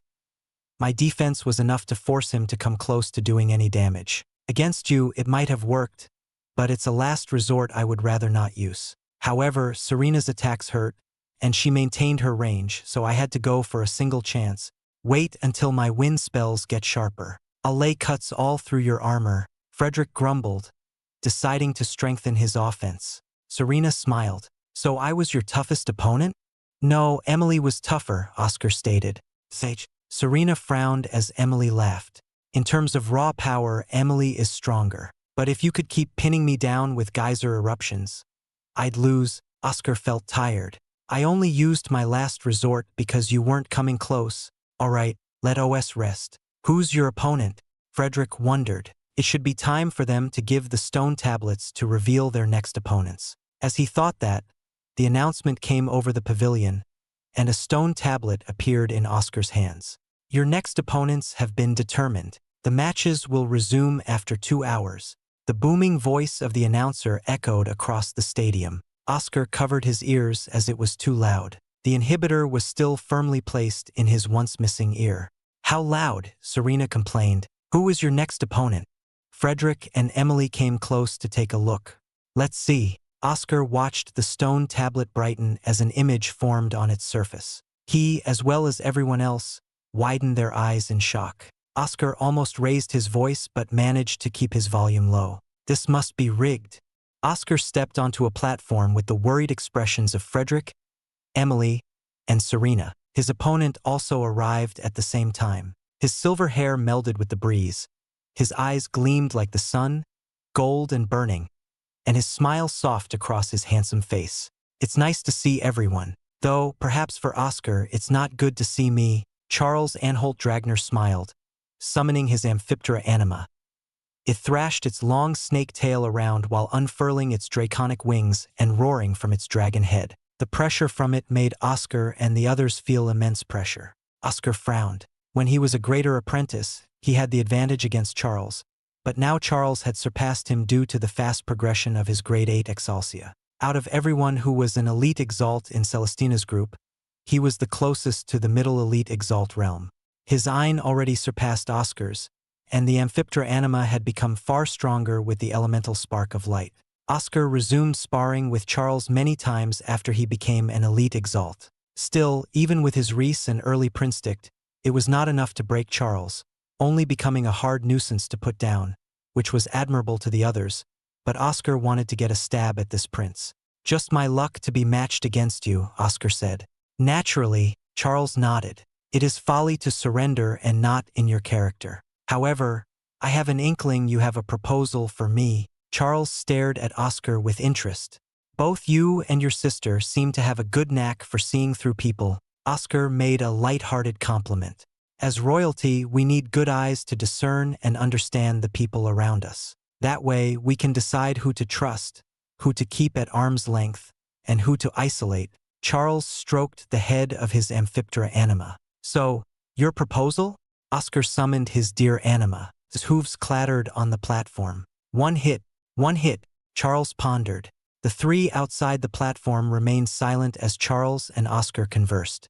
We will exchange a single blow with everything we have. Oscar held up one finger. No moving around or scurrying about. No need for Prinstict, just an all-out attack. The loser of this exchange forfeits the match. Charles listened until the end and sighed in response, his shoulders shrugging in the same elegant manner as Draven. There are no merits in it for me, Oscar. Why should I follow along? You and my sister are good friends. But that doesn't mean I want to accommodate your whims in a competition. His golden eyes sharpened, emanating the same regal aura as Celestina's. Then how about this? I will forfeit this match regardless. Oscar pointed to himself. "OS, Oscar, Oscar." Frederick, Serena, and Emily shouted out in confusion. They almost went on the platform if not for the stern look from the proctor. The proctor wanted to stop the two from talking and get to battle, but none showed their will to fight. Furthermore, the other party was the prince, so he had to tread carefully. "You'll forfeit anyway?" Charles raised his eye and stared blankly at Oscar. "What do you mean? You know as well as I do that fighting will result in my loss. Our past spars have proven that. But I want to see what my full power can do against your full power. Just once, without tactics, prinstict, and other means, I want to measure our pure power." Oscar smiled. Charles remained silent for a moment before breaking out in hearty laughter. His shoulders quivered as he clutched his stomach with tears coming out of his eyes. The dignified and reserved prince had let loose, his eyes beaming at Oscar. "Let's do it. You surprise me all the time. First beating me when we were apprentice exalts, and now this. I, Charles Anholt Dragner, accept your request for a single bout." Oscar lifted his buckler. "Thanks, Charles." Charles took out his dual blade, a grade 2 armament with a single guard for the grip and 2 blades extending from both ends. His eyes flashed as iron flowed out in silvery flames. "Receive my blow, Oscar." Act 1, Blue Ocean Pavilion, Chapter 227. The resulting clash against Charles. Oscar breathed in and out, heaving his chest up and down. The air was eerily calm around the platform, yet a feeling of foreboding centered around it like the clear blue skies before the dark thunderous clouds would tear it apart. Across from him, he saw Charles looking apprehensive despite the display of confidence earlier. Their eints exploded out at the same time, everything they could muster. Oscar's blue ein did not look as pretty or pristine as Charles's silver ein, but it burned just as well. Oscar sat atop his dear anima, who let out a bellowing grunt, his arms and legs already showing the effects of Adamus rays. Charles leaped up and rode upon the head of his Amphiptera anima. His golden eyes remained locked on Oscar, who seemed inferior strictly from their steeds. But such a thought was mere folly in Charles's mind. There was no hint of disdain or lax in him, for he had acknowledged Oscar's prowess long ago. "Ein awaken! Silver lance!" Oscar's ein transformed into a beautiful silver lance that enveloped his arm. He placed the silver lance atop his bulwark between the 2 antlers of his anima. His face tensed and showed signs of struggle as 2 lances formed on his dear anima, with the antlers wrapped around them. "Treble lance." Oscar put on a strong smile, but a drop of blood split from the corner of his mouth.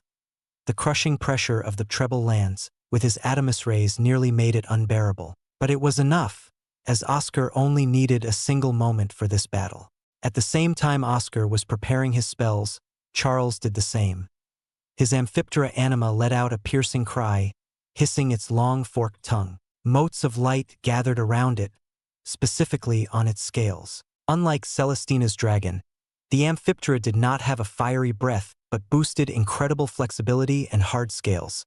Scales empowered by Charles's light. Light Buster. The blades on Charles's unique dual-blade sword shone with radiance as light expanded out of them, forming 2 large blades of light, each around his height. Charles twirled the dual blade, now enlarged by light, above his head. The rapid spinning sent out sharp undulations of light, laying cuts upon the platform. Grade 2 Brilliant Pearl. A shining orb around the size of a fist appeared atop Charles's head with rays of light flowing out of it, and the places where the light touched became slightly scorched. The spell created an area around Charles where anyone who stepped in would be hit by the pearl's burning light and suffer the consequences for approaching. It was the most effective when dealing with a mass of monsters, but just as good for deterring others. Grade 2 Lustrous Arms. Charles's arms were enveloped in armor made of light with cracks, which shone a golden color like his eyes. The spell worked like his flash steps, increasing the speed of his swings and thrusts, except that it also behaved as a protective measure for his arms. With his preparations complete, Charles pointed his large dual blade of light out and commanded his serpent to fly straight and true. Oscar also charged out at this time, riding atop his dear anima with his lances at the ready and his eyes facing forward. His brave charge against the serpentine monster resembled the many arts of noble knights charging against the dragon atop their steeds. Usually, their steeds were other dragons or powerful horse Exalt beasts, but none ever depicted a deer. His lances sliced and parted the air, and his bulwark shone, reflecting the light that burned from Charles and his anima. Once he closed in, Oscar felt his skin start to heat up even with his eye wrapped around his body. Being near the pearl's range was bad enough, but once one of the dense rays of light touched Oscar, he felt his blood boil and his skin burn as hot smoke rose from where the light touched. With a shout, crying out with all his might, Oscar came right before Charles and thrust his triple lances onto a singular point. Charles raised his dense dual blade of light up high, and his arms flashed in an unseeable swing as though the arms teleported forward. His blades of light met against Oscar's triple lance with incredible force and speed as his Amphiptera anima whipped its sharp and scaly tail and bit its dragon maw down. Shattering wave.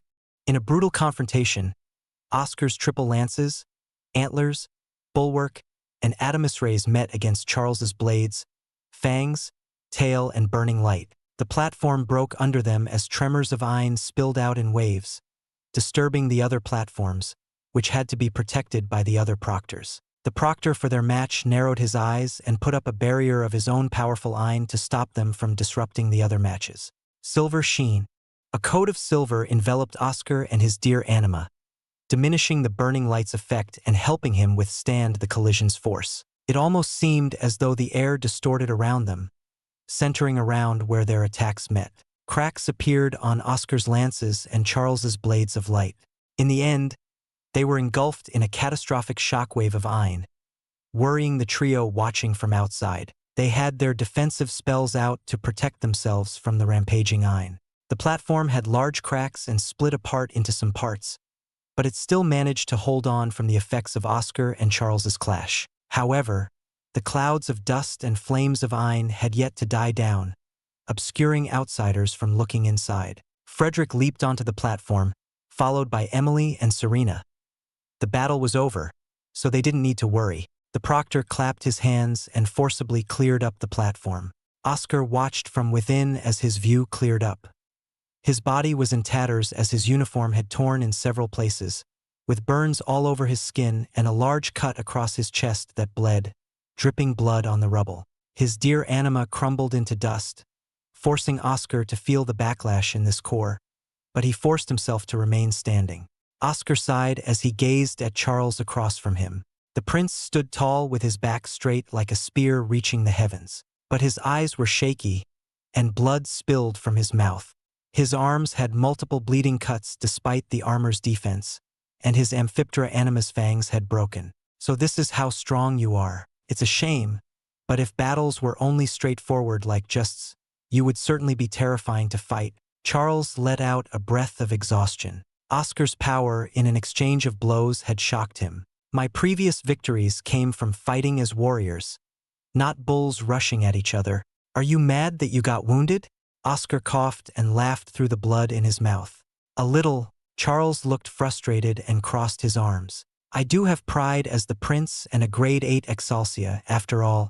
You're underestimating yourself. Oscar shook his head. Says you. I would be in serious trouble if I weren't more advanced than you as an elite Exalt. Reese is incredible, Charles said. Oscar nodded but felt a sharp pain in his heart.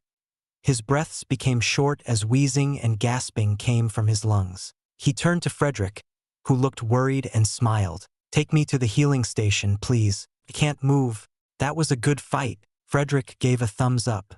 But you're still a stubborn bastard. He supported Oscar by wrapping Oscar's arm around his shoulder. I'll be coming with you. Charles helped Oscar on the other side. Let's head back and rest.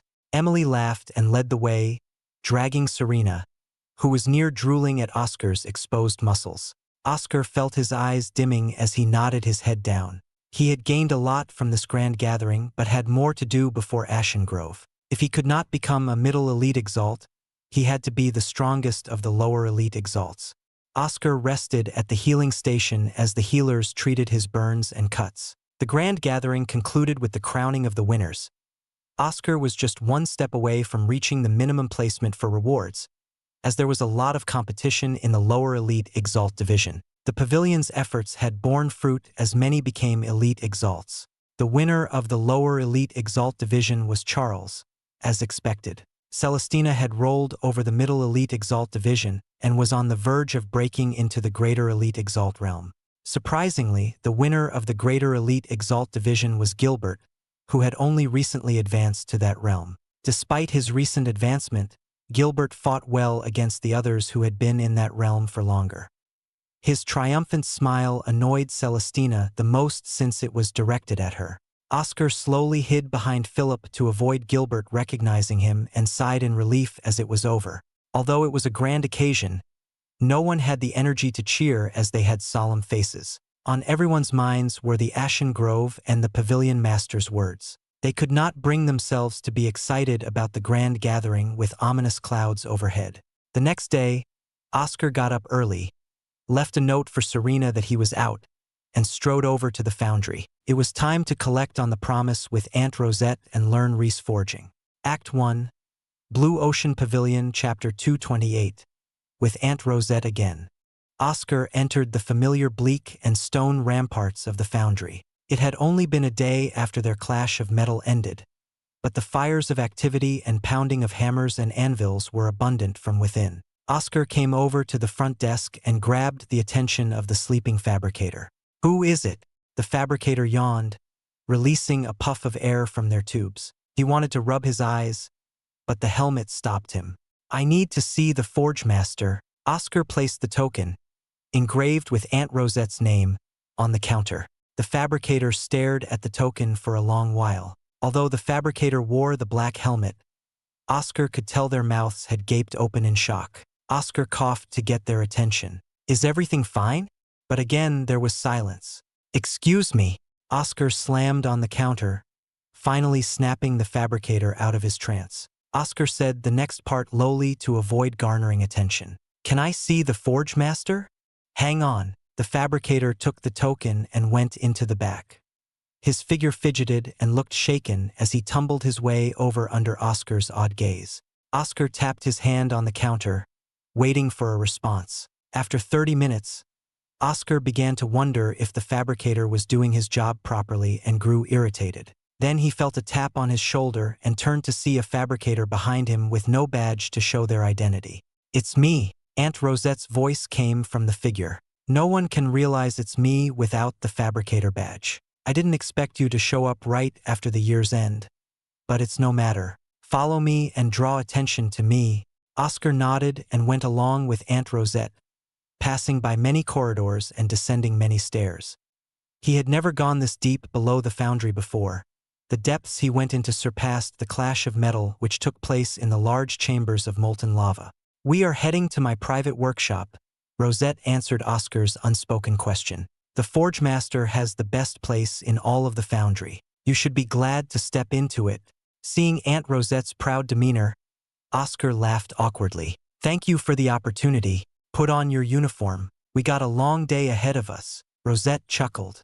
After Oscar put on his fabricator uniform, they entered a single door at the end of the last set of stairs. Immediately, he was blasted with a heat wave that made his skin dry up. The temperatures in this room were beyond any that Oscar felt from a forge.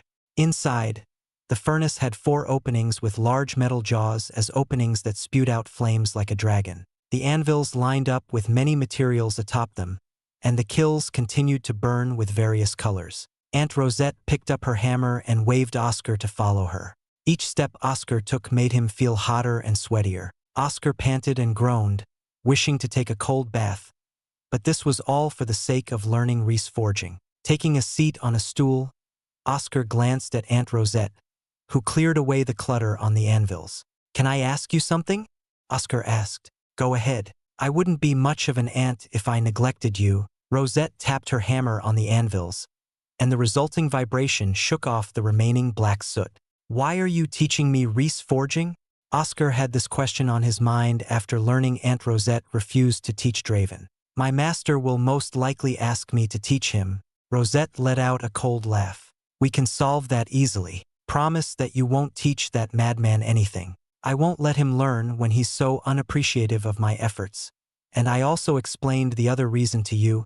Oscar shuddered and lifted his arms nervously. "Please don't put me in that situation. I don't think I can handle Master's wrath. He feared being put through even more torturous training from his master if he failed to comply. That's my condition for teaching you. Besides, he won't kill you. That fool is quite tame around you, unlike the rest of us. Rosette sighed, wishing that was not the case. I also want to teach you reese forging because you will need it when you go on your own. Draven and I are here in the pavilion, but I cannot continue to take both of your requests. And also, Oscar tilted his head. Rosette looked up wistfully. If something happens to me, you can make the weapons for Draven, and you will carry on the techniques. Why do you talk as if you're going to die? Oscar furrowed his brow and gripped his hands tightly. First, the ominous announcement by the pavilion master, and now Aunt Rosette's strange words. It unnerved him that he didn't know the full extent of the knowledge they did. Just a thought. We always need to pass on our techniques to the next generation. So even if we die, we still live on in them and are not forgotten. Rosette fanned the flames harder, reflecting bright orange off her black visor. Oscar fell silent. He understood the sentiment because he had the same thought about his Eliran breaker and to use it to carry on Abe and Albert's will, never forgetting them. But something nagged at him as he felt Aunt Rosette was serious when she said something might happen to her. Don't be so gloomy. I can see your face despite the visor. Rosette flicked Oscar's helmet. I'm mainly teaching you for selfish reasons. You have inherited Draven's techniques. So if you inherit mine, you're our collective disciple. Like having a child together. Rosette patted his head. In the end, I'm just a fool who wants some semblance of a link between him and me to exist. Now, do you promise not to teach Draven? Oscar sighed. I agree, but Aunt Rosette has to protect me if he comes knocking. Otherwise, I will teach him all about it. Don't worry about that. That man can't is only allowed to go near one of the martial exalts, not in the residential areas. Rosette laughed and pulled Oscar off his stool. Let's begin reese forging. It's going to be a tiresome endeavor, so be prepared. Yes, Oscar regained his vigor. First, I have to gauge you as a fabricator. Let me ask you about your process. How do you create your armament? What about your formations? I use a combination of reese and ein in my forging. The reese provides an easier time to purify the materials, and I am slowly closing in on 100% purity with my increased control of ein, Oscar explained. But that is just grade 1 materials. You are an elite exalt. How about grade 2 materials?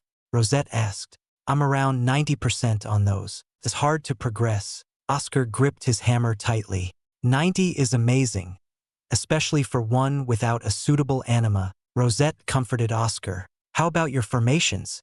I think about the constellations as I make them. Rosette leaned in with interest. Constellations? That's quite nice. There are some in the past who had the same inclination as you, but you would be incapable of replicating their formations. Why not? Oscar asked. It's all unique. Their view on constellations and inclination differs from yours. You can get a better general sense from looking at them, and we record them so students may think upon it. But in the end, the formation is yours. Rosette pointed at herself. For example, when I create formations, I think about flowers, as does Draven. Master. Oscar recalled his master's formation on his previous buckler looked like a spiraling flower. Yes, Rosette blushed under her helmet. We both think about flowers, but we cannot completely copy each other's formation. A node can be different by a tiny amount, but it makes all the difference in the world for us because his formation won't resonate with me. That is the key thing when creating an armament. The formation must resonate between you, it, and the metal. That's true, Oscar nodded. He remembered the feeling when he created his formation based on constellations. It was a bond between him and the formation as though they were linked. How about Animus? My friend told me he just has a knack for formations thanks to his hammer anima. That's simple. The anima is the soul. It is you. So when your friend strikes with his hammer anima, his soul naturally gravitates to his preference. It's like having an unconscious tendency for things, Rosette explained. Later on, when he truly grasps the identity of his formations, his speed and quality will elevate. Any other questions? Oscar thought hard but couldn't think about anything else. So he shook his head. Good. Then let's begin the reese forging. Rosette carefully took out the crucible that was heating in the furnace. Inside was a mixture she had prepared while they talked. Rosette turned to Oscar. Pick up your hammer. Act 1. Blue Ocean Pavilion, Chapter 229. Reese Forging. To do Reese Forging, you must be very delicate. Reese is a power that draws on physical forces rather than iron. The momentum must remain undisturbed through the armament, much like how you flow it through your body. Rosette made an odd motion to explain the flow of momentum by waving her arms.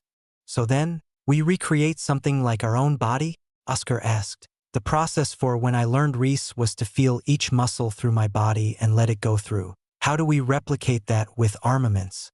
For years, I researched as Draven complained about the armaments slowly impeding the power of his Reese. Although he's also a fabricator, I'm far more talented than him. Rosette puffed out her chest in pride. Figuring it out wasn't easy, but the good part was that I got to speak to Draven much longer. Oscar chuckled. He could never imagine his master talking with Aunt Rosette for a long time alone. Following her hand gesture, he went to the crucible she held out and peered inside for a closer look. It looks like a normal mixture of materials. It is. Reese forging is the steps afterward. The steps you have taken for normal forging were to refine materials, extract the core, and create the formation. 3 steps for the norm, but Reese forging is to add an extra step before you create your formation. Rosette sounded grand, and her voice echoed powerfully across the room. Oscar noticed she was having fun doing this. Now watch closely, Rosette advised. Oscar moved closer to the anvil, where she laid down a mold. He watched as Aunt Rosette poured a tiny portion of the molten mixture, enough to spread thinly across the square mold. Her hammer lifted high and started to tap all over the tiny sheet of molten material. As she did, the material started to cool slightly and settle. Then, again, Rosette poured another tiny portion. She repeated this on end until finally, the crucible had emptied, and a large block of molten metal resided on top of the anvil. If one could see closely, there were lines across its surface. Oscar heard her breathing quite heavily. This process must have been extremely taxing for her, but he could not see or feel any indication of what else she could have done other than pour little bits at a time while hammering in between. He opened his mouth, about to ask his question when Aunt Rosette picked up the large chunk and placed it in the furnace to burn. Once the chunk began to burn to a bright orange again, the lines that made up its structure resembling a large stack of paper, Aunt Rosette pulled it out and began hammering it. Oscar admired her hammer strikes, seeing how quick and efficient they were. The large chunk of metallic sheets began to thin, getting lower and lower, but the width oddly did not increase. It resembled the usual refinement of raw ores into thin purified plates, but he knew this process was different. Finally, the large chunk had become a large molten bar. Oscar believed it was over, but Aunt Rosette took it and placed it back into the furnace to burn up again. Once it was out, she held the molten bar with her tongs in one hand and the hammer in the other. Each time she struck the molten bar, she rotated it ever so slightly with the tongs. Oscar stared in disbelief. She was twisting the molten bar with this method, resembling one of the many twisted marble pillars around the pavilion. Looking deeper, Oscar could see the many lines coiled around. Once the entire bar was coiled around, Aunt Rosette placed her hammer down and turned to Oscar. This is the step for Reese forging. Once you've reached this part, you can start melding in the core formation and create the armament. It looks simple, right? Oscar nodded. But it's not, right? Of course not. Aunt Rosette sat on the stool. It's incredibly draining, and there is a purpose in hammering each different sheet. If you fail, you will have to restart. Please teach me. Oscar didn't know how hard it would be, but seeing her at work made him want to start. He wanted to use his hammer so badly that his hands were aching and shaking. Come here. Rosette chuckled at Oscar's impatient figure. She threw the materials back into the crucible to melt down and be ready for his turn. What did you think when you saw the finished product? Oscar calmed down and pondered. The individual sheets were lined on top of each other, set to melt in the furnace, and finished off with her clean hammer strikes. But all throughout, he remembered the lines never merged but only squeezed so tightly together that it was hard to see them. Then there was the finishing twist that coiled the lines. But they looked familiar to Oscar. He had seen these linings before, and his mind collected back through his memories. Muscles. Oscar snapped his fingers. He had seen a similar structure every day whenever he used Reese Awaken to look into his body. The setup of the Reese forging on this material was similar to the muscles inside living things. Am I correct? Rosette clapped her hands together. If you didn't know, despite being a Reese user who looks at their muscular structure daily, I would have kicked you out. You are correct. The basis of Reese forging is to make the structure similar to our own muscles. The individual sheets are the building blocks of this forging. They act as the muscle strands. But how does that help the Reese flow through? Oscar grew confused. Reese flowed through his muscles because he actively controlled each part to allow the Reese to move, but he could not do the same for an armament. Yet, his bulwark and hammer, created by Reese forging, also conducted Reese so freely without his active interference. The coiling. We fine-tune the sheets so they are thin straight lines on the surface and then coil and twist them. After many experiments, this makeup of the armament allows the Reese to flow through the twisting lines as though they travel harmoniously by each layer and output through the end, unmarred by the resistance a typical solid armament might give. Rosette pulled out the crucible with the melted metal. These materials are grade 1, so you won't have to worry. But the crucial point is to form the sheets properly. Oscar lifted his hammer, ready to strike the moment Rosette would pour. Rosette came back to the anvil but did not pour yet. There was still much to explain. The Reese forging is divided into 3 steps of its own, creating the sheets to form the layers and lines, heating it and hammering it so they compact, then twisting it. How do I create the sheets? Oscar asked. You noticed I hammered each sheet. I used my iron to set up proper links between the sheets, like nails through wooden boards, and flatten them thinly. The key is ensuring your iron is maintained, not allowing the sheets to touch or stick to each other. The process is delicate, and if any sheets mold together, restart. Oscar felt a mountain on his shoulders from this tremendous task. Although it sounded simple enough, the key was his iron control and usage. If he slipped up even once, whether his iron was too weak in separating the sheets or his iron was too strong in creating the links and accidentally melded sheets together. So the iron would be the buffer and the nail. That's a hard task. You'll have a slightly easier time with Iron Awaken, but it is hard. Reese forging is something no one should delve into unless they truly need it. So you must do it. Rosette did not waste more words and poured a slight bit of the molten metal onto the mold. Oscar reacted fast and hammered down on the first sheet. The first sheet was the easiest because only the anvil was underneath it, but the true task came in the second sheet. After the first sheet formed properly, Rosette poured another douse of molten metal. Oscar surged his iron to form a thin protective layer to prevent the molten material from melting into the first sheet. The blue swirls on his hammer shone brightly as the iron flowed into it.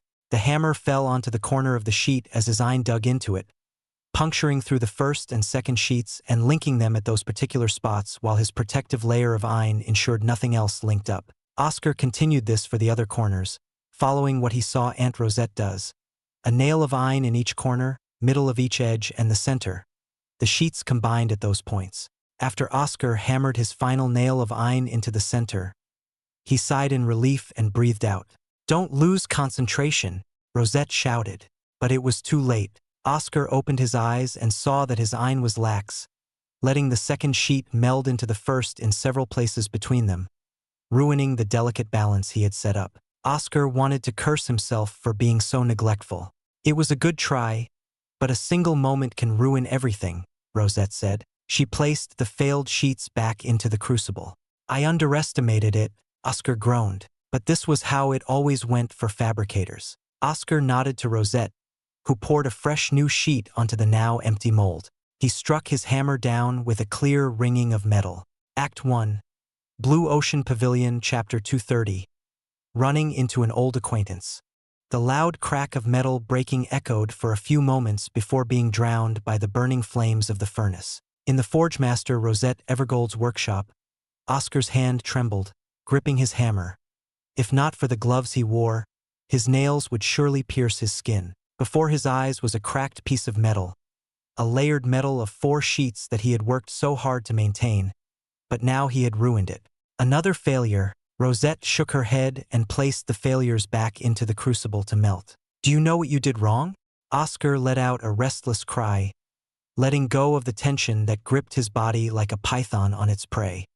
His body slumped down on the stool, with tiredness hovering in his mind like a disease. I had the ein separate the 4 sheets well enough, but I put too much force into my ein nail, and it cracked all the sheets. Good. Before, you were too lax and let the sheets meld together, and now you were too eager and destroyed them by reckless use of ein. Rosette dusted Oscar off to give him a refresher. Her black glass visor stared straight into his as if their eyes could see each other. I can't say when you might achieve mastery of this, but the only thing to do is keep trying. That's what you did all your life as an Exalt, right? Oscar smiled and nodded. That's true. Rosette laughed. Her laughter rang melodiously across the workshop. Oscar thought such laughter belonged more in a field of flowers rather than this bleak place of earth and fire. Then her hand reached out to pat him on the head. He didn't know why, but all the elders, like his master and her, seemed to have that tendency. It's getting late. This session took all day. You should go back home to rest. When's the next time you want to come? I'm sure as an Exalt, you must be busy with many other areas of study. Rosette cleaned up her hammer, putting it away in her space orb. Well, this is my schedule so far. Oscar told her about the 7 hours he spent on Reese training, on ein and spars with his friends and fabricator work, leaving himself only 3 hours to sleep at the end of the day. And that's about it. Rosette did not respond but stared blankly at Oscar. Oscar didn't know what was wrong and waved his hand in front of her face to get her attention. Aunt Rosette, what's wrong? Are you kidding me? Like an erupting volcano, Rosette let out a shockwave of a shout that shook the entire room. Oscar nearly fumbled on his feet, and the furnaces spewed out large flames that nearly engulfed the room. Thankfully, he was protected by Aunt Rosette's ein before the flames could burn him to ash. He stared in confusion at her. What was that? Are you serious? Only 3 hours of sleep? How are you not tired every day? Rosette jabbed her finger at Oscar's chest, making him flinch. Well, I'm used to it because Master forced the same kind of schedule on me for 6 months. Oscar explained that he was fine, but it only fanned the flames that were Rosette's frustration. That is not okay. Rosette grabbed Oscar's shoulders and shook him around. His head bobbed all over the place, nearly causing him to hurl. That bastard. I thought he had recovered some sense around you. But this is insane. Aren't we supposed to do everything we can as Exalts? Oscar sighed. I'm only a grade 4, and I'm learning several things at once. I cannot keep pace unless I do this. Rosette sighed and led Oscar outside. Like before, she flew him up and away through the silo of smoke and straight to his house. She tossed him to the front door and said, "Go get as much rest as possible. Just come back when you are ready." Yes, Aunt Rosette. Oscar coughed from the sudden flight. He bowed to thank her for taking him home. Do you want tea like before? No, I have something to say to that maniac. Rosette turned around, and Oscar gulped at the pressure he felt emanating from her fierce figure. She faced slightly back to him. Make sure to get rest. In an instant, she disappeared into the air, flying toward the direction of the Abyss prison. Oscar took off his fabricator helmet, wiping the sweat off his brow. How many times did she tell me to rest? He turned around to walk inside but found a basket by the front door. In it was a note from Serena saying that the food shouldn't go to waste and it was for me. Oscar's mouth curled into a small smile at the food in the basket, thinking about Serena's stubbornness, but it was also one of her good qualities. However, he felt a wave of exhaustion wash over him, not just from the Reese forging efforts but also the thought of how cruel he was for rejecting someone like Serena, who showed so much care for him. Oscar didn't want her to be stuck to him because he knew he could not love her in the same way. Tomorrow might be a bit awkward. Oscar got into the shower and pulled out his inhibitor, allowing the ringing pain to wash away his guilt.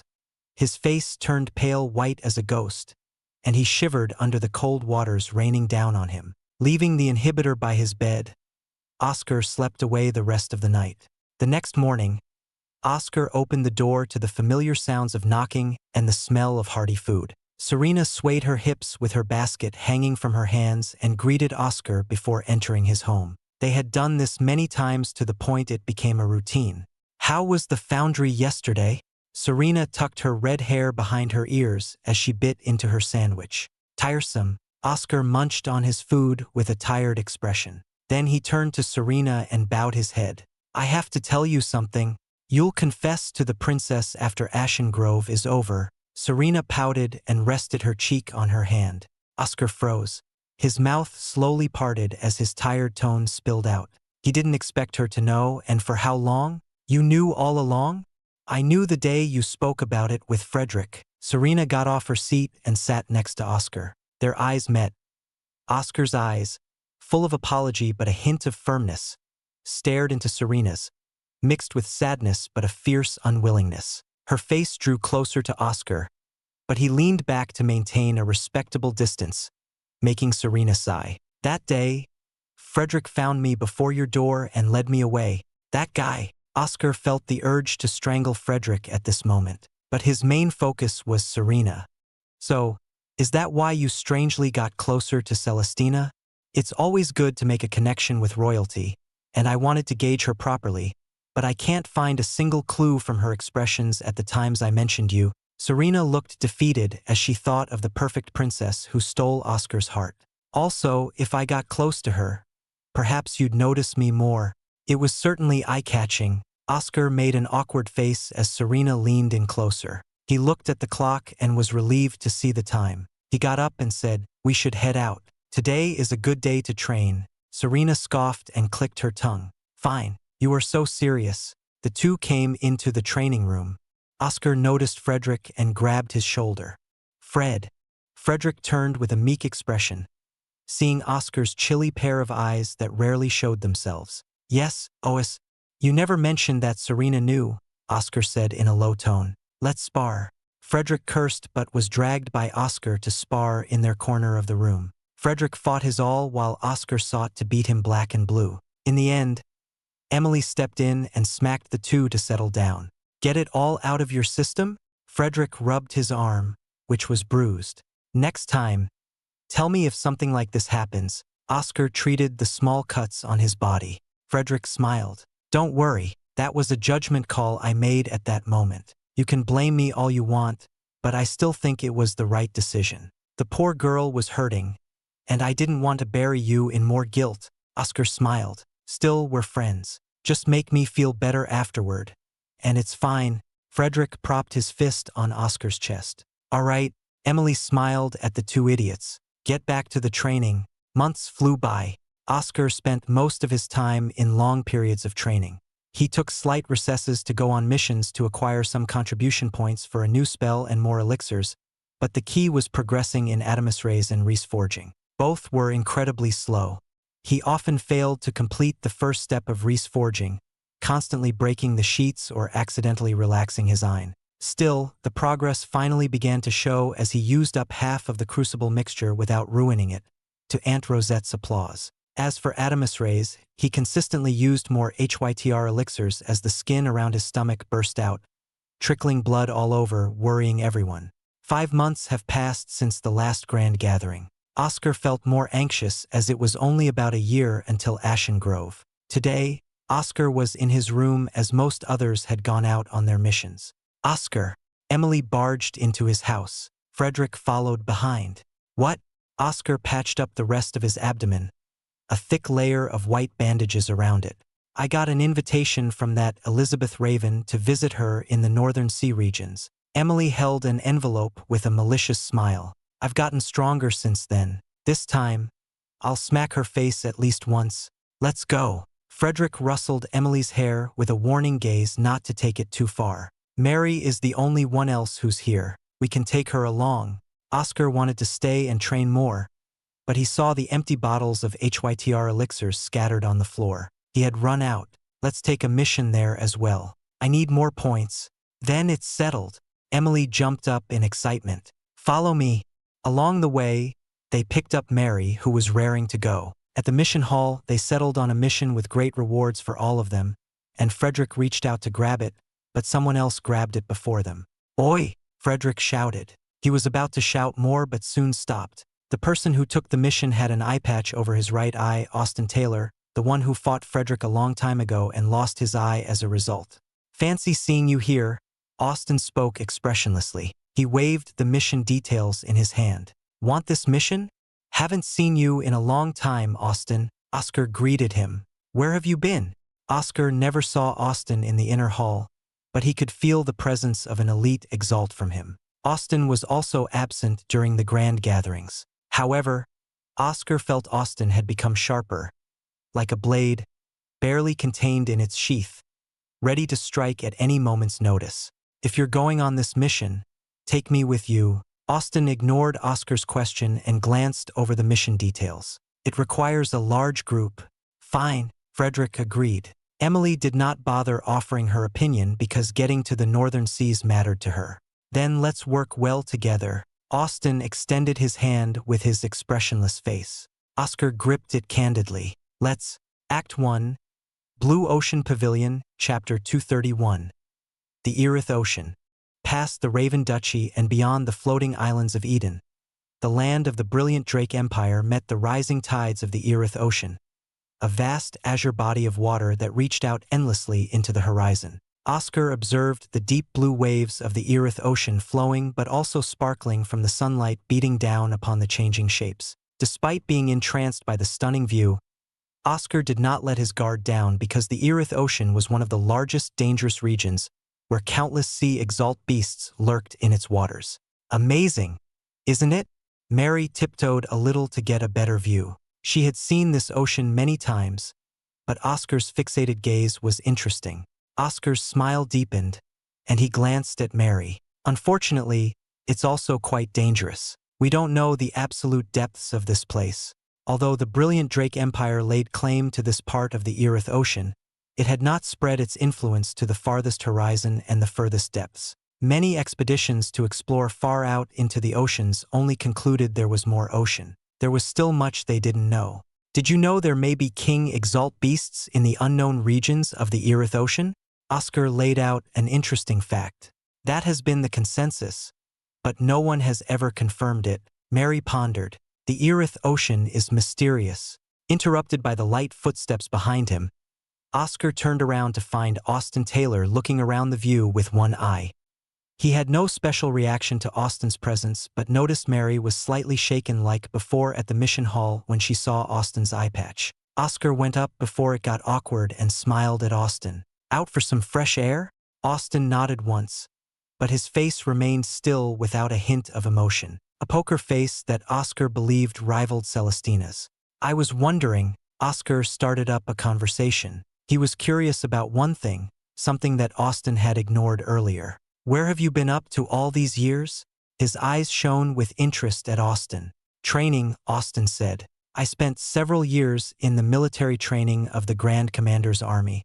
He said it so casually, regarding it as unimportant, but Oscar and Mary's mouths gaped open like a pair of chicks. That brutal training? Mary leaned closer to Austin with wide eyes. That brutal training is meant for people who wish to enter the pavilion's forces. How did you get into it when students are not allowed? She thought the rules were explicit about their restrictions and requirements and didn't know any loopholes. Rules can restrict others, but some can break them if they wish to. Oscar chimed in with his opinion. Too many instances of the rules being broken happened around him, such as the times he went to the Abyss prison. What are you talking about? Frederick dragged his feet to the airship's deck with Emily yawning behind him. Austin was training in the Grand Commander's army the entire time. Oscar pointed at the person of interest. Can you believe that?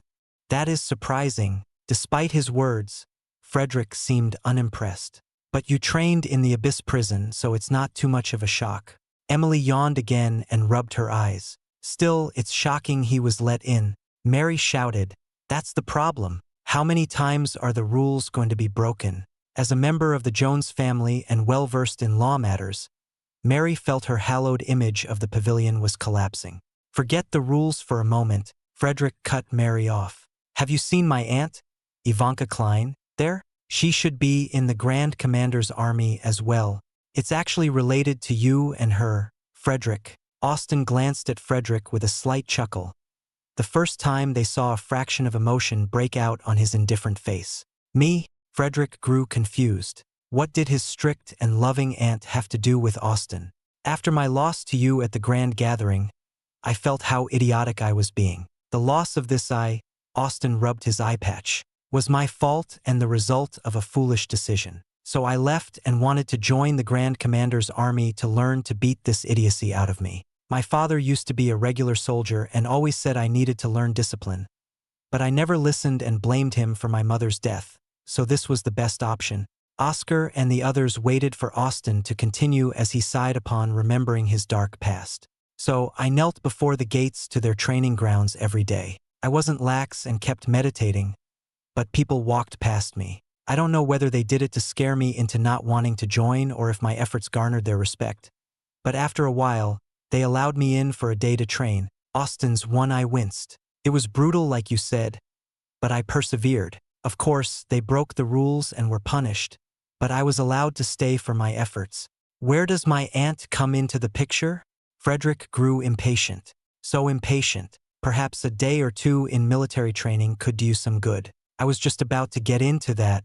Austin glared at Frederick and continued his story. Your aunt came sometime after I joined. She recognized me as one of the people from that trial. We didn't get off on the right foot at first, but she became akin to a mentor to me. I greatly respect your aunt as a soldier and for what she did for you. You should be grateful to have her. Before Frederick could retort, Emily clammed his mouth shut, but her eyes turned cold on Austin. Stop with your slight insults and continue. Austin remained expressionless, but Oscar could see his grip tightening from the pressure Emily gave off. Indeed, Emily was the most ferocious of them all. I am allowed to leave the military training due to the trust placed in me and the fact I'm a student. Your aunt asked me to go out and see how you're doing. Luckily, I ran into you at the mission hall. She also wanted me to pass on a message. A message? Frederick asked. In her own words, I am doing fine, so don't worry about me, and focus on yourself, Austin said. That's the end of the message. Now my duty is fulfilled. Frederick smiled and clasped Austin's shoulder, his hand firm yet welcoming. Thank you. Austin stared at Frederick's bright smile and curled his mouth upward into a slight smile in response. It's what I do for my superior. Now let's focus back on the mission at hand. Oscar peered down the edge of the airship that started a slow descent toward an island far off the coastline. The coast was now a small image on the horizon, but a large sprawling city enlarged as they approached the island. A large flock of lower apprentice Exalt beast birds flew overhead but did not attack. Portland Island, Oscar smiled. Portland Island was akin to a large dock that filled the whole island with waterways in, through, and out all over the city. Boats and large ships surrounded and docked by its borders, with many people working and clamoring in it. All the buildings were connected by large ropes that ferried materials to and from every place. The island itself rested on the safest part of the Erith Ocean. The ocean behaved as most dangerous regions did, with the deepest and furthest area being the home to the strongest Exalt beasts. The problem was no one knew where the deepest and furthest areas were, causing the speculation of the existence of a King Exalt. We are docked, the captain cried out as the bells rang. Oscar and the others leaped off the airship. The fresh smell of the salt water mixed with the fishy smell of all the day catches flooded Oscar's nose as he burst out in a coughing fit. Through his coughs, Oscar turned to Emily. Where is Ms. Raven? As he asked, a loud shout resounded from above. Everyone looked up, but Emily brandished her staff and charged ahead. A wild figure bulldozed through the air, gunning straight for Emily. The figure had plum hair and a pair of fierce red eyes that stared at Emily amusingly. She wore the same low-cut clothes that revealed her shoulders and a long pair of white pants. Little M. Elizabeth Revan smiled and laughed. She lifted her golden cutlass and sliced it down at Emily. Did you miss me? Emily's orange eyes shone fiercely. Long had she waited for his moment to get back at the one who tortured her for that long time in the Raven Duchy. Around her two staves, the kinetic core spun the stones of Ein rapidly, and weight boost made them heavy beyond belief. Go to hell! The cutlass and staves clashed. The waters under them trembled and broke out into torrential waves. Oscar and the others flinched from the overpowering presence of a Knight Exalt. The next moment, Emily was forced back and crashed straight into the waters. Frederick quickly dove in and retrieved her without a second thought. He sighed in relief after observing Emily did not suffer any bad injuries. Ah shucks, telling me to go to hell. That makes me sad. Little M. Elizabeth Raven smiled with her cutlass resting on her shoulder. She hummed and narrowed her eyes with a playful gaze at Frederick and Emily. Excuse me, Oscar stood in front of her. Elizabeth recognized this boy as the one Robert had trained. Her smile slowly faded. Robert's protege. What is it? Oscar showed no expression at her changed demeanor but continued to talk respectfully. We have come because of an invitation to Emily from you. May we get to the topic and leave the teasing for later? Elizabeth burst out in a hearty laugh, her back arching backward with her head tilting back. That is right. I wanted to see how little M's been doing, and there is something here that I wanted her to do, and that is, with water dripping down her ruined hair but staring furiously at Elizabeth. Emily dragged her heavy feet up to stand, leaning on her staff. I need some fresh legs. Act 1. Blue Ocean Pavilion Chapter 232. Sailing the High Seas. The waves crashed into and rocked the boat while Oscar placed his eye to steer and power the boat through the shaky ocean. Every so often, the waters splashed on his feet, and irritation cracked over his face in veins. Looking around, he saw his companions staying idly by. He looked up in the air and let out a sigh. The events that led up to this moment replayed in his mind. Earlier that day, Elizabeth led them to a small shack by the pier, not looking fit for a night Exalt with its rundown and ordinary appearance. On the way, Oscar noticed the downcast eyes of the residents and the general depressing air that choked them. Oscar glanced at Emily, who clung to Frederick's shoulder for support. Fighting against a night Exalt, even if it were light-hearted, would make the other suffer like his spars against Draven. His attention turned back to Elizabeth, following the creaking of the shoddy wooden door. The inside of the hut was dark and dusty with the smell of mold. Oscar scrunched his face and pinched his nose. This hut is your home, Ms. Raven? Oh no, this place is temporary for our meeting. I'm a bit too busy now, and prying eyes are everywhere. Elizabeth Raven lit up some candles to brighten the room, but they only revealed more of the decrepit state of his hut. This is an abandoned home, so no one would think to look for me in here. If you're so cautious, why did you make a big show at the pier? Emily spouted out her words with anger. First, I wanted to bully you for a bit. It's hilarious, Elizabeth teased Emily, who clenched her teeth. Elizabeth sighed, and her smile faded. However, to be more serious, I need fresh legs to help me investigate. Investigate what? Oscar didn't like the sound of this. To be something that a knight Exalt, more so someone from the Raven family, to investigate must be beyond their capabilities to help out. Elizabeth Raven pulled out a map and spread it on the moldy table. On it were several circles and X marks on several islands, random places in the ocean, and more. Her frown deepened at the map. Have you noticed the strange atmosphere of Portland Island? Reminds me of a funeral, Austin said. Much like my mom's.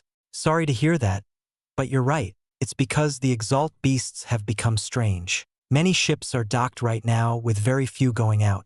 Normally, the beasts only attacked every so often, but the number of attacks has increased over time. Several ships have already sunk, and the wanderers hired to protect ships have decided to flee from this place. Elizabeth pointed at several X marks. It isn't a normal attack of one Exalt beast, but a multitude of them attacking at once. Oscar pondered at the many X marks drawn on the map. Why not send out the island guards to investigate?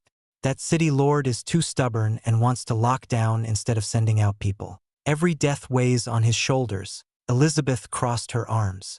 So, are we to go out for you? Emily frowned. What about our lives? Are you so weak that you would die? Elizabeth stuck out her tongue. The military is taking too long to put a force together, and they'll be here much later, and the city lord is unwilling to risk more lives. So the only fast option is you guys. Seeing their concerned faces, Elizabeth smiled. Don't worry, the region you'll be going into is the elite Exalt section of the waters where lower and middle elite Exalt beasts dwell. Also, you're stronger than those wanderers. What about you? Oscar asked. I'll be heading deeper into where the night Exalt beasts live. Something's been bothering me for a while. Elizabeth gave them the map. There's a boat that has a stealth spell placed on it. Use it to get out of the island and go to the places I've marked with a circle. Before they could respond, Elizabeth rushed out of the hut, leaving Oscar dumbfounded about how someone could be so pushy. But the seriousness of the situation turned his thoughts away from her, and he focused on the map. The circles spread all over a blue outlined part of the ocean. Oscar tapped on the map and turned to the others. What do you think? She's as forceful as ever, Emily sighed. However, this is a chance for us to contribute in other ways. I don't mind, Frederick said. As a soldier, I can't ignore this, Austin nodded. Mary looked frustrated but nodded. She should go through proper procedures before making us do anything. But I'll tag along. Then it's decided. First, let's hit all these circles closest to the island. There should be mainly lower elite Exalt beasts in there. Oscar scrolled up the map and put it away. As the sole middle elite Exalt, I won't let them destroy us. Emily hit her fist into her palm. Get ready to set out, Oscar said. Still, she uses her relationship with Emily to use us as foot soldiers. How can two ravens be so different from one another? He recalled Robert Raven's stoicism, seriousness, and patience. The rough-looking figure in his mind made Oscar smile. I should try to visit him later. He continued to steer the boat until he noticed how far they had gone. Looking at the compass on the map by the side, Oscar knew they had arrived at the first circle. Everyone were here. Remember, 2 people go out and 3 stay on the boat to defend it. Emily placed her foot on top of the boat's edge. She turned to Frederick with a smiling face. Fred and I will go first and investigate. What are we looking for?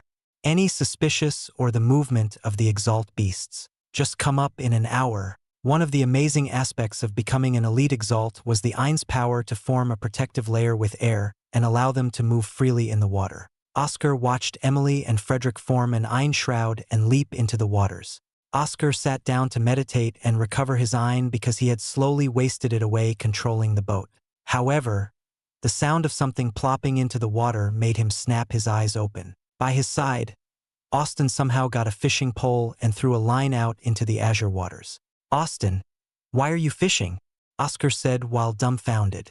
Ah, someone's already taken a fishing pole. Mary pouted as she came out of the small cabin on the ship. Her eyes looked sadly at the fishing pole in Austin's hand, and she came toward him. Can we rotate? Austin stared indifferently at Mary. Sure. Nice. Mary sat next to Austin, eyeing the line stretched out into the waters. The 2 of you like fishing? Oscar asked. It's one of my favorite pastimes, Mary answered. She hummed while tapping her fingers on the boat's hull. I always enjoyed it. My home is by a lake, Austin said dryly. Seeing the 2 were more focused on the fishing line, Oscar returned to his meditation. 10 minutes passed, no sign of Emily and Frederick. 20 minutes passed, no sign of Emily and Frederick. However, at the 30-minute mark, the waters trembled. Oscar and the others got out their armaments. This disturbance was not from Emily and Frederick, but from its native inhabitants. It's Exalt beasts, Oscar shouted. His Ein formed his deer anima. Mary summoned her bear anima that roared with its large claws of thunder, wanting to swipe at whatever disturbed its master. Austin took out a purple dagger and summoned his black dagger anima, which looked hazy due to the dark smoke spilling from its edges and tip. His elemental spark awakened to the darkness element, which Oscar thought fit Austin well. The boat started rocking more violently. Oscar ran and jumped off the boat, diving into the waters to face the monsters before they could go up from under the boat. Beneath the waves, Oscar saw 3 monsters, but the strange thing was they were all from different species. One was a large octopus with sharp fangs protruding from its suckers. A green armor carapace covered its entire body except for the 6 yellow eyes that shone atop its large head. Another was a large fish that spewed out large bubbles from its toothless mouth. It had a large fat body with spikes protruding all over it. The last was a long eel that crackled with electricity coiling around its body. Its slender body whipped around the waters with ease, letting out waves of surging lightning. I'll take the octopus. Oscar swam ahead with his deer anima. He continually took in the reefs from the crashing waters to kick off with astonishing speed in the waters. Mary decided to go toward the eel while Austin went over the bubblefish. Their Eints surged to incredible levels. This was an underwater battle in their domain. Oscar understood the gravity of the situation but trusted the other 2 to handle themselves as he stared down the armored octopus. Under the view of his prinstict, the octopus's eidolons slowly parted, revealing many clear parts. Over the months of training, Oscar advanced enough to pierce through the eidolons. A large green tail, full of sharp, jagged teeth, whipped at Oscar. It snapped through the waters, undisturbed by water resistance. Oscar kicked off with his feet. The waters paled compared to the dark waters in the abyss prison. The waters ruptured and foamed around where the tentacle snapped. Oscar narrowed his eyes at sight and stared at the armored octopus. The armor around it protected it well and looked sturdy. The tentacles would stop his attempts to get closer. Despite his speed underwater, it only served to dodge and defend well with his prinstick. Oscar smiled in amusement at the foe before him. I could tear your tentacles apart as they come, but I need to think about the future. Rather than facing you in melee, let's try this out. Oscar surged his Ein, which collected into a ball in front of him. Silver metal began to transmute from the Ein and take up the shape. Once the silver ball was complete, Oscar reached his arm out and extended his hand straight. His long fingertip tapped the silver ball. Grade 2 Silver Star. Act 1. Blue Ocean Pavilion, Chapter 233. Oscar's ranged spell. Silver Star. Oscar obtained his new spell after slowly accumulating his contribution points. After a series of battles, he realized his shortcomings against people who fight from a range and in circumstances when it's impossible to get close. Silver Star was one of the metal element range spells in which the Ein focused into a silver ball and shot out according to the caster's will. Typically, this spell did not require physical touch as the Silver Star could manifest anywhere around the caster and needed propulsion of Ein to shoot out. Still, Oscar readied his fully extended arm and hand, touching the metal with the tip of his middle finger. Just as he upgraded his silver lance with Reese, allowing his shattering wave to flow through it, this physical touch had the same purpose. Oscar stared ahead, leaning his head toward his outstretched arm to aim better. The waters under his feet burst into chaotic swirls, and the Reese traveled up his feet, flowing to his fingertip. Oscar surged the Ein on the Silver Star to shoot it out, simultaneously flooding the Reese into it from his fingertip. The Ein and Reese, together, fired the Silver Star through the waters. It traveled incredibly fast beyond what the spell normally would have been at Oscar's current Ein. Oscar watched as the Silver Star tore a path towards its target, causing the waters to bubble and ripple around it. He aimed straight for the armored octopus's eye. The armored octopus reacted fast to the fast-traveling projectile. It whipped one of its tentacles to intercept. The tip of the tentacle lashed and cracked through the waters. Oscar smiled. If the armored octopus thought one tentacle was enough to deter his attack, it would pay for that arrogance. His Silver Star met against the tentacle, and a large underwater wave exploded from their collision. In an instant, the armored octopus shook and trembled from the piercing pain on its tentacle. It brought it up to sea but let out a loud wail at the sight of its tentacle with its tip missing. The Silver Star floated about in the waters, losing momentum from the clash and dissipating into flakes of Ein. Not bad for its first live test. Oscar stretched his fingers, cracking his knuckles.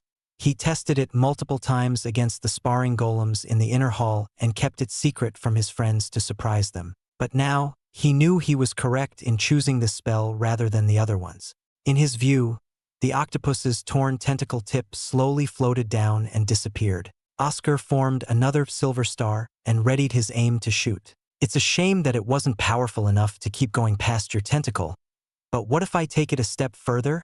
Adamus raised.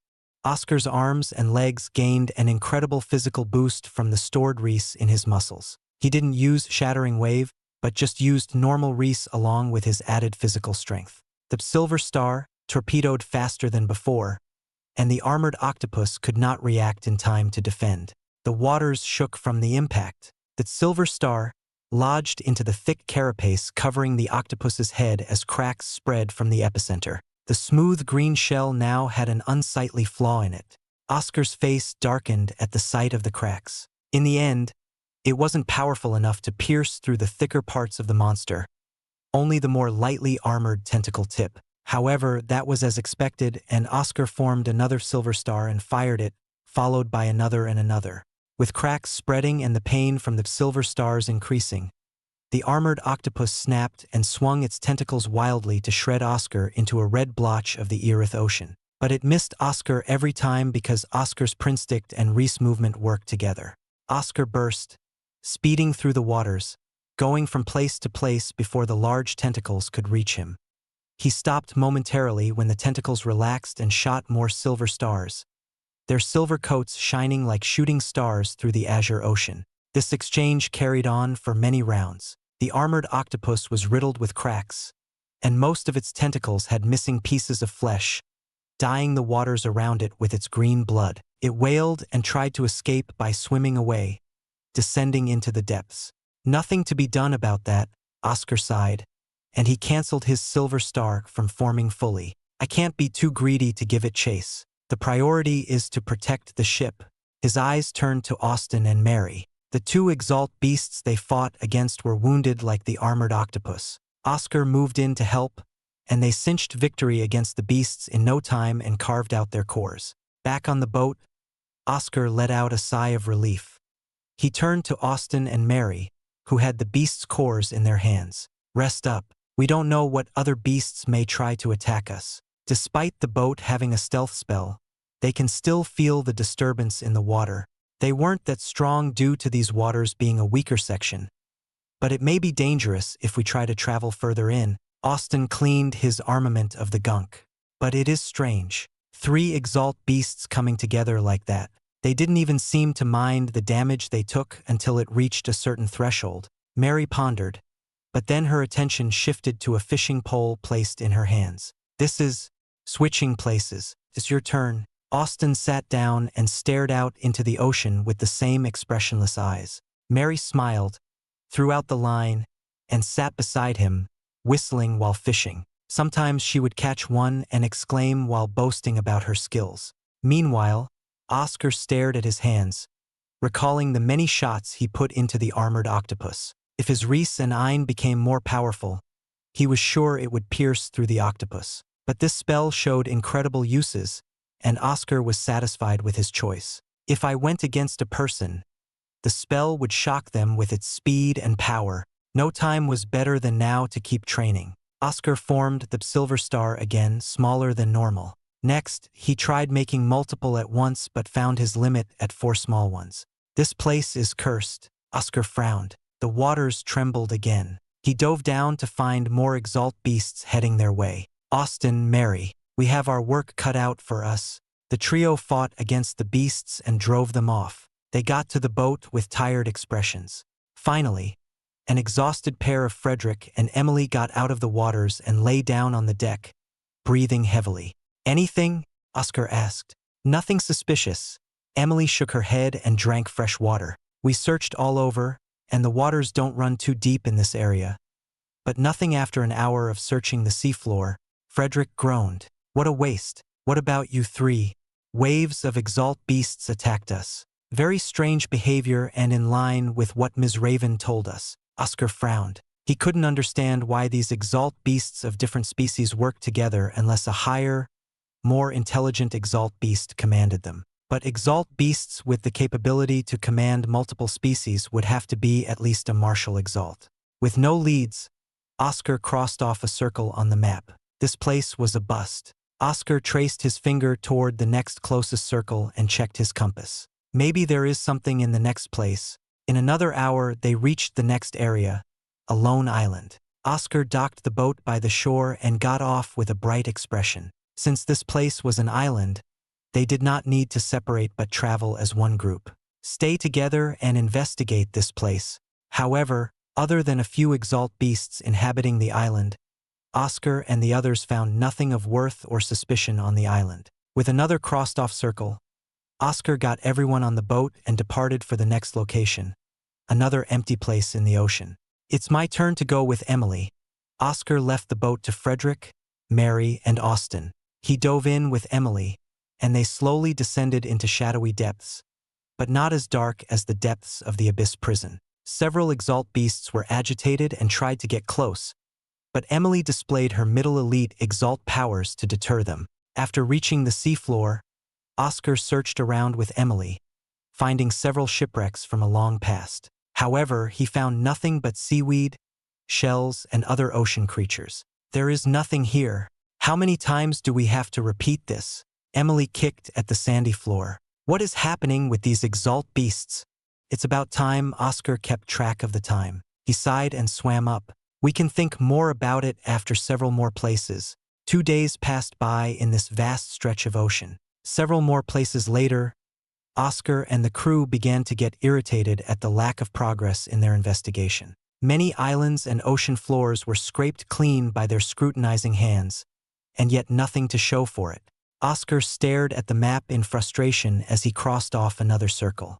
What should we do? Frederick stared at the map. The number of unsearched circles had decreased, leaving the majority in the deeper sections where more middle elite exalts dwelled. It might be risky, Mary chimed in. Only Emily is a middle elite exalt, so we might not do well. Maybe I go it alone, Emily said. But her words prompted Frederick to pull her ear for the first time. Don't say such idiotic things. Like hell, I'm letting you go alone, Frederick scolded. Okay, Emily pouted, but her eyes were full of softness and delight. Hey, Austin spoke. His eyes were fixated on the map. What is it, Austin? Oscar glanced down at the map.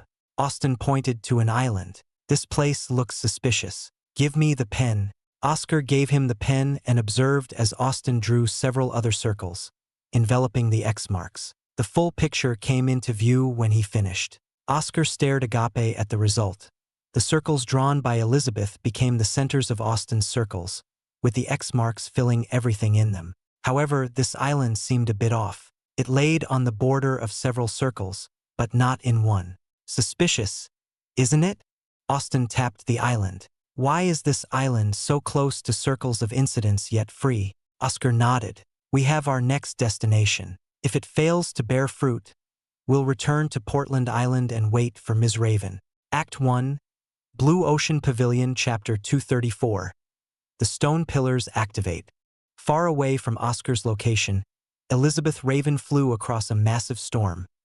The fierce winds, hail, and lightning did not affect her powerful Knight Exalt figure. Her figure paused as many flying Exalt beasts surrounded her. Elizabeth frowned at this collection of beasts before her. There should be no reason for the Exalt beasts to be so agitated without some purpose at work. I'll say this just once. Disperse before you're all cut down. Elizabeth's red eyes contained a vast chill that struck fear into all the Exalt beasts. Their figures trembled before her immense pressure. But Elizabeth felt a strange wave of awe, and suddenly, the beasts' eyes clouded over as they roared back into a frenzy. Their behavior was too strange. Elizabeth wielded her cutlass, golden in the dark clouds, the harbinger of light. These Exalt beasts were all in the lower Knight Exalt realm, but they lost their fear of her greater Knight Exalt realm. This confirms it. For it to be something that drives the Exalt beasts crazy and even forget their fears means someone is playing around. She swung her cutlass several times. Each slice was clean but contained shocking amounts of power that cut straight through the clouds and Exalt beasts. The clouds parted into clean edges, and a rain of blood and guts fell from the Exalt beasts, showering the Erith Ocean below. That strange wave of energy, the strange wave of energy had to come from someone, reinvigorating the Exalt beasts into their madness. Elizabeth Raven had a wild smile and a warmongering craze in her wide eyes with shrunk pupils. There was only one meaning to doing this in front of her. I don't know who you are, but I'll gladly accept this invitation. Her feet kicked in the air as her figure flew like an arrow through the split storm clouds. Elizabeth thought about little M and the other Blue Ocean Pavilion students, but thought they should be safe for the time being. If she resolved this matter quickly, then there was nothing to worry about. With that in mind, she increased her speed, slicing through more encroaching beasts that did not care for their lives. Only a trail of fallen beasts and blood followed behind her. Oscar steered the boat to approach the strange island Austin pointed out. It was larger than the other islands they had been on, with small rocky hills surrounded by trees. Oscar glanced over the island, not noticing anything out of place. This island doesn't seem much different from the others. But remember to stick together. Everyone else nodded in agreement. Oscar smiled and set out with his friends, but not randomly. Oscar stayed at the front as the shield-bearer to deflect any blows. Emily and Mary stayed behind him, side by side with their spear and staff in hand. Then Frederick and Austin stood in the back to support.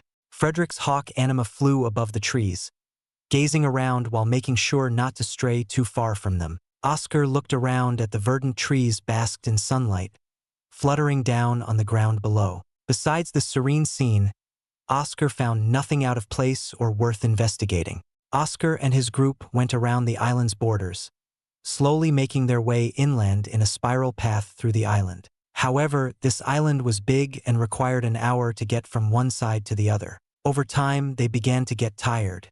Rest for an hour. Oscar sat down on a fallen log but did not loosen the grip on his invictus bulwark.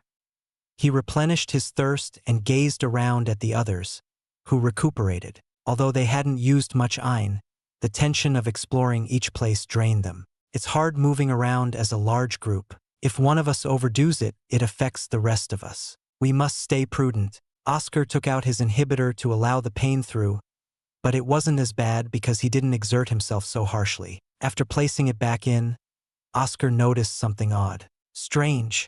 What is it? Austin said while the others rested. Oscar gripped his bulwark and stood up. Emily. Emily perked up from Oscar's voice and got up. She walked toward him and asked, "What's up? When we go through a forest, shouldn't we hear some bugs or animals? Even if there are no exalt beasts like some of the islands we've been on, there should still be some life. The trees and plants should indicate that and be perfect for smaller creatures." Oscar stared suspiciously at their vicinity, his eyes narrowing. No matter what, as a rule of nature, there should also be life in rich places like this island. Now that you mention it, Emily pondered. This island is too strange. The others also put their guard up. Oscar pointed at the rocky hills. We should go directly there. We've wasted enough time going around the island. If there's anything suspicious, the most likely place is those rocks. Elizabeth landed on an island obscured by a vast mist, but she was sure the strange energy waves originated from this place. However, the mist became annoying and flooded her vision. Not willing to come out, she drew out her cutlass and stabbed it into the ground. "Then I'll force you out." An expanding wave of iron rushed out from her cutlass, blowing away the mist from the island and exposing the desolate sandy hills within. Her eyes shuddered at the bewildering array of stone pillars dug into the island. These stones emanated the strange power that Elizabeth had felt earlier. "What the hell is this?" Elizabeth shouted. "Who dares place this structure here?" Her voice echoed across the island. Elizabeth surged her iron threateningly, raising her golden cutlass above to slash down at the stone pillars. The iron tremored the air, and the sands blasted away from her. "Humph!" A deep voice spoke out.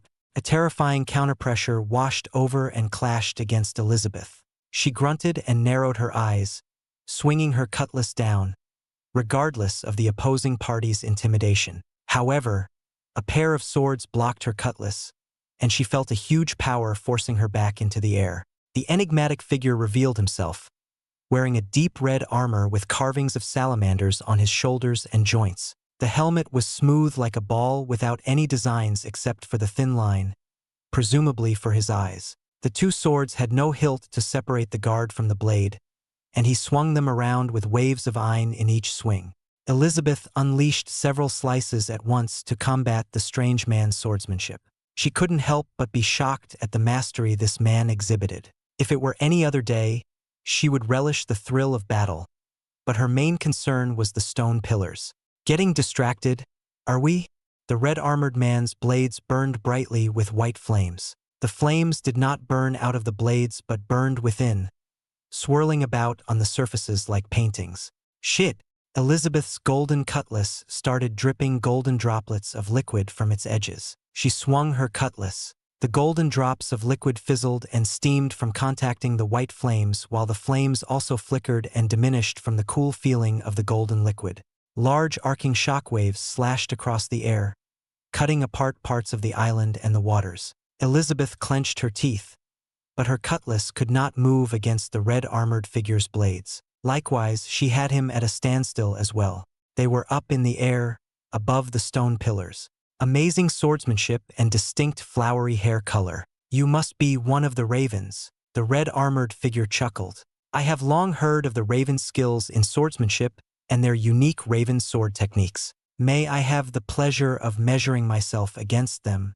That depends, Elizabeth spouted coldly. What are you doing here? What is that formation? Who are you?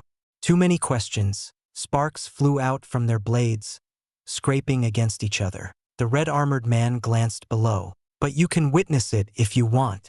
At his words, the stone pillars began to sink. Light beamed from the tips and connected into the center, diving straight into the island. The ocean around them began to tremble, and the waves lost control, bashing and crashing anywhere. Under the waves, many Exalt beasts started to make their way in a huge migration. Elizabeth's heart sank. She realized the Exalt beasts were heading toward the shoreline, toward Portland Island. She yelled and swung her cutlass many times, trying to destroy the stone pillars. Sorry, the red-armored man stopped all her attempts, sticking to her like glue. These stone pillars are quite precious. However, they can only rouse the lower night exalts in few numbers, inducing a beast tide? Are you from one of the other empires? Elizabeth knew the situation was increasingly critical between the empires, and some skirmishes had already broken out. But to induce a beast tide like this meant putting in a lot of resources and time to set it up. How many other places have you placed these stone pillars?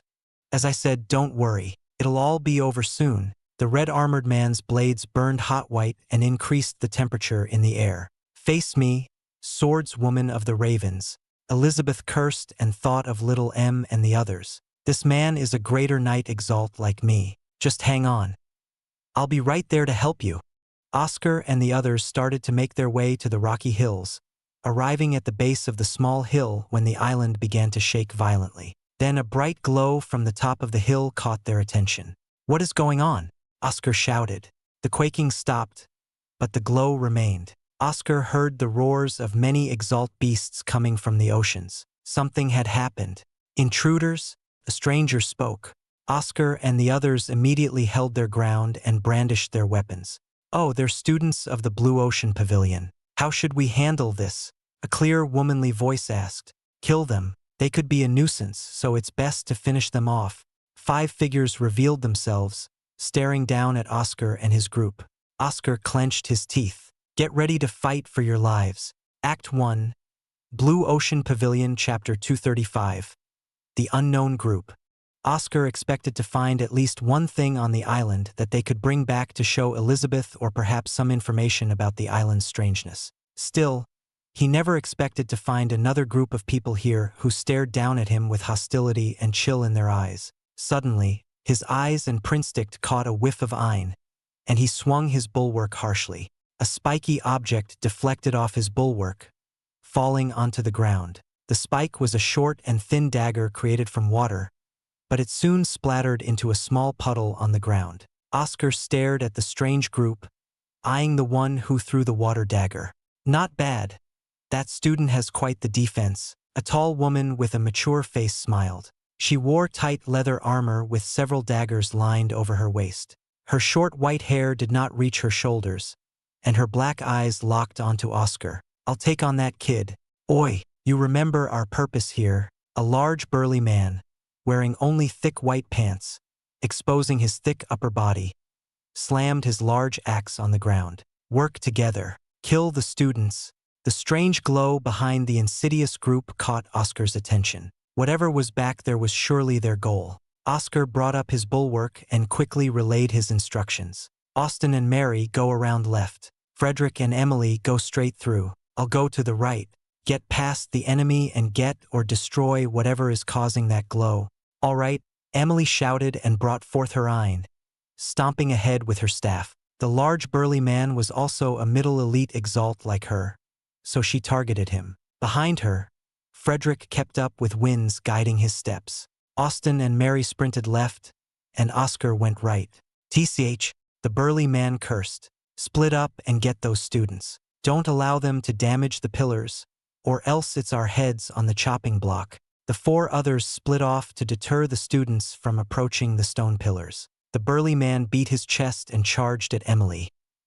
His powerful axe slammed into her staff, caving in the ground under them. He clenched his teeth, feeling the immense weight behind Emily's blows. Emily frowned. This burly man had immense strength even to withstand her heavy spell. She stared to the side and found Frederick clashing against the enemy. These people are playing defensively. What is that strange glow? On the left side, around the rocky hill, Austin and Mary fought back-to-back against the two others. Mary's spear swung with lightning that scorched the ground below while Austin flickered around with his daggers. These people are troublesome, Mary cursed. Calm down. Less talk, more action, Austin replied. On the right side, Oscar faced alone against the white-haired lady. He tried to get close, but the lady maintained her distance, throwing several daggers his way. Her movements aligned with that of an experienced ranged fighter, and Oscar cursed as he didn't want to waste his time.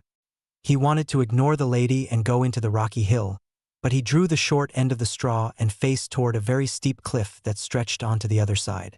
He could scale the cliff, but that would expose him to her counterattacks like a mouse in a trap. I can only rely on the others to get past their enemies, or I can kill her and help them, or maybe keep moving. Too bad. The white-haired lady stared behind her at the nearly vertical cliff. She seemed perfectly relaxed. However, this is perfect for me. I am Natasha. Who are you? No comment. Oscar charged in with his buckler, but Natasha's feet surged with water and propelled her away. But the fact you split up like this means you don't want any chance of someone getting through to that strange glow. I'll just keep moving along then. Oscar didn't register Natasha as a threat for the time being because she kept playing defensively with evasive maneuvers, intent on wasting time. The only option was to keep moving until he spotted a safer way inside. His feet moved fast, but water bubbles sprang up from the ground and surrounded him.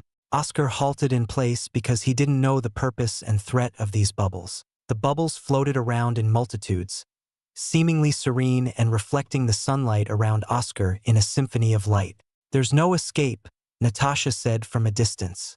Her hands held several water daggers between her fingers, and she threw them without aim toward Oscar. Oscar viewed the process through his prinstick but found she wasn't going to make a move herself. His frown deepened at her mysterious attack. His dear anima manifested by his side to prepare for anything. The water daggers scattered all over. Some went toward Oscar, which he easily deflected, but his eyes trembled at the others. The other daggers hit the water bubbles, but the bubbles did not pop. Instead, the daggers changed directions going from one bubble to the other, gaining speed to the point that Oscar could not keep up. Shit!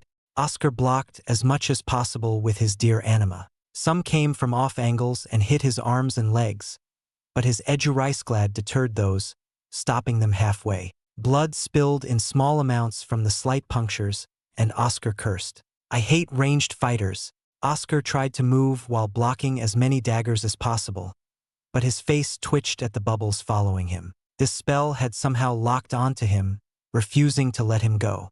His bulwark swung furiously at the bubbles, but they reformed right after they popped, allowing the daggers to continue moving erratically. It's like the ice porcupines, but I'm against a real person this time. Oscar stared at Natasha, who kept moving around. His prinstick locked onto her movements and noticed that she threw the daggers toward where his general direction would be, despite whether he moved left or right. Undoubtedly, her prinstick was more advanced than his. How is this possible? I awakened my prinstick earlier than most people usually would. Unless she's way older than she seems. From her appearance, Oscar judged she was around 25 or 30 years old. But Exalts could maintain youthful looks as long as they progressed from one realm to the next. Staying in one realm for a long while would eventually degrade one's appearance to be more elderly, like Faye Raven, who had an older look than her younger sister, Margaret Ward. How old are you? Oscar asked. Natasha frowned and puckered her lips. Asking a lady for her age is quite rude. Someone with an average face like yours must not have much experience. The other two were in pairs, but not you. Don't have anyone. Ignoring Natasha's insults while under the barrage of the water daggers, Oscar said, maybe you're 40. How long have you been stuck in the lower elite Exalt realm? The only possible reason for her prinstick outmatching his was her long years in the elite Exalt realm. Oscar may have awakened the prinstick early, but he only had the prinstick for about 4 years, and they were in the same realm. I have to do something. Oscar formed a silver star by his hand and aimed it at Natasha, who scoffed, seeing through it with her prinstick. However, Oscar shot it with his reese and Ein together, reaching speeds faster than it reached underwater. This? Natasha managed to dodge in time, but blood splurted from her shoulder. She clutched it with a pained expression while staring at Oscar. What the hell is this speed? Is it even possible? I didn't see massive amounts of iron flowing into it. It worked. Oscar formed another silver star, thanks to the brief respite provided by Natasha's moment of pain. He fired it again with Reese and Ein. However, Natasha had already gotten used to the speed and dodged accordingly, but her face still contained confusion.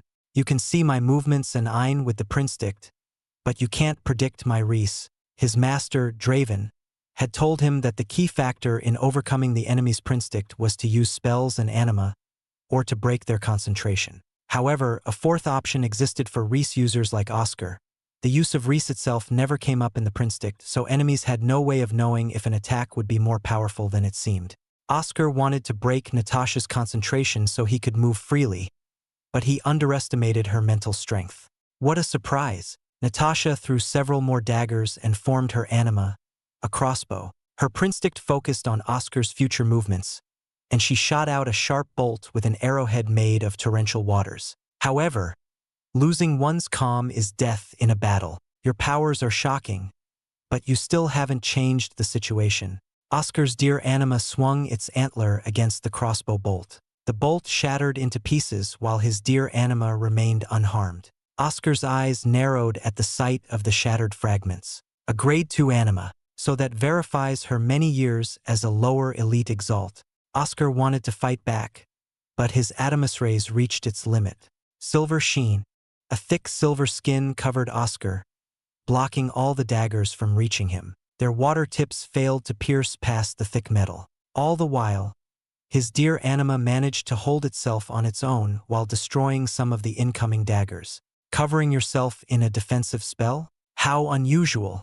Natasha's eyes narrowed at Oscar's arms and legs. It's strange. Earlier, the water daggers should have pierced deeper into his bare skin, and I did not see much iron covering his skin. It's the same as with the metal ball. Something else is at work here. Natasha stopped throwing more daggers and only released bolts from her crossbow anima and a crossbow armament. She planned to save up on her Ein if Oscar was going to hide in his shell. Oscar furrowed his brow under the silver armor. If I use treble lance, perhaps I could get her in one. But she's moving more cautiously after my first silver star. There's a good chance she'd dodge it. Oscar chuckled weakly. For most of his life, he had been fighting against higher-grade Xianxia Exalts, but now he was pressured by someone lower than him. However, none of these attacks could kill him. Even her bolt failed against his deer. It's back. Oscar felt his muscles relaxing once again, ready to invoke Adamus rays. Oscar canceled his silver sheen and used Adamus rays to save his Ein. She's trying to whittle me down, but I can last longer with Ein Awaken and Reese. The issue is how deep are her reserves. Oscar had a sudden thought and smiled. He had something else to try, for smaller silver stars formed on his 4 fingertips. Mini Silver Star Fourfold. Act 1. Blue Ocean Pavilion Chapter 236. The Encroaching Tide. The dull sounds of bells rang across the waterways of Portland Island, a sound that no one had heard in a long time, but all knew its meaning: danger, danger encroaching on the island. All the fishermen, dock workers, civilians, and the rest had pale faces that went whiter as the chill of despair filled their veins. For a while now, most of their voyages out into the Erith Ocean had resulted in disaster, but now that disaster had arrived at their doorsteps, their home was no longer safe. A panic ensued. The crowd turned into a mob and then a frenzied horde. Parents carried their children, running as fast as their mortal legs could. Sailors fought for the boats to escape, and some gave up hope and hugged their legs with blank expressions. All over Portland Island, chaos spread as the woes and cries of the people blanketed the land. Enough! A loud, booming voice spoke with authority. A man floated up in the air, overlooking Portland Island, allowing all below to see him.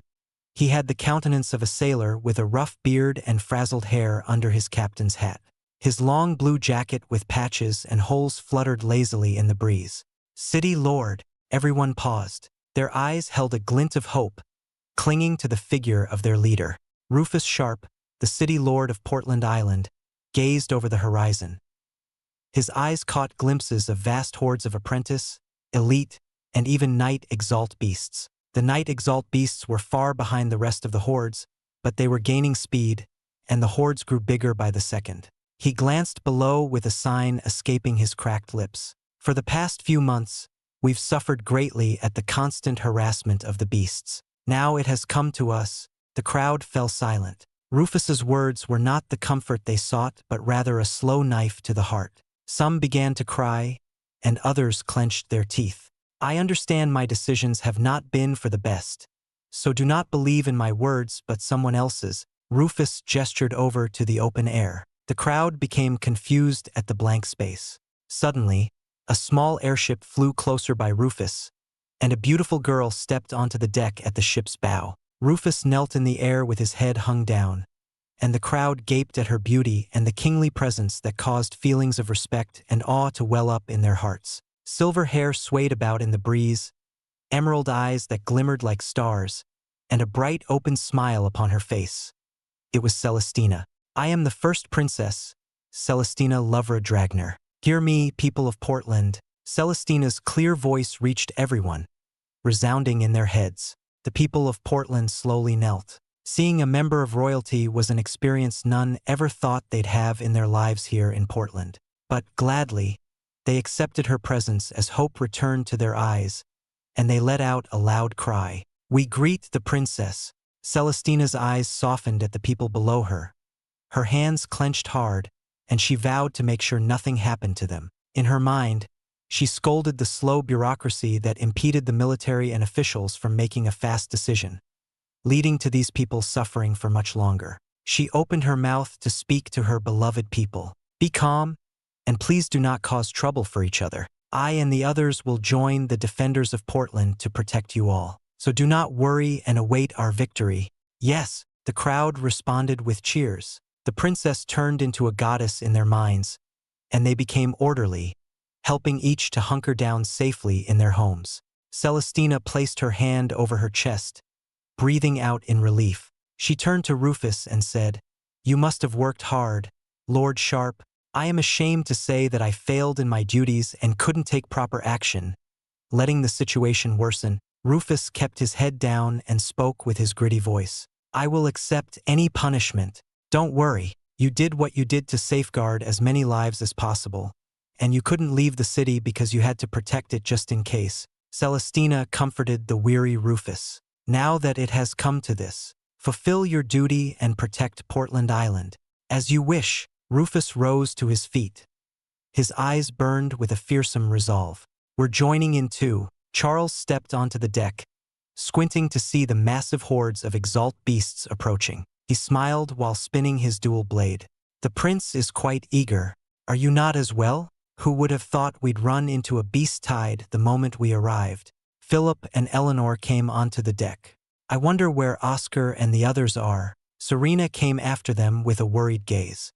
If anything, they should be out there with Ms. Raven. Emily's note said they came out for that reason. Celestina frowned, thinking about the current predicament. Although the others should be fine under the protection of Elizabeth Raven, it only applied if they stayed together. Our job is to hold on until the army arrives. I have sent out a message for reinforcements. Now that I'm here personally, they should be scrambling to come. My princess, Rufus spoke up. There are many Knight Exalt beasts on their way here as well. We are short-handed to deal with them. Don't worry about that, Celestina said and then raised her voice. Isn't that right?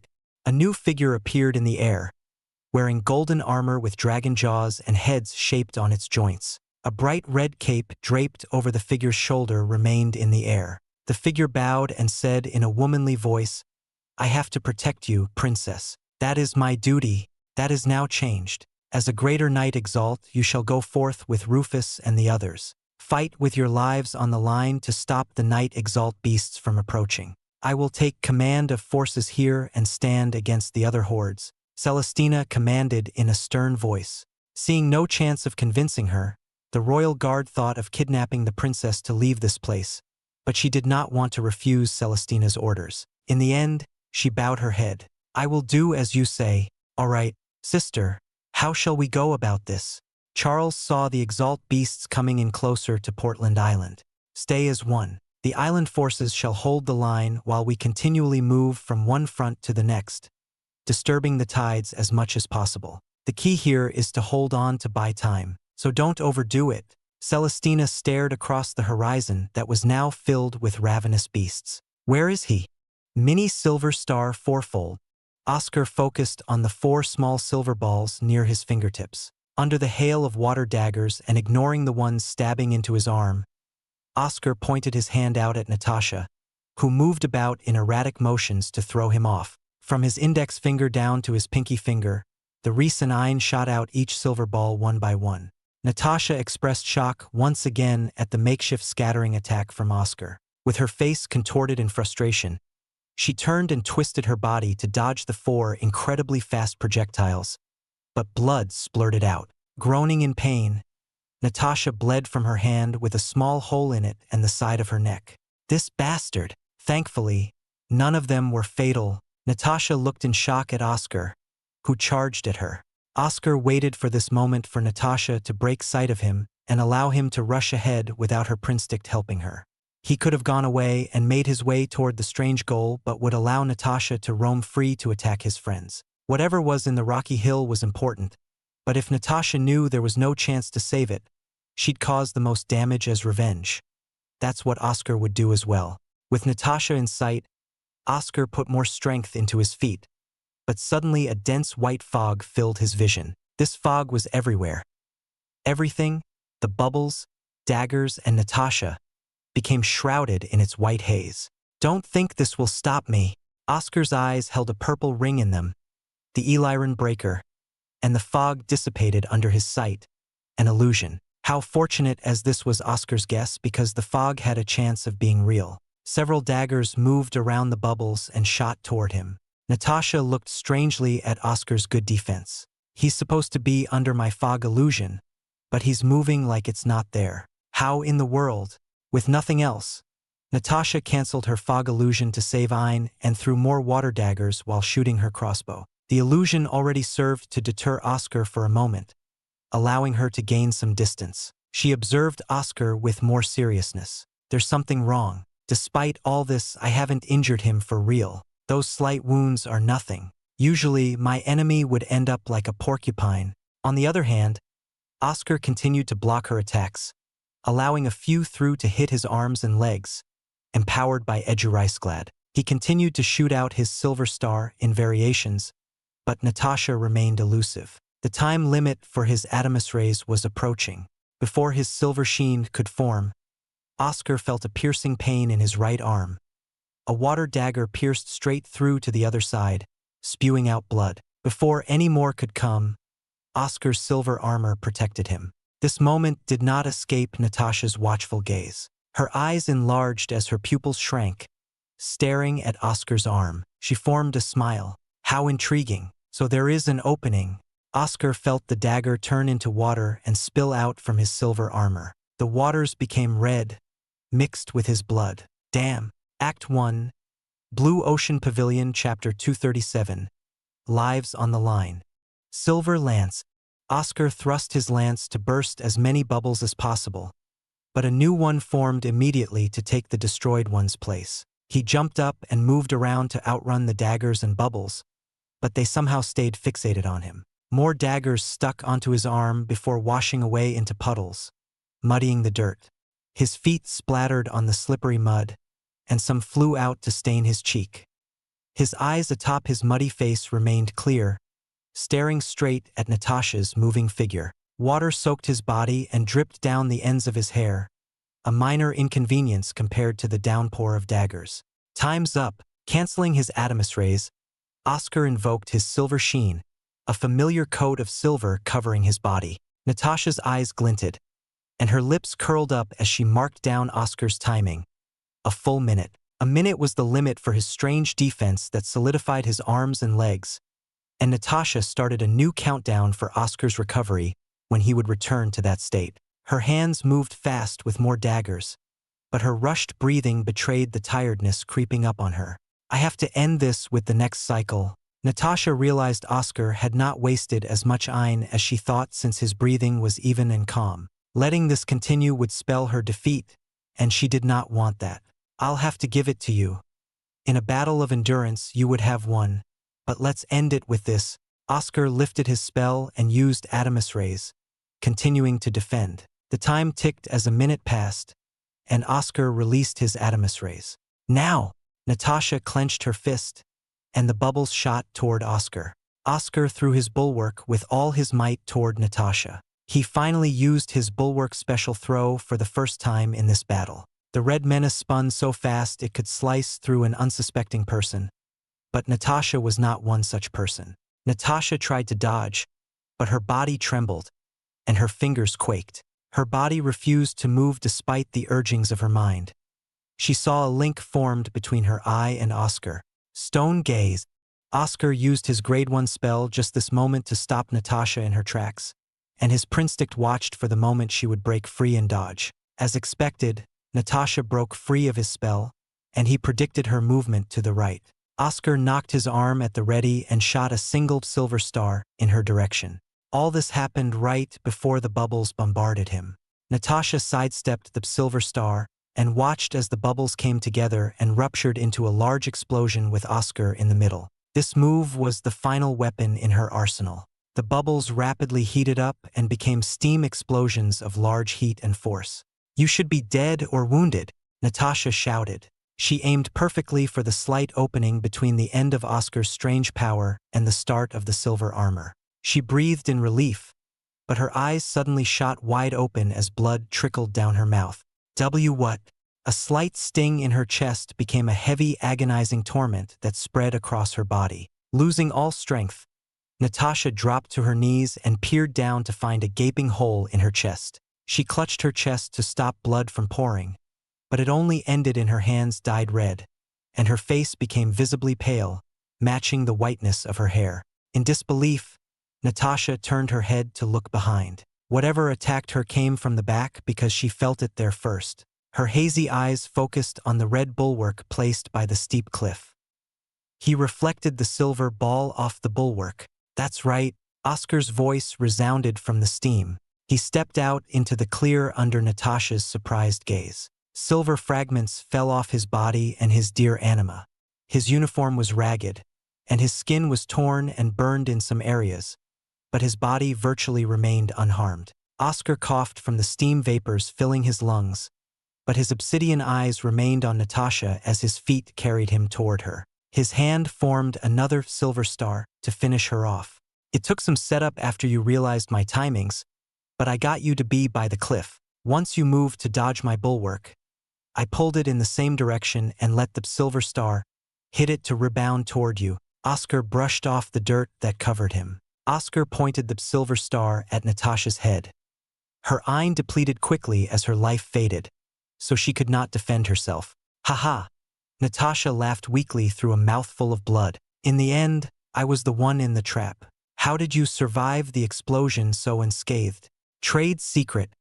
He remained virtually unharmed because of a burst of ripple shroud that allowed him to deter the explosion for a moment before his silver sheen could take over. However, some of the explosions still got to him, but his body managed through it with his natural toughness. "Just know that toughness is my forte." Natasha looked taken aback. It can't be helped. I would have lost either way. If this move didn't work, she would have lost from exhaustion." Natasha sighed and stared at Oscar, who had a pair of clear obsidian eyes, a powerful gaze within them. She put on a slight smile. I take back what I said. Your face isn't that bad after all. What a shame if only you were older." Oscar lifted an eyebrow at her comment, but then heard a crunch as Natasha bit something in her mouth. Natasha erupted into white flames with a wistful smile. The flames consumed her body whole, burning into every bit of flesh and turning her into ash. Oscar watched in horror at the speed of the flames and how Natasha could do it without hesitation. His eyes dropped at the only remnant of his troublesome enemy, a black patch of burnt ash and dirt sizzling with smoke. The second time he thought to himself, Natasha was the second person he had killed in his life. But this was not the time to dwell on it. There was work to be done. His friends needed him. Moments before, During the battle between Elizabeth Raven and the Red Armored Man, the two clashed in the air, wielding their swords and displaying their mastery. Elizabeth noticed she could not get past the Red Armored Man's guard, and their printsticks met against each other. She clashed evenly against this person's calculated swordsmanship despite using the Raven sword techniques. Elizabeth realized that despite being a greater Knight Exalt, the Red Armored Man had been a Knight Exalt for far longer. Each subsequent advancement increased the printstick's potency by a magnitude, but even if someone didn't advance, they could keep training in the printstick. But it became progressively harder to train the printstick without advancement to provide a boon. The Red Armored Man must have spent many years to become this advanced in the printstick, but it also revealed his low-grade Xianxia. With that information, Elizabeth made her move. It was time to finish this. Elizabeth summoned her anima, a large gold cutlass like her armament, but it was soaking wet, formed from swirling golden waters that maintained its shape. Just its mere presence brought about immense pressure on the entire island. A grade 7 anima, how envious, the Red Armored Man responded with his anima. A burst of white iron turned into hot flames and formed a white sword, similar to his armaments, and flame patterns moved on its blade's surface. The grade 2 anima powers emanating from the blade diminished the fierceness of its fiery appearance. However, the Red Armored Man slammed his anima onto his blades, and flames erupted in a wildfire, burning the very air. The anima shone and fused into his two swords, releasing a single spherical blast of fire. Elizabeth did not back down and slammed her golden cutlass armament into her anima. The two had a similar reaction as the Red Armored Man's blades and anima, and the cutlasses fused into one, becoming a large cutlass, twice as long and wide, but fitting well in her one hand. Sharp churning waves of golden water spun around its edge like a buzzsaw, and she pointed the blade forward to pierce into the fire blast. The flames extinguished in an instant, becoming nothing but hissing steam, but the cold golden waters coursed through the vapors, condensing them into a slight rain that fell into the ocean below. Elizabeth stared at the Red Armored Man's weapons, two swords with long hilts of white fire. Melding stage, Elizabeth squinted. The second stage of an anima past the initial manifestation stage allowed them to combine their animus into their weapons to increase their potency. However, the true purpose lay in the special ability that awakened from this fusion. The Red Armored figure's mastery of anima to reaching the melding stage caught her off guard. But Elizabeth held confidence in her grade 7 Xianxia and the ravine sword techniques.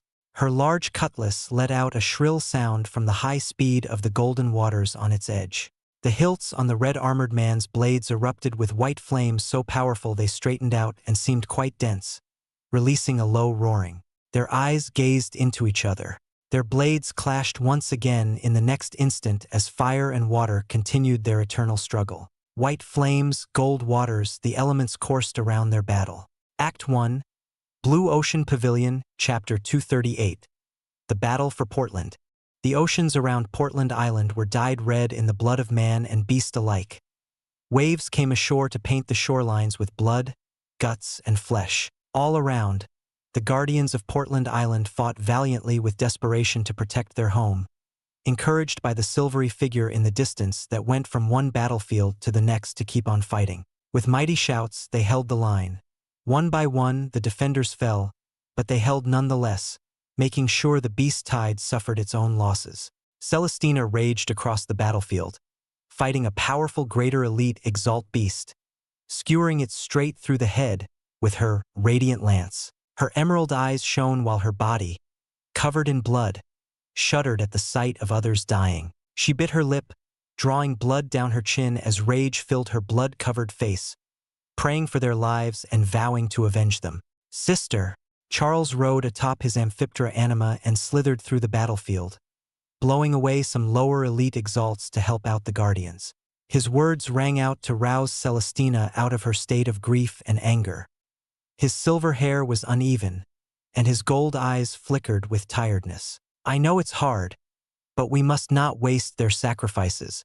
You're right, Charles. Celestina bombarded the horde with her volley of light spells. Many cut cleanly through or exploded. The winds of the explosions blew her hair straight back. Let's keep moving. Philip, Eleanor, a few distances away, Philip sliced his foe into pieces. His shoulder bled profusely as his face paled. His prided sword anima had cracked riddled on it, showcasing how much he had gone through. He nearly dropped to his knees from the weakness spreading through his body, strength leaking out with the blood from his shoulder. Suddenly, a large wooden branch wrapped around his shoulder, and a cool verdant green eye hissed and gave him a comforting feeling. Philip turned back to Eleanor in thanks.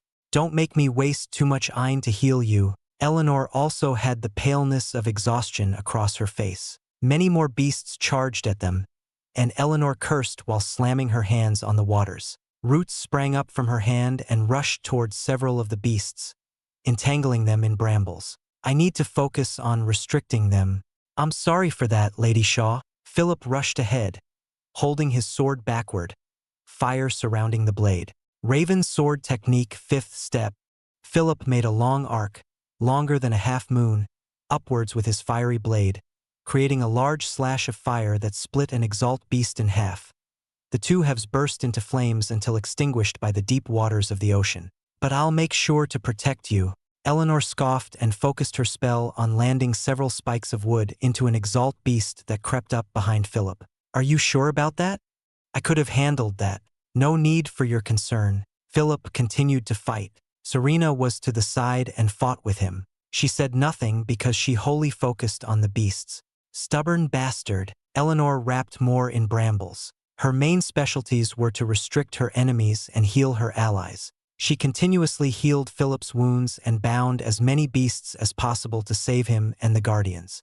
She heard Celestina's call and snapped her head to the silvery figure rusted in blood. "Philip, it's time to move. This battlefield has settled for the moment. On the next."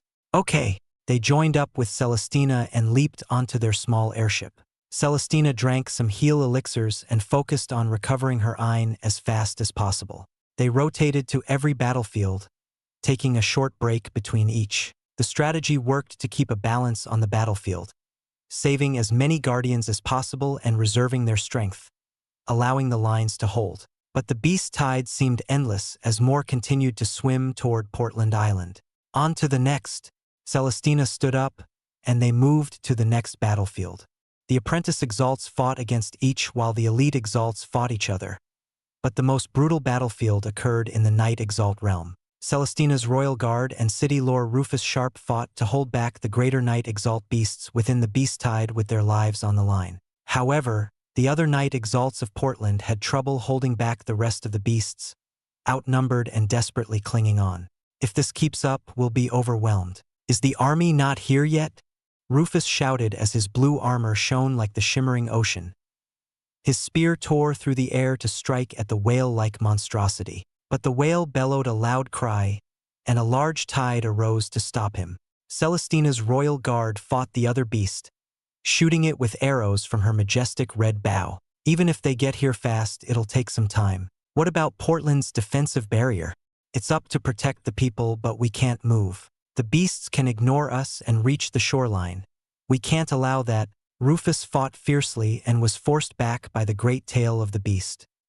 He gathered his bearings and readied himself but spotted another creature incoming. His eyes widened in shock as he clenched his teeth. "It's another greater Night Exalt beast." The large, shelled Exalt beast with 6 claws let out a low roar. In the throes of frenzy, it swam over to where the Night Exalts were holding on for their lives. "No!" Rufus tried to break free to deter the newcomer, but the whale beast did not relent, forcing him to watch helplessly. But as the clawed beast came forward, someone flew in, zipping through the air with incredible speed. With a single swing of his claymore, the tall man forced the clawed beast back, an insane, powerful slash that lifted the beast from the water. "Who?" Rufus and Celestina's Royal Guard stared at their unexpected new ally. His short indigo hair and mastery of the sword indicated the Raven lineage. The figure's black eyes glanced at the two and nodded with a short grunt. The air rippled and distorted from the eye of a greater Night Exalt. "I am Robert Raven. I will handle this beast here. Thank you for your timely arrival." Rufus smiled and clashed against the whale beast. Robert did not respond. He gazed around the battlefield. "That little brat. He writes me a letter saying he'd be at Portland Island and I should visit. but I arrived to find a beast tide happening. The shrieks of the clawed beast drowned out his grumblings. An eruption of iron coursed from its blue shell. Robert scoffed and held out his claymore. His anima manifested and merged into it. Beast tides are rare, so I wonder how much of this is a coincidence? Oscar ran around the rocky cliff, back toward where they first met the hostile group. He still had some iron to be able to fight, so he rushed over without recovering, worried about the status of Emily and Frederick's battle. Soon, he came close to their location.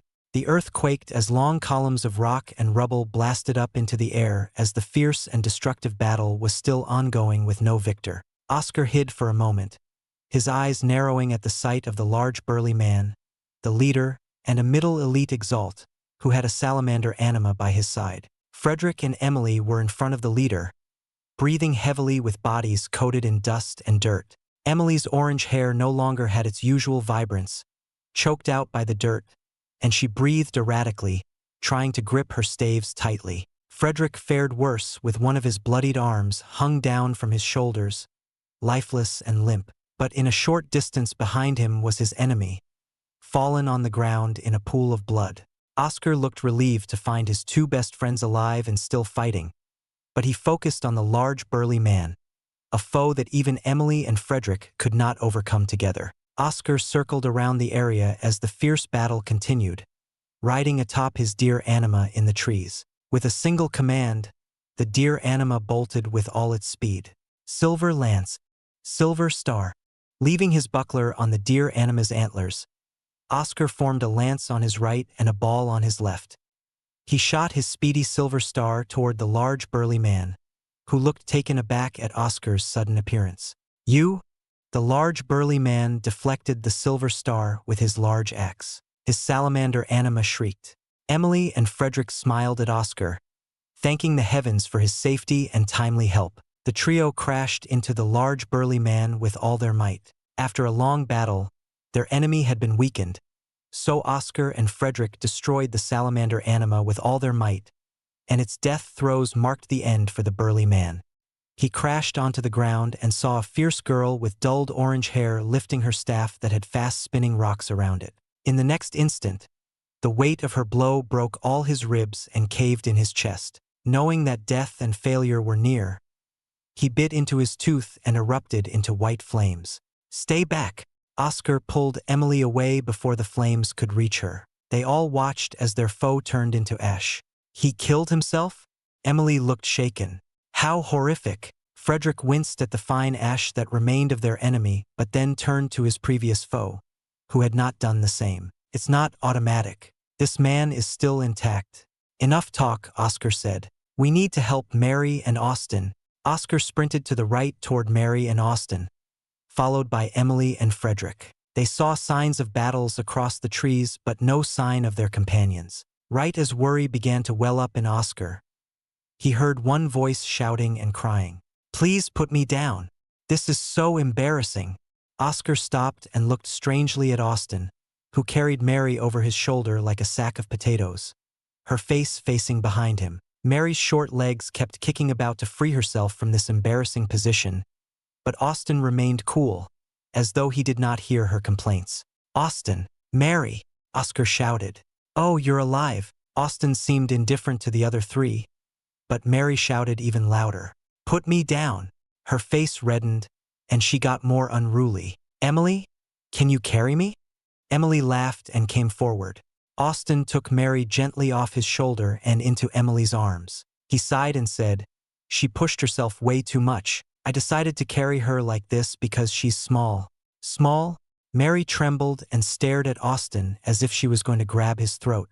"By definition, you are small," Austin stated so blandly that Mary took a critical hit and knocked her head back. Oscar smiled and laughed. "I'm glad everyone is safe. It is good, but our enemies were quite strange." "Our enemies had quite the low-grade Exalcias, but a ton of experience," Austin said. "They also burned themselves. We can think about that later. For now, we have to see what that strange glow is," Frederick reminded everyone.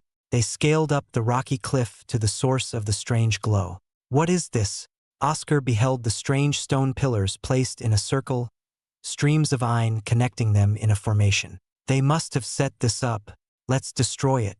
I don't know what they were planning, but I don't want to let whatever they made keep on running." Emily brandished her staff. Everyone nodded in agreement. Focusing all their power, Oscar and the others targeted a single stone pillar, but it remained sturdy and stood tall. Time passed, and after several cycles of recovery and attack, they finally destroyed one stone pillar. As it fell, the other pillars dimmed as the Ein faded. Oscar felt the island shake once more. The air groaned. What was happening? Act 1, Blue Ocean Pavilion, Chapter 239.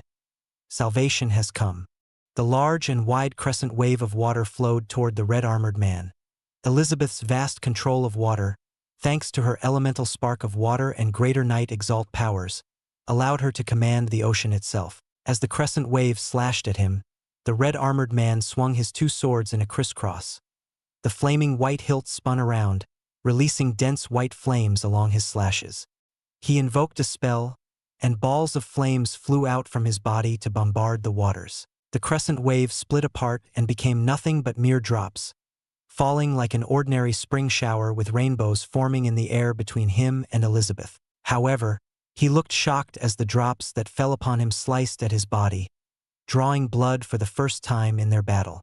Elizabeth charged ahead and swung her cutlass, only to be blocked, but she smirked as the drops that fell from her cutlass formed more slashes that cut into her foe's figure. The melding of her anima into the cutlass granted her the power to transform all the droplets of water from her spells into tiny blades that cut into her enemies. It did not matter whether her enemy blocked her cutlass or destroyed her spell. The drops would continue the attack.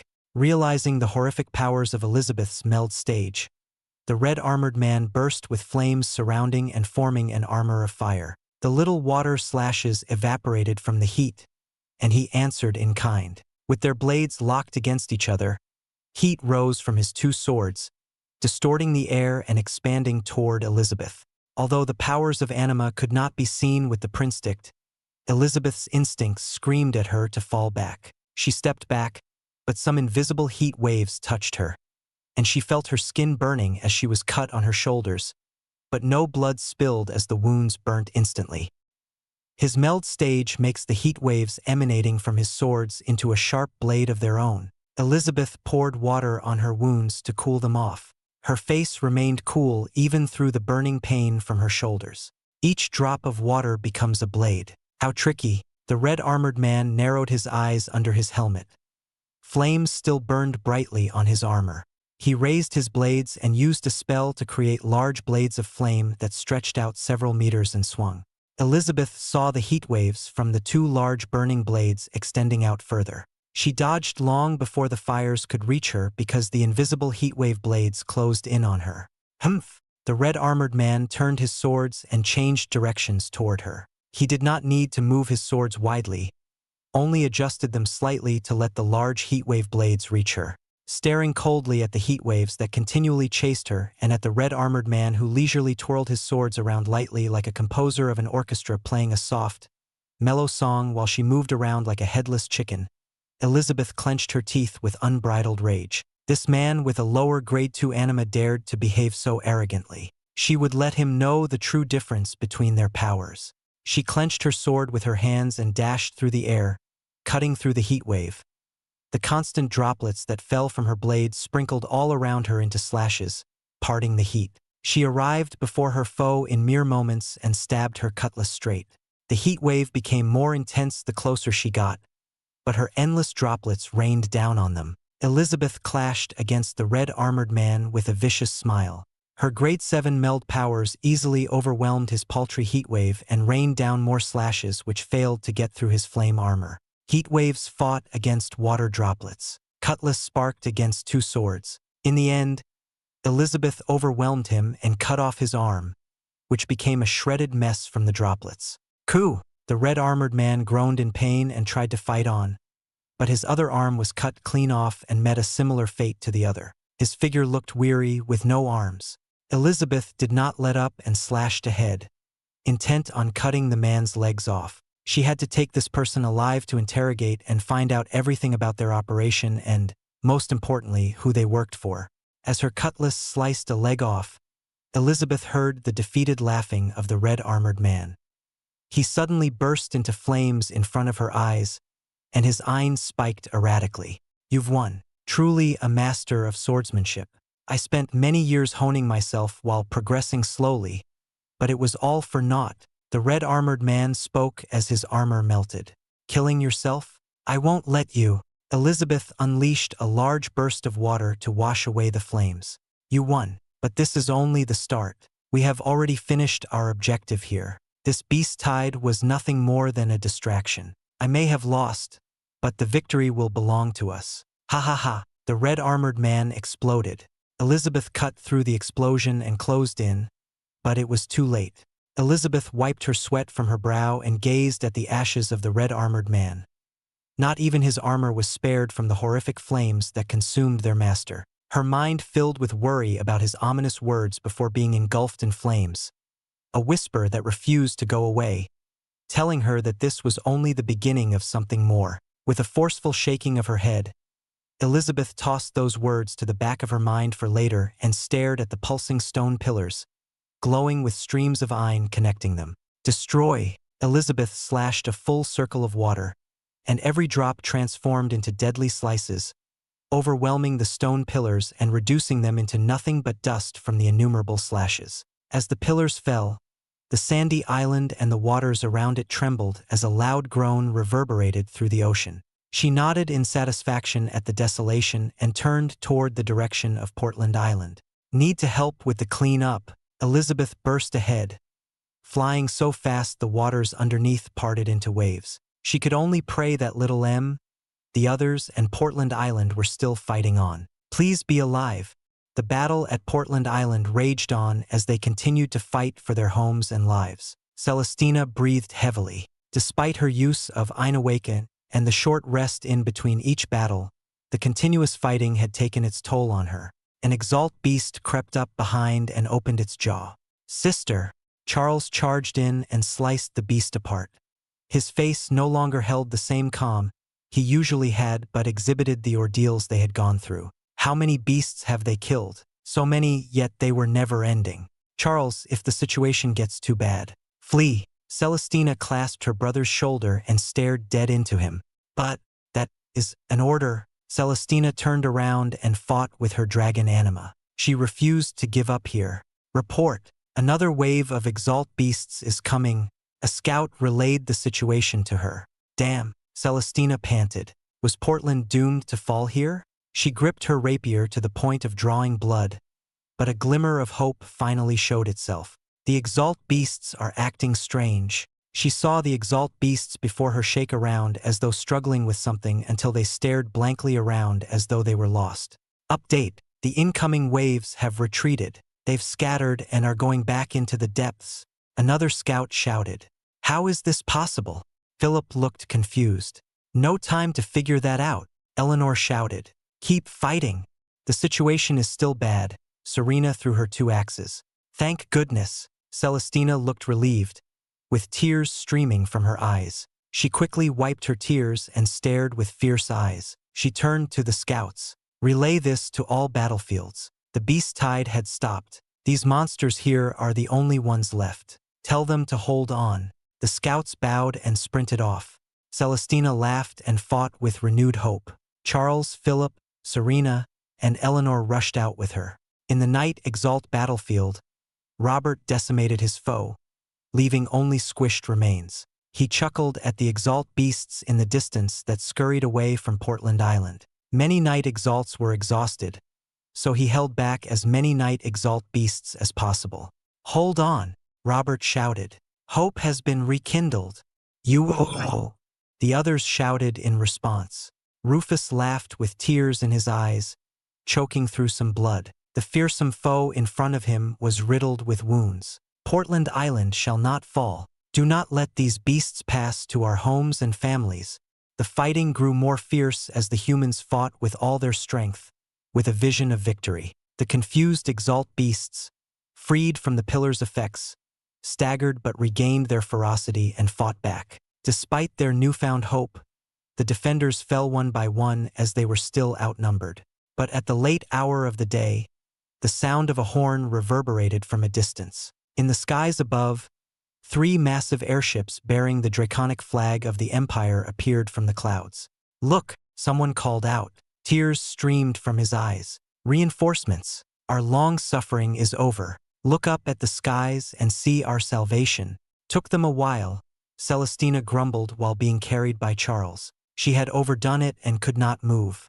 Atop the main airship, soldiers clad in armor stared down at the horrific bloody waters around Portland Island. An eerie silence enveloped the air. They made their way over with no rest, exhausting a lot of iron. "Soldiers, our brethren have suffered long enough. Let our blood be mixed into the waters. No fear, no retreat. We fight," the commander shouted, and the armies leaped down at his command to join the battle. The overwhelming power of the reinforcements washed over the beast tide and relieved the brave defenders of Portland Island. Valiantly, they fought for their fallen, not allowing a single Exalt beast to escape the fury of the brilliant Drake Empire. By nightfall, peace returned to Portland Island, but the red waters, a reminder of the battle, remained for all to see and weep for those whose lives were lost. Act 1, Blue Ocean Pavilion, Chapter 240. The Survivor's Burden. Half a day.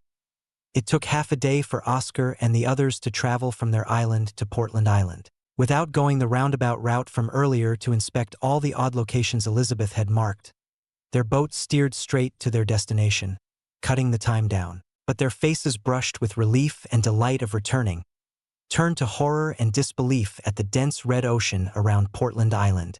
Oscar saw many remains of Exalt beasts floating around in the waters. The dense smell of blood overwhelmed him, and he held his hand over his nose. With so much blood, Oscar thought and wondered about what had occurred here in their absence. Mary nearly barfed and felt sick at the disheartening sight. "What's going on?" Frederick looked shaken, while Emily fared no better. Austin frowned but kept his cool. "We'll find out when we dock. But look at those massive airships." Oscar pointed at the airships docked in Portland Island, bearing the flag of the Empire. "Those are military airships. A horrible battle must have happened here," Austin said, finding no mood to continue speaking amid the stench and sight of blood that stretched long distances. Oscar continued to steer the ship toward the pier but was halted by soldiers. "Students of the pavilion?" A soldier grunted. "You're lucky to be alive." "Sir, what happened here?" Oscar asked. "A beast tide, one we had never seen before. It nearly destroyed Portland Island, but we won. Continue forward and rest up." Oscar docked the ship and stepped onto the pier with heavy steps. All around him, he heard many people's cries and saw large bodies surrounded by weeping civilians. So many dead. Oscar was shaken by the lines of bodies, some missing limbs, others just their heads, but all had grievous wounds. Everyone looked sadly at the fallen and bowed to give their respects. Little Em, an excited Elizabeth, flew in and hugged Emily tightly. "You're alive, all of you." "Elizabeth," Emily smiled and hugged her back. "I'm sorry for you, sending you all out. If any of you died, then I would not be able to bear the sin." Elizabeth looked delighted, with a smile full of tears. "I won't do that again. It's okay." Emily patted Elizabeth's back with care like a mother. It was hard to tell who was the older one. Elizabeth finally let go with a boisterous laugh. "I heard a beast tide happened." "What happened?" Oscar asked. "I can explain that." Robert came out of nowhere. "Master Robert!" Oscar shouted and bowed. Robert smiled and patted Oscar's head. "It's good to see you alive and well. But what is that body over there?" He pointed at the wrapped-up corpse that Frederick was dragging. "We met a strange group that tried to kill us. Most of them burst into flames to take their own lives. But Frederick killed this one before he could off himself," Oscar explained. "Truly?" Robert stomped over to the corpse. His eyes contained a hint of fury but also excitement. "You have done a great service. Follow us to the City Lord's palace." They hopped onto a small airship and flew toward the center of Portland Island, where the City Lord's palace was. They came inside as Robert carried the corpse over his shoulders. Inside was a man in a captain's hat, a person clad in armor: Celestina, Serena, Philip, Eleanor, and Charles. Oscar felt delighted to see his friends, as did they. "You're alive," Celestina and the others rushed over in excitement. They had no news of Oscar and the others and worried for the worst. After all, the beast tide was so terrifying that Oscar and the others could have died. "We're back!" Oscar and the others rushed ahead. Their laughter and delight filled the room. Although they had not seen each other for a few days, reuniting after such an ordeal roused their emotions. "Ahem," Robert coughed. He laid the body down on the floor. "Oscar, explain everything that happened." The group settled down, and Oscar stepped forward to explain, feeling the pressure from the stares of the two individuals. He explained the battles they fought and the strange stone pillars they destroyed. "You have done a great service to the Empire." The armored man stepped forward and shook their hands. "I am Commander ROF, and you have my gratitude. Can someone explain what happened?" Oscar asked in confusion. Robert explained everything about the fearsome beast tide, Elizabeth's encounter, and the stone pillars' effects. Oscar and everyone else looked terrified, realizing the gravity of how much danger they really were in. "If it had not been for you all and Elizabeth destroying the stone pillars, Portland Island would have been destroyed before the army's arrival. From the bottom of my heart, I thank you, brave students, for what you have done." Rufus bowed in gratitude. "I am the city lord, and you have saved Portland Island." "Thank you, everyone," Celestina said softly with her emerald eyes watery. Her gratitude was immeasurable for what Oscar and the others had done. If not for them, then corpses would have littered Portland Island. Gratitude can be for later. The concern is the strange intruders. Elizabeth's foe mentioned that this was just the start and that they had already obtained their objective. "We thought there was no way of getting information, but now you have brought this." Commander ROF pointed at the corpse. "Although dead, his body may uncover some secrets and ease some of our questions. We will be taking this body with us." "As you should, Commander," Celestina said. Her face darkened, and her eyes held a viciousness never seen before. "Whoever they are, they will perish for their schemes. See to it personally." "Yes, Princess." Commander ROF bowed. He left with the body, holding it with care for his people to dissect and analyze. Rufus sighed. "I am sure it has been exhausting for everyone here. All of you may rest in my palace and can leave this place next morning to return to the pavilion." He departed as well to handle the aftermath of the battle. There were many bodies to bury and compensation to be given to their families. All the losses bore on his shoulders, but such was the city lord's duty. Everyone had cheers and festivities at their survival and victory. By nightfall, they all tucked into their rooms, but Oscar could not sleep and silently left his room. Oscar wandered around the halls to calm his mind. The gruesome scene of Natasha burning herself to death with a smile stuck in his mind, refusing to go away like an incessant fly. The smell of burning flesh was nauseating. The sight of her body turning to ash was unpleasant. And the fact it was his second kill was uncomfortable. But it was her smile. Why did she smile? The thought echoed in Oscar's mind. Death was a scary thing. Oscar remembered Greg's haunting screams for help and anguish before his death, and Can's throes of woe before his destruction. But he also thought of Nicholas's death from long ago, a similar kind of smile. His feet continued through the vast halls. Oscar shook his head and thought there was something wrong with him. He could not help but feel an inexplicable attachment to their smiles in the face of death. Oscar's black eyes stared out the window into the night sky where the constellations lived. And Exalt's life was long. His lifespan from becoming an elite Exalt had extended by 150 years. The thought of what could happen in his future made him wonder if he died right now. Would he do so with a smile like them or in anguish and despair like the others? Oscar stepped out on a terrace and noticed Celestina staring down onto Portland Island. Her shoulders dropped as her back looked weary. He walked out and called out to her, "Celestina?" "Oscar." Celestina shuddered and quickly wiped her eyes with her arm before turning to face him and smiling brightly. "What brings you out here?" Oscar stared at Celestina's sunken eyes. A smile anyone could see was forced, and her damp sleeves. The moonlight whisked through her silver hair as the breeze blew around her nightgown. She looked like a tragic goddess. Oscar sat on the bench and said, "It's hard to sleep." "Really? Tell me about it." Celestina sat down next to him with a comforting smile. Her previous saddened look forcibly died down. "How are you doing?" Oscar refused to answer her question. Celestina had always been there for him, comforting him when Frederick had left years ago, staying as the stable rock. But now she was the one in need of help. This time, he wanted to do the same for her. I'm your friend and fellow book lover. If I can't help you, what am I good for? Celestina remained silent and smiled. Thank you, Oscar. A silence befell the two as they stared out into the horizon around Portland Island. Even under the night sky, the red bloodwaters could be seen. Finally, Celestina spoke. It feels so tiring sometimes. Being a princess, Oscar listened. I love my home and the people who live in it. Celestina sighed with a small smile, revealing the weariness she hid deep down.